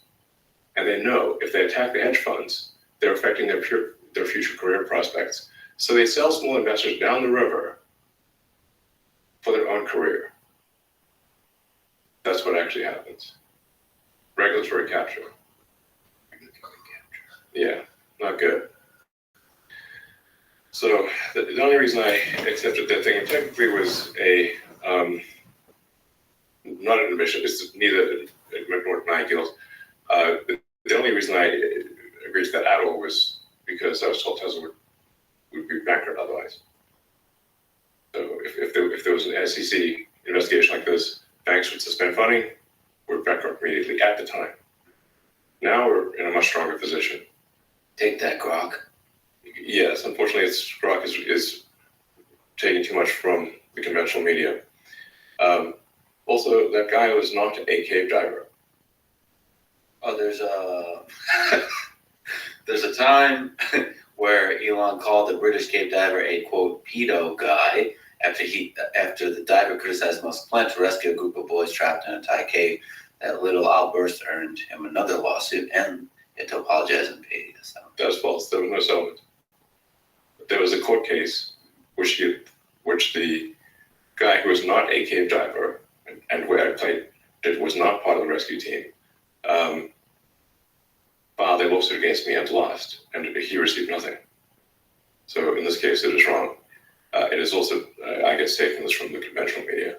Actually, there's an interesting question here. These are public court cases. Yes. Both the SEC civil case, where the civil complaints on the SEC guys lost, unanimous jury verdict in San Francisco. They picked San Francisco because they thought it was the place I was most likely to lose. And a unanimous verdict in my favor. The LA trial was also, they picked that venue because they thought I was most likely to lose. Unanimous verdict in my favor. Both cases I won. Yeah. I mean, there's an interesting question here. There seems to be a lot more clicks if a journalistic organization writes a negative article about you, Elon Musk. That's like one of the best ways to get clicks. So how do you, if you're training Grok, not train on articles that have like the misaligned incentives? We need to add the training set of the actual legal decisions. This is actually helpful because if you actually read the Which are public. Yeah. The court conclusions, they're completely the opposite of what the media wrote. So always striving for like the ground truth. Yeah. Beyond What did the judge reporting. actually write? What did the jury and the judge actually conclude? And in both cases, they found me innocent. And like that's after the jury shot for trying to find the venue where I'm most likely to lose. No, I mean, this is obviously it can be a much better critique than this. I mean, I've been far too optimistic about autopilot. That was the critique I got, by the way, was Yeah. more about that, which is it for each, you broke down a nice bullet point list for each of your companies, the set of predictions that you made, when you'll deliver, when you'll be able to solve, for example, self-driving, and it gives you like a list. And those are kind of compelling. And the basic takeaway is like you're often too optimistic about how long it takes to get something done. Yeah, I mean, I would say that I'm pathologically optimistic on schedule. This is true. But while I am sometimes late, I always deliver at the end. Except with Uber Lilith, no. Let's see. Okay, is there over the past year or so since purchasing X, you've become more political? Is there a part of you that regrets that? Have I? In this battle to sort of counterweigh the woke that comes from Yeah, I guess San if you Francisco? consider fighting the woke mind virus, which I consider to be a civilizational threat, to be political, then yes. So basically going into the battleground of politics.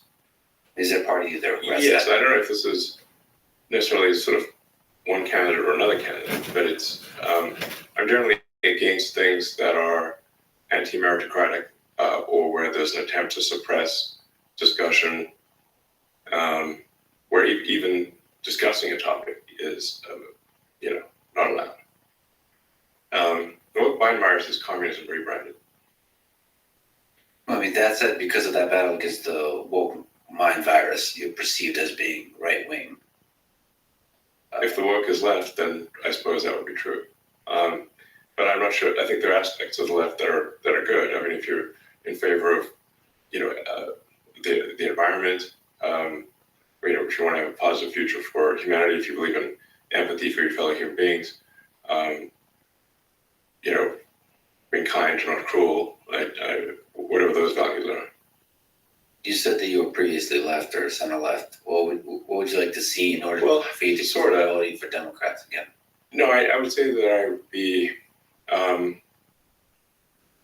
probably left of center on social issues, probably a little bit right of center on economic issues. And that still holds true. Yes, but I think that's probably, half the country is next. Maybe more. Maybe more.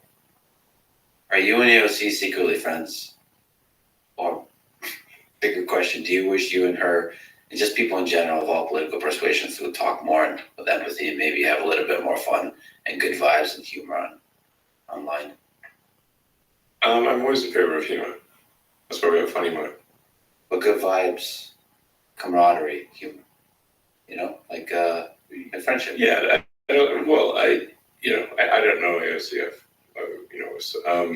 I've only been at one. I was at the Met Ball when she attended, and she was wearing this dress, but I can only see one side of it, so it looked like "Eat the Itch," but I don't know What the rest of it said? Yeah, something I'm not sure. something about the itch. Eat the itch. I think we should have a language model complete. What are the possible ways to complete that sentence? And so I guess that didn't work out well. Well, there's still hope. I root for friendship. Sure, sounds good. More carelesstic. You're one of, if not the most famous, wealthy, and powerful people in the world. In your position, it's difficult to find people you can trust. Trust no one, not even yourself, not trusting yourself. Okay, well that's you're saying it's joking. But is there some Trust no one, not even no one. I need an hour just to think about that. Maybe some drugs. And maybe grok that. Is there some aspect of that when just existing in a world where everybody wants something from you? How hard is it to exist in that world? I'll survive. There's a song like that too. I will survive. Were you petrified at first? Okay, I forget the rest of the lyrics. But is there, you don't struggle with this? I mean, I know you survive, but like there's ways. Petrify is a spell in the druid tree. What does it do? Petrify.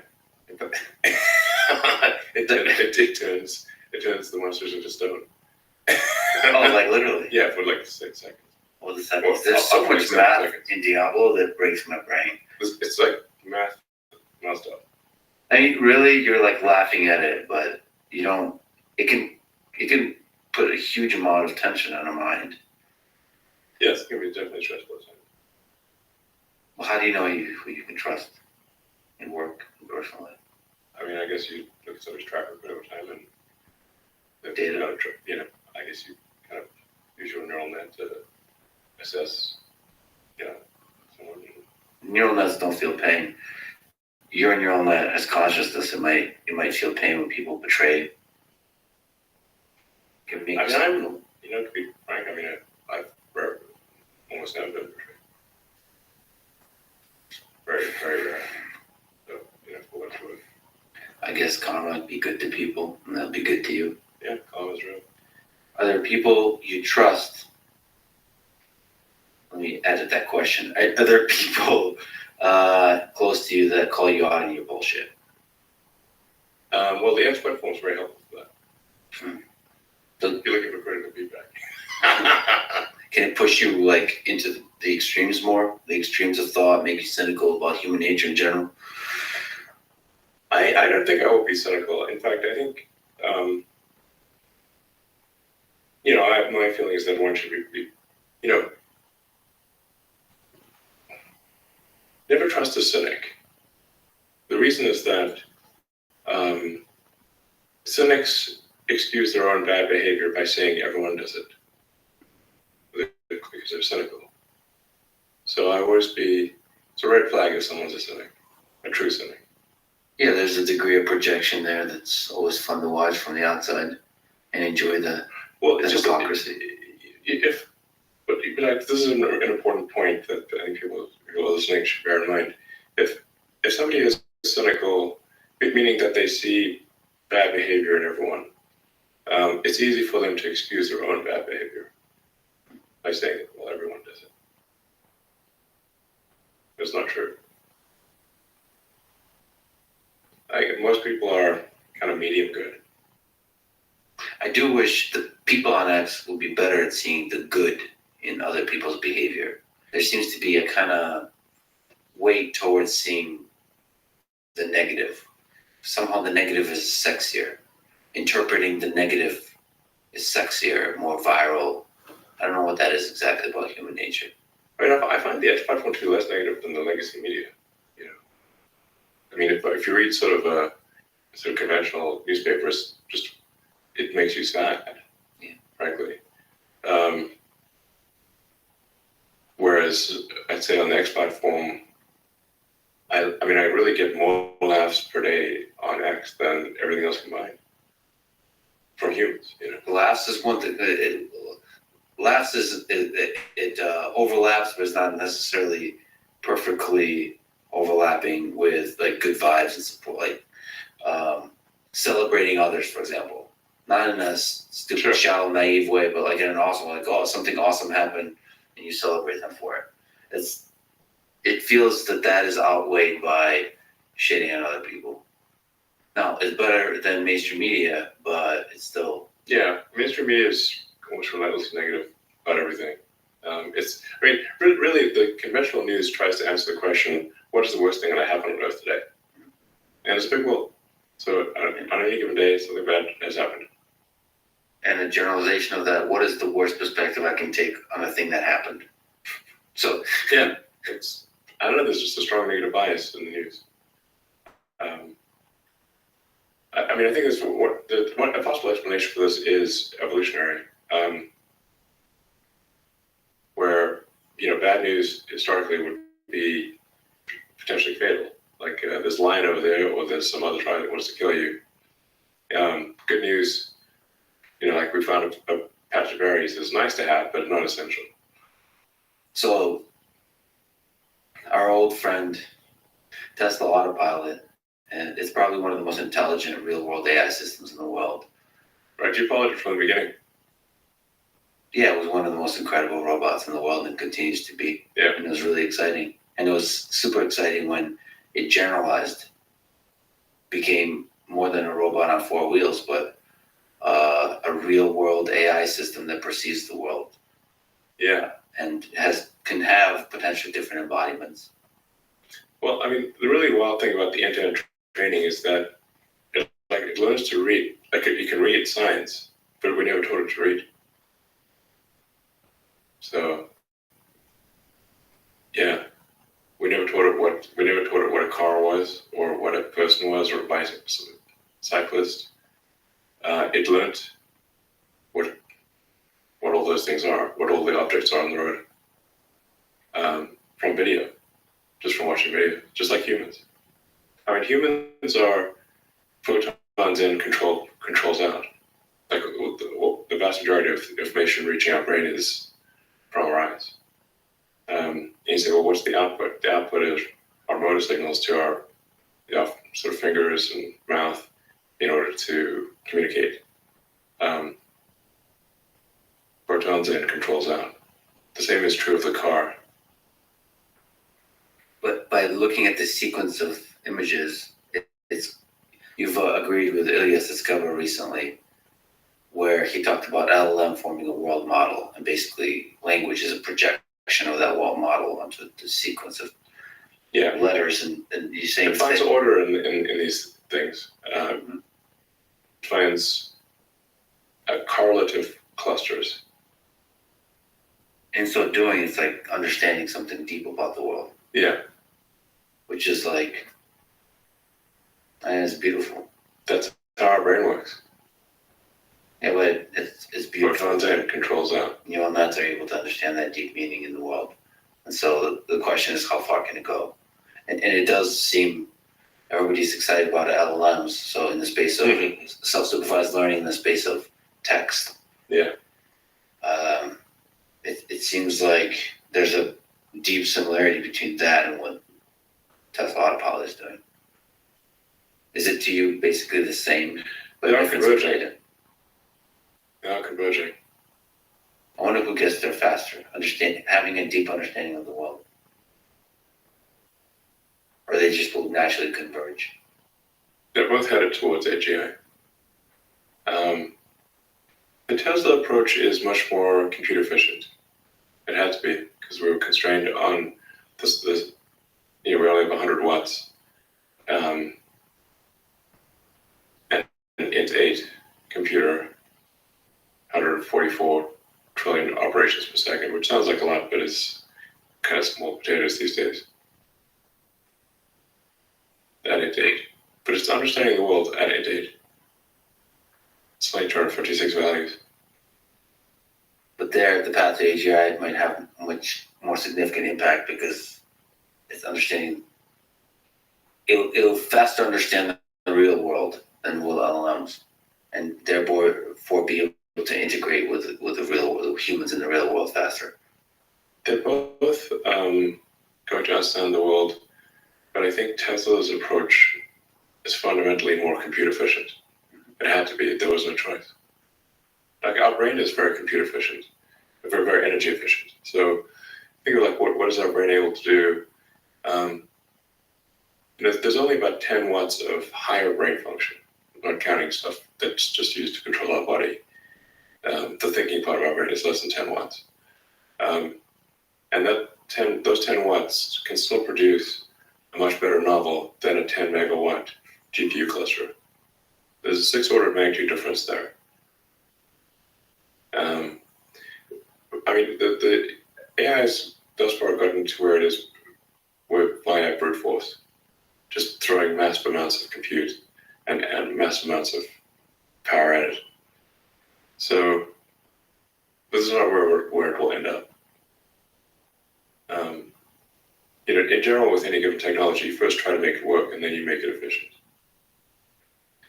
So I think we'll find over time that these models get smaller, are able to produce a sensible output with far less compute, far less power. Tesla is arguably ahead of the game on that front because we've just been forced to try to understand the world with 100 watts of compute. And there are a bunch of sort of fundamental functions that we kind of forgot to include. So we had to run them in a bunch of things in emulation. We fixed a bunch of those with hardware 4, and then hardware 5 will be even better.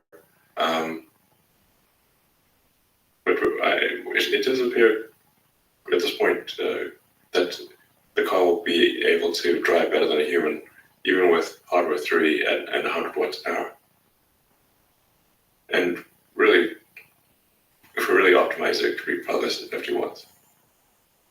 What have you learned about developing Optimus, about integrating this kind of real world AI into the space of robotic manipulation, just humanoid robotics?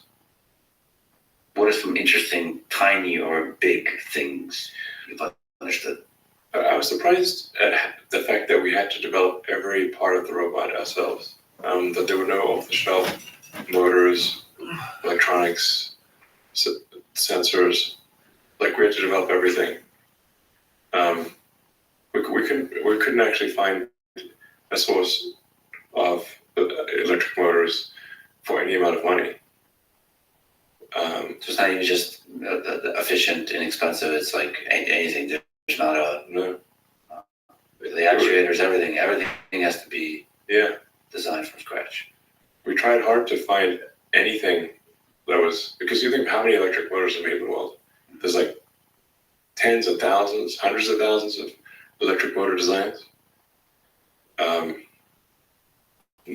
none of them were suitable for a humanoid robot. Literally none.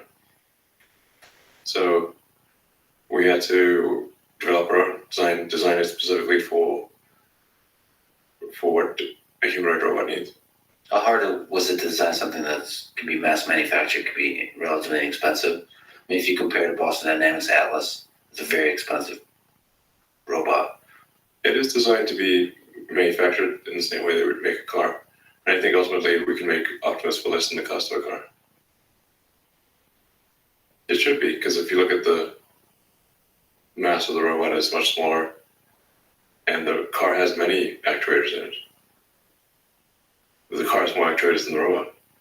But there's the actuators are kind of interesting on a humanoid robot, the fingers.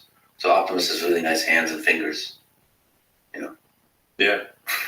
And they can do some interesting manipulation, soft touch robotics. I mean, one of the tests goals I have is can it pick up a needle and a thread and thread the needle just by looking. How far away from that? Just by looking. Maybe a year. Although, I gotta go back to I'm optimistic on time. The work that we're doing in the car will translate to the robot. The perception or also the control? No, the controls are different, but the video aid controls out. The car is a robot on four wheels. The Optimus is a robot with hands and legs. So you can just, they're very similar. So the entire machinery of the learning process, end to end, is just you just have a different set of controls. Optimus will figure out how to do things by watching videos. As the saying goes, be kind, for everyone you meet is fighting a battle you know nothing about. Yeah, it's true. What's something difficult you're going through that people don't often see? Trying to feed you Bluetooth.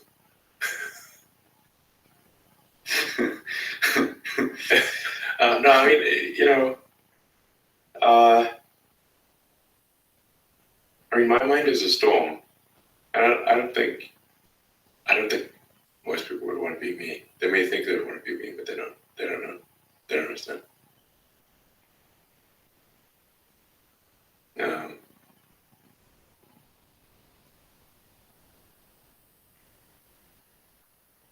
How are you doing? I mean, overall okay. In the grand scheme of things, I can't complain. Do you get lonely? Sometimes, but my kids and friends keep me company. So not existential. There are many nights I sleep alone. I don't have to, but I do. Walter Isaacson, in this new biography of you, wrote about your difficult childhood. Will you ever find forgiveness in your heart for everything that has happened to you in that period of your life? What is forgiveness? I do not, at least I don't think I have a resentment.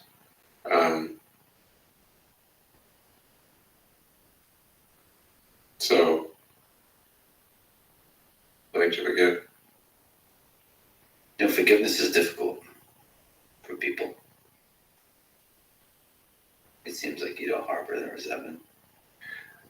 I mean, I try to think about like what is going to affect the future in a good way, and holding on to grudges does not affect the future in a good way. You're a father, a proud father. What have you learned about life from your kids? Those little biological organisms. I mean, developing AI and watching, say, a little X grow is fascinating because there are far more parallels than I would have expected. I mean, I can see his biological neural net making more and more sense to the world, and I can see the digital neural net making more and more sense to the world at the same time. Do you see the beauty and magic in both? Yes. I mean, one of the things with kids is that, you kind of see the world anew in their eyes. To them, everything is new. and fresh. And then when you see that same experience, then the world is new and fresh, you do too. Well, Elon, I just want to say thank you for your kindness to me and friendship over the years, for seeing something in a silly kid like me, as you've done for many others. And thank you for having hope for a positive future for humanity and for working your ass off to make it happen. Thank you, Elon. Thanks, Lex. Thank you for listening to this conversation with Elon Musk. To support this podcast, please check out our sponsors in the description.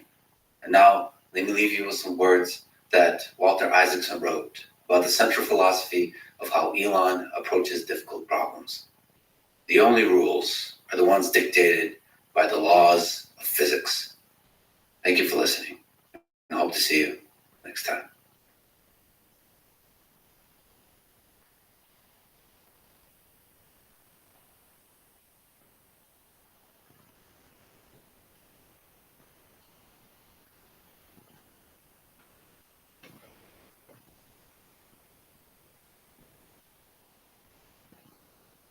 I have some tour dates to let you know about. Athens, Georgia on November 7th, and Atlanta, Georgia, November 29th and 30th at the Fox Theater. Get your tickets at theovon.com/TOUR. We got new merch, 3 new shirts. You can check them out. They're beautiful. They're nice. If you're getting somebody a Christmas gift, this could be one. Get on early. Rat King America, Gang Gang Palm, and the Hitter 500 Racing. Get all that and more at theovonstore.com. Thank you so much for the support. Today's guest is a journalist, political commentator, author, and this damn yapper. He's one of the guys that has made a big transition recently from going to a major network to onto X, which is a major network, but a little bit different. You guys know him probably by name, and if you don't, you're going to get to. Today's guest is Tucker Carlson. Shine that light on me. I'll sit and tell you a story. Shine on me. And I will find the song that's singing.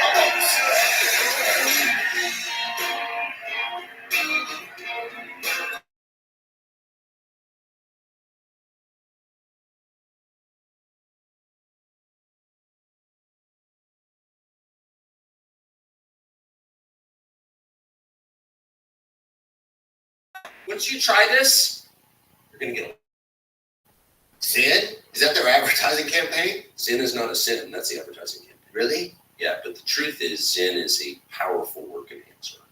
And also, if you know what I mean. Really? Yeah. Took an erection, huh? There's no election fund to Zen. Wow. I don't know if I wanted a Sin supported wiener. You know, I don't know. I think you do. You think so? Oh yeah, because you want people to get addicted. Just close your eyes. Oh, Like that. that's a neighbor saying, "Hey, it's real quiet over there." Just whack it on the nightstand. Oh. So, excuse me. Sorry. Dude, I would hate to have a real long wiener if you have a cat. That would be the fun. That would be the fun. That'd be dangerous. It would be dangerous.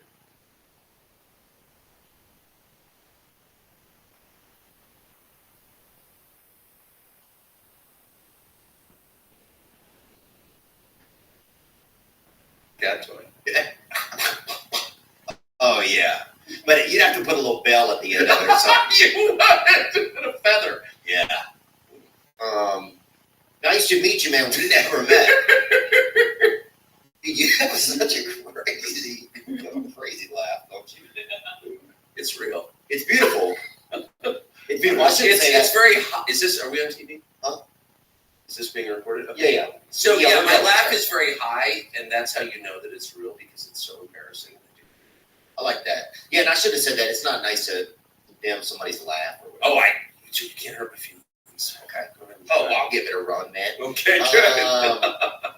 No, I think your laughing kind of reminds me of like a proud kind of grandmother from like maybe the 1850s or something, maybe. Totally sending her boys off to Yeah. war.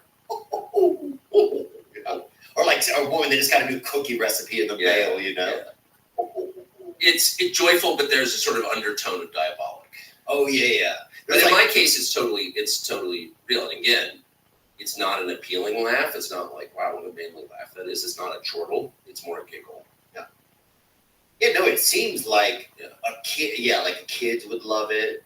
It seems like, But not too much. yeah, it reminds me of like Winnie the Pooh, kind of. You know, you look-y do have a Christopher Robin vibe if he grew up. You know. Thank you. I don't think he ever did that. I think he exists only in the pages. Oh yeah. Actually, there was a Christopher Robin that was Milne's son, and he grew up to be a super bitter atheist who hated his dad.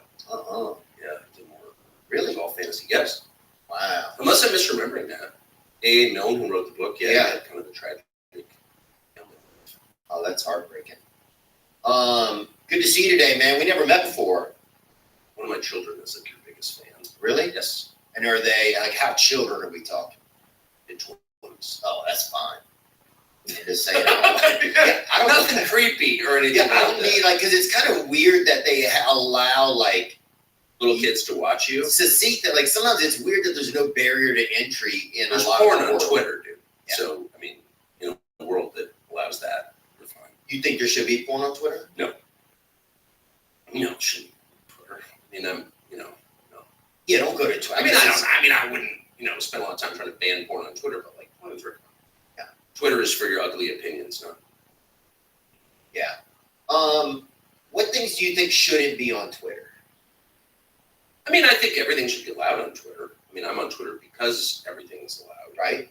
I don't think everything is allowed on Twitter. I haven't found the boundary yet, but Elon Musk, who owns it, has said he's for free speech, and if it's a political view that most people don't like, it's still allowed. Yeah. And I'm so grateful for that.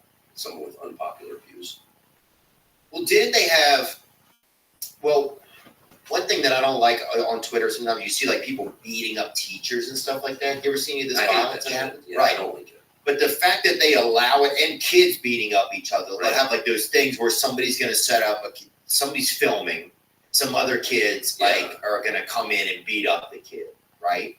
But why did they? Because then I feel like if they would stop allowing that, then because other kids just start mimicking what they see. Well, it's also bad for you to watch it. I say as someone who's watched a lot of it. It's like the ISIS videos. Yeah. Do you know what I mean? Or there's a whole bunch of channels of criminals getting shot coming into a jewelry store or a liquor store, and some Korean guy just blows them away. Yeah. And you can't help but love it. I mean, it is the most alluring kind of porn. You just watch it again and again, this guy getting killed. Yeah. And you think, this is not good for me, actually. I shouldn't watch this. Yeah, there's probably part of your spirit or whatever. Totally. It's not edifying. It's like actually bad, but it's very hard to. Have you ever seen the criminals getting killed? Oh, channels? yeah. I've seen a couple of them. There's one guy who's so good at it. He's killed like 7 criminals. Yeah, he's a watchmaker in LA. Oh, is he? Yeah. Oh. No, it's a very famous guy.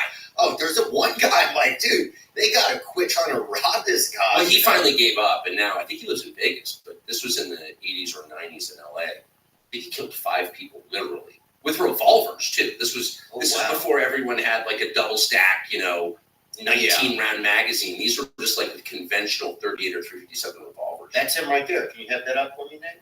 This is a Yeah, watch seller. He's actually a watchmaker. He's the guy who, fixes expensive watches and makes the new gears. He's a very, look at that, Mr. Thomas. the dealer, Lance Thomas, was wounded 5 times at his shop. Wow. Let's see. He's like the Okay, I'm sorry. Is my memory pretty good or what? He killed 5 robbers since '89. That's amazing. He's like the 50 Cent watchmaker. He's like Yeah, 50 seconds. He's like, Okay, that's good. Yeah. that dude's unreal. They ran me out of business. He sometimes says, there's got to be a truce. There's got to be a time. There's got to be a time when you walk away from the war zone. Wow, so he just quit because it was too. But what a BMF. I mean, he shot a couple in one day.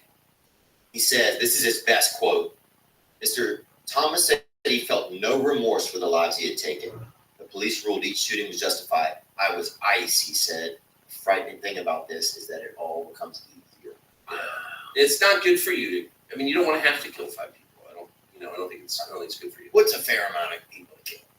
I I don't think you want to kill anyone if you can help it. Bro. You know, I mean, well, it's certainly justified in self-defense. I mean, Yeah. no one will judge you. No honest person will judge you for killing someone to protect your life, your loved Right. ones, even your property. But I just don't think you want to have to do that. Yeah, I agree. Well, unfortunately, there's some people I think that wake up and they're kind of like, kind of looking, wouldn't mind getting into a little, killing or whatever. But I think you have a lot of people move into places where you can defend yourself, where the laws are more in your favor to defend yourself because it feels like your own safety has become your own responsibility. Well, if you can't defend yourself, you're a slave. I mean, by definition, if someone can hurt you but you can't defend yourself, then you're not a human being. You're subhuman, obviously. Yeah. Like, because that's a human right. That precedes government, right? Being a human? I think so. Defending yourself. You Oh, yeah. You have to be able to defend. If I walk up and punch you in the face and you can't hit back, I'm the master, you're the slave, obviously. Yeah, that's why I think it's one reason why you can't take guns away is because people have, at the end of the day, have to be able to defend themselves, or groups of people have to. Well, of course. And the police, they've got their own thing, their own concerns, and Yeah. can't rely on them. But I was thinking, what I don't like about those the violence that they show on Twitter, where it's like the children beating up children, Yeah. is because if you're a kid and you see that and you see it gets a lot of traction, Yeah. and you get to go do it, so you're just I agree. replicating this like that. It's like you see so many more kids doing it now because they've seen it as like a thing. Like, so that kind of thing, I don't think they should allow on there. Well, also, you don't want to see every ugly thing that people do. Do you know what I mean? Yeah. You don't want to see fat people in the shower. You don't want to see people in the john. Like, there are a lot of things that happen that you don't necessarily want to look at video of. I don't mind watching a thick person in the shower if there's a real skinny person there with them and they have to kind of jockey for position or something, Showering with somebody's hard, I think. I don't know, no matter what size they are. And have you seen a lot of that? I think I've been in some showers with some, with varying sizes of humans, and it's What's always the fattest person you've showered with? Oh, probably a good. Trying to remember. Like real fat or just kind of bulky? I remember I picked this gal up one time trying to fucking go back to how it felt about that. I'd probably say upper ones. Upper ones, but you're not going to. I wouldn't get into that. No. Just Yeah. Okay, you're lying. I can tell. No. Yeah, you are. Okay. No. Is there laws, do you know if there's any laws, if there's people who are doing pedophilia, right? And they are reaching out to children through social media, why isn't there a responsibility on the social media companies? Well, that's a great allowing question. that to be an open wall. I think there is, and I think some have gotten in trouble for that. Oh, okay. Providing a space for that. I'm not a lawyer, but it's certainly wrong, certainly immoral. Yeah. And I you got to think they make some effort to stop that. Though I think there's a lot of creepy people out there. Yeah. And the number of creepy people is increasing. You think so? Seems to be. Yeah, seems to be. Yeah, I wonder why that is, huh? Because you can look up other creepy people. It's kind of like you said you wouldn't allow video of kids fighting on the internet because it inspires other kids to fight. And, Yeah. Creepiness inspires creepiness. Yeah, that's a good point. Yeah, man, I just want to get to know you a little bit. I want to know you too. All right. And not like the whole shower thing. Oh, no. Out. No, you don't weigh enough, I don't think. Close. What I'm looking for. Okay. Yeah, man, nice to meet you. So you grew up in California, right? I did. And so were you in a fraternity? I think that's the most thing people look at when they see In a fraternity? Yeah, No, what I frat was this wasn't. guy? No. Really? No. Okay. I never joined a fraternity. All my roommates joined a fraternity. I actually lived in a fraternity, but I never joined. And I don't like to be told what to do at all. Really? No. Me neither, dude. Like at all. Like at all. Yeah. At all. Yeah. Yeah. It's like I have a moral claustrophobia about being told what to do. I'm happy to do things. I don't mind chirping other people, but it has to be voluntary. I can't be ordered. Yeah, I don't like being told. Hey, bitch, go get me a cigarette. You're a pledge. Yeah, that's a good point. I'm not going to do that. Yeah, and I don't want to be told what to do by some white kid that's in poli-sci or whatever. Or any color kid. Yeah. No color kid. Yeah. Or adult, for that matter. I just don't want to be bossed around. And by the way, I don't mind taking advice or advice counsel from people respect, or I'm often wrong. I'm not saying that I'm always right. Definitely not.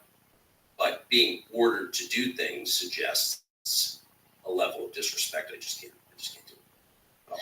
And even just about like work and stuff, were you always like that from just like with work, like you want to be your own voice? Of course, yeah. Yeah. You know, That's where you end up, right? Keep getting fired. Right.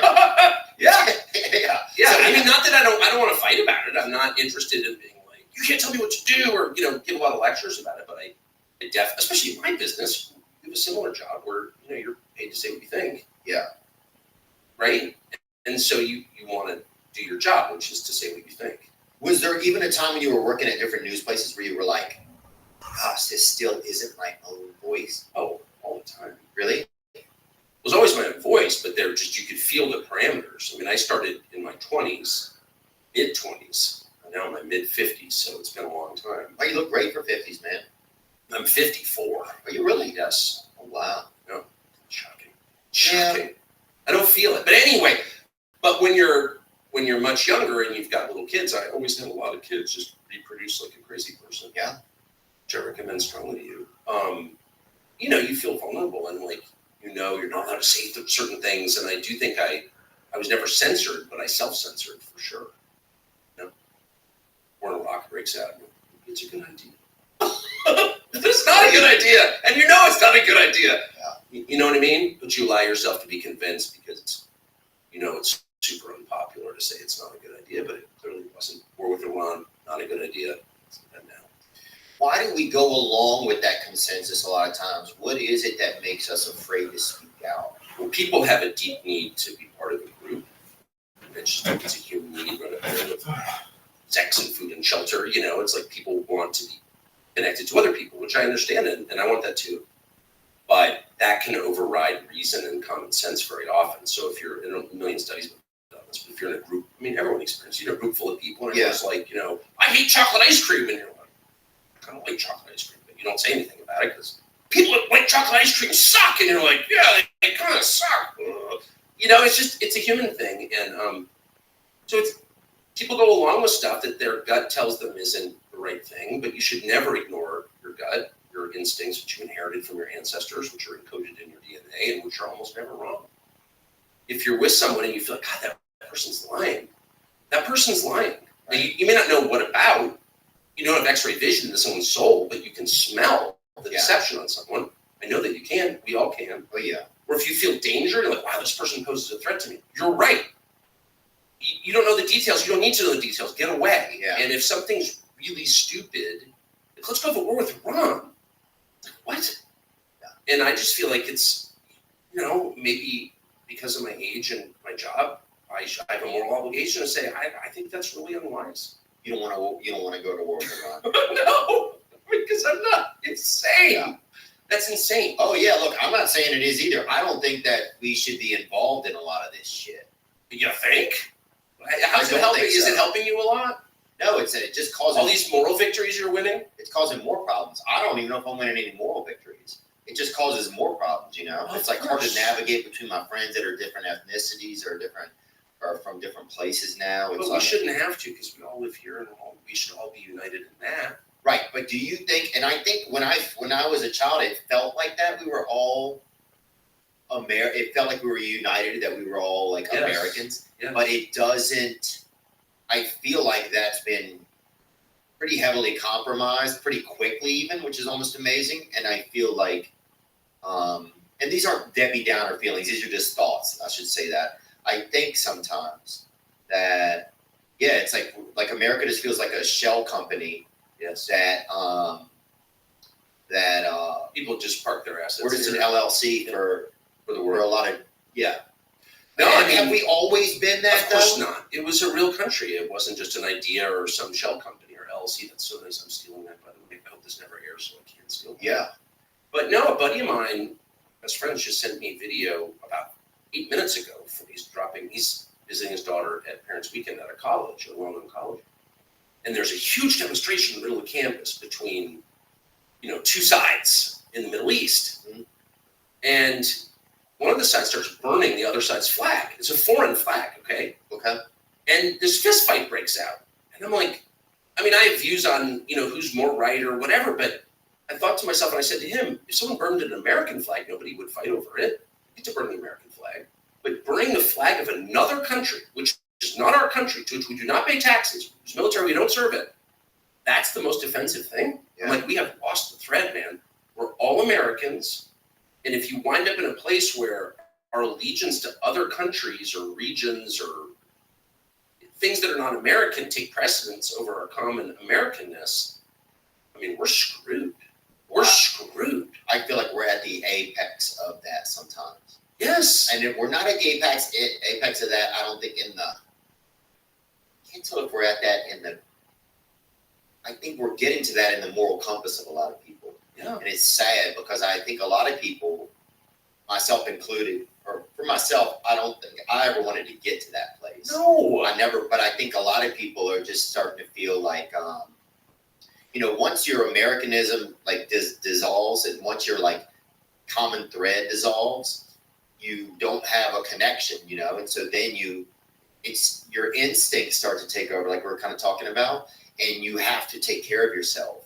And so once like the ice you're on starts to get melting, like before you're on an ice, you can skate, you're seeing other people, you're fucking you're buying a, bootleg Gretzky jersey off somebody, whatever. You guys are all on the ice, right? You're imitating Home Alone. There's a fucking, gays, or there's gay guys always on the ice. But it's like, what are the gays doing on the ice? Skate. Right. Yeah. Stupid. But they're having fun, right? I live with a gay ice skater, and he could jump over a Volkswagen, right? That's impressive. Oh, it was unbelievable, bro. I've never seen How strong ankles. I mean, just the dude was like, he brought us out of the living room once and showed us. It blew our minds, man. Beautiful guy. Not that great. I mean, pretty beautiful, I guess. Tall, which adds a little But well bit. built too, obviously. Oh, yeah, kind of. I don't know. I'll quit thinking about it. But anyway, once that ice starts to melt, the first thing you have to think about is yourself, right? Yeah. And so that's what I feel like where we're at now. And a lot of people are having to think about themselves, like literally watching our country or what we have viewed as our ideals and morals and what we held dear, like sink in this water. And there's nothing you can do about it except take care of yourself. That's where I feel like a lot of people are at. There's nothing they can do right now but take care of themselves. And they're displacing a lot of their frustration about our economy. Never talk about. It's getting very expensive to live here. Like, too expensive, actually. Oh, yeah. I saw some gas the other day. I was like, Jesus, man. How do people afford that? Yeah. How do you even do a bonfire anymore? I was like, It's totally right. Yeah. No, it's completely right. Yeah. How do you, if you want to take, gasoline and pour it on the pallets, like it's $6. Right. But they're displacing a lot of that frustration onto regions, countries, conflicts that are thousands of miles away. It's almost like I'm picking a team, and all my rage is going to. And I do wish people reserve their anger for our leaders, who deserve it, in my opinion, on both sides, and for the problems that are like besetting the country. You drive through America recently; it's like not in good shape at all. It's kind of poor, actually, shockingly poor. And people should be really mad about that. And instead, they're mad about whatever, Israel, Hamas. I mean, I get it. I think they're. I understand people are upset on both sides. However, it's unhealthy to spend all your time in your head enraged about a foreign conflict when your own country is suffering so badly. We need that energy, that constructive energy here.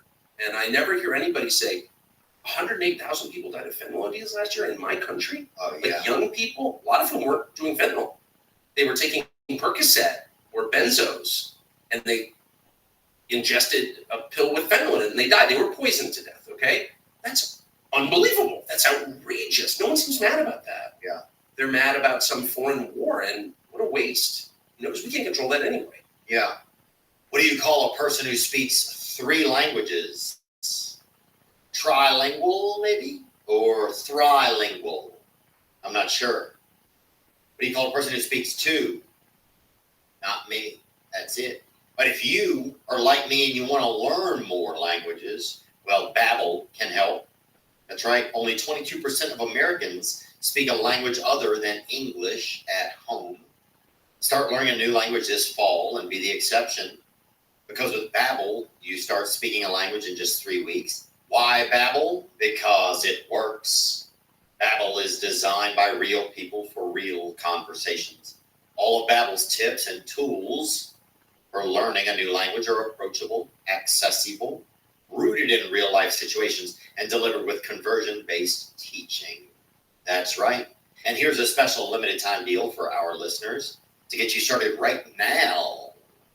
Get 55% off your Babbel subscription, but only for our listeners at babbel.com/THEO. Get 55% off at BABBEL.com/Theo. That's BABBEL.com/Theo. Rules and restrictions may apply. There are some famous comedy duos who get it done.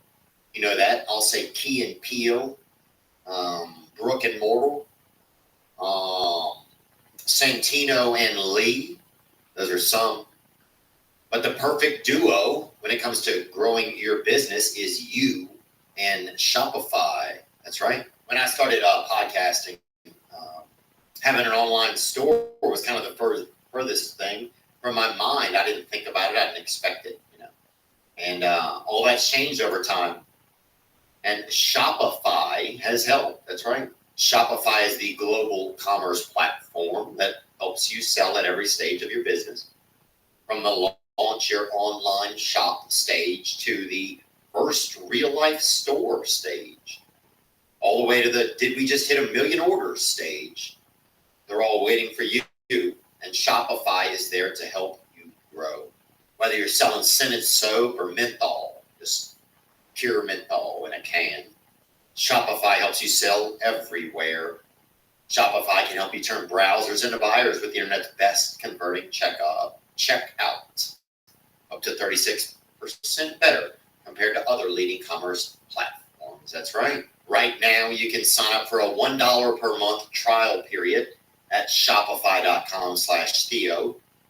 That's right. Go to Shopify, shopify.com/THEO now to grow your business no matter what stage you're in. Shopify.com/Theo. Yeah, well, I think it's a lot. That opioid epidemic thing, like I remember watching that show. What was that show that I really liked? Yeah, Dope Sick. You see Dope Sick? Oh, man. I don't know if I can handle it. But I live in a place with a lot of that, so I see it. Well, it's about Michael Keaton is in it, right? I think that's him. He used to be Batman, but now I guess he's selling drugs, right? Which is a perfect example. Oh, it's about Purdue Pharma. It's a perfect example of our country. Even Batman is fucking selling pills, Well, the company that got the country, got rural America hooked on opioids, got away with it. That's unbelievable. Nobody went to jail.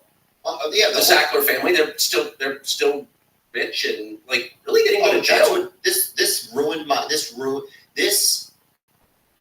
I think about this every single day. I hate the Sackler family. I hate this whole thing that happened. It's unbelievable. But they got away with it. How do you do that? Well, these people, this country,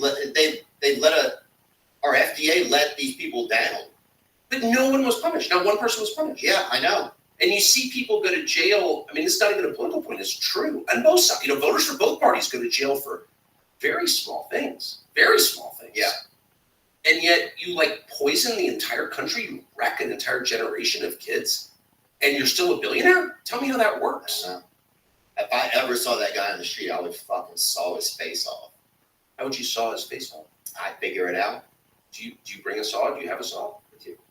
I'd just turn into a saw. That's how much I hate that guy. It's just unbelievable how many people I got killed in no care or concern. No. And then the way that they lobbied our own FDA people, they took them off of the job and paid them more to work for them to help them beat the laws. Yeah. Sorry, man. I didn't mean to bring that up. No. But next time they tell me I have to take some pharma product, I'm probably going to pass. Just saying. Yeah, I'm probably going to pass. I don't trust you anymore. Sorry. Well, I miss the days you could get some fucking good pills too. There's part of that in this, When a dude could give you a couple stack or twos, you'd hold up the wall over there in Hoboken for an hour, I think those days are over. You got to go to fentanyl. I just don't want to do it. No, I don't think you should. Well, I'll overdose, man. I'm sober 18 months. I would overdose easy. You're sober 18 months? Yep. One of the reasons I don't do cocaine anymore is because they fucking ruined it. Why? With the fentanyl. Used to be this baby laxative. Yeah, but I'd rather shit than die, I agree with that. I'd rather get off the toilet and be like, oh, that was hectic, than be like, laying there just like, God, wish I could shit. Going blue, yeah. But I got to go to heaven. And that, by the way, is a guess. Okay. But that's the hope. But so how's it been 18 months? It's been good, man. I love it. You know, How were the first 6 weeks? that's the toughest part. Oh, I know. I've been there. Oh, you have? Yeah. What did you have to get off of? Oh, you name it. But Okay. yeah, it's been 21 years, but yeah. But you can drink though? No. I can do a little blow, I can drink, but other than that, I'm totally sober. Yeah, it's a modified Shepherd. Who was your sponsor? Shepherd Smith? Okay, that's funny, but I'm not going to comment on it beyond that. That's fine. No, and no dig to Shepherd. I'm a fan of Shepherd. Yeah. But he's just a legend in a lot of circles from a lot of friends of mine from different colleges. How do you know all this? It's like, dude, it's easy. You just be alive and you just pay attention. Well, without commenting on that, I will say. No, sobriety's been cool for me, man. But it was tough the first 6 weeks. Like, what'd you do? Yeah, I think what's tough is like having to quit some, you know? Yeah. Having to not have a beer if you need it, having to not like have something to give me a little bit of respite. Yes, that's my right. Own angst. Yes, that's a lot of it. Did you go off everything? Yeah. So I didn't have a problem with anything except for cocaine. So if I drink, I could have a drink, I'd be fine. I hated drinking, but I know if I have a drink, the only reason I'm going to have it is so I can go. I'll have 4 sips and then I'll go get some cocaine, and then I'll be. How did you deal with feeling terrible the next day? On the cocaine? Yeah. Oh, poorly, brother. Begging people for Gatorade over text message. Yeah, it was horrible, dude. Yeah, this was some of this. They didn't have that. So it's a high cost drug. Yeah, and not just on the front end, on the back. Yeah, the next day was horrible. The things I have to apologize for. Yeah. What's the freakiest thing you did on cocaine? Oh, dude, I'll tell you something. Well, the weirdest thing is I would look for escorts on the internet, right? Well, and classic cocaine move there. Yeah, dude. Hunter Biden has plowed this furrow before. Oh, yeah, dude. Yeah. Others have been where you were. Yeah. Literally. Yeah, I think Hunter even was my plug on some of this, and so but then they would come to my residence. I would be so scared and paranoid. I would take the money and hand it out the door because I didn't want to not pay for the, service. They drove over. Right. So yeah, I would pay them, and then I would just be grateful that they weren't there. So you wouldn't stiff the hooker, but then you wouldn't stiff the hooker. Yeah, well played. I think. Look, I just felt bad. You must have been their favorite account. Well, then sometimes, dude, I had to talk to a lady who speaks another language. That's crazy, because then you're playing charades. You're fucking high on cocaine. You were ordering the human trafficking ones? I wouldn't say that, dude. Oh. These people were off the interstate. I would say that. They were off the interstate. Yeah, they weren't like. Were they called lot lizards? No, this was. Yeah, I mean, they weren't. I think these were decent ladies who were totally trying to make $1. I never. Yeah. Anyway, this didn't get in well, but yeah, that was kind of the toughest part because I was just looking for some kind of connection. Of course. And that's a real thing when you just I get that. I didn't know how to get it. Because it's isolating. Drugs and alcohol are isolating. You're really about yourself when you're doing them. And part of you wants to reach out and connect with someone else. I think it's absolutely right. Yeah, I like cocaine because I needed to control how I felt immediately. That's one reason I didn't like alcohol, because I was just such a control person that I needed to control how I felt immediately. So cocaine, I could do it immediately. The feeling would be there immediately. Yeah. And so that's one reason that I like it. You never got into Xanax or alcohol or anything to help you come down? No, I wish I had. I didn't know you could do that. Oh, yeah, you can do that. Oh. I mean, I don't think it's legal, but you can. So I was doing You're doing it wrong. I was just. You had the wrong kind of cocaine addiction. And most of the shit I was doing, I think, was Sherwin-Williams. Yeah. This shit had, I remember doing an 8-ball of matte finish, So I'm like, this isn't legitimate, some semi-gloss.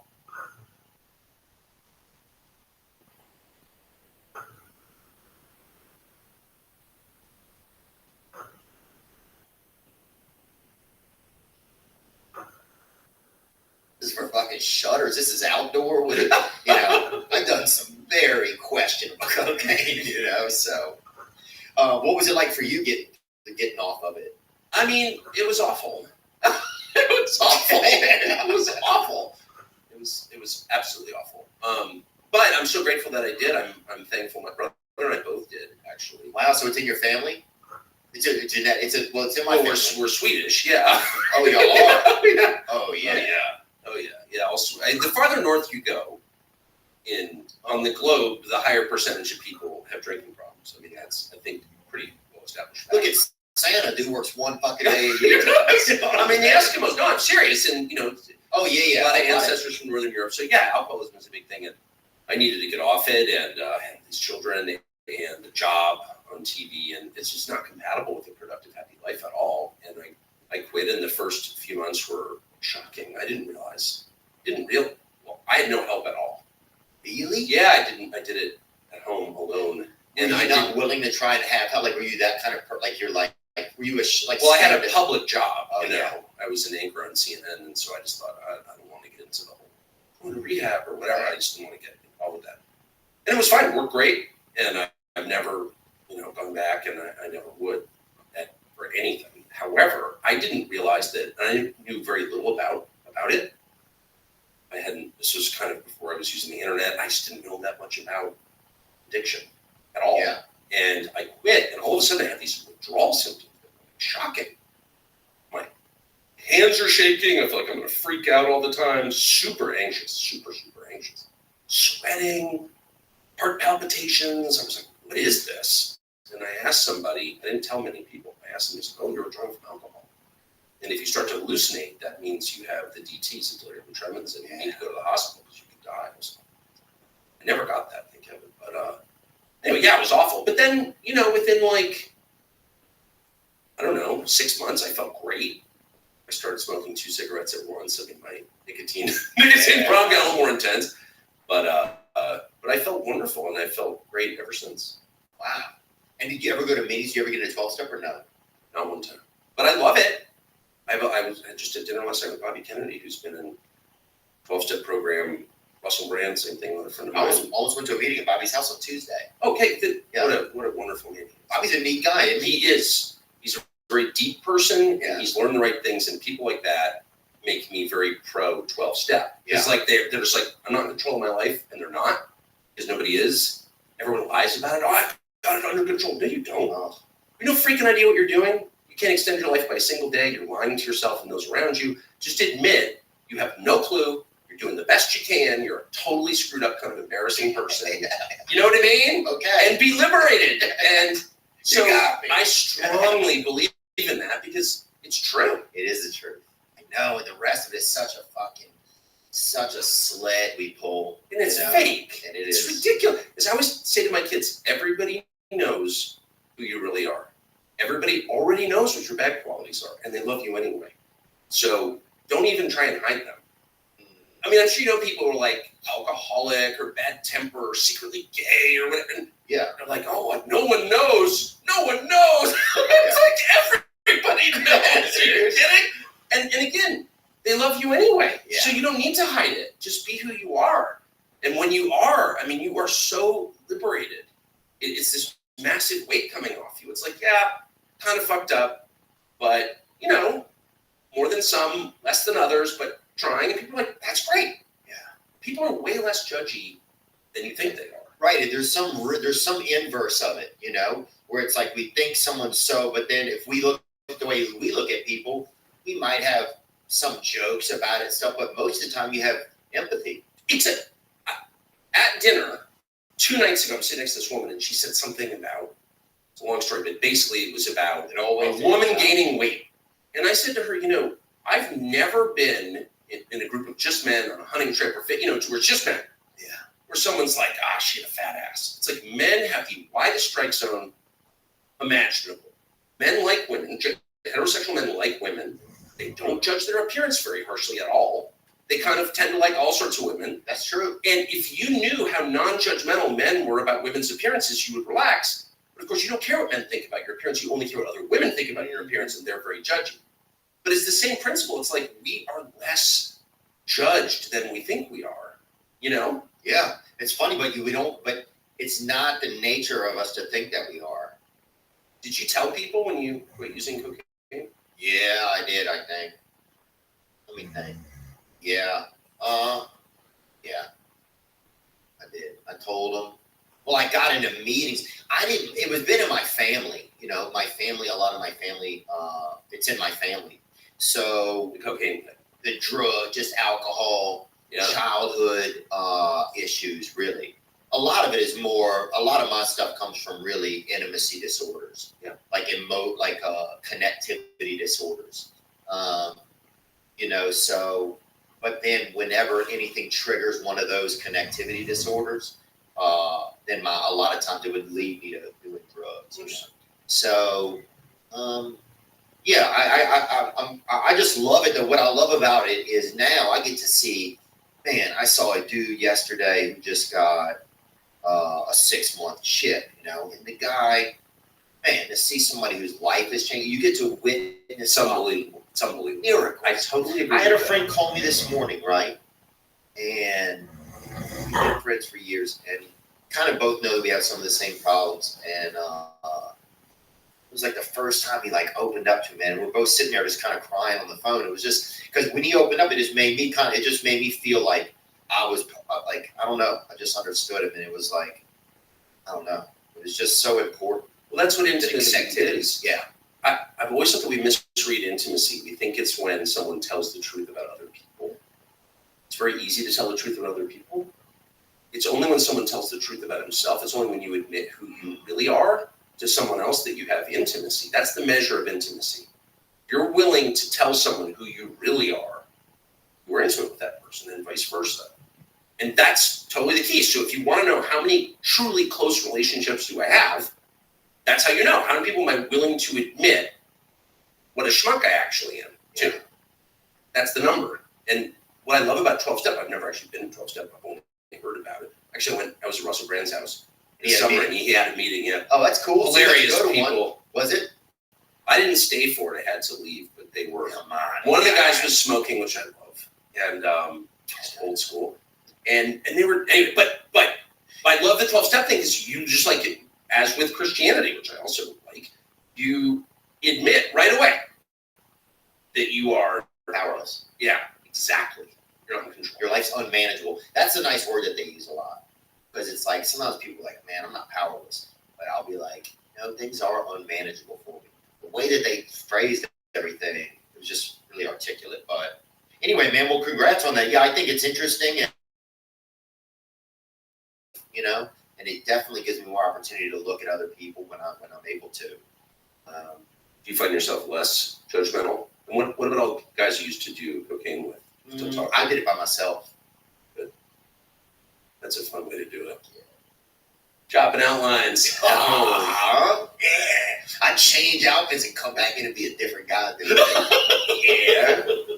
I'm like, hey, don't do me. You know? Just yelling at the other me. You're literally doing it alone. Oh, yeah, brother. I would do it alone, and I'd go hide it somewhere. I'd be like, I'm going to bed, not doing it anymore. And I would fucking get up and go find it. And I would do more. And it does affect your sleep patterns. Yeah, bro. Yeah, I've heard that, yeah. Most of my sleep patterns was me praying, dude, that somebody would fucking pour Gatorade down my chimney. I was just like, Gatorade. Why Gatorade? Just because it's like has electrolytes in it. I would be so dehydrated. So you're not much of a planner. No. You didn't go to Costco ahead of time and just get a pallet of it for home. No, bro. Did you have some pretty crazy nights or no? I had a few. Yeah. The good news is that it was a different. I'm 54, so right. So it was a different in time. the world that I started working in '91. Everyone went to lunch every day. And I was a writer at a magazine, and everyone went to lunch for an hour and a half every day. Period. It was a different economy. This was before the corporations took over everything and implanted chips on your phone to listen to your conversation, track your whereabouts. And before we became East Germany, they didn't really know where you were. And it was just a civilized place, and you could just have lunch. And if you drank, it was totally within bounds to have a couple drinks at lunch, and smoke at lunch, and then that could keep going. I'm not saying it was great for productivity, but it was a better country. That's just a fact. It was some fun. And so I would just say the great blessing in my life is it definitely erased my memory of a number of years. So I don't have a lot of guilt simply because I don't really remember what I was like, but I don't think very appealing. Yeah. Not a great drunk. Yeah. Yeah. Okay. And when you drink, like, even if you're not setting out to, say, use cocaine, you can wind up doing that. Yeah. Oh yeah, if somebody's got some cocaine, you're gonna stay around them until they don't have it anymore, until you have it. I've heard that. Oh yeah, that's me right there. I did one time. I was doing some cocaine at the house. And, people like, I was like a big vest guy for about 11 months, and Vest with nothing underneath. Yeah, just fucking. That's kind of at like this is night. the Chippendales thing. Some shades, yeah, Yeah. just chilling in my Did apartment. you ever dance? Huh? No, I wouldn't dance. I'd make a smoothie, but which is kind of like dancing, but just But doing literally like a nothing underneath it, just the vest. Yeah, no, just vest, yeah. Because this was in California too. It was, weather permitting. Yeah, it's totally normal. People, I mean, I remember I grew up in California, and I'd often wear a vest, a silk vest, kind of. It's my nipples. I liked it. Dude, remember when silk came out and it was like there were silk shirts? Oh yeah, they were so bad. I'm not gonna win. Remember? Yeah, I never wore.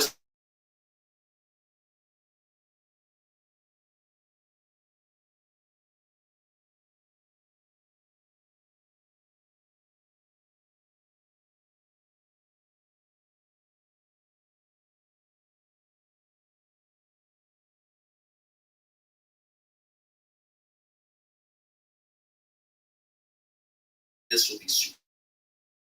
For a moment, and then we'll move on to something else. We'll go back to vests. When I was in school, it was good, man. That It was the good, style. right? Yeah. You kind of, you seem like you were conceived at like a Johnson and Murphy and something, just fucking roll right out. I don't know what that is, but I will take that as a It's compliment. like it's a compliment, man. Like best friend Kevin likes that shit, that story. What's Kevin do? He does, I don't know. He's looking for a place right now, but his wife's, he got married. But that's Johnson and Murphy. They're at the airport. He's a producer. I buy almost no clothes at the airport, but I'm not against it. So let's get into something important then, Yeah. right? Well, do you have, I don't think of where to take this. I'm going to say trauma. No? Trouble hooks. Trouble, trauma, Trump. Those are the fucking, Okay. those are buzzwords. Buzzwords, yeah. Make me nervous. I'm going to grab another Zing. Get one in. I'm going to. I almost want to do one, but I just don't know how I'll do with it. Why don't we wait until we're about to close, because things may happen to you that you're not ready for. Okay. But Gets wild, huh? it gets wild in a subtle way. It kind of grows on you. It's not like doing cocaine. Okay. It's not like firing up the pipe and you know what I mean, blast off or anything like that. It's a much more subtle, organic. You just all of a sudden you feel good, and you feel the power rising from your central nervous system, and then sort of going outward through all the nerve endings down to the tips of your fingers. And up here, it just starts crackling the synapses. And you just make connections that you hadn't before. I know I'm making it sound like ayahuasca. It's a lot more subtle than that. Tuck, if you do like a tucker, a lip tucker, I would buy that. If that was your brand of nicotine, Like pouches. to do that, because I believe in it. Tuck a tuck. Yeah, tuck a tuck. And you get a Native American attached to it. Love that. They definitely get picketed, but I do it anyway. Yeah, but someone would love it. Native Americans love nicotine, They dude. certainly do. God, they love it. And I, unlike most people, I actually know some. Do you? Yes, I do. Because I live near a population of Native Americans. In Maine? And employed two. Have for years, and they're really wonderful people. I spend a lot of time with them. And the two that I know very well both love tobacco, and they have every right to. Yeah, look, I think let them love it, at least leave them with tobacco. 100%. That happened. Well, they they gave us tobacco. They did? 100%. Yeah, it was, there are a million different Native Americans, one of those terms. It's like, I'm not sure what Passamaquoddies have to do with Hopis. Like, it's pretty, There was a lot of beef. There was a lot of beef between different Indian big tribes. Yeah. Oh, yeah. Some of them were very warlike, I think is the term used. But no, they used, a lot of tribes used it in religious rituals. And they would use it rectally. Really? Yeah, tobacco suppositories. Ooh. Yeah. There's a Now- ramrod. Get it up there. Oh, dang, huh? Yeah. Wow. Look it up. Boof and freaking, that's insane. What? I can't, did an Indian, let's see, tobacco smoke in them, let's see. Oh, there you go. Oh, yeah. Look at that. Okay, so that said it was used imported from the New World. Okay. An insufflation of tobacco smoke into the rectum by enema was a medical treatment employed by the European physicians. Right. But also it says tobacco smoke was used by Western metal as a tool against cold and drowsiness. And drowsiness, bitch, if I'm drowsy and you're blowing smoke in my ass, I got a wrong PPO. You definitely do. And by the way, it's not even covered now. Yeah, that's crazy. No, that and leeches are like completely ignored by the medical establishment. But it was common. The procedure was used to treat gut pain, and attempts were often made. I'm not making this up. You're fact checking me in real time. No, I love this, but applying it by animal was a technique appropriated from the North American indigenous people. Yes, that's right. Wow. See? How great is that? It's amazing. And they even thought it up. I think if you're chilling around that long, somebody's going to blow smoke in somebody's ass. You think so? Yeah. Yeah, dude, you get people around. So, like, how many thousands of years does it take in the evolutionary process for someone to say, okay, we've reached this point in civilization where somebody's got to blow smoke up someone else's ass? Is that before or after the wheel? Because they never figured out the wheel. I think it's 4 years somebody's blowing smoke at us. Really? It's quick. Yeah. I mean, I don't know. It'd be interesting to see how the first things happen like that. How were the pyramids built? People talk about it a lot. People don't know. We don't know. How is that? And I'm not, by the way, suggesting any theory. Yeah, no. Well, look, I think. But how do we not know that? And why doesn't that make all of us humble? Like, if we don't know how they built the pyramids, 3,000 or 4,000, or actually, we don't know when the pyramids were built, to be totally honest. Yeah. If we don't know that, then we don't know shit. Right? Oh, yeah. Someone should just say that. Yeah. Why don't we just say we don't know shit? Yes. Yeah. All wisdom begins with acknowledging what you don't know. And anyone who tells you, I know the answer, is about to lead you into, say, War with Iran, or something equally crazy.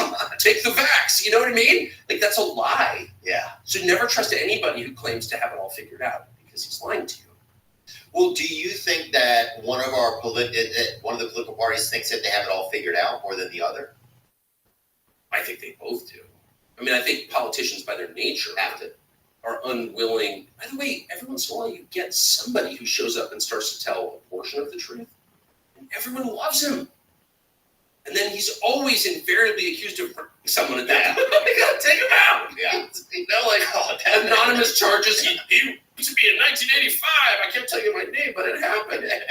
They just did this to Russell Brand. Yeah, there's always somebody. Yeah, they'll come out with anybody. Or nobody in his case. I don't think they put a name to any of the 4 people who were accusing him of sexual assault. I'm not shocked. Well, now there's bots. They can even. I mean, there's bots writing articles now. I read an article the other day about my parents. I'd never heard of either of the 2 people in the article.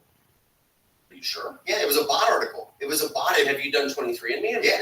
You're positive? Okay. I'm pretty. I mean, yeah, you're right. Because you don't know, dude. Yeah. That's a good point. Yeah, that's a good point.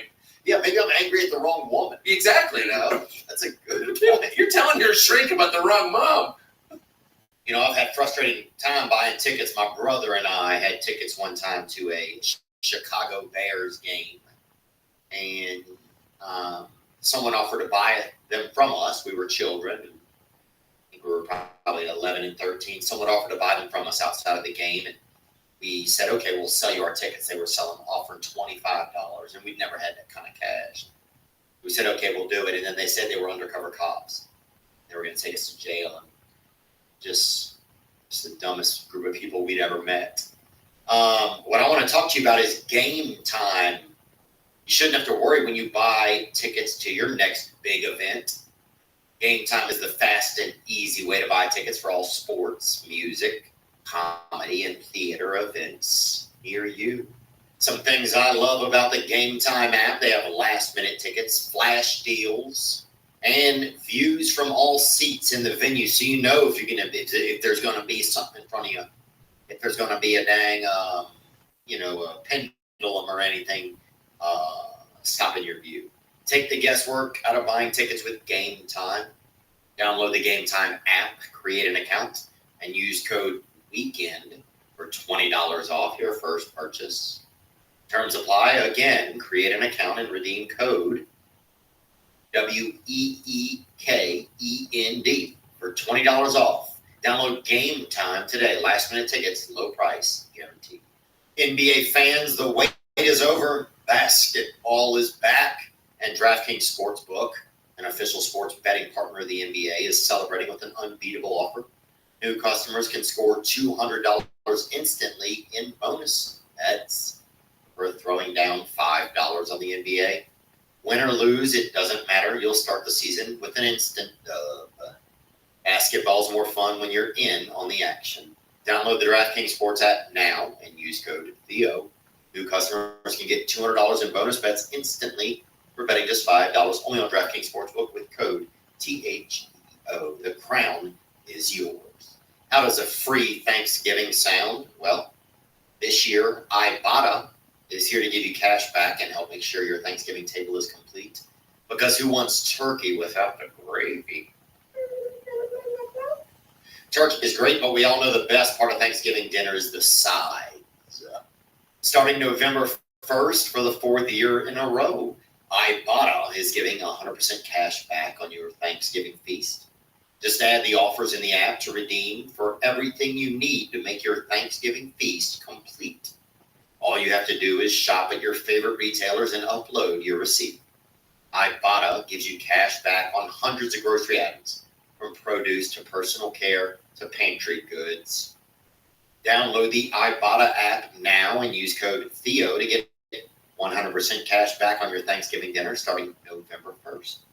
Just go to the App Store or Google Play Store and download the free Ibotta app and use code Theo. That's IBOTTA in the Google Play or App Store and use code Theo. Yeah, I think one of the sad things these days is like that we don't know where to get any information anymore. You know? Well, I've got one suggestion, and that is whenever Not to change the subject, I'm just trying to think. No, it's a fair question. I mean, how do you make sense of the world if you don't believe what people are telling you about the world? Right. How can you make rational decisions? You can't be certain that the input is accurate. I can't really answer that. I know what I do, which is I don't read any Times, the Washington. I don't want that in my head. You know, the Washington Post or NBC News. They're liars. I know they're liars. I've written for all three of those. I know that they lie, so I don't get anywhere near it.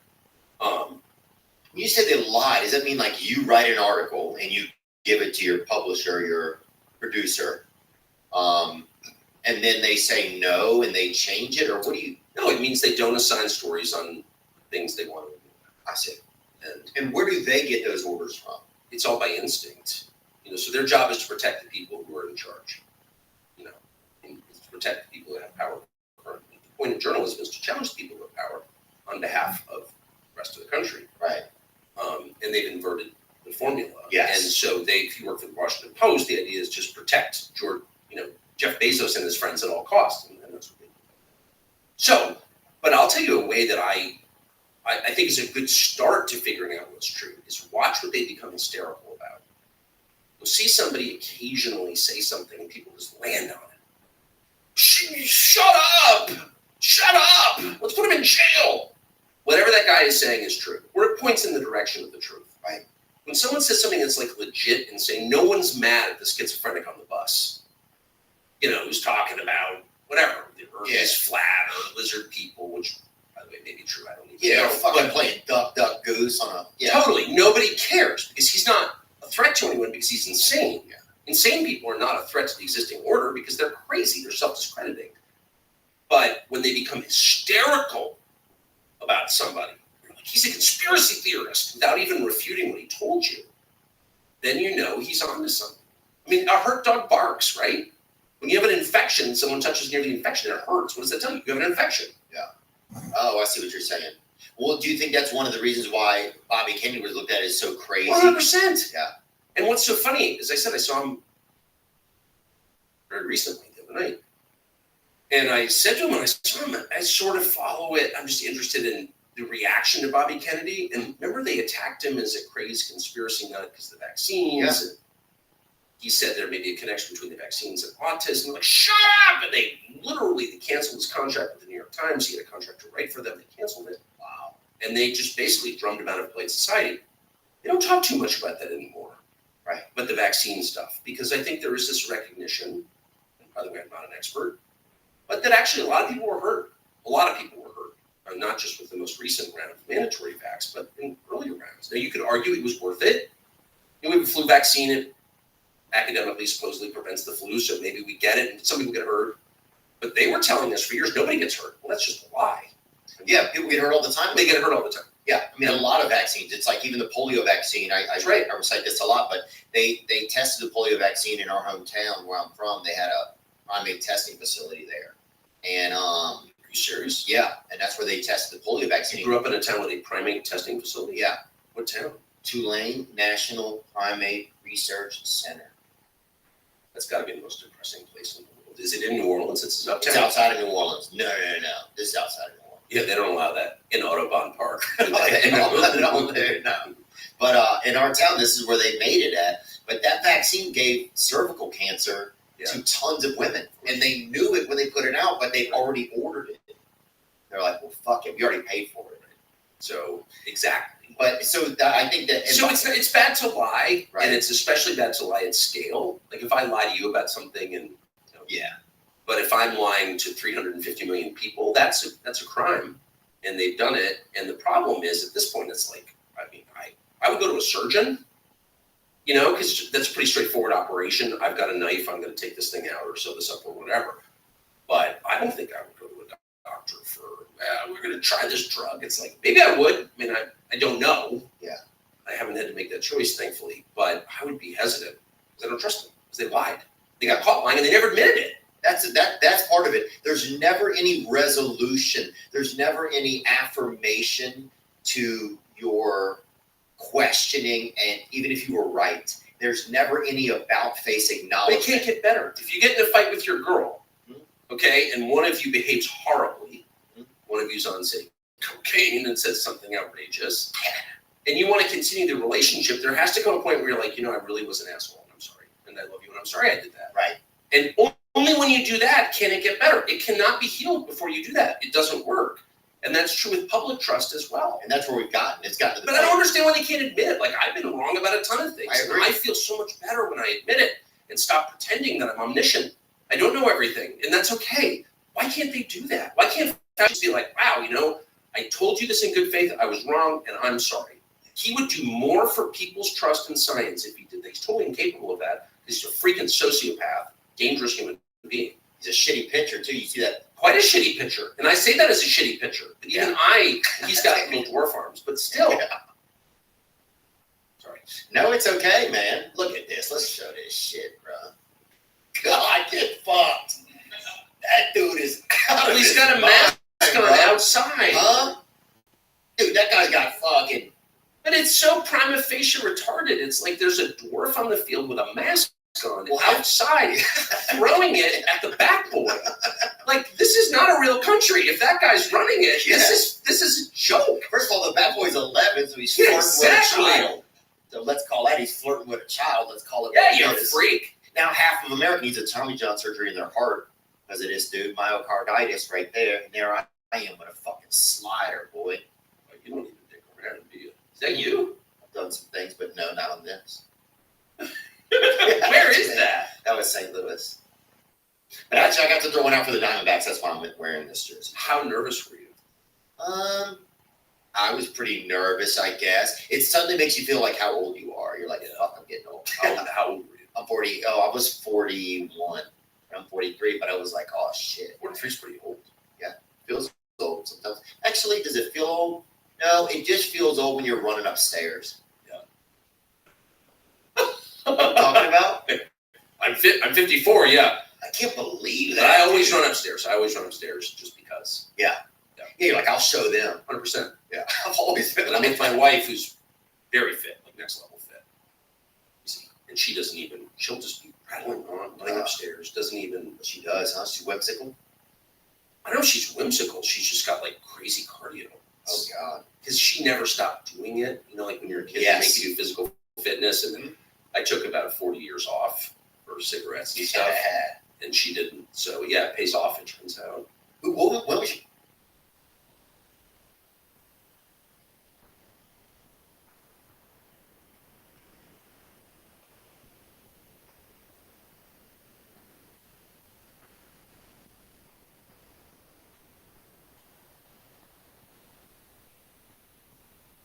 Yeah, I remember it really well. Yeah, It was boy. delicious. And my father smoked and was he smoked unfiltered cigarettes called Pall Malls. We called them Pall Malls. Pall Malls, but they were extra long, flavored with licorice, being made by the American Tobacco. Great cigarette in a red pack. And we had many. So that's, I don't even know if there's a picture of he smoked right there, one down. That right there. That's the cigarette of my childhood. He picked him up in the Marine Corps when he was 17. I guess they came in as K-ration. And that was the cigarette of my childhood. There was always one smoldering in an ashtray in our kitchen and everywhere else. Anyway, but I was like, when I was little, I was against it. And my father really loved cigarettes. And he wasn't embarrassed of it. It wasn't like, I smoke, but I feel bad about it. It was like, no, when I smoke unfiltered, it's because you feel strip them when you're done. There's no filter. You smoke them backwards so the enemy doesn't know it's an American cigarette. You burn the logo off the paper. He really liked cigarettes, and he felt sorry for people who didn't smoke. So I was like maybe 13. I was in 8th grade when I started, and it was totally. Where were you? Were you out with the boys, or you was at the house? And I was at school.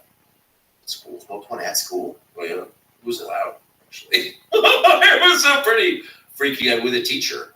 I know it sounds like it was in the 1800s. Romantic, I think. It was romantic. It was great. It's just sneak. It sounds like espionage. No. It was totally open. You could smoke at school. I could smoke at school through senior year of high school. Oh yeah. Oh yeah. You could smoke as a child at school. Oh yeah. I had parental permission. Yeah. Really? I shouldn't be saying this. It's so funny. People would be like, yeah, I did ayahuasca or DMT, and everyone's like, it's so cool. It's like, yeah, I smoked a cigarette. What? You're a criminal. But I mean, I wouldn't say smoking is a great long-term play. Yeah. I don't think that it is. Where I quit when I was 45 because I felt like I probably should. Yeah. It'll probably get me away, but I did enjoy it. I really did. I never had a bad one. Yeah. There are no bad cigarettes. You're not like, oh, this is disgusting. I never felt that way at all. Wow. Yeah. I've had bad fig Newtons. Like you can screw up almost any consumer product, but a cigarette is remarkably consistent. And it gives you what it promises you. The payoff is always there. That's a good point. Yep. The payoff is always there. Especially that first fucking Greg. In the morning. You know what I loved was they had a man in our area, and it was actually my grandmother was married to a man, and he would light his cigarette and he would let us inhale the lit smoke up our nose when we were really young. Louisiana's the best, isn't it? God, it was fucking good. I think it's got the highest smoking rate of any state. You know what Louisiana does have? It has the most people that are born there that die there that never leave there. I believe that. It's a cool place. It's not like every other place, actually. No, dude, it is. I always say like New Orleans is a good place to get oysters and murdered. Yeah, you get murdered and oysters. The thing about Louisiana, it never gets credit for. Everyone talks about diversity in the melting pot. Like Louisiana actually was that long before most places. Yeah. You had a bunch of different cultures there. And they kind of got along, sort of anyway. Yeah, you still got a good mix down there. Yeah. We had a area of us called Chafuncta. That was the river, and it was named after the Chafuncta Indians. Chafuncta? Yep. Is that like the Fagawi tribe? I'm not sure. That cannot be a real name. That's your real name. TCHEF. Chafuncta? Yep. Yeah, Chaf. Does sound like a joke, right right? there in Louisiana. Yeah. It sounds like a play on words. Yeah, it does. Well, here's how they got the name. A long time ago, a Native American threw a big rock into the river, and that's the sound that it made when it went in. Oh, that's so cool. Is that true? Yeah. True story. It's pretty fascinating. But that right there is a perfect example of Louisiana to me, is that it's a place for great storytelling. It's a great place for kind of family. Yeah. So that's one story I like to tell. People about have dinners with their families there. People have 90-minute lunch breaks. People wake up, get to breakfast, and then do 2 or 3 things before they go to lunch. Yeah, it was just, that's how life was. It wasn't all about efficiency. No, it wasn't. So if your life is all about efficiency and every moment is being monitored, counts towards something, then you're not really human. You're a machine at that point, aren't you? I mean, you're a cog in a larger machine. And that's what I think a lot of people feel like these days. Well, for good reason. There's some chick on the internet, 22-year-old, experiencing life in the corporate world for the first time, and she does this video like, this is terrible, I don't make any money, and they treat me like shit. not worth anything. I'm not human. And everyone's like, shut up and work, honey. And I watch this and I'm like, no. I hope you win. I hope you win. I hope you. The seeds of revolution are sprouting in my heart. I just so hate that culture. Oh yeah, that treats people like they're not people. Like for what? Yeah. Well, I mean, I think for some people, in my own sense, learning to be a boss and leader has been tough, just because I just started out wanting to be a comedian. I wanted to sleep in, Of course. and masturbate and go A lot, right? be chatty. No, I didn't get crazy with it. Okay. I didn't I was kind Not of compulsive or anything. no. I was an organized bishop, man. Yeah, just Good. Okay, that's fair. yeah, one-off kind of guy. Yeah, kind of like when they play the trumpet in the morning. You never got greedy though. You never went back. Never would I agree. Yeah, I was like, that's it. Yeah, but so I think learning to do that personally has been it's been a journey for me. But yeah, I think with companies, it's like, how do we get away from that? And is it just sometimes I think America was just this Christian experiment Yes. that got compromised and has turned out poorly. You think? It's like, I think you're onto something. And I hate to say that because a part of me doesn't really want to admit it. Well, it's obviously true. It's obviously true. I mean, you can't have a democracy unless it's a voluntary system. People have to show a lot of restraint. They have to be all in. There has to be some sense of the common good. It can't just be like, how much can I grab? It's like Halloween. It doesn't work if all the kids just empty the basket on the front steps, in the first wave of trick-or-treaters. No, it's true though. No, you're right. And a democracy is very much the same way because you can take power and then just like steal everybody's money legally. And so you really have to have some boundaries that you impose on yourself. And and that has to come from within. You have to have a sense that someone more powerful, like use the word of God, is watching. And if you don't have that, then it just descends into greed and selfishness, which is where we are now. Have we because do you think America is still a Christian nation? No. What is it? It's an LLC, as you said. So brilliantly, actually. Again, We've been in privatized communism, it feels like to me. I think that's exactly right. I mean, no one's for the free market. Everyone's for using power to hobble their competitors. Everyone's into, the only reason we have regulations is to create monopolies. The system is completely rigged, and you know that. You're asking, how do you get reliable information about the news? The news media want to talk about race. That's like their main thing they want to talk about. That, white, Hispanic, Asian. But that's actually not an interesting conversation because you can't change your race, and like people are different races and they're sort of different, but they're also very much the same. It's like not that interesting a topic to me personally. I'm not interested in talking about race. What's really interesting is that the United States of America is being looted by a small number of people who are getting away with it, and they don't want to talk about that. You never want to talk about economics. They never want to talk about the tax code. They never want to talk about any of that stuff ever, and that's how you know that CNBC and CNN and the New York Times, all those people are like looking out for you, are actually just Praetorian guards standing in front of the people with the most power and money and keeping the masses from asking uncomfortable questions.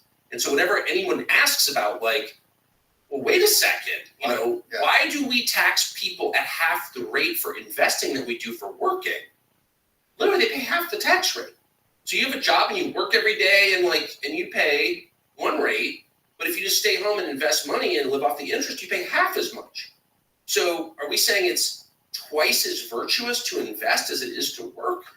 Is that what we're saying? So if you're a day trader or just trading stocks or something, you don't have to. Or if you're a private equity guy and you can claim that your income is actually interest on your investments, you pay half the taxes. So we have a tax code that discourages work and encourages parasitic behavior. Now, there are arguments on both sides, and I'm not an economist, but you don't even hear those arguments because it's like, shut up, racism. Yeah. Trannies or whatever. It's all a distraction from what the real story is, which is they're looting the country. And at this point, we can't repay the debt that we owe. So it's going to be like, well, unfortunately, we had to sell Yellowstone.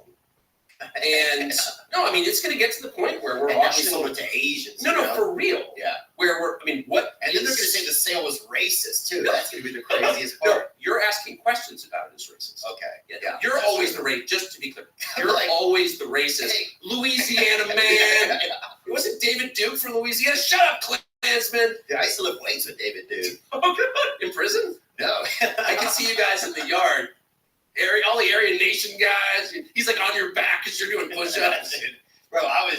any Aryan nation, dude. You know. Not even in prison? No, How did I you never survive? even went to any of their meetings or anything. I saw pamphlets or whatever, but I never pulled up over there. But yeah, we shared a back fence, and he used to date this hot girl that worked at a seafood restaurant that I worked at, and so we pop in there and I watch him eat shrimp or whatever. But What was the seafood restaurant? it was called Morton's Seafood in Madisonville, right on the river. Really? I worked over there, but I was a busboy. They used to have raccoons coming out the wall when they cooked duck. The boarding was bad on the wall, and it rotted out, and they let one of us busboys get there with a broomstick. We'd have to stand there and beat the raccoons back in They're the wall. ferocious animals. Well, they loved duck. Of course they do. And pizza. Oh, really? Oh, yeah. Wow. Oh, trash pandas where I live. And you see them outside with trash cans. Oh, yeah. And they love pizza. I like pizza, Oh, yeah. unfortunately. And, oh, yeah, you have pizza and you Oh, leave the boy. crumb. Yeah, they go crazy. I'd love to see. Now, that would be a good Dave Portnoy thing where he gives over. He does one bite to a coon with a bite, But have you ever seen a raccoon eat? You never gave him any duck, did you? Oh, I pulled up on them, and they're always like this. Yeah, right with their hands. We didn't do. Totally. The gayest one is the one in the recycling bin. He's always like, at least the other ones are in the trash. There's always that one that kind of wanders up from the recycling bin, and he's wearing like a negligee of your mom or something. Like, what the fuck is that one been doing, But yeah, they always are like plead innocent or whatever. No, they do. Yeah. They're so clever. I love them. Oh, they're crafty. Yeah. I've never shot one. I've seen them so many times in the woods. There they are. Yeah, they love dog food. Yeah. That's kind of a mangy one. We have big ones where I live. Yeah, I grew up around a lot of rabies, so when one would come down the street, we'd all have to go inside. Do a lot of people have rabies where you grew up? Yeah, I would say there was a big scare, but when was rabies popular? Can you look that up, please? When was rabies popular? Well, when I was a kid, it was a big thing. Get out the street, There's a sick raccoon, But when they got cars and electricity and stuff, they fixed all that. I mean, it wasn't as big of a thing. But yeah, David Duke, and we go to the gym sometimes. And I'll say this, nice guy. I never met him. Nice guy, he never, we just did chest and tries or whatever. There was never any racial things or whatever, but he was a very fit man. Never met him, but I will say this. I'm not saying he's a vet, though he's obviously a vet, but every time I would get a new show, I don't know anything about David Duke. I'm from La Jolla, California. He wasn't quite as popular there. Yeah. Can I find another picture without me? but every time I get a new show, there'd be some news story. David Duke endorses Tucker Carlson. Why? I don't know you. I don't know anything about you. I'm from La Jolla. Yeah. Okay, we don't share a common culture. Yeah. I'm from Mitt Romney country. Yeah, exactly. 100%. Literally, Mitt Romney goes to La Jolla. Yeah, Comedy Store. Comedy Store La Jolla is one of my favorite. No That's my way. favorite comedy club in the whole It's country. been there a long time. It's the Since best I was club. a child. Really? Up in the village, yeah. Yeah.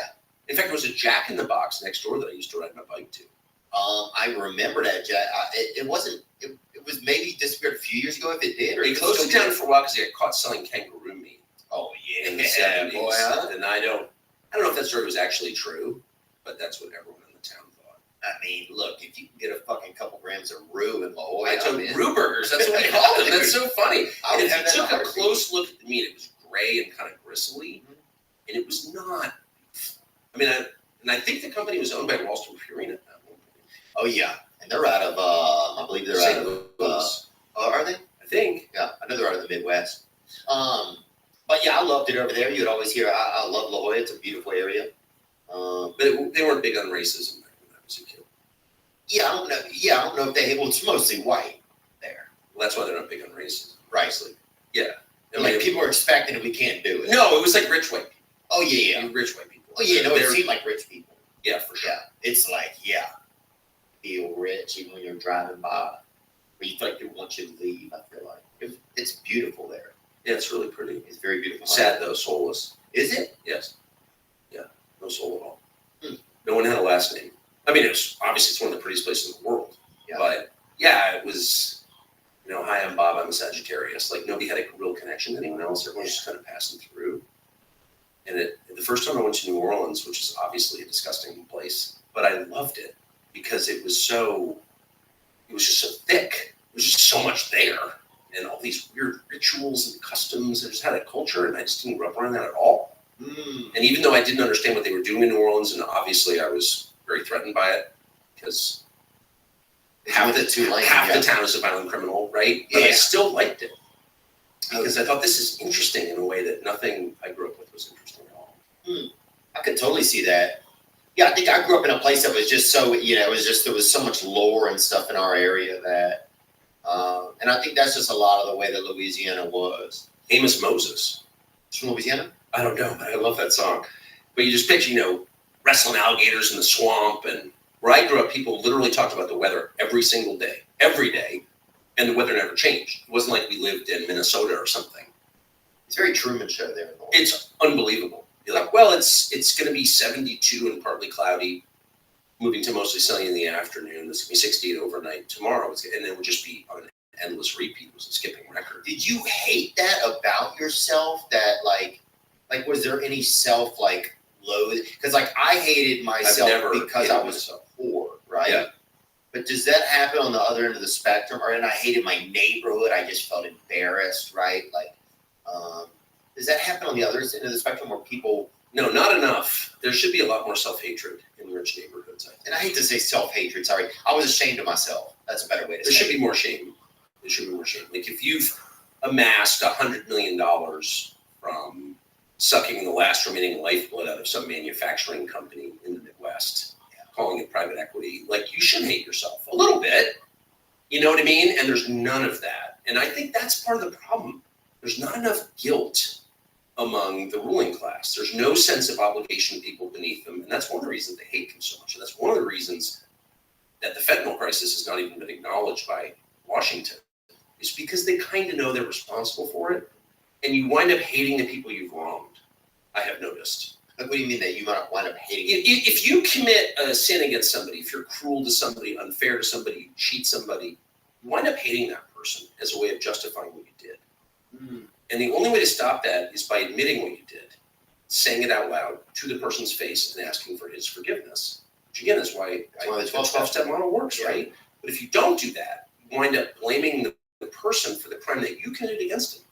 And that's one of the reasons that people who don't get sober are so angry at the world. They're pissed at their parents. You meet these people, their parents send them to rehab 6 times, and they're pissed at their parents. Yeah. Why are you mad at your parents? They did everything they could. And the reason the junkie's mad at his parents is because he knows that he's actually the guilty party, and he's committed massive crimes against them, but he can't admit it, so he blames them. And that is true at a macro level as well. And if your ruling class of all the richest people have gotten rich by dicking over the people beneath them, running these fascist companies that spy on their employees' phone calls and track them as they come in and out of the building and require them to work on Sundays with no overtime, and just really inhumane sweatshop type practices, creepy Stasi stuff, those people end up having great contempt for their own employees. Do you know what I mean? Yeah, well, I think it's one of the spaces we're getting to right now in the country is people, if you're an owner of something, if you are well, you know what's interesting is when you say that, recently met a guy who was a Democrat, right? He's like a devout Democrat, right? Yeah. And he said to me, this was interesting, I've never heard this. He said, I vote for Democrats because I want there to be programs in place to keep the people that are struggling. I want to keep them, I want to satiate them just enough so they don't rebel. They don't have power. Right. And I never heard that. I said that out loud? Yeah, he said that to me. And I was like, I never heard here's that. Your weird weed, here's your porn, just don't make a mess. But just don't make a mess so that the rest of us who aren't as unfortunate as you can still operate like we operate. Okay. So it blew my mind. I just never heard that perspective. Was this on camera? No, this was just in a human conversation as 2 humans eating an inhuman conversation. Really? Yeah, inhuman, what? Yeah, I had a salad. I don't know what he had. We had lunch. The blood of children, probably. Yeah. I think he sounds that way. He had an O negative. Junior. Yeah. I mean, that is so dark, but it's so true. And by the way, bless him for his honesty, because that is exactly what's going on. Yeah. And that's not how you treat your own kids or people you love. Right. You never say, I'm going to keep you on just enough assistance that you cannot starve to death, but that you'll be so harried by the shittiness of your existence that you'll never challenge my power. That is a crime. I've never committed heard against that. Well, that's Well, the to me, point. as an American value, that was like, oh, that's never a way that I ever would thought or think. No, because you encourage self-sufficiency, because that's where self-respect comes from. Right. I've got my shit in a pile, and I'm proud of myself. That's the goal for an adult man. And if you're preventing people from getting to that, then you are committing a crime, and you should be held accountable for it, in my opinion. But there's nobody to hold anybody accountable anymore, it feels like. I know. Well, I'm very aware of Yeah. that. Sorry. Everyone's in on it. Well, it's just so interesting. But how do we get out of it then? By saying the truth out loud, I think that's the only recourse. I think that's more powerful than guns. I mean, I do. Saying truth, I mean, that's what they get hysterical about. Right. There'll be a mass shooting, and there'll be 3 days. We need to take all our guns away. They're not going to take your guns away, okay? They can't, but that's not their priority. But when somebody says something that's true, I mean, they will disappear a person for that. Like, you'll never hear from them again. And there's a reason. Yeah. And the reason is nothing is a greater threat to the people running things than true words. And that's why like they're about about Kanye, you mean? I'm not talking about, well, Kanye was disappeared. Yeah. I mean, and my view of Kanye would be, you know, if you show up on Alex Jones in a hockey mask saying you love Hitler, probably not really a threat to anybody, actually. I mean, are there really a lot of people are going to watch Kanye being like, I love Hitler, and be like, wow, I love Hitler too. Yeah. No.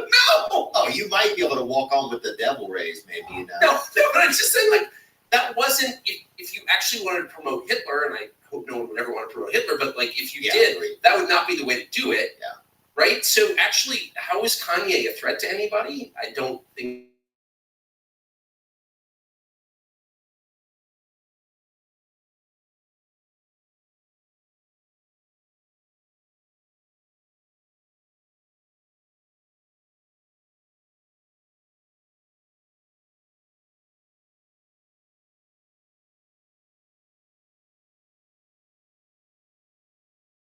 Right to say what you think. That is a foundational right. And if you don't have the right, then you're not a human being. You're a slave. Like, that's the acid test. Am I a slave or not? I don't know. One simple question. Can you say what you really think? And if you can't, then you're a slave. Super simple. Well, now it feels like they own. It used to feel like you could write what you think, but now it feels like the paper is owned, right? Yeah. So they can, like, even with AI coming out, it's like they could even adjust what you write. So you don't even fucking have a value to write anything anymore.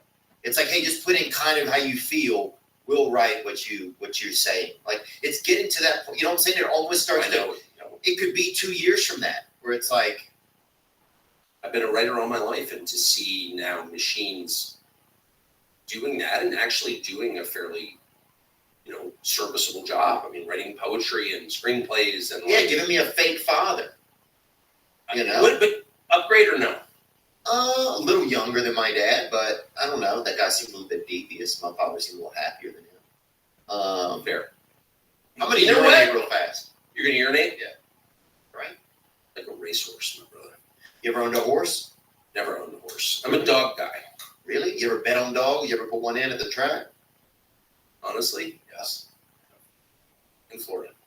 And in fact, in Florida in the 80s. Now and that dog track has now been closed. And I love dogs, and I've always loved dogs. Yeah. And it's the one in Miami that's near the airport, and it was the most depressing, inhumane, like you just wanted to send money to PETA, spending 20 minutes there. But I did go there. Yes, I had been drinking, probably other things, and I did bet on the Greyhounds, and I feel bad about it. Yeah. I do. You ever ridden on Greyhound? I've always been a sizable man, and they buck me off every time I try. Really? They'll wheel around and bite me. Yeah, they don't. It's hard to saddle a Greyhound. No, I mean the bus service. Oh, sorry. I thought you meant the dogs. Oh no. Oh, I spent a lot of time on them. Actually, true story. Yeah. I had a girlfriend in high school. We went to different colleges, and she went to Vanderbilt University in Nashville, Tennessee, and I lived in New England, which is a small polar region. That our little shepherd over there. And I took the bus. I took a Greyhound bus from Washington, D.C., where my parents lived, to Nashville, which is like 12 hours. Yeah. And then I took one back. And so this bus was going on to New York City, and for some reason it was 100% Puerto Rican and me. And I was at the back of the bus, and it left at like midnight. Yeah. And I was drinking and smoking. That's how long ago it was. This was 1987. I'll never forget it.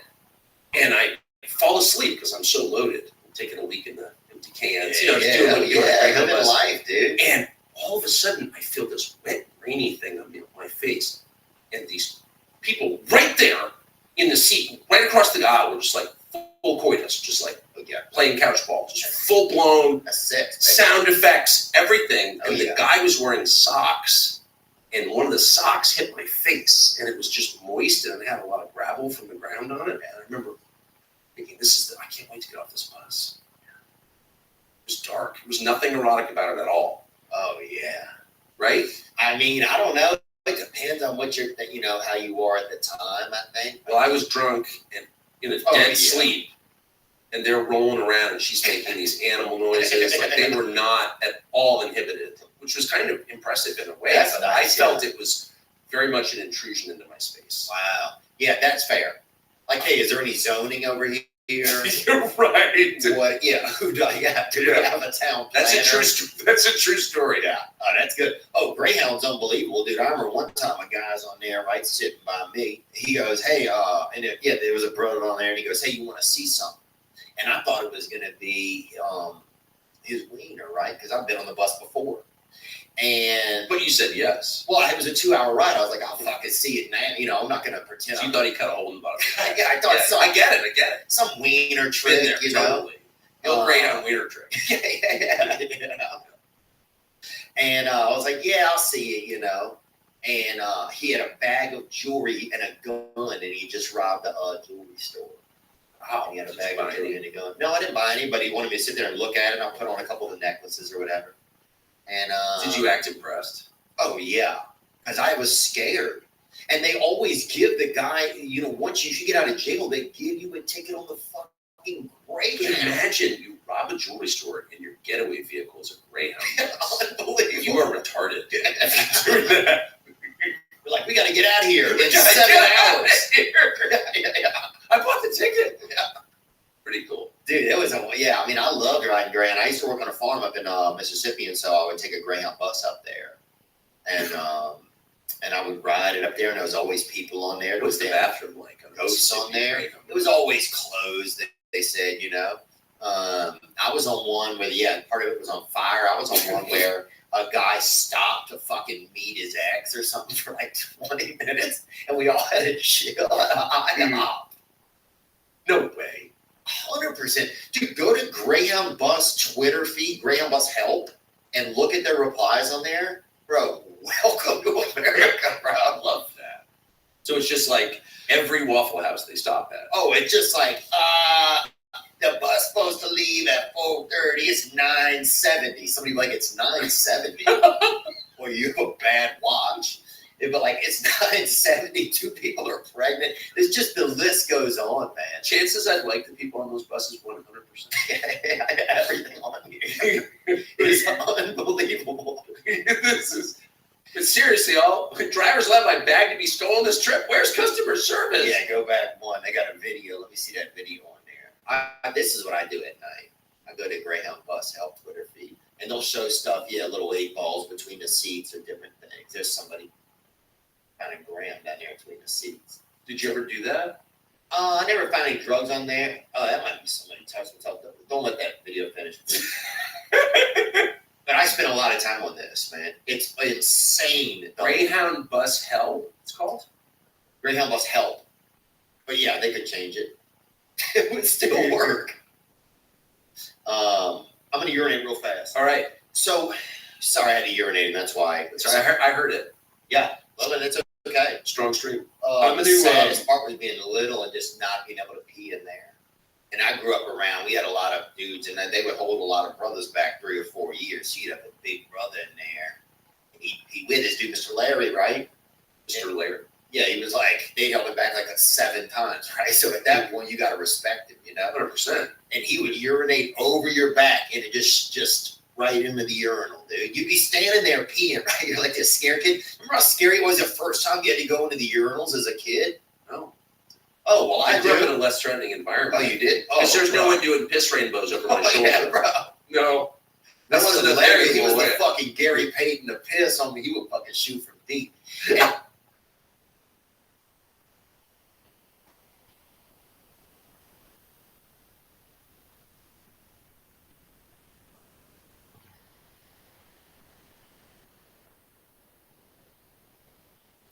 can't pee. You're scared. And then a fucking pee comes just from above and goes perfectly in.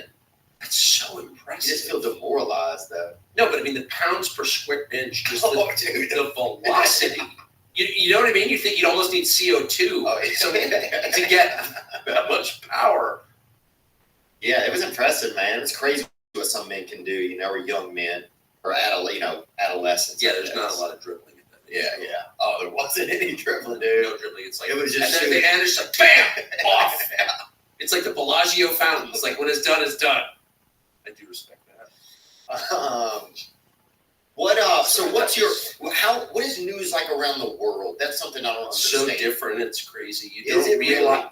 You don't realize that we live in this bizarre biosphere where you have no idea what's going on in the rest of the world. You have no idea how you're perceived. The United States is perceived, and you have no idea really your place in the global order because we're cut off from the rest of the world, and we have these two extremely lame, irrelevant countries bordering us. But that's it.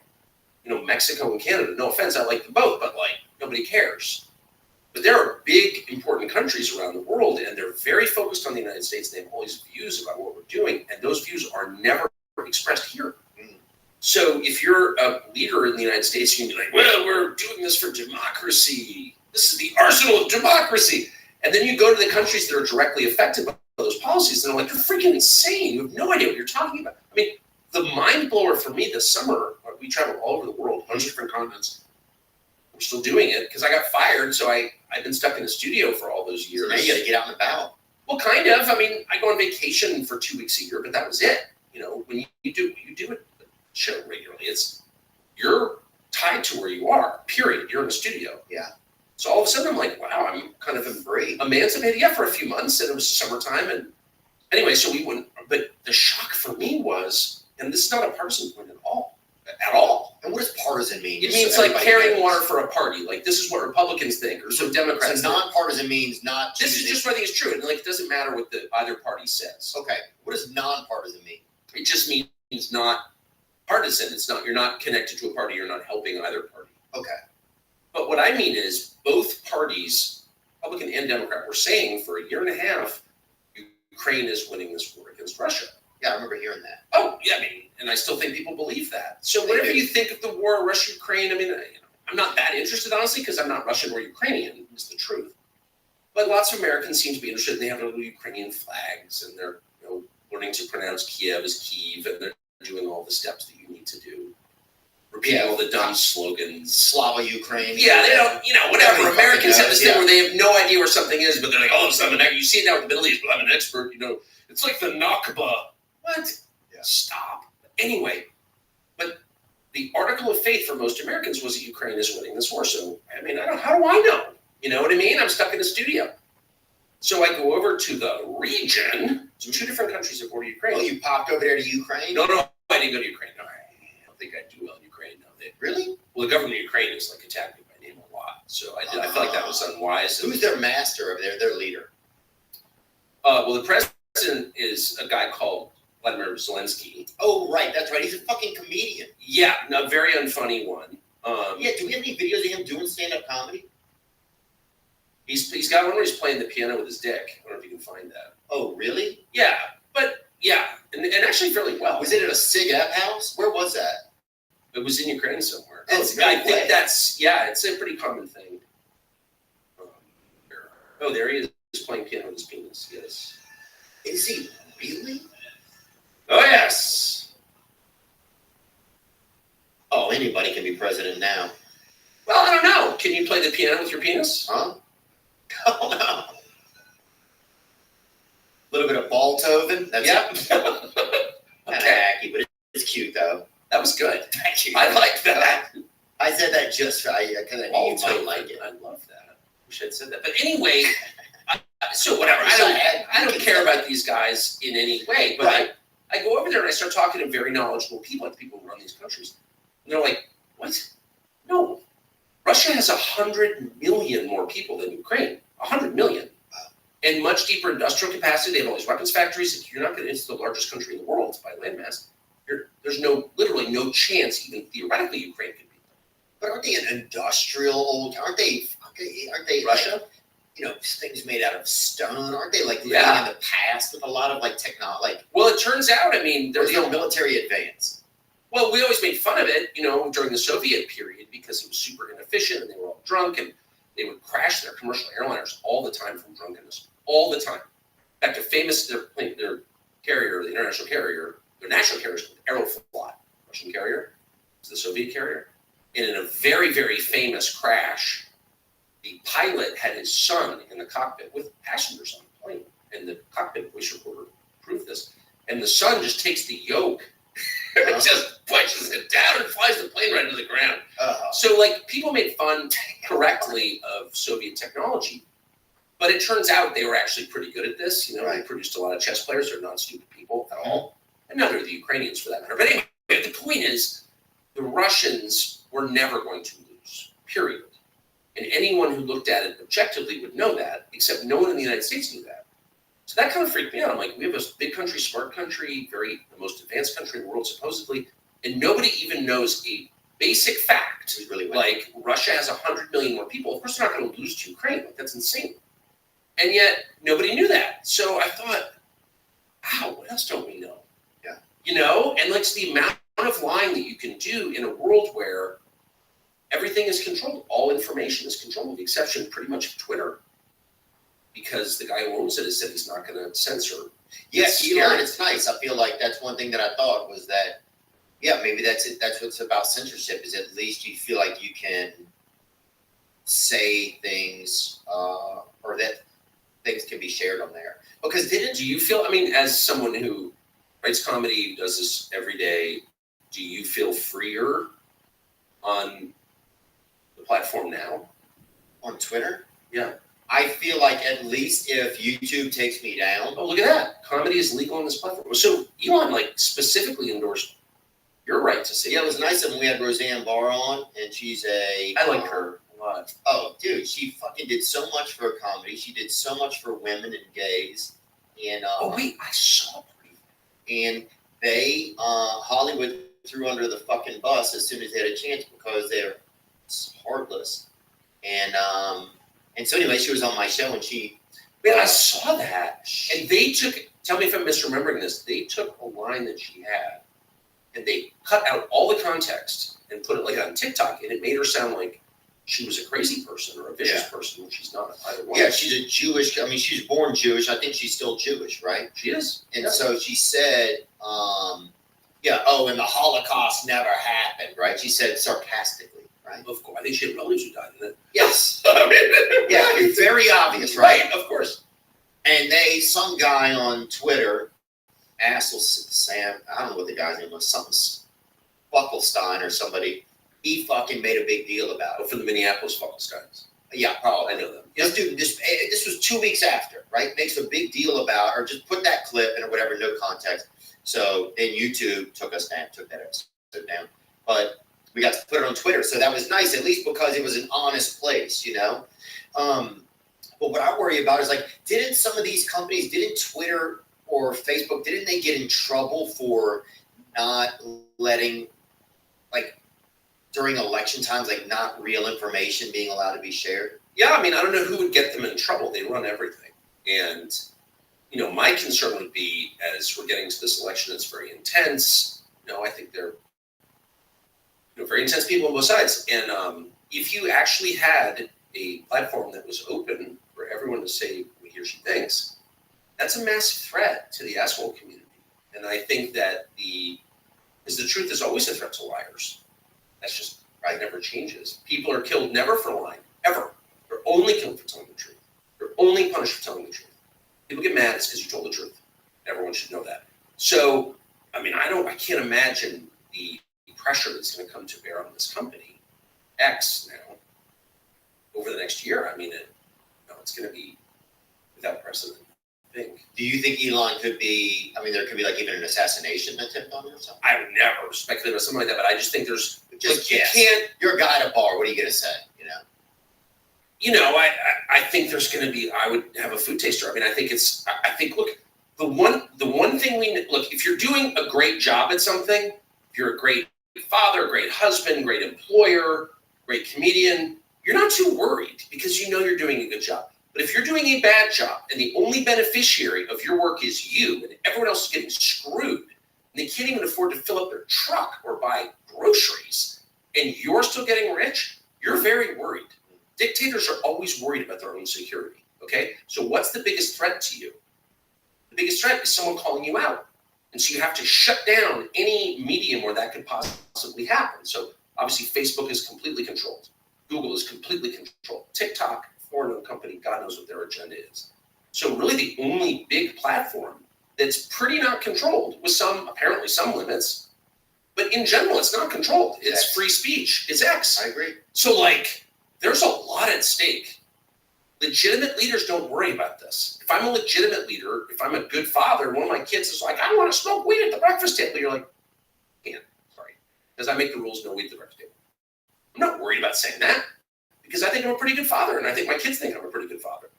But if I'm a terrible father who's abusing my kids, I can't let them say anything because the authorities might find out. I could get punished for what they know. And that is the same attitude that every dictator has. That's why all dictators take the guns and impose censorship. It's the first thing they do. They don't want to throw you in prison. It's expensive. It's difficult. They don't want to execute you. They just want you to shut up and be obedient.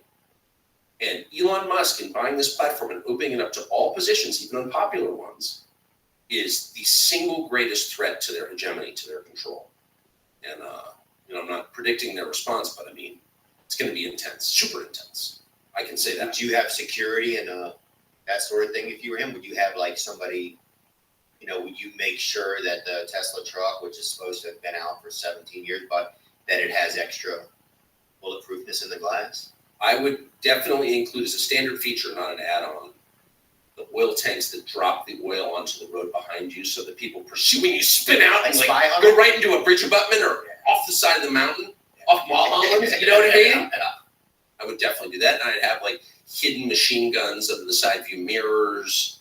I'd have a death ray possibly. That would probably be a custom feature, but I would have stuff like that, yeah, for sure. Do you think we get fair news about even the war in Israel and Hamas? Do you think we get fair information about that? Joe Rogan had a lady on recently and she was saying that the perception of what happens over there isn't the information that we get, Do you see that? Think of it this way. What's at stake?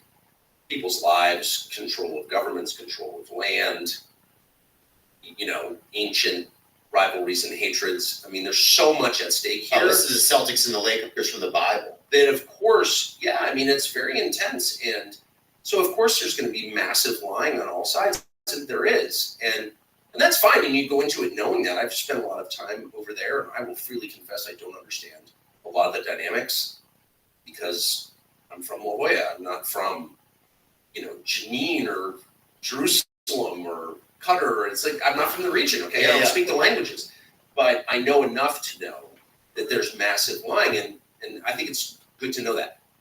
The only thing that enrages me is when you hear people say, you must believe me. I have no obligation to believe anybody. You have an obligation, if you want me to believe you, to prove what you're saying. Right. And I have a right to ask simple, fair questions. How do you know that? How can I trust that? And if you don't give me those answers, then I just don't believe you. And I don't have to believe you. And if your recourse is, you're a bad person for not believing me, fuck you. That's my response. Fuck you. And especially in this case where my money and potentially my children's lives, I was a cook. Yeah, one of these things got blown out of my nose every now and then. I got to make sure it works. Got to open it up. Yeah. I agree with that. Just widen them out. There's no shame. God, it feels good, doesn't it? God, dude. If I could feel it dripping down the back of my throat right now. Anyway, sorry to use profanity on your show, but somebody put on some ketchup, Let's fucking roll.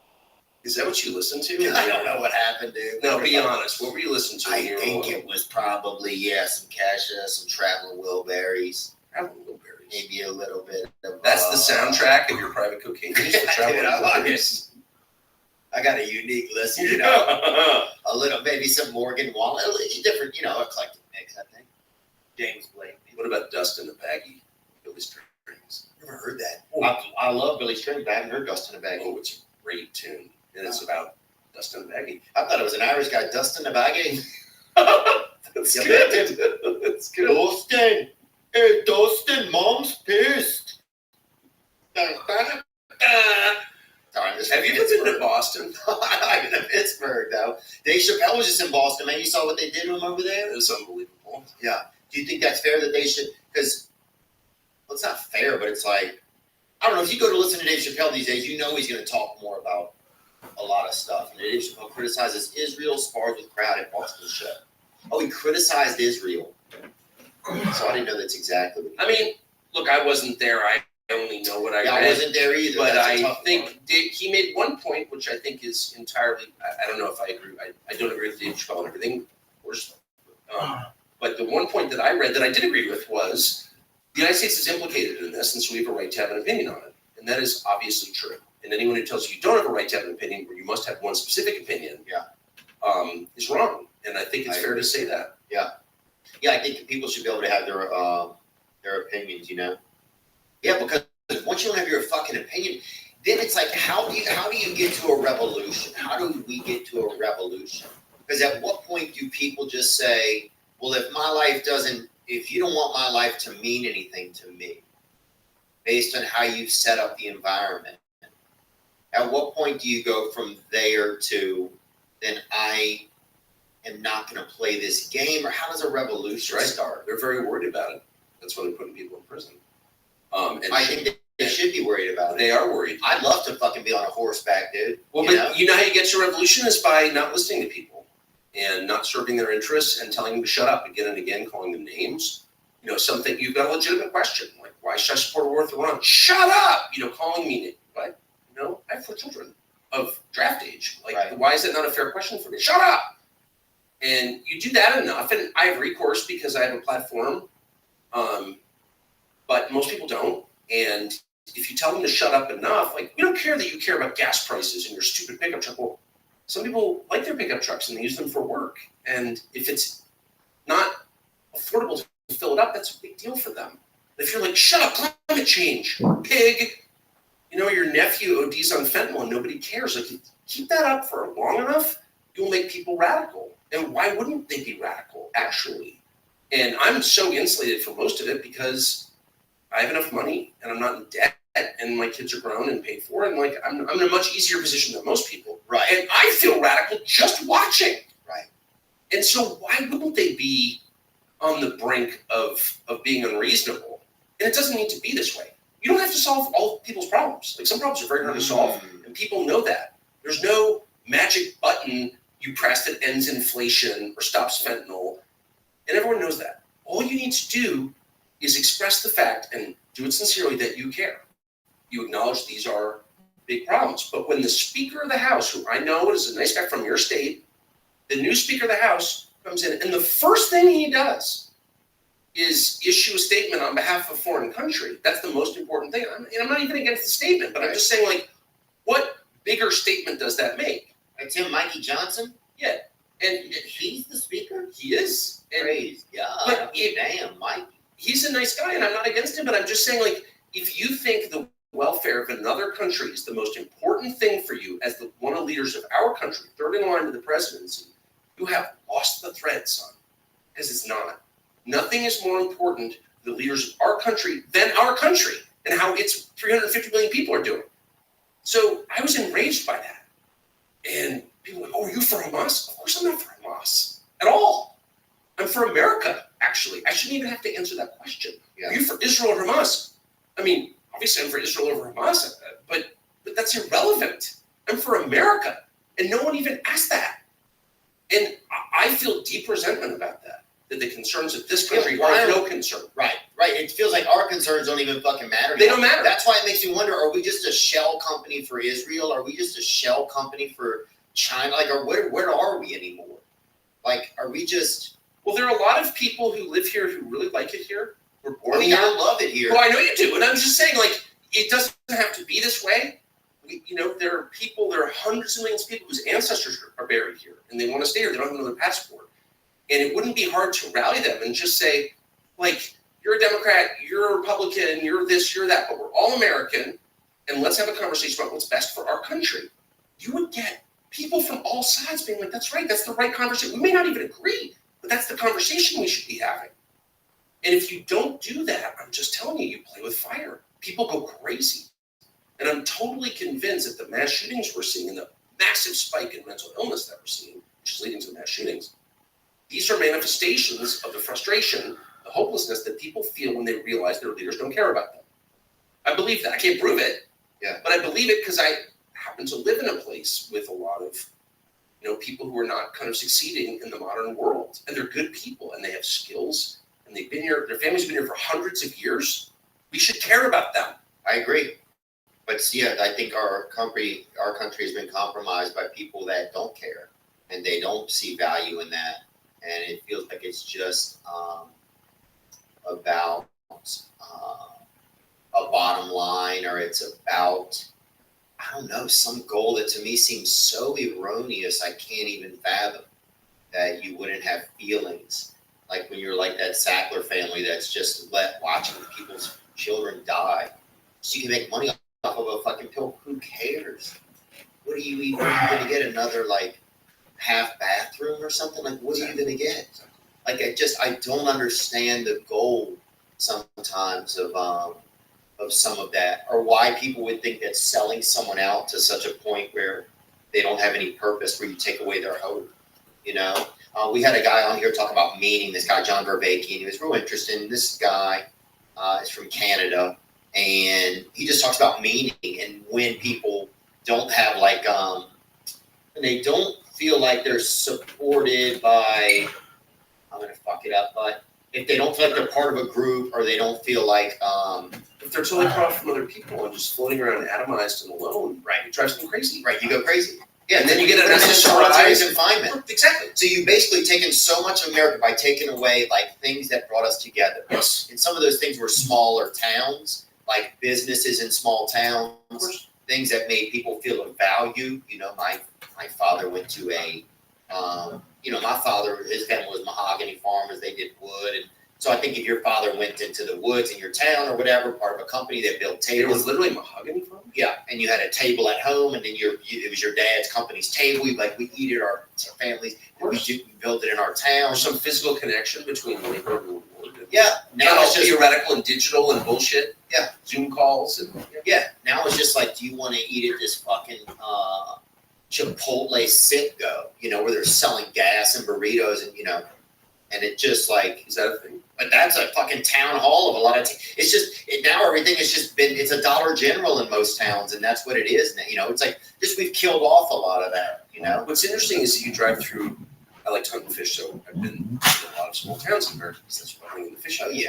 And some of these towns, especially the county seats in rural towns, have beautiful courthouses. Mm-hmm. Beautiful. Like somebody spent a lot of money and a lot of time to make a beautiful public building. One of those hasn't been built since the Second World War. That is true.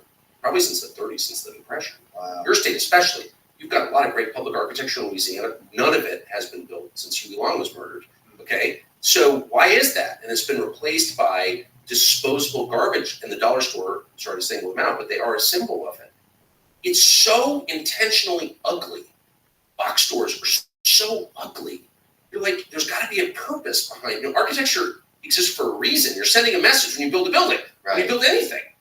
And the message of box stores and dollar stores and of the DMV is, you mean nothing. We're not going to spend any time or any energy trying to elevate you or please your senses or build anything beautiful. It's ugly on purpose to let you know that you mean nothing. You do not count. Shut up and obey. You're an animal, actually. And I just feel like there's something very profound about that, the message that it sends. And everyone receives the message, whether they know it or not. You go into a DMV, what's it telling you? Wait your turn, wait for your number, and then some surly low IQ person hassles you over. It's like, I'm a citizen of this country. Why do I even have to have a driver's license? Give me my fucking papers and let me get out of here. How dare you speak to me that way? But you can't, because she's in charge. The whole experience is designed to degrade you and make you less powerful, take your self-respect away. I'm very upset by it. Oh, the DMV, it's almost like they have a line, if you come out of the closet, you get to go to the front of the line, I'd be willing to do that. Yeah, but that's the kind of shit I'm saying. It's like, that's how much they want to compromise who you are or what you are. But look at that, okay? The drop ceiling, there's no reason to have lighting like that. It doesn't cost more. Maybe to put some lamps or sconces or something. There's nothing more oppressive than a drop ceiling with fluorescent lighting, and there's no reason to have that. And everything is made out of vinyl and metal. There's not one natural material in there. Why not have wooden benches? What would that cost extra? Train stations used to have them, but they don't, because the message there is all this shit's disposable. It'll be in a landfill in 5 years, and so will you. Everything about that is degrading to the citizen, and it's not an accident. We've been doing that since the day we dropped the atomic bomb on Hiroshima. That is true. Since the end of the Second World War. I mean, I have a lot of theories about it. I have no evidence to back up any of my theories, so I should just say that. I think that dropping the atomic bomb on Japan convinced the U.S. government and Western leaders more broadly that they were God. They had the power to destroy whole cities. Nuclear power, when weaponized, is the most powerful tool man's ever made. And it gave people the impression that they were God. And they lost all humility and all love for their fellow citizens. They lost love for their fellow citizens. That's what our architecture, post-war architecture, conveys. I don't love you. I don't care about you. The British colonized whole countries. India, for example. They didn't love they loved India, but they thought the Indians were lesser than them. They didn't. They were racist in our current understanding of that word. But they built train stations in, say, Calcutta or Bombay that would blow your freaking mind. There's nothing as beautiful in the United States as the train stations they built in the subcontinent, in India. Oh, yeah, stunning places. Right, stunning. So, like, what does that tell you? And these were colonial train stations built for Indian subjects. Right. Look at that. But they still had a lot of pride in what they built. They did, but people, here, do the one in Mumbai. The Mumbai train station is like the most unbelievable. I met a Pakistani the other day. Well, that was part of India up until 1947. Yeah. They have their own autonomy now. They do. They have nuclear weapons, actually. Yeah, look at that. Look at that right there. Look at that. Come on. That looks like, that's the train station in Mumbai, India. Oh, yeah. I've been there. And it's just, I sat there, and it's very poorly maintained. The Indian government has done nothing to kind of, and they built a lot of garbage architecture they stole from our anti-human architects. But, like, what kind of country would build something like that? A country that cared about pleasing people. Right. You look at that pleases you. You want to keep staring.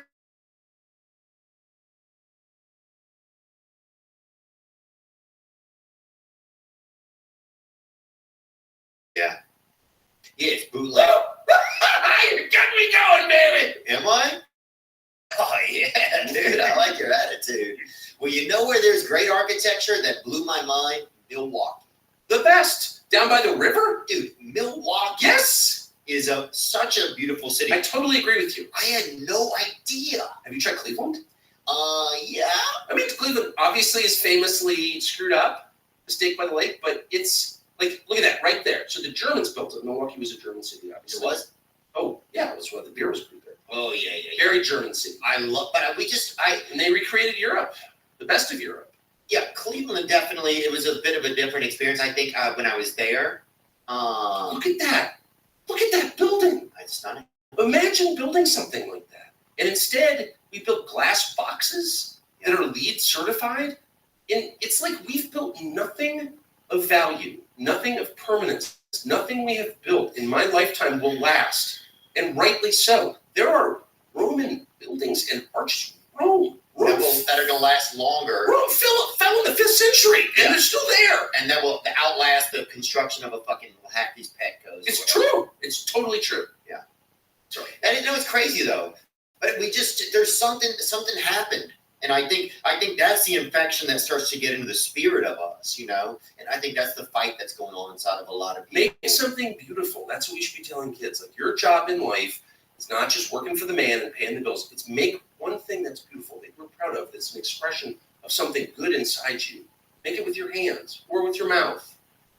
But make something beautiful. I don't know why that's so. And by the way, when you say something that you think, not others, you think is particularly funny or insightful, you're getting the truth about something, aren't you filled with like this?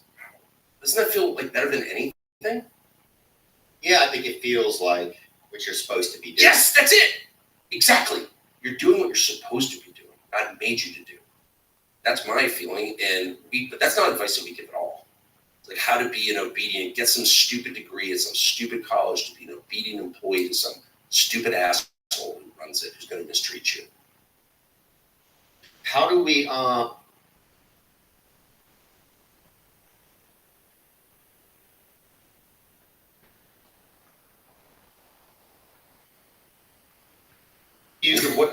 Well, I've gone crazy. all right. What are you doing now that's different with, you got on the Twitter, right? And so I know that, and congratulations. I think it is interesting. It's brave for people to get out of the system. A lot of people. I was expelled from the system. Oh yeah. You got laid off from everywhere. I have, yeah. Was it cutbacks or why did you do it? Cutbacks. I'm going to use that though. There's downsizing. Just downsizing. Yeah. I'm being retrained. I'm learning to code actually. They closed the plant. I totally get. I was on third shift, and there's the demand was in decline. I'm going to use that though next time. How are you fired? Downsizing. But you got out and you moved to. I was thrown out. You're thrown out. And Elon called me the day that my show was canceled, and I was grateful that he did. And he called you, huh?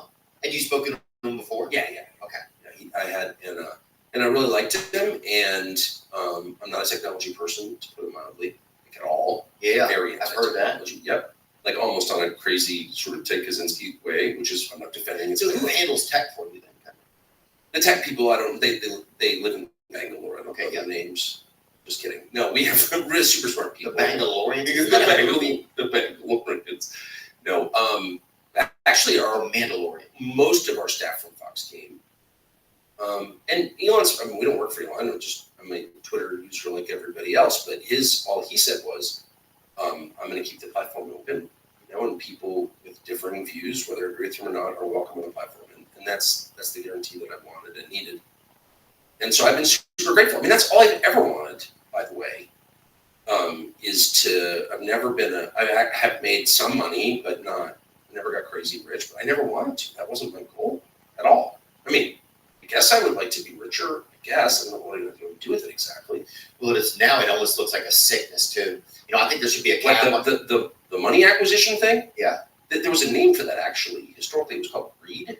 Yeah. And then somewhere along the line, we decided you weren't allowed to complain about greed. And I don't really, and because you're against capitalism, first of all, there is no capitalism in the United States. There's no free market. Okay, the government controls everything. You can't have a business without intersecting with the government, and the government is used by businesses to create monopolies. So there's no free market. So let's stop lying about that. Second, I am not against capitalism. I'm for competition. I wish capitalism would return to the United States.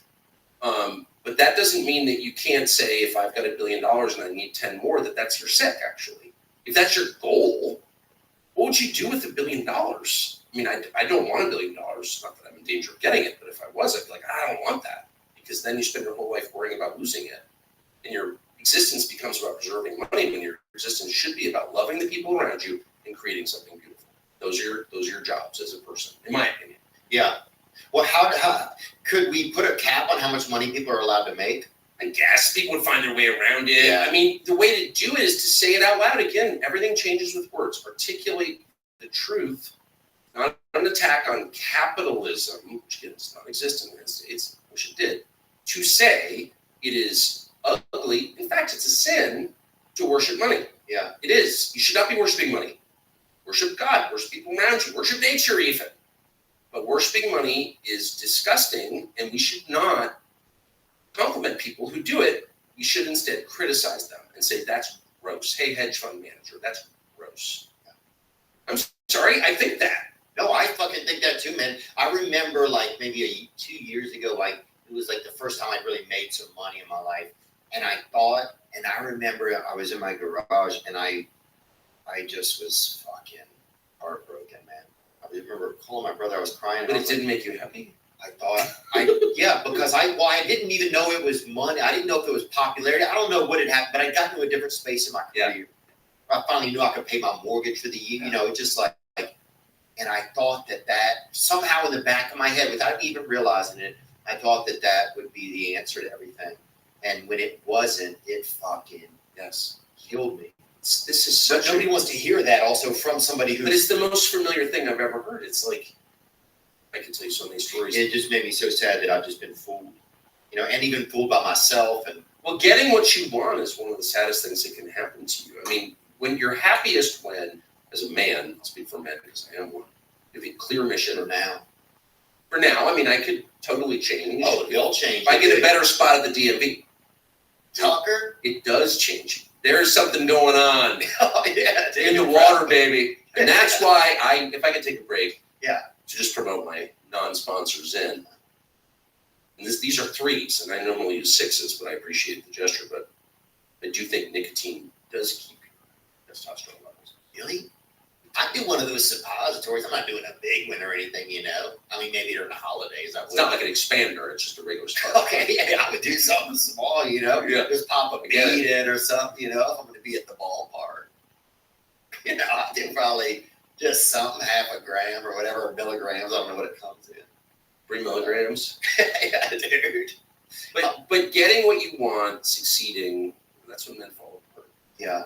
But then also I think that there were more opportunities for success in the past, and there was more opportunities to feel value in the past. Like, I remember when I was a kid, we used to get our name in the paper, and it made you feel so good, like your local baseball score, right? And like, even if you lost, they fucking put your last name. Yeah, I get it. 0 for 4, right? Cried, even though put cried like in parentheses, you're like, fuck yeah, dude. Like, at least I'm on the stat sheet.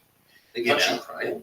Yeah, I mean, I had an appendectomy, right? And the guy, who I think was closeted or whatever, was was like an assistant coach or whatever. He was screaming at me to get to third base, and literally my appendix had burst. So Can you show me on the doll where this happened? Oh, yeah. Dude, I remember we had a dude bus. There's something here. I can feel it. Oh, bro, this guy's just screaming at me to get to third base. My appendix burst. I'm laying in the fucking dirt, right? And that's a sign of our fucking country nowadays. They're like, get to fucking third base. You're like, I have sepsis. And nobody fucking cares, man. But they still put you in the stat sheet, 0 for 4. Yeah, I think, we had a dude who was touching players, and they just called him, and they're like, look, you can't keep coaching if you're going to touch players. That was touching him like in an affirming way? I think just extra affirming. Like too affirming. Like overhand, you're affirming, but once you turn the hand this way, reach around, not affirming. Yeah. Oh, if you're doing that, that's totally. That's unaffirming, dude. What do you think about where do we go? Does Bobby Kennedy Jr. have any chance? Does a third party have any chance these days? No. The third party can affect the outcome for sure, but the system is, and this could change with time. But the system, it's shown no sign of changing. I could bore you for hours, but Ross Perot ran in '92 and then '96. Yeah, I remember that. When he got Clinton elected. Fear the ears. That was the campaign. Yeah, fear the ears. I never heard that. I just made it up. That was good. Thanks. But he actually was kind of impressive. He was a real smart guy. He was, and he said a lot of things that turned out to be true. But of course, he was attacked as some kind of crazy person, but including by me, I should say. Damn, really? Yeah, I was used as a tool. Do you even notice you're a tool when you're a tool like that for the? No. Wow. I was 20. I was in my early 20s, and I was writing. I was covering. First of all, people in their early 20s should not be covering anything other than like kids with appendectomies in baseball. Like that right? Shouldn't be covering national politics in your 20s. Like, what do you know? Yeah, you don't know shit. Yeah. So you shouldn't be rendering judgment on 100%. 100%. FFA events or whatever, but not politics. But anyway, I was, and I attacked him as a crazy person, and I was used by the person I was working for, who's still a person, truly a dishonest person. But anyway, whatever. If it's Chuck Schumer, just say it. More dishonest than Chuck Schumer. Anyway, can't even get into it. But the point is, he got 23% or whatever. I think it was 23 that year. Yeah. Wow. Because he was running basically on sort of pre-Trump, more restrained, more academic, less Trump. But the idea was the same. Like, manufacturing is dying, and it's going to wreck the country. We need to make things. Stuff like that. Bush, Perot, and Dukakis. Dukakis was 88. It was Bush, Perot, and Bill Clinton. He was then the governor of Arkansas in 1992. It was the first race I covered. And Perot did really well despite massive hostility from the media. Because, of course, they were protecting their bosses. Exactly. That's exactly it. But I didn't perceive it. 18.9% of guys. What did he get? 18.9%. Oh, 19. I'm sorry, 19%. I didn't care. he affect the outcome of that race? Oh, he won it for Clinton. Clinton won it, as you see on the page, at 43%. Absolutely. If Roe didn't win, do you think that Bush wins that? Of course, yeah. Of course, he took from Bush, yeah. Who is Kennedy taking from? Trump. You think? Of course. There's no person who's thinking, I'm going to vote either for Joe Biden or Biden. I have some friends that are. No way. Really? I have some friends that have known Bobby. I mean, these are people that have known Bobby Kennedy for a long time, and like they were Democrats who were like, "This is my guy." The only reason you would vote for Joe Biden is because you believe there's safety. I'm not talking about you don't vote for You're voting for the Democratic Party because you think they have more power than safety. That's the only reason. And Bobby Kennedy, man, I've never seen anybody get right to the core issues affecting the country that he has. He agrees on everything. He knows names. I mean, big crap. Yeah, that's why I love him. I just think he can. He doesn't. I don't feel like he's in anybody's pocket. Do you feel like low key there's some party that's like planted him in there? People say that, but that's crazy shit. I feel like I know Bobby very well, and I'm totally convinced, just on a human level, that he's an I don't think he would do that. I was just ask, are there people in his orbit who would do that? I believe yes. But I don't think he knows about it. I think he's totally sincere. Certainly not in his pocket. I mean, the guy could be, things Bobby Kennedy. He's the son of, he could do whatever. He could do whatever. He could do whatever. And he has done. He's done a ton of great stuff with his son. He has, but I'm just saying it's very easy to be loved by everybody and to just, it's very easy to make money when everyone loves you. Bobby Kennedy could have an infinitely easier life than most people. He's doing this because he's this here. He's under threat. I mean, I was with him in the street the other day. This was in Washington. And the security people around him very nervous. He was not nervous at all. Anyway, the point is, I think Bobby's totally sincere, but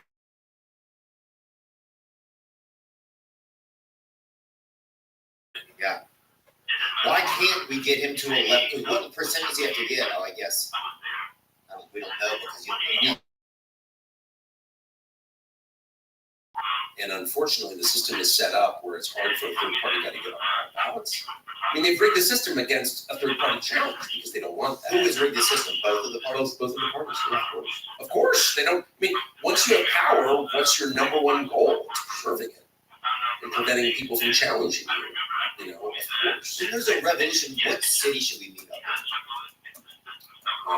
Well, if there is a revolution, and I pray there isn't because they never end well, but if there is, it'd be fun. Like the first 20 minutes, we actually storm the Bastille and free prisoners or whatever, hang your homemade flag from the roof of the Capitol or whatever. Like you know, the news networks. It's the best thing you'd have to do. So that'd be the fun part of the revolution. I think that'd be definitely be the fun part. But then you have like show trials and famines, and you have like all the downside. But whatever, I'm not in charge. So if that happens, I will be so deep in the woods, surrounded by my dogs. And I'll say it, firearms. Okay. Look, let's just pretend one of your dogs is named Firearms. I actually have a dog called Firearms. Yeah. I have AK and 47. I got bow, I got arrow, I got whatever, I got all my weapons in the woods with me. But yeah, and you can even just text me to let me know where you're going to be. But I think about what's wild is I think about that sometimes. You're going to be in LA. No, I won't be. I live in Nashville. You live in LA. No, I live in a place where if somebody is being weird, you get it. Because if you're LA, Rabbi Rothschild, yeah. no, here's a move you would do in LA. That would be the first move. Yeah. Let the other. Having grown up on the Pacific, let me just say it's a little bigger than the Chunky River, wherever you're from. It's a super big ocean. Yeah. So fuck Ben and Jerry's while we're at it. Yeah. But go on. They're monsters. Is it called Chunky Monkey? What's the name of your river? I love that, dude. That's the greatest name ever. But the Pacific goes on forever, and then you make it to Hawaii like 6 days later, and you're lost in the air. Yeah, right. If you've been lost at sea for 6 days, you deserve to show Hawaii. It's easy to miss Hawaii. You could, yeah, that's a long way to Thailand. You imagine they pick you up, they're like, you it is coming to Hawaii. Like, why the fuck? I let my wife drive. No, the Pacific is not a good escape plan at all. No, because south you have, Baja, Sonora, right? That's a little chaotic. It always is. From Los Angeles to what? The Arctic Circle. I mean, that's just like nothing. It's like Alaska. Like there's kind of nowhere to go. But you get in the woods. Been there. Yeah, you got to try. And Radley up in there with a couple of pups. 100%. You're full. Live in the hollow of a tree. Yeah, that's it. Me too, man. It sounds exciting, but I think people start to think that way. And that's a sad. It's interesting because the thought just comes in my head sometimes. I've thought about asking people I know. I've thought about asking Joe Rogan, where do we meet up? Shit, it's weird. And I've never used to think that. It's just you might not, but I think everybody's got a little bit of a place. I think some people are thinking maybe it'll be. I think you want to do Madness, so I think you go Salt Lake, Denver. Broncos suck. So I don't know if I go there. Utah at least doesn't have a team. I don't know, but you start to think about that. You want to get up to sea level. You want nature. So you want to drown out. You want to be in fucking Johnstown or something. Whatever that place is. Johnstown or Jonestown. Both of them bad.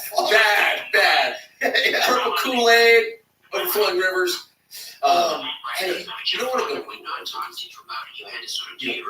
don't want to travel. Things go sideways. I don't think you want to be on the road. That's good point.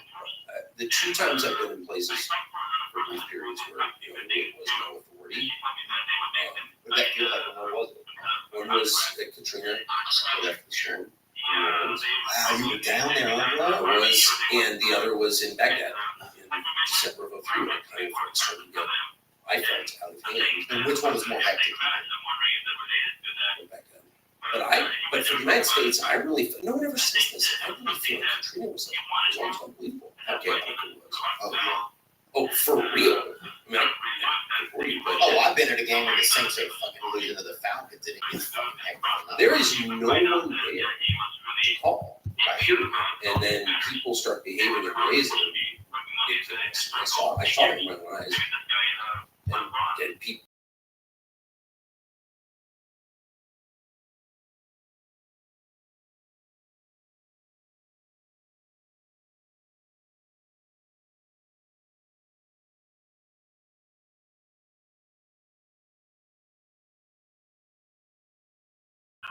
So that's